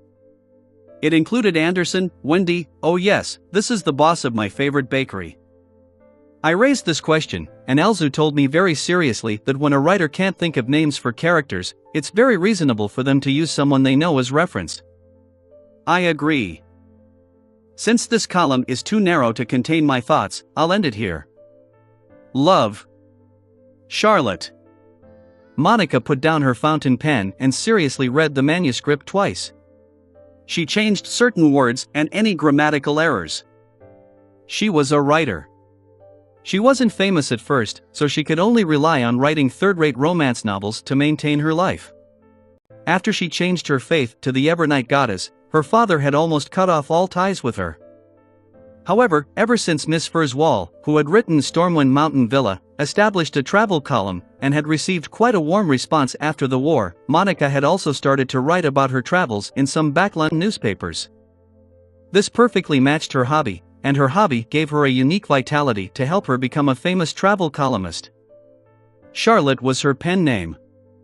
After her writing dried completely, Monica specially wrote another copy and stuffed it into an envelope before affixing it with a stamp. After confirming that the address was correct, the black-haired lady with a Desi Bay style carried her handbag and left the hotel, heading to the Utopia post office. The post office was next to the telegraph office. Whenever Monica passed by the latter, she would always find it a waste. From her point of view, Utopia rarely needed to send telegrams. It was too extravagant to specially build a telegraph office. After sending the letter, Monica looked at the sky and walked towards the municipal square. When she arrived at the entrance of St. Ariana's Cathedral, she met Biles. He was a police officer. He had once questioned Monica at the Iris's hotel due to the homicide witness. Unfortunately, Monica didn't know that man named Wendell. After greeting each other with a nod, Monica entered the cathedral and found a seat. She listened quietly to the sermon of the priest named Townsend. This was a priest she found to be most clergyman-like ever since she changed her faith to the Evernight Goddess. His hair was half white, and he spoke slowly and mellowly. His voice was deep and low, always calming down people without them realizing it. Monica closed her eyes and listened attentively to the sermon. East Chester County, in a forest belonging to the Hall family. Alfred, Hibbert, and Audrey led their respective foxhounds with their servants around the forest and chased after their prey. This was the first time the three of them had hunted together since they became adults. In front of their sister, Alfred and Hibbert had a great time, at least on the surface. And to Alfred, the biggest problem was how to control himself and not show that he was too extraordinary. Otherwise, if a disciplinary paladin were to join the hunt, no one else would have the chance. He knew that his sister was a Beyonder, but he also knew that a Sequence 7 Beyonder of the Spectator pathway didn't have any actual combat ability. As they chased their prey, they rushed out of the forest and saw a wheat field. "Where are we?" Audrey, dressed in hunting gear, asked casually. This was her first time hunting in this forest, and she didn't know where it led to. Hibbert wasn't too familiar with the area as well. He turned his head and said to his attendant, "Ask someone." As they waited, the three siblings laughed as they discussed their trophies. As for the golden retriever, Susie, she glanced at the foxhounds that wanted to get close to her and made them distance themselves. After a while, Hibbert's attendant returned and reported, "Sir, there's a village called Heartlark nearby." Heartlark? That village with the dragon worship customs? I came here from somewhere else. Audrey was taken aback when she heard that Chapter 1341 in the dream. Chapter 1341 in the dream. After regaining her senses, Audrey maintained her faint smile as she became wary. She could vaguely feel a mysterious force pushing her to Heartlark, the village with the tradition of dragon worship. This was like an arrangement of fate. Audrey had once entered the Hall of Truth, and she discovered that the murals inside had turned into reality.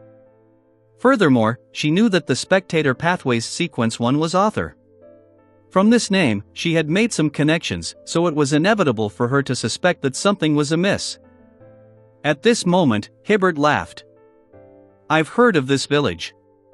I remember that our family has a manor nearby." As he spoke, he looked up at the sky. "It's almost evening.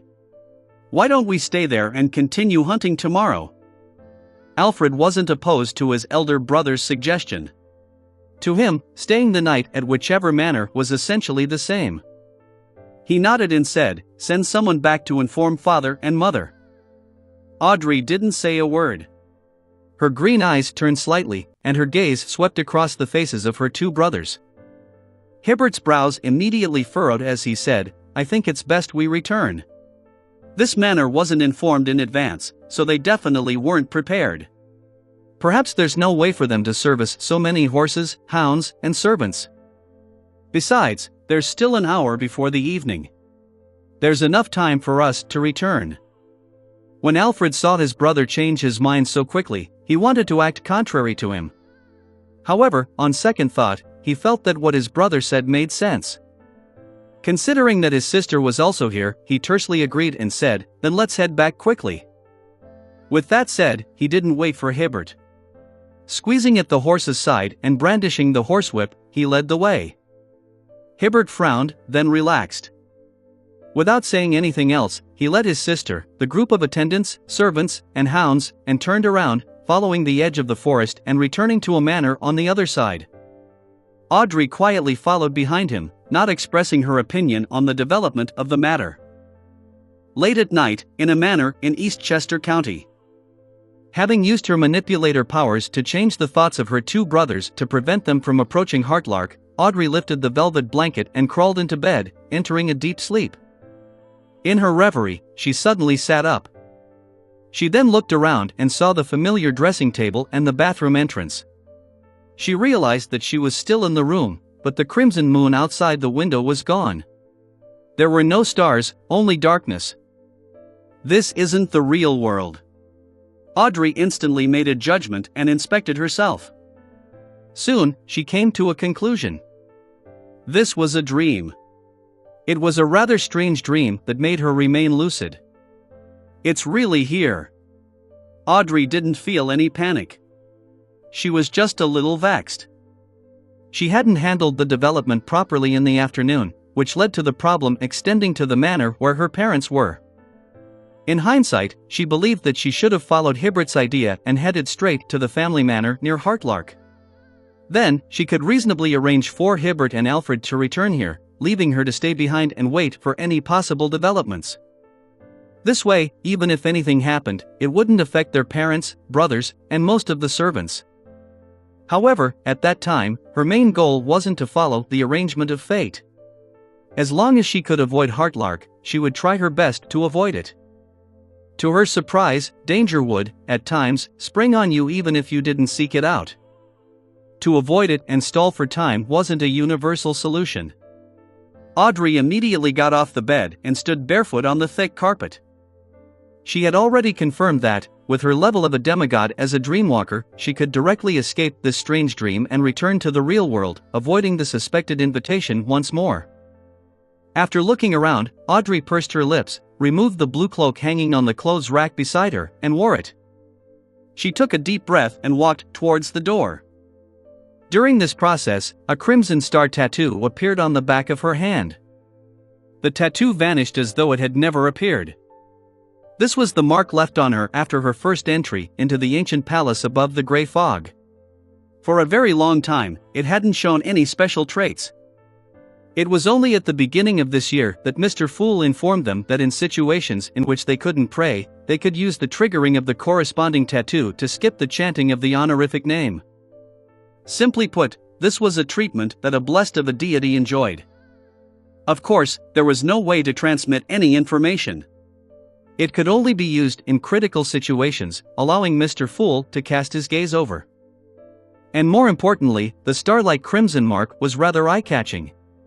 It could be easily discovered by others and people who were secretly monitoring them. Therefore, under a situation where she needed to hide her uniqueness, Audrey was more inclined to use the various abilities of a manipulator to implant the idea of praying to Mr. Fool to some inconspicuous human nearby. She got them to complete the prayer at suitable times and locations and pray for her protection. At this moment, she believed that the owner of the dreamscape knew that she was problematic, so she felt that there was no need to go through all that trouble. All she needed to do was to hide the entity she was praying to. When she reached the door, Audrey reached out for the handle and gently twisted it before pulling it backward. The slightly dark corridor entered her vision. The main building of this manor had a history of over 100 years. Many places still had their former characteristics, especially the corridor section. It didn't have any gas lamps, and the walls were decorated with candle stands made of silver or copper. There were countless candles placed on them, emitting a dim yellow light that illuminated the entire corridor and creating all kinds of shadows. They gave a feeling that a phantasm might appear on the corridor at any moment. Even this has been replicated in the dreamscape. Audrey looked around and entered the corridor. As this thought flashed across her mind, a long, thick pale yellow carpet appeared beneath her feet. Stepping on the carpet, Audrey followed her spiritual intuition and walked to the right. After taking 2 or 3 steps, she suddenly stopped. She felt as if there was something hidden behind the 2 tightly shut doors, giving her a strong desire to explore. This is Father and Mother's bedroom. That is Hibbert's room. That is Alfred's room. Audrey made a slight note of it and frowned. The ancient doors with relief were extremely mysterious under the dim candlelight. It made one eager to know what was hidden behind them. As her thoughts raced, Audrey suddenly understood what they represented in a dream. This was the door to the mind world. Behind each door was the mind world of their owner. In other words, after Audrey pushed open Alfred's door, she would see the various secrets hidden deep in his heart. By the same logic, she could pry into the secrets of Lord Hall and Lady Caitlin. She slowly retracted her gaze. Audrey closed her eyes and continued walking forward, preventing herself from being affected. After all her experiences, she gradually understood a principle. A demigod in the mind domain needed to control themselves and respect others. Under the premise that she could read people's true thoughts through their body language, facial expressions, and emotional fluctuations, if she wasn't satisfied, she could greedily explore the inner thoughts of others and dig out their secrets. In the end, she would suffer a backlash. This was a very simple principle. Everyone had some darkness in them in varying amounts or nasty thoughts. However, they had control over them, preventing them from affecting their actions. Under such circumstances, if a demigod in the mind domain still insisted on digging these thoughts and dug out the ugly parts under the mask, it was very easy for them to be disappointed in human nature, be tainted by all kinds of negative thoughts, gradually becoming crazy without realizing it. This was also one of the reasons why, despite spectators being able to placate themselves and treat corresponding mental problems, they were also one of the pathways who would easily go mad or lose their composure.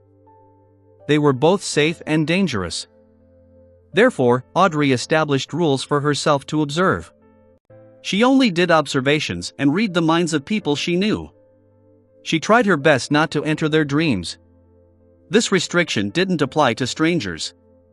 If it wasn't necessary, she wouldn't enter the mind world of anyone. Following the corridor, Audrey, who was wearing a blue cloak, reached its end. She opened her eyes and cast her gaze at the room on the left. It was a half-open solarium. Pursing her lips again, Audrey held the door handle with her breathing steady. As the wooden door opened, the scene inside was gradually revealed.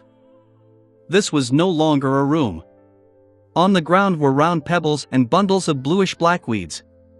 It was so dark deep within that space that one couldn't see clearly.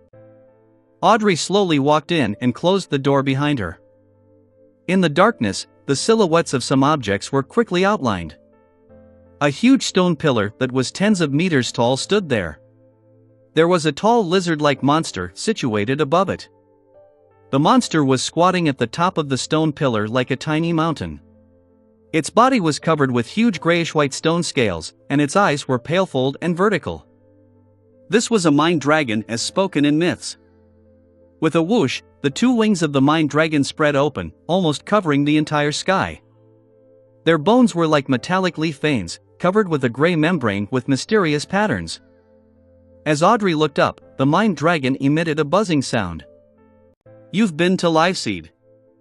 Without a doubt, it used Dragonese. City of Miracles, Liveseed. How does it know? Just as Audrey had these two thoughts, she heard the mind dragon say, everyone's consciousness in one's heart will make a certain exchange with the sea of collective subconscious. And for a unique place like Liveseed, it likewise left a special impression in you. When your virtual persona roams the sea of collective subconscious and isn't too far from me, I can naturally sense this. This exceeds the limits of my abilities, and it's not something a dreamweaver can do. This mind dragon corresponds to a sequence 2 discerner? He actually didn't directly control me. As Audrey's thoughts flashed, the mind dragon spoke again. I'm sure you don't have any ill intentions at the moment. Audrey fell silent for 2 seconds before looking up and asking, aren't you worried that it's a trap? Chapter 1342 Simultaneously. Chapter 1342 Simultaneously. At that moment, Audrey even suspected that the arrangement of fate wasn't for her to head to Heartlark to investigate the dragon-worshipping customs. Instead, it was to make her realize that something was wrong, causing her to feel conflicted. It made her use a virtual persona in the vicinity of Heartlark to secretly guide her two brothers into changing their minds without realizing it. This would inevitably result in her consciousness being specially related to Liveseed to be discovered by the mind dragon, thus attracting him. Despite being the one that had been arranged, Audrey couldn't help but feel a sense of awe. It had to be said that to achieve such an effect, one had to have an extremely high level of confidence in the reactions different people had. It struck fear into the bottom of her heart. After all, Audrey, a sequence 4 manipulator, had felt that the development of the matter was in line with her expectations. She had completely fulfilled her wishes and wasn't alert at all. The mind dragon retracted its huge wings and looked down at the blue-cloaked Audrey. This is a dream maze formed by many minds. Even if the one who set the trap personally descends, it will take some time to find this room. Besides, I won't stay long. Clearly, he had been wary of traps, but he believed that certain matters were worth the risk. Dream maze. This is a beyonder power of a dreamweaver, or perhaps the power after a qualitative change? Audrey reined in her thoughts and asked calmly, what do you wish to know? The gigantic grayish-white dragon buzzed and said, my name is Arihog, one of the 3 remaining ancient dragons. He means that he is one of the 3 surviving dragons of the second epoch, and the rare, known dragons are only descendants of the dragons during the era of the ancient gods? Audrey nodded slightly and didn't interrupt him. Behind her was a wooden door that stood without any support in the plains filled with bluish-black weeds. It looked extremely strange. Arihog didn't waste any time. After introducing himself, he asked, where did you find Liveseed? Audrey was already prepared as she answered frankly, in a book named Grozel's Travels. Rumor has it that it was personally created by the Dragon King Ankwelt. Grozel, Arihog clearly hadn't heard of this name before. After repeating it, he pressed, what kind of book is that? The blonde-haired Audrey gave a simple description. That's a book with a world that's almost real inside it. At the same time, it can suck in people who meet the requirements or offer their own blood to be sucked in by the book, allowing them to live in that world. Arihog fell silent for 2 seconds. Is there a sea of collective subconscious in that book world? Yes, Audrey answered with great certainty.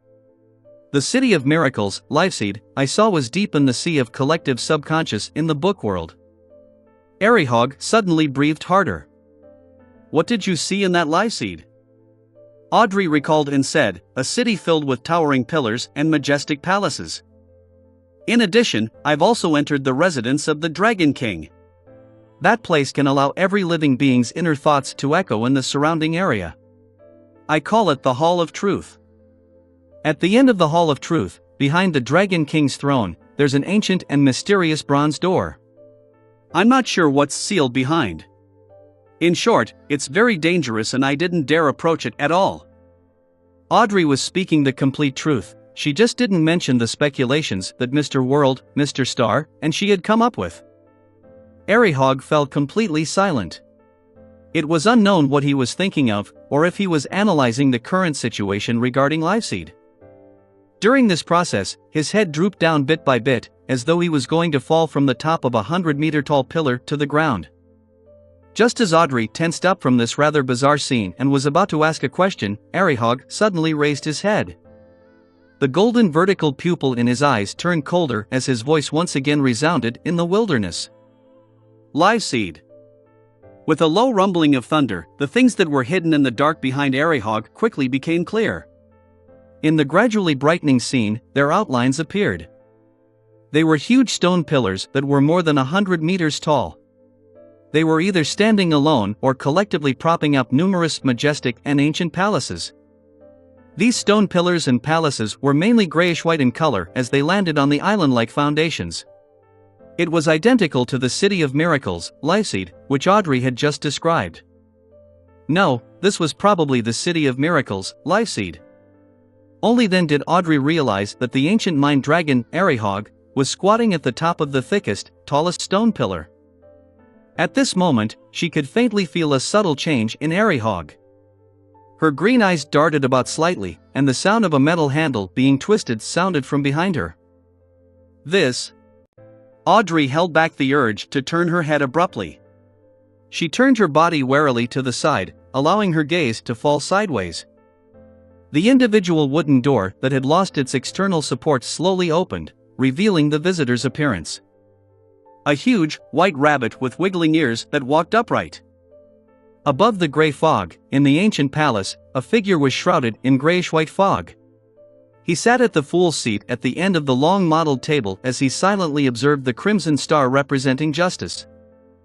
Backland, Westboro, 9, Bellotto Street. The closer Wendell was to the end of the 2 weeks, the more he suffered from insomnia. He had to rely on medication to fall asleep. When he woke up, he was also restless and extremely anxious. He had lost all interest in food and only forced himself to eat the 3 meals sent by his colleagues to ensure his energy. He didn't know what would happen on the date of the trial, nor did he know if there would be an irreversible change in his body. This kind of fear towards the unknown often made him feel stifled. It was extremely tortuous. Sometimes, Wendell would even think that it might not be a wise choice resisting his return to Utopia. Based on his limited experience there, if he obediently returned to Utopia and testified in court, there was a high chance that he would leave safely. At least up to this point, Wendell hadn't heard of anyone dying or going crazy because of Utopia. The people there were rather friendly apart from being a little bizarre. I'm just going to help. They should be grateful to me instead of being antagonistic. The more he thought about it, the more he felt that it would be more comfortable to face the danger. Of course, he had no doubts about Mi-9's protective capabilities. If it wasn't possible, he felt that he could only consider meeting the Lord of Storms early. Phew. Wendell exhaled and sat down on his chair. He casually picked up a novel to pass time. However, his frustration made it impossible for him to immerse himself in the plot. He flipped through the pages more frequently and finally, he snapped the book close. He closed his eyes and prepared to take a nap. In a daze, Wendell seemed to return to Utopia and arrived at the court. However, the role he was in wasn't as a witness but a member of the audience. Tracy was deemed by the judge to have provided insufficient evidence to support a claim for self-defense and had been transferred to the criminal courts. He saw this lady tearing up in a daze, her smile extremely miserable. Wendell woke up and stared silently at the wall lamp in front of him. He sat there motionless for a long time. If the problem is Utopia, and not the residents of Utopia, then me avoiding it might end up killing a poor lady. Wendell retracted his gaze. His resolve had wavered slightly, but he was unable to overcome the fear in his heart. With his hands on the table, he stood up and walked to the door. He planned to wander about MI9's headquarters to ease his mood. After leaving the room and taking a few steps forward, Wendell suddenly heard a colleague in the office discussing the related case of the Utopia. Have you heard? The person who entered Utopia was a carriage driver. He sent a merchant from Utopia to the dock area, and with just taking 2 turns at a crossroads, he found himself somewhere unfamiliar. There's a need to warn all the carriage drivers in Backland.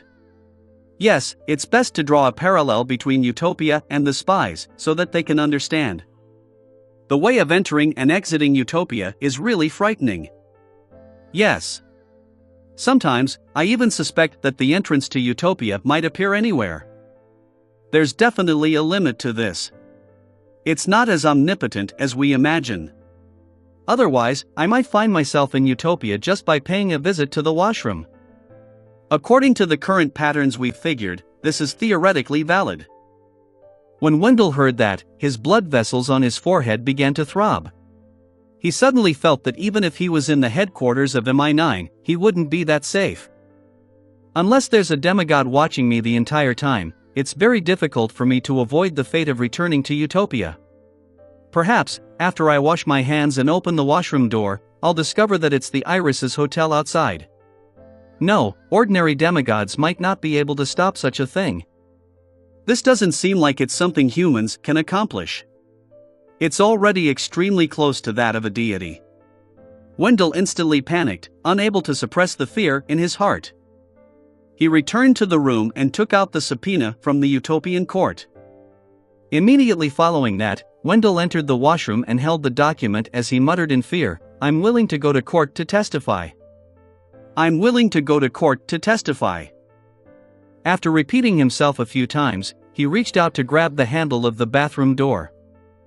At that moment, a black raven flew through the ventilation hole like a ghost and landed in a corner of the washroom that no one would notice. In the next second, Wendell twisted the handle, pulled the door back, and opened the washroom door. It was no longer his familiar bedroom but an unfamiliar lobby. Chapter 1343, Weave's Nightmare. Chapter 1343, Weave's Nightmare. I really returned to Utopia. Upon seeing the scene outside, Wendell felt a baffling sense of relief and ease. He no longer had any doubts about his choice to go to testify in court. It had to be known that he was in the washroom of MI9's headquarters. It was a place that was impossible to invade even with a fully armed army. Wendell slowly exhaled as he walked out of the washroom and towards the entrance of the lobby. Behind him, in a corner of the washroom where no one was paying attention to, the pitch-black raven had draped over a shadow-like veil, losing its physical presence. Even if one were to directly look at it, it would be difficult to discover it. Then, its body became more and more transparent as it rapidly dissipated until it vanished. At this moment, Wendell had already walked a few meters out of the lobby when he saw a police officer in a black and white checkered uniform. This was the young officer who had requested him to testify, Biles. "I knew you'd come, because you're a kind person."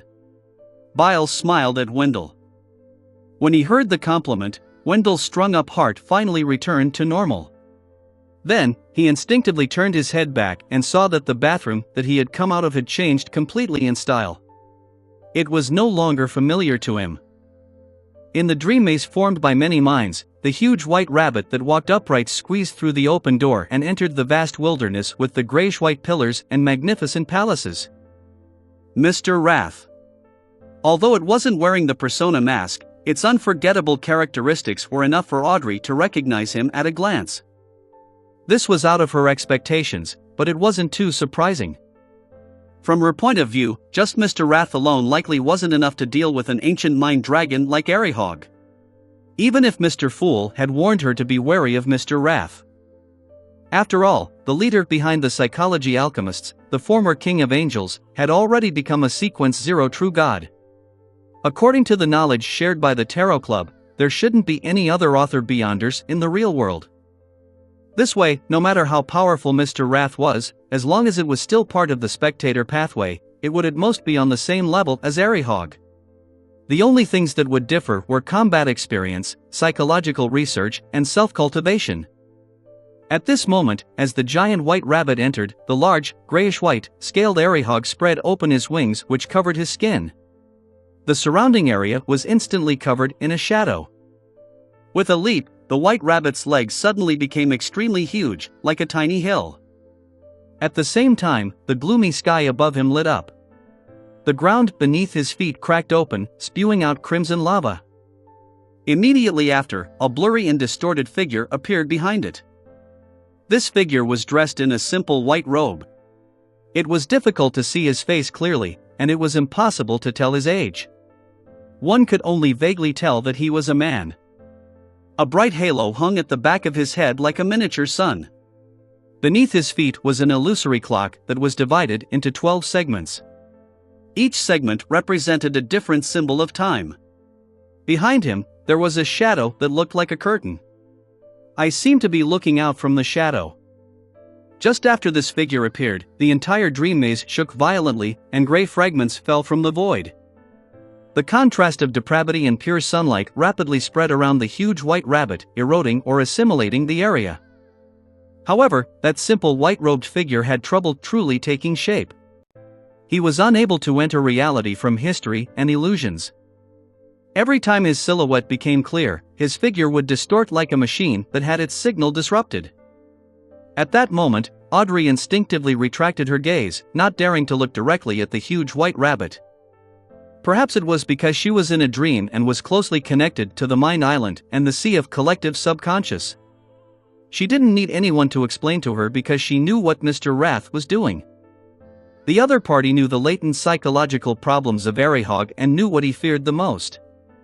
Then, according to this, it produced a nightmare that contained the specific images.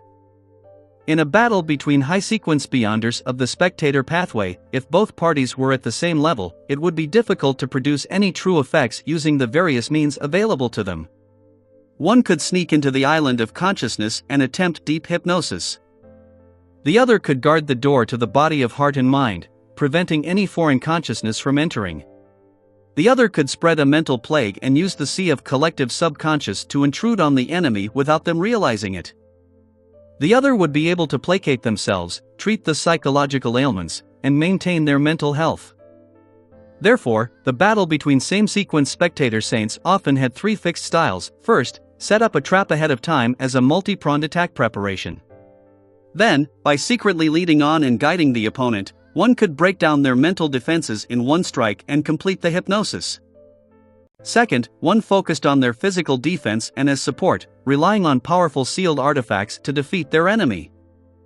Third, when the beyonder powers such as mental plague, mind deprivation, dragon's breath, consciousness control, and other beyonder powers were unable to deal with their opponent, engaging in self-hypnotism and using dragon transformation would result in an intense melee battle that exchanged claw swipes and tail lashes. In the third battle, whoever had a deeper understanding of the mind domain, and whose will was stronger and firmer, would be able to gain the upper hand by relying on the extended usage of dragon transformation. Of course, the prerequisite was that the other party had no chance of escaping. And at the level of an angel, everyone was a true mythical creature. The maintenance time of dragon transformation became meaningless. At this moment, it mainly depended on observation. Whoever could find a flaw in the opponent's mind could weave a corresponding nightmare, directly attacking the enemy's weaknesses, slowly destroying their mental defenses and reaching the effect of going mad or dying out of fear. As Audrey was in the same dream, even if the nightmare wasn't directed at her, she was still affected by the corresponding emotions, characteristics, status, and even corruption. Now, she clearly knew that the nightmare that Mr. Wrath had weaved represented the ancient sun god. This was the most terrifying existence in Arihog's mind. At the same time, the ancient sun god's influence would uncontrollably corrupt the surroundings until it reached the entire dream. When the time came, once Audrey woke up, she would either become an untreatable mentally ill patient, or she would become an incomplete mythical creature, completely losing all reason and ending up wildly attacking the surrounding creatures. Of course, there was another possibility that she unknowingly became depraved. She would become cold, cruel, and bloodthirsty without realizing it, as if someone had replaced her.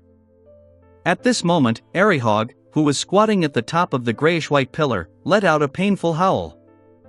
As the dragon's roar echoed, the top of his head turned dark, revealing a sea of secrets and colors that was difficult to describe with words. In the sea, an even bigger grayish-white dragon spanning 1,000 meters long rose up. One of his vertical pupils was pale gold and the other was bright red color. There was a third eye on the dragon's forehead. It seemed to be hiding a thick shadow. Similarly, there was no need for anyone to explain. With the uniqueness of her present state, Audrey immediately knew what nightmare Arihog had weaved. This was something that left a deep trauma in the giant white rabbit's heart. This was the Ankwhelp that had been corrupted by the underground world. This was the virtual persona and mental corruption which was sealed behind the bronze door, things that had been split off from that ancient god. At that moment, Audrey was in an indescribable nightmare. Although she hadn't been corrupted, her mental state was in turmoil, as though she had been awed. She immediately used placate on herself, and didn't hesitate to rely on her own consciousness to forcefully escape the dream maze. During this process, she didn't encounter any obstruction, not just because she wasn't Arihog's and Mr. Rath's target, but also because she had reached sequence 4 and possessed a certain amount of godhood. Therefore, she quickly woke up from her dream. Audrey suddenly opened her eyes and saw a crystal chandelier dyed in faint crimson. She saw the deep darkness of the room. Without any delay, she got out of bed and ran to the window to look outside. The entire manor was completely silent, as if it was deep asleep. Everything was normal. Audrey frowned and immediately split out a virtual person, allowing it to enter the mind island of a night patroller. She remembered very clearly that the dream maze was formed by many minds. Once the two nightmares spread, the result was unimaginable. Therefore, before this, she had to wake up everyone in the manor. In the next second, the patrolling guard suddenly raised his hand and removed the grenade hanging from his belt. He pulled out the pin and threw it towards an empty garden. Boom! The loud explosion jolted awake the sleeping people. Immediately after, the guard shouted loudly, "Enemy assault! Enemy assault!" Earl Hall and his wife were already over 50 years old, so as light sleepers, they jolted awake immediately. Regardless of how good Hibbert's sleep quality was, he woke up in a reverie thanks to such a loud explosion. Alfred had opened his eyes the moment the grenade was thrown. The remaining butler, maids, footmen, and bodyguards woke up one after another. They looked confused and dumbfounded, not knowing what had happened. And at the far end of the manor's main building, a few servants heard the commotion and didn't wake up in time. A few seconds later, they struggled on the bed in pain. Like a snake shedding its skin, they broke free from their skin, turning into hideous bodies of blood. They didn't wake up until they died. At that moment, Audrey saw a grayish-white dragon spread its wings in the sea of collective subconscious as it rapidly departed. A huge white rabbit followed closely behind. In the blink of an eye, the dragon's voice resounded in the illusory sea. Adam isn't necessarily Adam, just like how I might not necessarily be Arihog. The giant white rabbit suddenly slowed down and gradually stopped. All the abnormalities came to an end as the entire area returned to normal. In the ancient palace above the fog. Adam didn't attack? The fool Klein frowned slightly as he turned his attention back to Utopia and replaced the instinctual monitoring of the worms of spirit. He carefully inspected his marionette town and didn't find anything abnormal. Chapter 1344 Humanity. Chapter 1344 Humanity. Seeing that there weren't any abnormalities in the town of marionettes, Klein began thinking about Miss Justice's encounter. It wasn't Adam who set up an attack against Arihog, but Hermes who masterminded it? Otherwise, it wouldn't be possible for Adam to not descend. It would also be impossible for Arihog to escape so easily. He had to rely on the second city of miracles to have some hope of doing so. If Hermes was the mastermind, the development of this whole episode becomes logical. Hermes never thought of capturing or killing Arihog. He only hopes to learn some information from this ancient mind dragon. When Arihog said Adam isn't necessarily Adam, the operation came to a natural end. Yes, from the looks of it, Hermes already had some doubts about Adam's true state. However, due to the limitations of his status, he has been unable to make Arihog appear on his own accord, so he used Miss Justice. Adam isn't necessarily Adam, Arihog isn't necessarily Arihog. This sentence is very interesting. The upper echelons of the spectator pathway are more mysterious than Seers. Back then, Dragon of Imagination Ankwelt clearly occupied Sequence 0, but he had a Sequence 1 son of the same pathway as him, Dragon of Nightmare, Alzahad. If Adam really isn't Adam, then who is he? Is it that Adam from the myth in the time before the first epic, or part of the primordial one? Or is he related to the resurrection of the ancient sun god? From the looks of it, the meaning behind why Medici addresses him as a zealot has a far more profound meaning. Klein quickly conjured a gold coin and flicked it into the air, making a divination. The results of the divination indicated that today's development was nothing dangerous. Klein immediately dispersed the gold coin and prepared to descend his consciousness into his body beneath St. Ariana Cathedral. At this moment, his actions became slightly sluggish. The moment Miss Justice met Arihog and Hermes was almost simultaneous as the moment the MI9 personnel returned to Utopia to testify in court. Just looking at them individually, there was no problem, but the word simultaneous made Klein somewhat alert. He was very sensitive to words like happen to, coincidence, simultaneous, and almost the same. This was a mark left behind by his past experiences. He tapped his finger on the edge of the long modeled table and decided to make preparations for his worries. He quickly condensed a light that contained certain words and some kind of will, and he threw it into a prayer light. After doing this, Klein made his consciousness sink and left Sapphira Castle, allowing his mind to return to his original body. Immediately after, he began to influence Utopia. He planned to use all sorts of arrangements to temporarily make all the foreigners leave. This way, even if anything happened, it wouldn't affect the innocent. This also meant that Klein was prepared to abandon Utopia and change locations to rebuild his marionette town. After all, a ritual could be repeated many times, but he could only afford one resurrection. Have a good rest for the next 2 days. There's still some time left before court begins. Biles sent Wendell to the entrance of the Irises Hotel.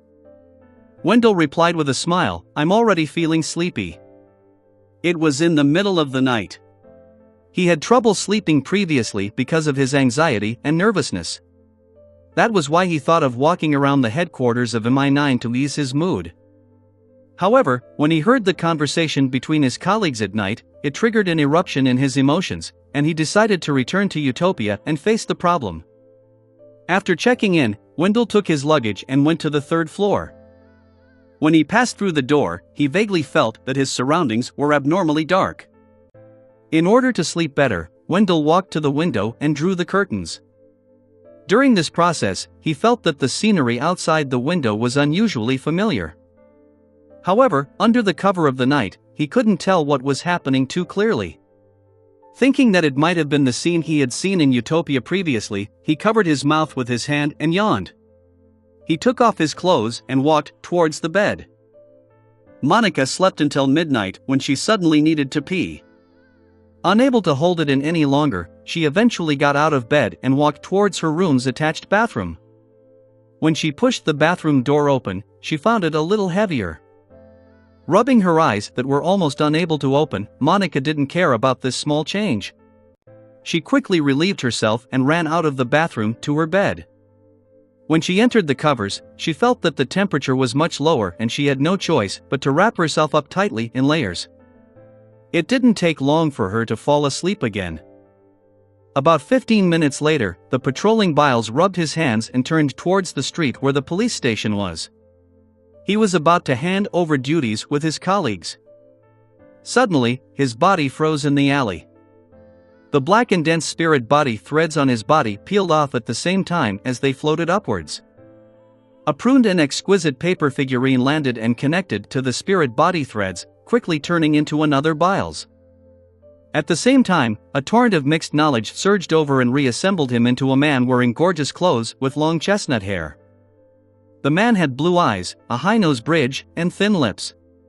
It was Roselle Gustav's Sequence 1 historical projection. Right on the heels of that, the projection reached out and sucked all the information in the surroundings into its palm, forming an illusory ball of light. This information included all the details that involved Biles.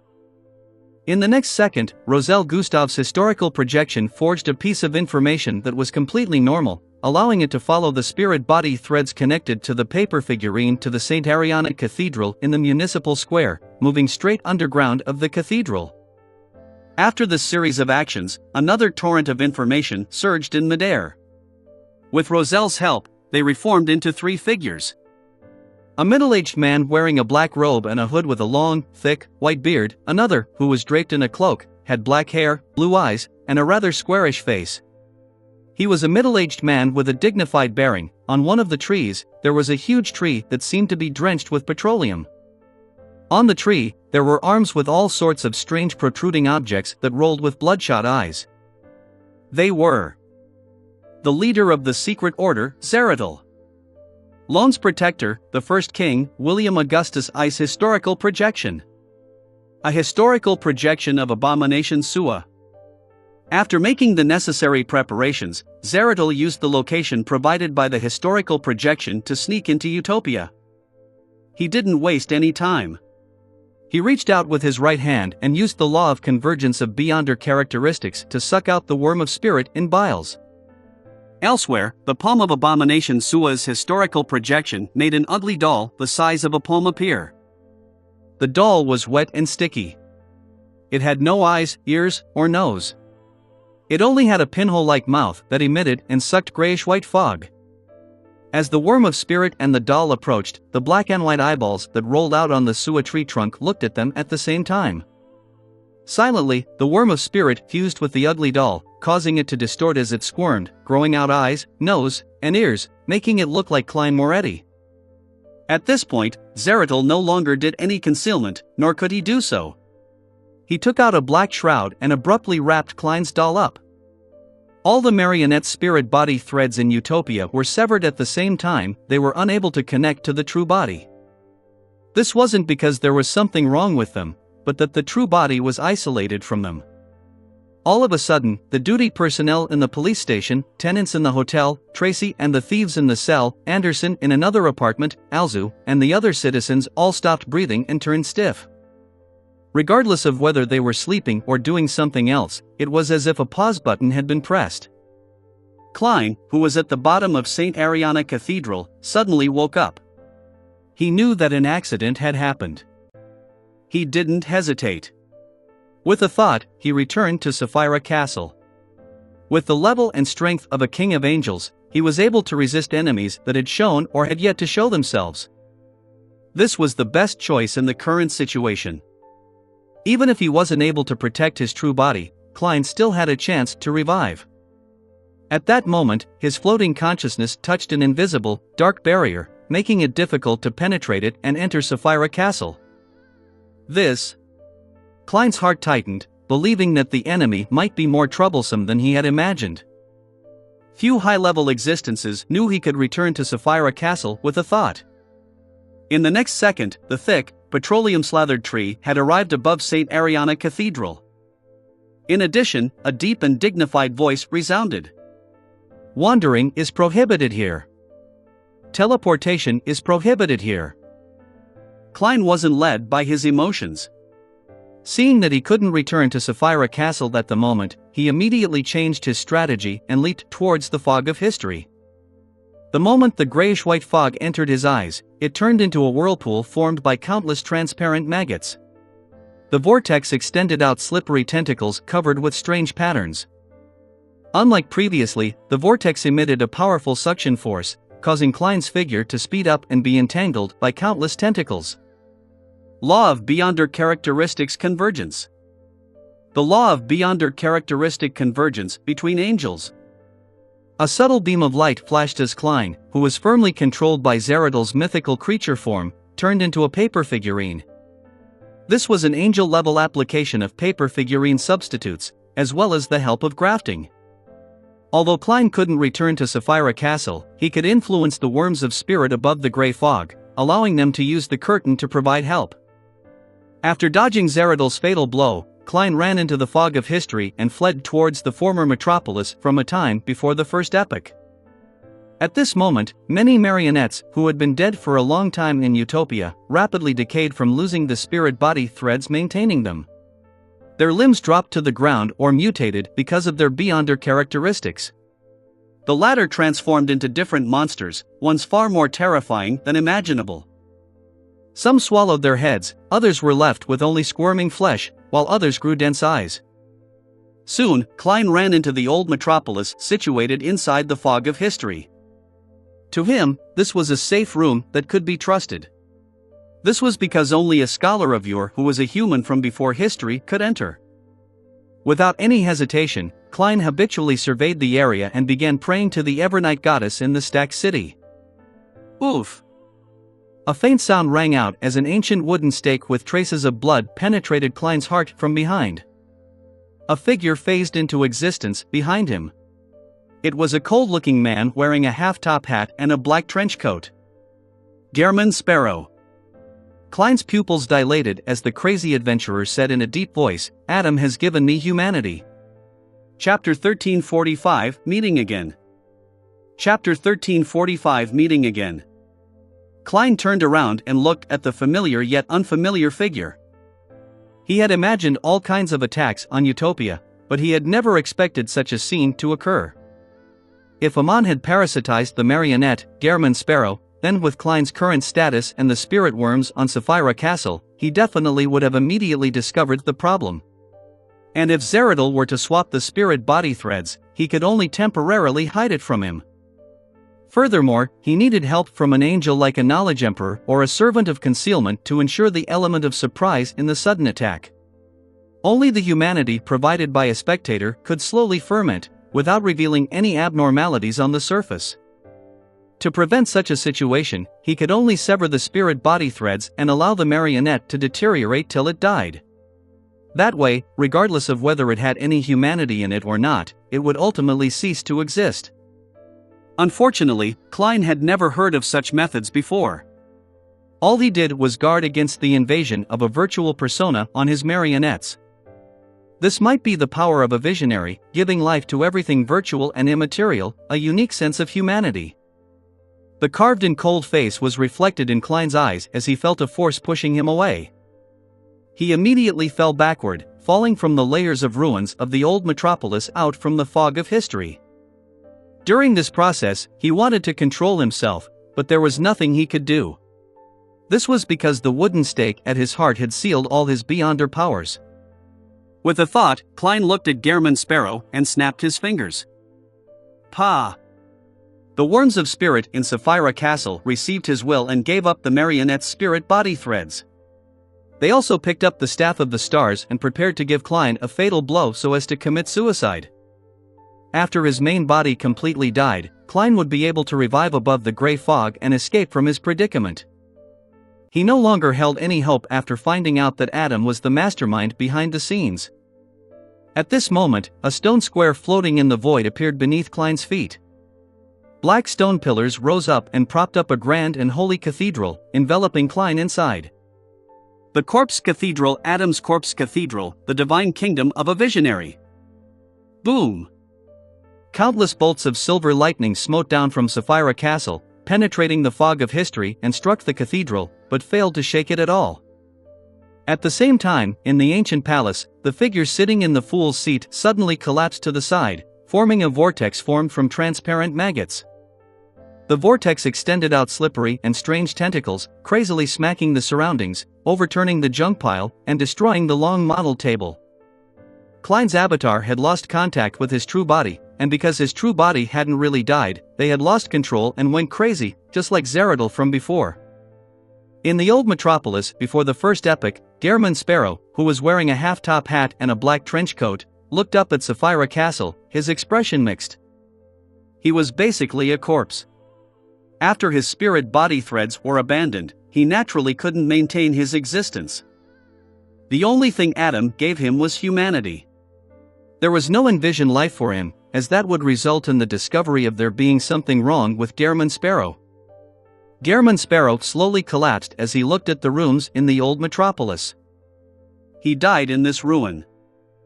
Klein's feet landed on the ground and stood in the middle of the cathedral. He saw that every arch of each pillar was embedded with the skulls of different races. Most of them were pale white in color as they were packed densely together, staring at the intruder with their hollow eyes. On the walls, windows, and doors of the cathedral, transparent, distorted, and painful faces appeared, separating the interior from the outside world. And in front of the cathedral stood a cross that was more than 100 meters tall. In front of the cross were rows of black pews. Adam, who was wearing a simple white robe and had a pale gold beard, was standing under the cross with a silver cross hanging from his neck. He faced the pews like a priest who was preparing to deliver a sermon. His expression was warm and his eyes were limpid, as though he was only inviting Klein to listen to the scriptures. Klein lowered his head and looked at the cross-shaped wooden stake that was stuck in his chest. He slowly walked to the first pew and sat in the middle. For a true mythical creature formed from many worms of spirit, the wound on its chest wasn't fatal. The main purpose of the ancient bloody cross stake was to seal his beyonder powers. If not for the true God standing in front of him, Klein could have used his physical strength to pull out the wooden stake and remove the seal.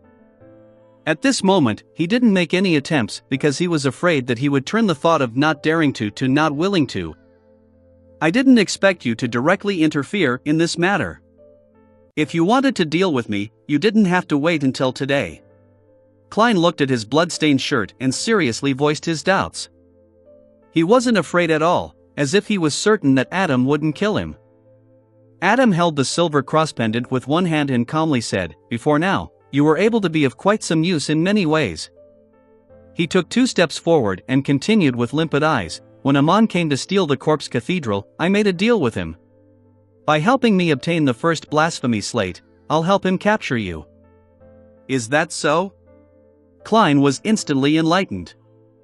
On the one hand, Adam didn't wish to be obstructed by existences like the true creator when he became a god, and on the other hand, he wanted to obtain the first blasphemy slate. Therefore, he used the unshadowed crucifix and other methods to give Klein an impetus to head for the giant king's court, open the door to the chamber where Sasra was sleeping, and attract the attention of the true creator and other existences. On the other hand, he used his brother, Amon, to steal the first blasphemy slate at the critical moment. And to capture Klein, who was about to obtain preliminary control of Sapphira Castle, it would definitely be most appropriate to have a visionary arrange the developments for him. Although Amon and Adam usually appear distant, they are still brothers and can work together more easily. Klein nodded slightly and looked at the stained glass that had distorted faces. "I also didn't expect Zeradal to cooperate with you. Isn't he afraid of becoming food for Amon?" When Klein established Utopia, he had considered Amon's attack and Zeradal's destruction. However, he never expected that they would work together in a certain way. From his point of view, the chances of Zeradal completely siding with the Mother Tree of Desire were higher than this, unless Adam had unknowingly arranged such a development for him. Adam's limpid eyes showed sympathy. To him, you becoming a great old one means that he will definitely perish. However, if Amon becomes one, as long as he expresses his loyalty, he can still retain his present level and status. A Lord of the Mysteries still requires an attendant of mysteries. Therefore, he chose to cooperate with me. During this process, if he can seize the opportunity and turn you into a marionette before I do, using you to enter Sapphira Castle and become the owner of the Sapphira, then he has the right to demand an opportunity to face Antigonus at Everknight's place and have an ultimate showdown with Amon. On the contrary, he will completely admit defeat and pledge allegiance to Amon. On this point, he was very decisive. "It doesn't seem like your style to explain so much," Klein replied casually before frowning. "You don't need all the sequence 1 beyonder characteristics of the corresponding pathway to become a great old one?" He had deduced this from the relationship between the ancient sun god and the 8 kings of angels. However, he believed that one had to first become a great old one or a quasi-one before dividing the characteristics. Adam replied gently, "For neighboring pathways, all that's needed is a uniqueness and a sequence 1 beyonder characteristic. It's easy to lose control if one forcefully occupies more. Therefore, after Zeradal pledged allegiance to Amon, he still has the chance to become a king of angels. And he isn't able to pledge allegiance to you because he can't separate a Sequence 2 avatar like those from the Marauder pathway, and then stealing his main body's spirit body, consciousness, and psyche over, turning the avatar into the main body. This was the qualitative difference between a seer's marionette and a marauder's worm of time. The former involved spirit body threads, while the latter relied on themselves. Furthermore, the reason the Marauder Angel could do this was because their Sequence 2 was Trojan Horse of Destiny. Just as Klein nodded, he suddenly saw Adam turn his body, revealing something beneath the cross. It was a gray stone slab. There were many mottled marks on its surface, making it look rather ancient. This was very similar to the first blasphemy slate, but it didn't have that abnormally ancient feeling to it. It also had words that looked like the source of all languages. They were written with the names of sequences and potion formulas. The second blasphemy slate? Klein asked in surprise. His gaze quickly swept across the stone slab. He didn't read the first few paragraphs, but instead looked at the last few lines.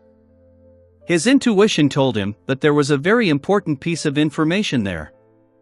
There's no need to rush. Amon has to complete the ritual and become a Sequence 0 before stealing your fate. Otherwise, he wouldn't be able to withstand the identity as Sapphira Castle's owner. And before that, it's best to let you continue staying in my kingdom. Adam acted as though he was consoling a repentant. Kill me, Klein muttered inwardly. At this moment, he figured out the last few lines. God Almighty, Creator, Maker, the Omnipotent and Omniscient, Lord of the Astral World. Sea of Chaos plus Visionary Uniqueness plus the Sun Uniqueness plus Tyrant Uniqueness plus White Tower Uniqueness plus the Hanged Man Uniqueness plus one Author Beyonder Characteristic plus one White Angel Beyonder Characteristic plus one Thunder God Beyonder Characteristic plus one Omniscient Beyonder Characteristic plus one Dark Angel Beyonder Characteristic. Lord of the Mysteries, King of Spacetime, Beacon of Destiny, Embodiment of Sapphira Castle, Dominator of the Spirit World. Sapphira Castle plus the Fool Uniqueness plus Error Uniqueness plus Door Uniqueness plus one Attendant of Mysteries Beyonder Characteristic plus one Worm of Time Beyonder Characteristic plus one Key of Stars Beyonder Characteristic. Upon seeing this, Klein turned his head to look at Adam and asked in puzzlement, "Why are you showing me these? Wouldn't it be safer to hypnotize me and put me to sleep until Amon becomes a god?" Adam's eyes were clear as he said with a warm expression, "To be frank, if the other party wasn't Amon, then I'd be more willing to help you become the dominator of the spirit world. We have too many things in common. In a sense, we are old friends who have met before." With that said, he smiled and said, "We meet again, Mysteries." Chapter 1346, The Specialness of a Visionary. Chapter 1346, The Specialness of a Visionary. Mysteries. The last time Klein heard this title was from the consciousness of the true creator that had descended. The penultimate instance was from the ancient sun god from history, the City of Silver's creator. In a sense, the two of them were equal. The true creator was equivalent to the ancient sun god evil spirit after retrieving Sassur's personality.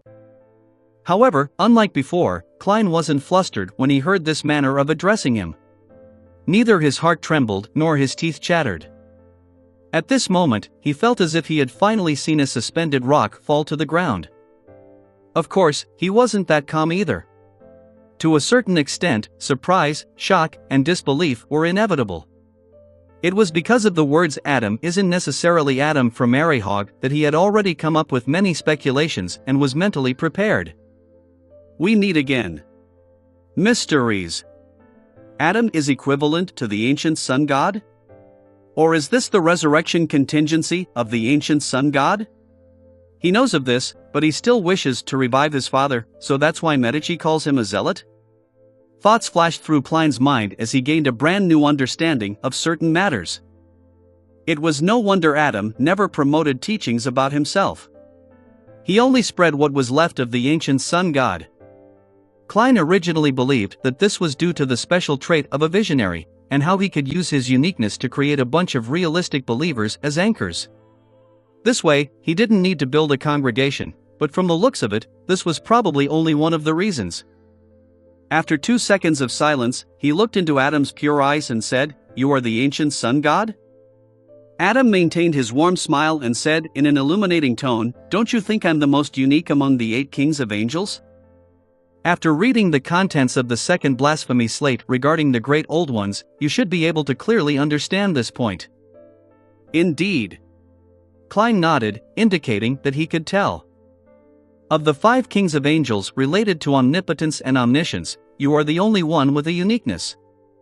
According to the mysticism knowledge that Klein currently possessed, when the City of Silver's creator was still alive, the 8 kings of angels were in the same state. Dark Angel Sasser digested 2 sequence 1 characteristics of the Hanged Man pathway and controlled the first blasphemy slate, allowing him to use a portion of the power of the Chaos Sea. Therefore, he was heaven's deputy, the left hand of God, a king among kings of angels. White Angel Occuses contained 2 sequence 1 characteristics of the sun pathway. Wind Angel Leotaro, Angel of Wisdom Haraburgen, Angel of Fate Ouroboros also possess 2 sequence 1 Beyonder characteristics of their respective pathways. Angel of Time Amon, Red Angel Medici were the ones with a uniqueness of their own pathway and a corresponding sequence 1 Beyonder characteristic. Angel of Imagination Adam had the Spectator pathway's uniqueness and 2 sequence 1 Beyonder characteristics. This didn't seem problematic at first glance, but it appeared strange on careful thought. Angel of Time Amon and Red Angel Medici didn't belong to the 5 pathways of omnipotence and omniscience, and there was no problem about the ancient sun god using different methods to give them their uniqueness. However, Adam was different. Visionary belonged to one of the 5 pathways of omnipotence and omniscience, and the corresponding uniqueness was one of the foundations needed by the ancient sun god to become a great old one. In other words, this was equivalent to one of the 3 sequence 1 Beyonder characteristics needed of a sequence 0. How could it be randomly separated? After all, Sasser, as the deputy of heaven, the left hand of God, didn't obtain the uniqueness of the Hanged Man pathway, much less Wind Angel Leotaro, Angel of Wisdom Haraburgen, and White Angel Occuses. Klein originally believed that the ancient sun god had sensed the awakening of the primordial one, so he had deliberately used the method of having children to separate one of the 5 uniquenesses from himself, taking the initiative to lower his level to resist the corruption and invasion. This was probably the thoughts of other deities and kings of angels back then. When he heard Arihog say Adam isn't necessarily Adam, Klein felt that there might be a deeper secret hidden in this matter and came up with some guesses. After witnessing the last few lines of the second blasphemy slate, he found it even stranger. This was because a uniqueness was one of the foundations of becoming a great old one. If the Sapphira was the foundation, then the corresponding uniquenesses were weight-bearing columns. It would be deeply problematic no matter which one was lost. If the ancient sun god wanted to lower his level, the better choice would be to separate the sequence 1 Beyonder characteristics. That would be relatively safer. Dressed in a simple white robe and wearing a thick golden beard, Adam walked to Klein's side and turned around. He looked at the blasphemy slate and said, "A visionary has something very special. Normal sequence zeros are made up of the uniqueness and 3 sequence 1 Beyonder characteristics. Missing any one of them prevents them from being considered a true deity, they can only be considered a king of angels. And after becoming a sequence 0, a visionary is able to split 2 sequence 1 Beyonder characteristics and replace the corresponding characteristic via envisioning. The object produced by envisioning is real enough. It can work perfectly under the framework of the uniqueness and a sequence 1 Beyonder characteristic, allowing a visionary's level and strength to not decrease. The 2 real separated sequence 1 Beyonder characteristics can be combined with one's other identity or a certain lifeform that's envisioned. It can make them become an author with complete freedom. When necessary, one can use a certain method or some mediums to transform him into the true form. And for the omnipotent and omniscient, he can create a uniqueness that borders between reality and illusory to maintain his state, as long as it doesn't exceed the necessary limitations. This is the relationship between Dragon of Imagination Ankwelt and his child, Dragon of Nightmare Alzahad. I once thought that the Seer and Marauder pathways were the most bizarre. From the looks of it, they can't compare to a spectator. Sigh, be careful of the spectator. Klein completely resolved the question on his mind.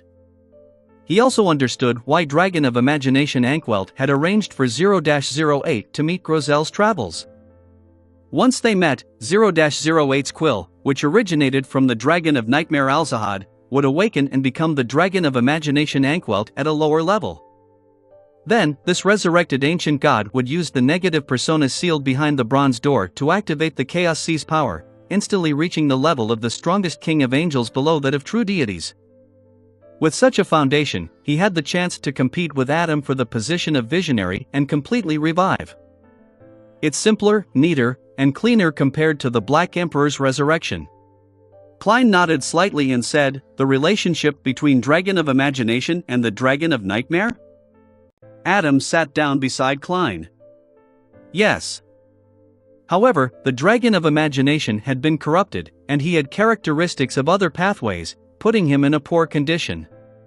All he could do was separate an author. Otherwise, he would have directly lost control. Klein ignored Adam beside him and looked at the second blasphemy slate in front of him. What's the difference between this and a marauder's avatar?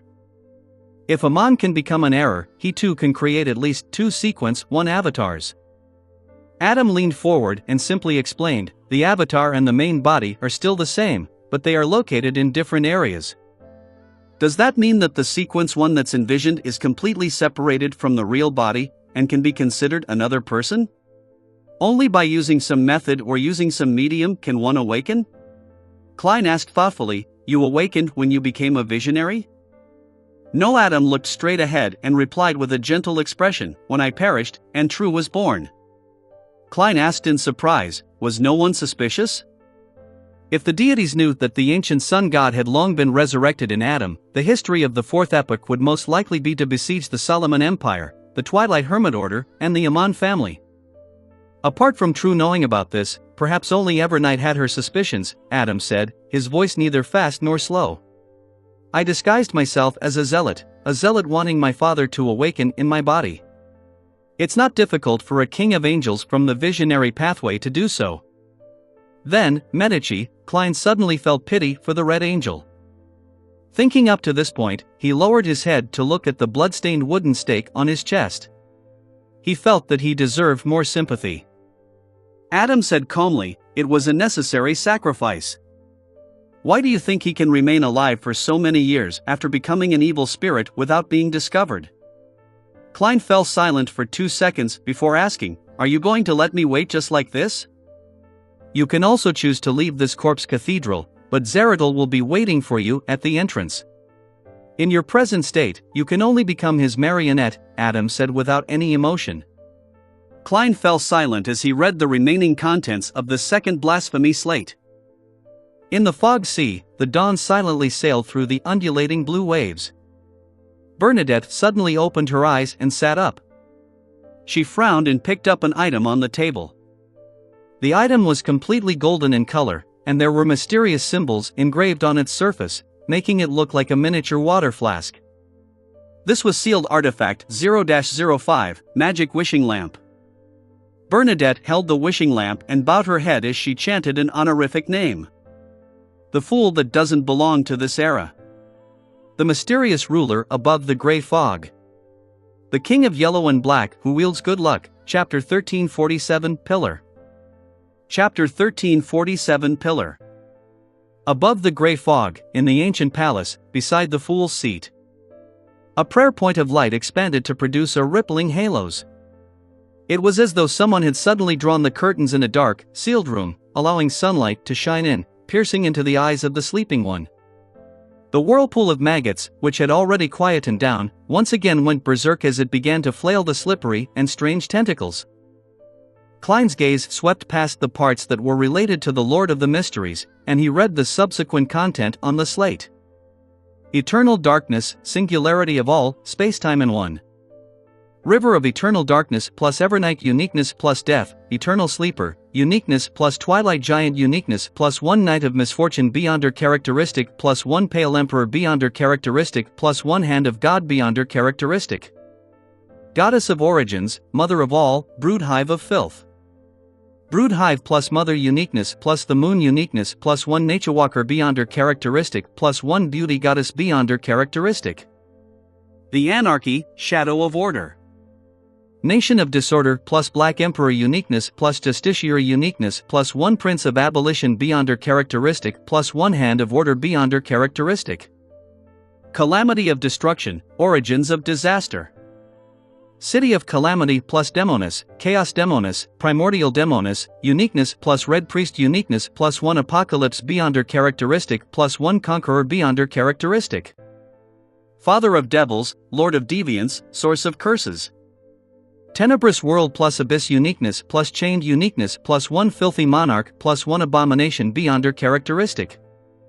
Demon of knowledge, arcana of madness. Knowledge more plus the hermit uniqueness plus paragon uniqueness plus 1 knowledge emperor beyond her characteristic plus 1 illuminator beyond her characteristic. Key of light, endless disorder, incarnation of fate. Key of light plus wheel of fortune uniqueness plus 1 giant serpent beyond her characteristic. These are the Great Old One's title, corresponding to the 9 Sphirot. After reading it, Klein sighed inwardly. If he and Emperor Roselle knew this mysticism knowledge earlier, neither of them would have ended up in their present situations. At certain times, even without using beyond her powers, knowledge is completely equivalent to power. The titles of the combined pathways of Earth and Moon are somewhat different from Mother Goddess of Depravity. From the looks of it, it is indeed just a part of her, which means that the title and authority left to the outer deity on the moon is Mother Goddess of Depravity, origin of evil, the indestructible. By the same logic, the Mother Tree of Desire's full name should be Mother Tree of Desire, Heartless God. Perpetual Blatherer. The situation regarding the Son of Chaos isn't very clear. It's as though he vanished, and no one can fully understand him. Klein nodded indiscernibly. He then asked, from the looks of it, the omnipotent and omniscient is the strongest. The Lord of the Mysteries and the Spacetime in One are ranked second. The rest are ranked third. This was determined by the number of beyonder pathways each needed, excluding the outer deities. Adam looked at the blasphemy slate and calmly said, "That's not how it is." The number of authorities has a certain connection to level and status, but not entirely. The corresponding characteristics, power, and symbols are equally important. After the original creator split apart, the 3 pillars stood above all the Great Old Ones. One was God Almighty, omnipotent and omniscient, the other was Lord of the Mysteries, the King of Spacetime, and the last was Mother Goddess of Depravity, origin of evil. Upon hearing Adam's last sentence, Klein couldn't help but look down at his left sleeve. A Rhodes was hiding inside. No wonder a Rhodes said that he saw a pillar and support from me. Klein had suddenly arrived at a state of enlightenment as he was a little more convinced by what visionary Adam had said. At this moment, Adam added at an adequate pace. Currently, the first 2 pillars only exist in the form of Sphirot. And after the Mother Goddess of Depravity had the brood hive and 2 beyonder pathways separated from her, she became not much different from the other outer deities. Only her symbol as a pillar remains. If it wasn't for the bloodstained stake in his chest, Klein definitely would have felt that the ambience was great for a conversation. In moments when his mind trailed, he even imagined that he and Adam were friends and were happily discussing some mysticism knowledge, waiting for his child, Aman, to return home for dinner. Of course, I'm dinner. I have to say that a spectator's ability to influence others' knowledge, experience, and state is really too powerful. As Klein told himself to be on guard, he asked in puzzlement, "I thought that the outer deities like the Mother Goddess of Depravity, who has 2 or even 3 Sphirot, are considered pillars." Adam looked down at the silver cross pendant hanging across his chest and said, "She only has 1 Sapphira." Under normal circumstances, the Sphirot can't be separated. Only when the original creator split and created an embodiment of convergence and separation did the Sphirot tear apart, allowing some of them to be sucked into our planet. In other words, the present Sapphira, the Mother Goddess of Depravity, is incomplete. The future Great Old One, Mother of all, won't be a complete Great Old One? Klein pressed. Adam's lips twitched as though he was smiling. It was so at the beginning, but the Sphirot has the ability to mend itself. The present Mother Goddess of Depravity Sapphira isn't incomplete, and the brood hive can also create a great old one itself. The only problem is that the mother goddess of depravity can only use a portion of pillar she symbolizes, unless she is fused with the brood hive again. This has also caused the birth of life and the feminist powers in the entire universe to undergo a certain anomaly. However, thousands of years of time at astronomical scales is a very short period of time, and the corresponding influence hasn't spread. And if any outer deity obtains a Sapphira that is neighboring theirs, making it equivalent to having two Sephiroth, I can't predict what will happen. Before that, only the original creator had contained more than singular Sapphira. However, as long as he awakens, he will definitely split apart. Klein nodded and asked thoughtfully, in the beginning, the creator accommodated at least 9 Sephiroth. This doesn't mean that having 2 Sephiroth or even 3 will not result in problems. There should be a critical point. No one can verify this at the moment. Adam held the silver cross pendant in front of his chest and said, "I'm guessing that some existences have attempted it before." After all, convergence is a very strong instinct, but the outcome is unknown. Which existences? Klein rubbed the bloody cross wooden stake that was stuck in his chest. Adam cast his gaze at the gigantic cross that was more than 100 meters tall in front of him and calmly said, "The God Almighty from the early first epoch. He can also be called the primordial one. In addition, there's also the Lord of the Mysteries, the one you often recite." As he spoke, Adam turned to look at Klein and said in an imitating manner, "The celestial worthy of heaven and earth for blessings." These two seem to have vanished. The outcome of their attempts doesn't seem too good? Klein hadn't thought of what he wanted to say when Adam turned his head and looked at the second blasphemy slate. What I can be sure of is that some Sephiroth cannot be accommodated at the same time. In this universe, there is a hidden fourth pillar. It represents everything, including the end of the Great Old Ones and the universe itself. It corresponds to the 2 Sephiroth river of eternal darkness and city of calamity.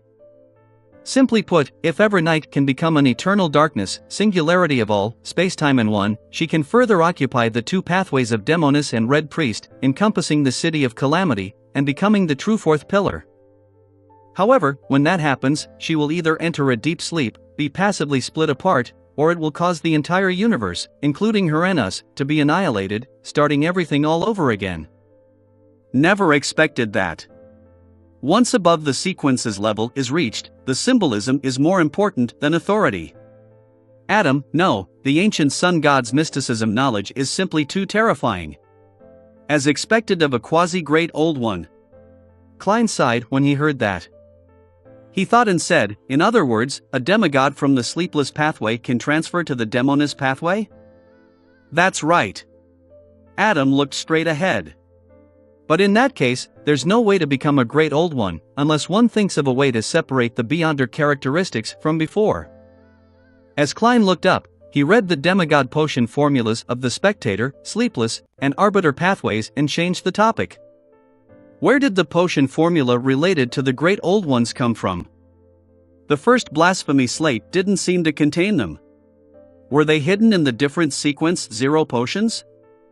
Adam's expression changed slightly, and his face seemed to be more radiant. After I gained initial control of the omnipotence and omniscience authority, I began to deduce the method and pathway to become a great old one. Finally, I found a suitable formula and figured out the different symbolism. Unfortunately, at that time, the primordial one had also awoken inside me. Therefore, when the ancient sun god perished, you used a portion of your body and will to create a second blasphemy slate? Klein sighed and said, "From now on, there will be light for the apocalypse." It also ended the chaotic battle between the deities due to anger, emotions, and other reasons. It initiated the era of working towards becoming great old ones. Adam maintained his previous expression and didn't say anything. Klein fell silent. After a few seconds, he suddenly asked, "What kind of humanity did you fabricate in that marionette of mine?" Adam turned his head and said with clear eyes, he was too tired. He wanted rest and freedom, even if it was only for a few seconds. Klein gaped, not knowing how to respond. "Why didn't you address him as Gehrman Sparrow, but refer to him as that marionette?" Adam asked warmly, as though he was trying to straighten out the thoughts of a member of his congregation. Klein turned his head to look at him, and suddenly said with a smile, "I'm Gehrman Sparrow. Gehrman Sparrow is a part of me. If I separate them, even if I can escape your divine kingdom, it will be difficult for me to avert the fate of losing control." Having said that, Klein paused and looked ahead. He asked in a deep voice, "You only have godhood left?" Rorstad Archipelago, City of Generosity, Biome. After returning here, Verdu Abraham learned that the god of war was a rather active existence in the fourth epoch. It was possible for him to respond to believers. Then, he hired a poor person who willingly risked his life to pray to the god of war to confirm that there was no danger. And the price of all of that was 300 gold pounds. Now, he received a report that not only was that poor person not dead, he even had some of his wishes fulfilled. Chapter 1348 Preparation for the Ritual. Chapter 1348 Preparation for the Ritual. Blue Mountain Island, within a primitive forest. Worried that official Beyonders would discover the ritual outside the city, Verdu Abraham, who had finished making preparations, used a sealed artifact to teleport away from Biome and arrived in some place that was nearly uninhabited. Rubbing the pain in his ribs, Verdu took off his classic robe and placed it aside. Following that, he set up an altar, lit the candles, and burnt the correct essential oils, extracts, herbal powder, etc. After finishing the setup, Verdu took 2 steps back and lowered his voice to chant in ancient Hermes, the great god of war. The symbol of iron and blood. The ruler of chaos and strife. A howling wind echoed in the dark forest.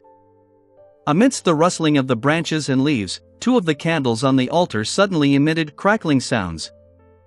The corresponding candle flames rose from the size of a sapling to a towering tree. At the same time, the color of the candlelight changed from orange to bright white. The wind that passed through the forest became even more intense. 2 fiery pillars of fire intertwined together, twisting into a blurry and huge figure.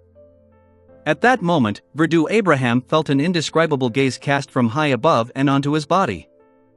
He hurriedly bowed his head and said, "Great God of war, your lowly believer would like to pray for your help." As he spoke, he kept adjusting his attitude and tried his best to remain calm. He knew from his family's books that the most important thing to take note of when praying to the god of war was to not be angry. The massive figure formed from a blinding white flame constantly spewed out flames as it used a language that Verdu could understand, but had no idea what it was. "Lowly mortal, a god is not used to satisfy your wishes. Speak, say your prayers, and I'll decide whether to help you in the end." Verdu had already drafted out his request, so he said after some thought, "Great god of war, what should I do to make my ancestor, Mr. Dor Bethel Abraham, return to the real world?" "A ritual. Sacrifice a bizarro sorcerer, a secret sorcerer, and a parasite. You should already know about it," the flaming giant said in a deep and dignified manner. "It's the same as the answer given by Dorian's student." Verdu sighed and said, "Great god of war, what must I pay to request you to complete this ritual for me?" The flaming giant looked down at the astrologer and said, "The corresponding price is not something you can afford. Your pale and puny soul isn't even qualified to be embers." Just as Verdu was disappointed and abnormally depressed, the flaming giant continued, "But Mr. Dorcan, besides, I'm in a good mood today. Sacrifice a portion of your blood to me as the mark of the contract. I will request the corresponding price from Mr. Dor." "That's possible?" Verdu subconsciously had his suspicions, but after some thought, he felt that there was nothing wrong with it. Indeed, only his ancestor, Bethel Abraham, had the right to trade with a secret existence like the god of war. As for whether Mr. Dor was willing to proceed with the deal, Verdu had never considered it. From his point of view, anyone who was in an exiled and sealed state would undoubtedly want to escape, even if they had to pay a huge price. "Yes, great god of war." After pondering for a moment, Verdu agreed. He then changed the ritual and added the sacrifice and bestowment parts of a ritual. He then used a metal dagger to pierce through his arm and let out dark red blood. When his blood turned into red pearls and passed through the door of sacrifice and bestowment, it became extremely dark, as though there were countless monsters lurking in it. In the next second, an object was spat out from behind the illusory door. It was a semi-transparent meat blob with slippery tentacles. On the meat blob, twisted maggots crawled out one after another. Upon seeing the object, Verdoux's head turned dizzy as though large amounts of gunk had been injected into it. At this moment, a flame landed, enveloping his body, turning his vision red. With this layer of red light, Verdoux no longer suffered any anomalies when looking at the blob of meat. Right on the heels of that, another object was spat out of the door of sacrifice and bestowment. It was a bird with a deformed head. Every feather shimmered with a faint stellar radiance. Strands of insect-like brilliance drilled into its body and occasionally emanated out. Worm of stars. Is this a monster with a secret sorcerer's beyonder characteristic? The previous one corresponds to a bizarro sorcerer. Indeed, secret sorcerer and bizarro sorcerer are only names of potions. They aren't just referring to humans. It's the same with the title of demigods. Unless the term half-man is added to the title. Verdoux has a deep understanding of his pathway, allowing him to understand the current situation. And this meant that the ritual to help Mr. Door escape could be done by sacrificing demigod monsters of the seer, apprentice, and marauder pathways. Furthermore, there was no need for Verdoux to do it himself. The great god of war had already prepared everything. This made it difficult for Verdoux to suppress the joy in his heart. He looked at the door of sacrifice and bestowment light with great anticipation, waiting for the third sacrifice to be spat out. In just a second, an object flew out from the darkness behind the door and landed on the altar. It was an unconscious crow. Of course, it only looked like a crow. Its right eye had a ring of black, and its feathers were almost transparent. On it were rings. A monster corresponding to Parasite. Verdoux was delighted as he sincerely praised the great god of war. Inside the corpse cathedral. You only have godhood left? Klein asked in a low voice as he looked at the huge cross in front of him. He felt that using a certain identity or a particular persona to revive definitely had problems. Even if the identity, the persona, had a real body, real beyonder characteristics, and a certain level of self-awareness, it still wouldn't be nearly perfect. And Adam's behavior had deepened his suspicions. Sitting beside him, Adam, who was dressed in a simple white robe, didn't show any change in expression. He maintained his composure when preaching. Yes.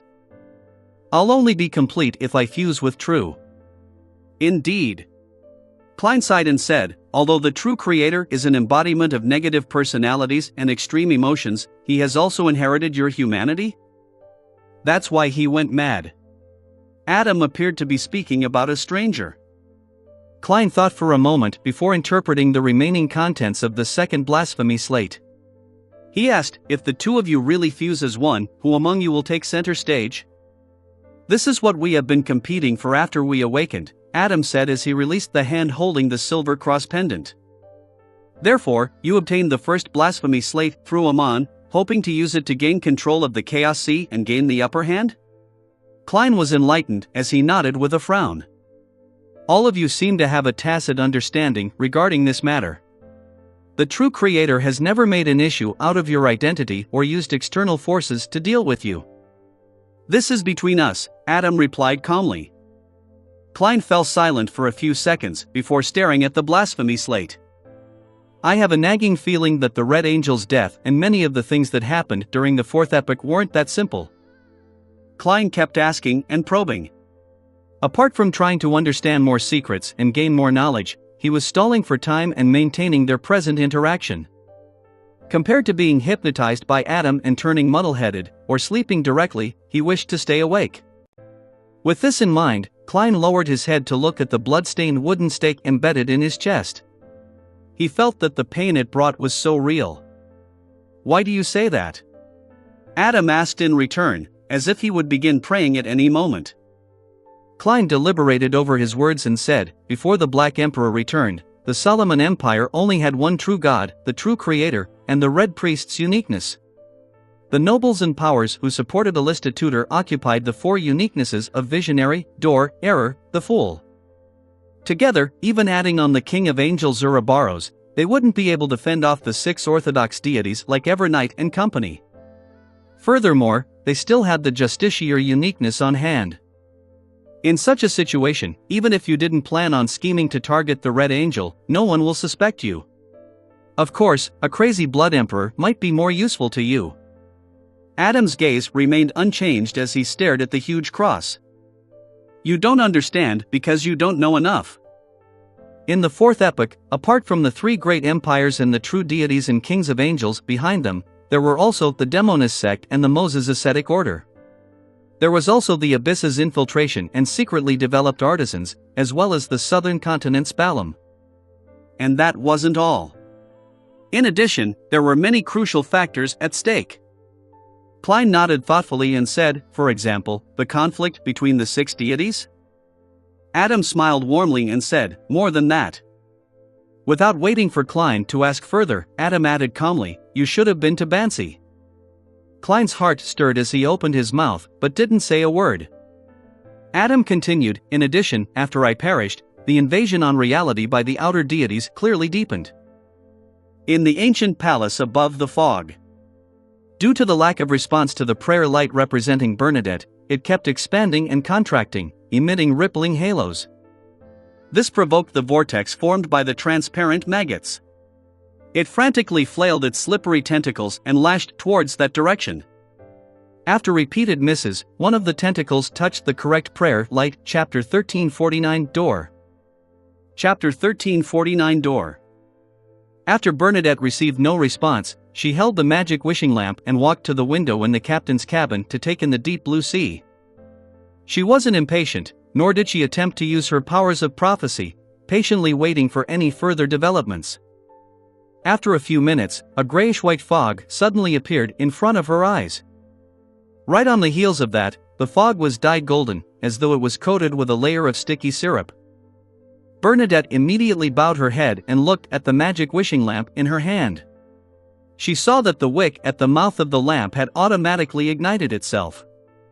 Above the gray fog, in the ancient palace, beside the fool's chair, the prayer light, which was the size of a human head, was instantly occupied by a distorted, blurry golden figure. The figure's gaze penetrated the prayer light and penetrated the grayish-white fog, looking at the maggot vortex that was attempting to destroy everything around it. His voice immediately reverberated within Sapphira Castle, dignified and grand. You actually lost control? The tone of Genie was clearly mocking. He didn't care whether the crazy worms of spirit could understand him. At this moment, a strange door of light formed from countless balls of light appeared above the chair of the fool that had already collapsed. It was faintly discernible and emitted a bright light, forming a complicated symbol in midair. This symbol originally existed behind the fool's chair, formed from the pupilless eye and the contorted lines. As the symbol took form, the strange light became fainter and eventually completely fused into this space. In the next second, Klein's voice came from the symbol representing the fool. Genie, I want to make a deal with you. The blurry and distorted figure immediately laughed. Haha, I said that you would eventually agree. After laughing for a few seconds, Genie calmed down and said, I was just wondering how is it possible for the new owner of Sapphira Castle to so easily lose control. This was a preparation I made for the worst-case scenario. The voice in the symbol of the fool wasn't impatient at all. Genie laughed and said, aren't you afraid that I'll raise the price at the last minute? Klein replied unhurriedly, this is just one of my preparations, but for you, it might be the only chance for many years. Genie's light gold figure swayed as though it had been blown by a gust of wind as a grand voice sounded. My condition is the same as before. As long as you can remove the seal and release me, I will take what belongs to me back to the cosmos. I will leave the rest to you and grant you 3 wishes. Of course, from the looks of it, you seem to need my advance payment. Klein's voice sounded again from the symbol of the fool. The promise I'll give you is to send the magic wishing lamp into the cosmos before the end of 1368 in this epic age. As for how you get out of your predicament, that is your own problem. My request is even simpler, and I only need 2 wishes. This is the deal I'm talking about. Whether you agree with it is up to you. 1368 was the year when the oldest one's barrier disappeared. It was acknowledged by the world's prophets as the apocalypse. The blurry and distorted figure fell silent for a few seconds before saying, "If you don't remove the seal, the wishes I can grant will be very limited. Once it exceeds a certain level, it will be granted in an extremely twisted fashion." Inside the symbol of the Fool that was cast with a brilliant light, Klein's calm voice sounded. "You can fulfill the 2 wishes I need now." Genie fell silent again and didn't speak for a long time. Biome, inside the primitive forest. Verdu, who was burning up both internally and externally, didn't waste any time. According to the God of War's instructions, he modified the altar and engraved the correct symbols, magic labels, and strange patterns. He was originally worried that the 3 demigod monsters would suddenly wake up, but when the ritual was ready, the sacrificial items remained unconscious, unable to resist. After placing the squirming meat blob, the deformed starbird, and the white raven with a dark-eyed circle onto the right spot, Verdu looked at the only candle on the altar and lit it. Then, he took a few steps back and chanted solemnly in Jotun, "Great door of all doors. Guide of the endless cosmos. Key to all mysterious worlds. I pray for your response, praying for you to descend into this world." Before he could finish his sentence, 3 loud bangs sounded from the altar. The 3 demigod monsters that corresponded to Bizarro Sorcerer, Secret Sorcerer, and Parasite seemed to be being held by an invisible hand. They only struggled slightly before exploding, turning into blobs of flesh and blood that shimmered with different colors. The flesh and blood seemed to have a life of its own. Under the guidance of some indescribable force, they gathered in the air, forming strange and filthy symbols.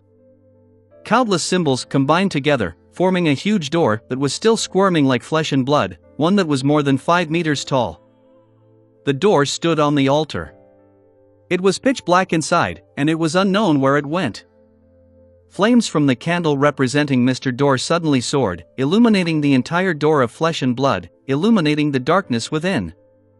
In the darkness, there were tiny balls of stellar light condensing into spherical lights. On closer inspection, they looked like strange insects with bent bodies. The spherical light rapidly rose, forming a gigantic arm that passed through the doors of flesh and blood. This arm, which clearly didn't belong to a human, pressed against the altar and forcefully squeezed out, causing the entire door of blood and flesh to shake. Even the forest and the entire island began to shake as though it was an earthquake. Verdu watched this scene happily, and his vision suddenly blurred. Pa! Something fell from his face into the bushes. Verdu subconsciously lowered his head and saw an eye with bulging blood vessels rolling around. Pa, pa, pa. His nose, ears, and remaining eye, as well as his muscles, plopped to the ground one after another, each seeping with a stellar radiance. Thump! His body collapsed as his flesh and blood completely collapsed. At that moment, the arm finally squeezed through the door of flesh and blood and attempted to pull out the rest of its body. Boom! In the darkness behind the door, thick lightning bolts formed a storm and descended, but they were swallowed by the sudden appearance of a blood-colored tide. Finally, a gigantic figure formed from pure spherical lights passed through the door of flesh and blood. In the next second, the spherical light began to collapse and fold, as though they were going to undergo a qualitative change. Following that, dark cracks appeared out of the void in the surrounding forest. These cracks directly engulfed the different parts of the trees, turning them into strange shapes. At the same time, a hurricane from unknown origins blew out from a crack and swept in all directions. The entire Blue Mountain Island that Biome was on trembled as though it was about to sink. Inside the Cathedral of Waves, Alger Wilson, who was vexed over failing to monitor Verdu after he teleported, suddenly heard the sounds of doors opening. Every door in the city was opened automatically at this moment. Alger turned his head and looked into the forest outside the city that seemed to be the source of the anomaly. Thud! The moment the door opened, Derek, who had been woken up by the earthquake, frowned. Creak! Creak! Creak! In the cities like Backlund, Trier, and St. Millum, all things that could be called doors opened. Above the grey fog, in the half-collapsed ancient palace, the crazy maggot vortex instinctively attacked the light gold figure and the Fool symbol, but nothing came out of it. After nearly a minute, Genie suddenly chuckled. You really aren't him. Otherwise, I'd have distorted the promise you made just now and made his seal be removed automatically. This effect can only be achieved by twisting the original owner's words? You previously used this method to realize that I'm not the Lord of the Mysteries? Klein's voice sounded from the symbol of the Fool. Genie scoffed and said, I have at least 10 ways to verify that it's him. Without waiting for Klein's reply, the pale gold figure smiled and said, You don't seem like you can maintain this state for too long. Alright, the deal has been made. After I complete your 2 wishes, you must send the magic wishing lamp into the cosmos before 1368 of this epoch. Genie's voice gradually turned solemn, as if he was proclaiming a law. At that moment, he seemed to have established a particular rule based on this deal. There was no need to worry that Klein would go back on his word in the future. If you can't fulfill this promise, even if you become the Lord of the Mysteries, you will perish and split, warned the genie as he asked, Tell me your 2 wishes. Take note. Don't involve higher level Beyonder characteristics, and don't exceed the limit of my present powers. Otherwise, the wish will be granted in a distorted way. This is a rule that has been set. I can't violate it now. In the symbol of the Fool that was outlined by the bright light, Klein's voice calmly said, The first wish, the 2 wishes that Bernadette Gustave previously made are to be brought under my name. This should be very simple for you. Genie immediately said with a smile, Indeed, you want to make use of the terrible outcome from making a 3rd wish to deal with your current predicament. Not bad, this is something that stems from my level. I will satisfy your wish and let you die in pain. Klein's voice sounded again. The 2nd wish, let my utopia give rise to a corresponding region in the spirit world. This doesn't involve the advancement of a sequence, nor does it have anything to do with higher level Beyonder characteristics. You can definitely do it. Genie's light gold figure wavered before he said with a smile, Your wish will be granted. Inside the corpse cathedral. Klein touched the bloody wooden stake on his chest, as though he was considering how to get it out. During this process, he casually asked Adam, You didn't attempt to become a god in the 4th epoch because you didn't obtain 0-08? It was one factor. More importantly, there were still many latent dangers that haven't been resolved at that time. Adam looked at the huge cross in front of him with a warm gaze. Klein turned his head to the side and looked at the visionary and said, For example, during that period, the remnant will of the primordial one was still very strong. Before he finished his sentence, a large amount of bright red blood flowed down Klein's head. However, the corner of his lips curled up slightly. Chapter 1350 Wish. Chapter 1350 Wish. Adam turned his head and looked at Klein. His limpid, light-colored eyes reflected the face that was stained with blood. His expression remained unchanged, and there was a hint of pity in its warmth. It was as if a god was looking down upon the world. Klein smiled at him as his head cracked apart. This trend on his body caused him to collapse into a pool of blood. In the pool of blood were his clothing, the blood-soaked stake, and an ancient mirror. In the corpse cathedral, in the divine kingdom of visionary Adam, Klein had died a strange death. Adam, dressed in a simple white robe, looked at the scene before him with gentleness and calmness. It was unknown if he had expected it or if he had avoided having any emotions. In the ancient palace above the fog. That crazy maggot vortex instantly stopped as they broke apart into numerous frozen, dead worms of spirit. In the next second, these worms of spirit turned illusory as they became stained with grayish-white as though they had fused into the fog of history.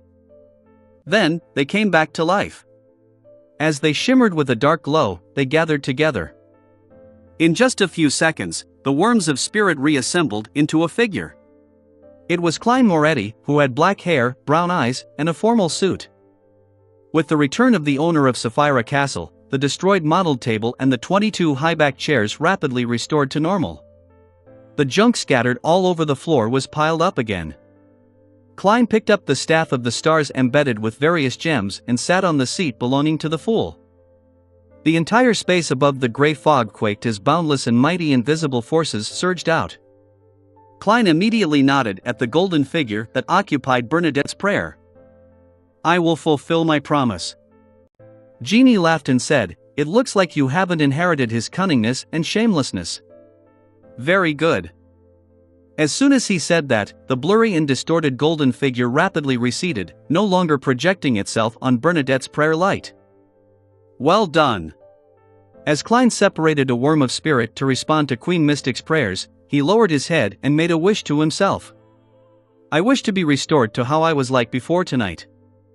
When his main body died, he had only taken away the core portion of the Miracle Invoker Beyonder characteristic, leaving behind the remains in Adam's corpse cathedral. He was unable to retrieve them.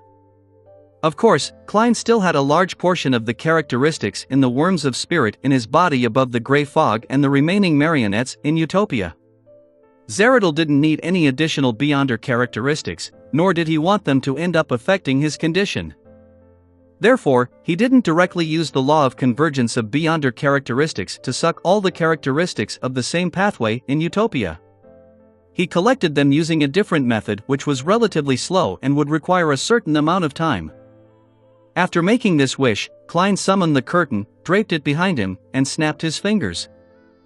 Inside the junk pile, the Seer Pathways sequence 9 and 3 Beyonder characteristics that were separated from the curtain previously floated up at the same time, transforming into pure light dots that drilled into Klein's body.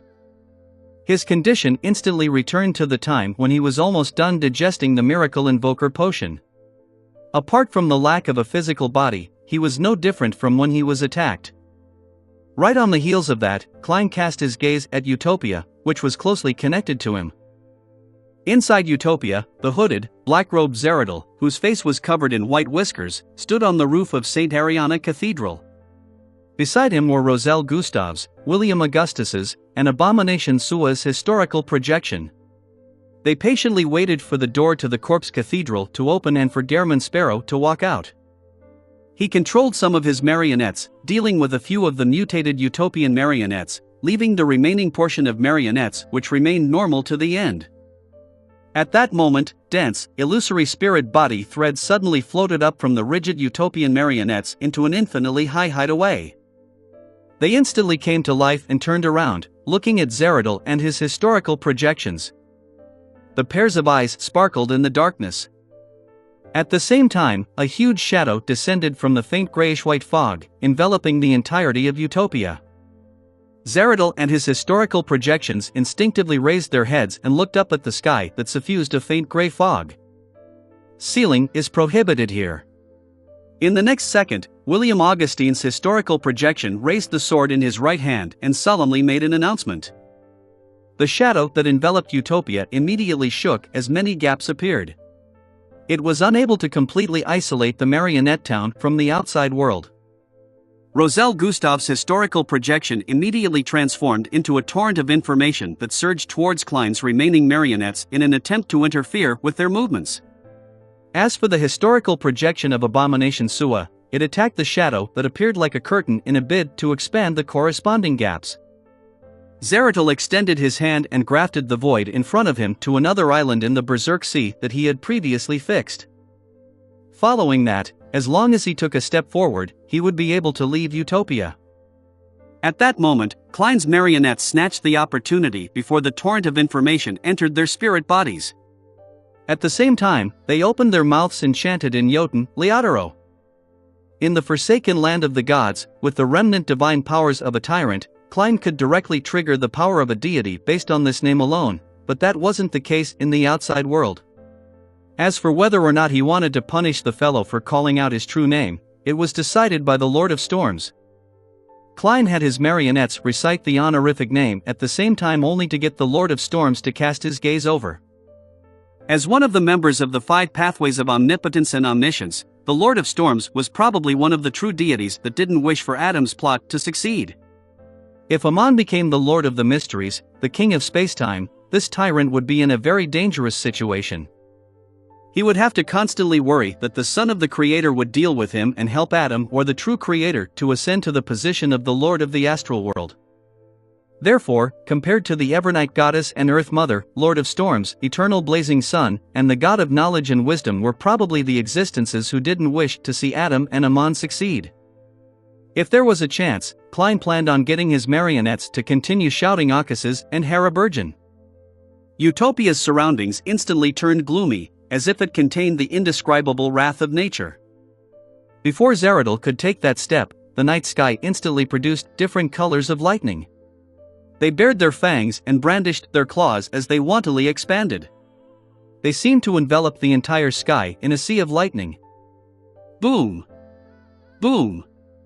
Before the deafening sounds could be heard, the lightning blasted like a torrential rain at Utopia. The Rorstad Archipelago, new city of silver, the top of the spire. Derek Berg, who was looking at the source of the earthquake, heard the sound of doors and windows opening at the same time.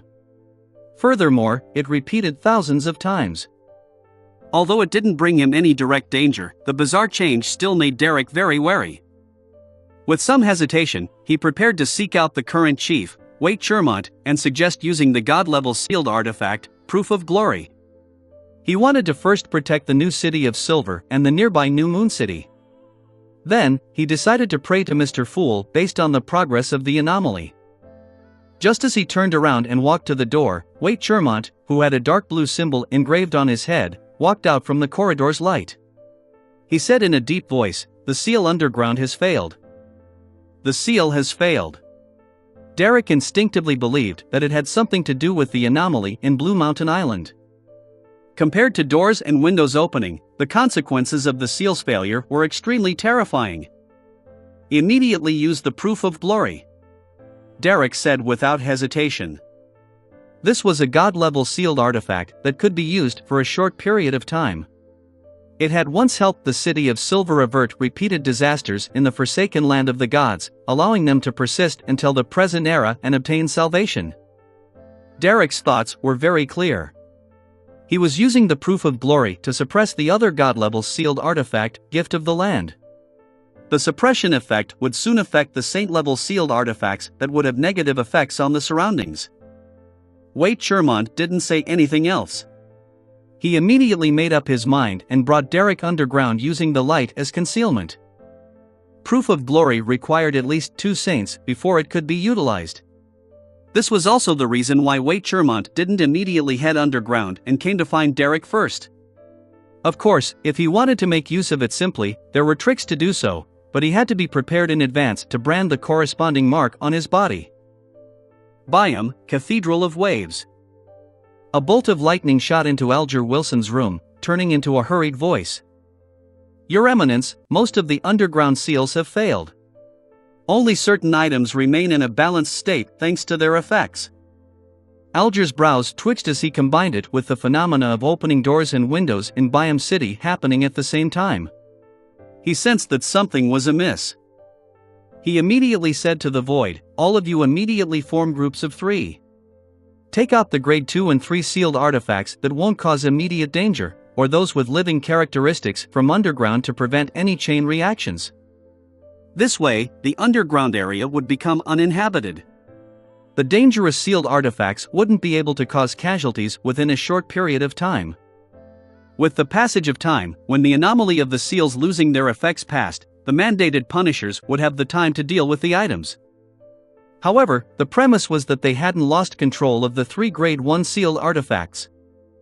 Once there was a problem with them, the negative effects would soon affect the entirety of Biome.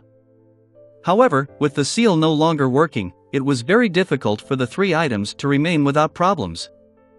The first thought that flashed through Alger's mind was to bring along the one whose negative effects had the greatest range. Then, using his own powers to make temporary restrictions, he would fly to the sea and away from Biome. This wasn't too dangerous for him for a short period of time. After all, he was a demigod.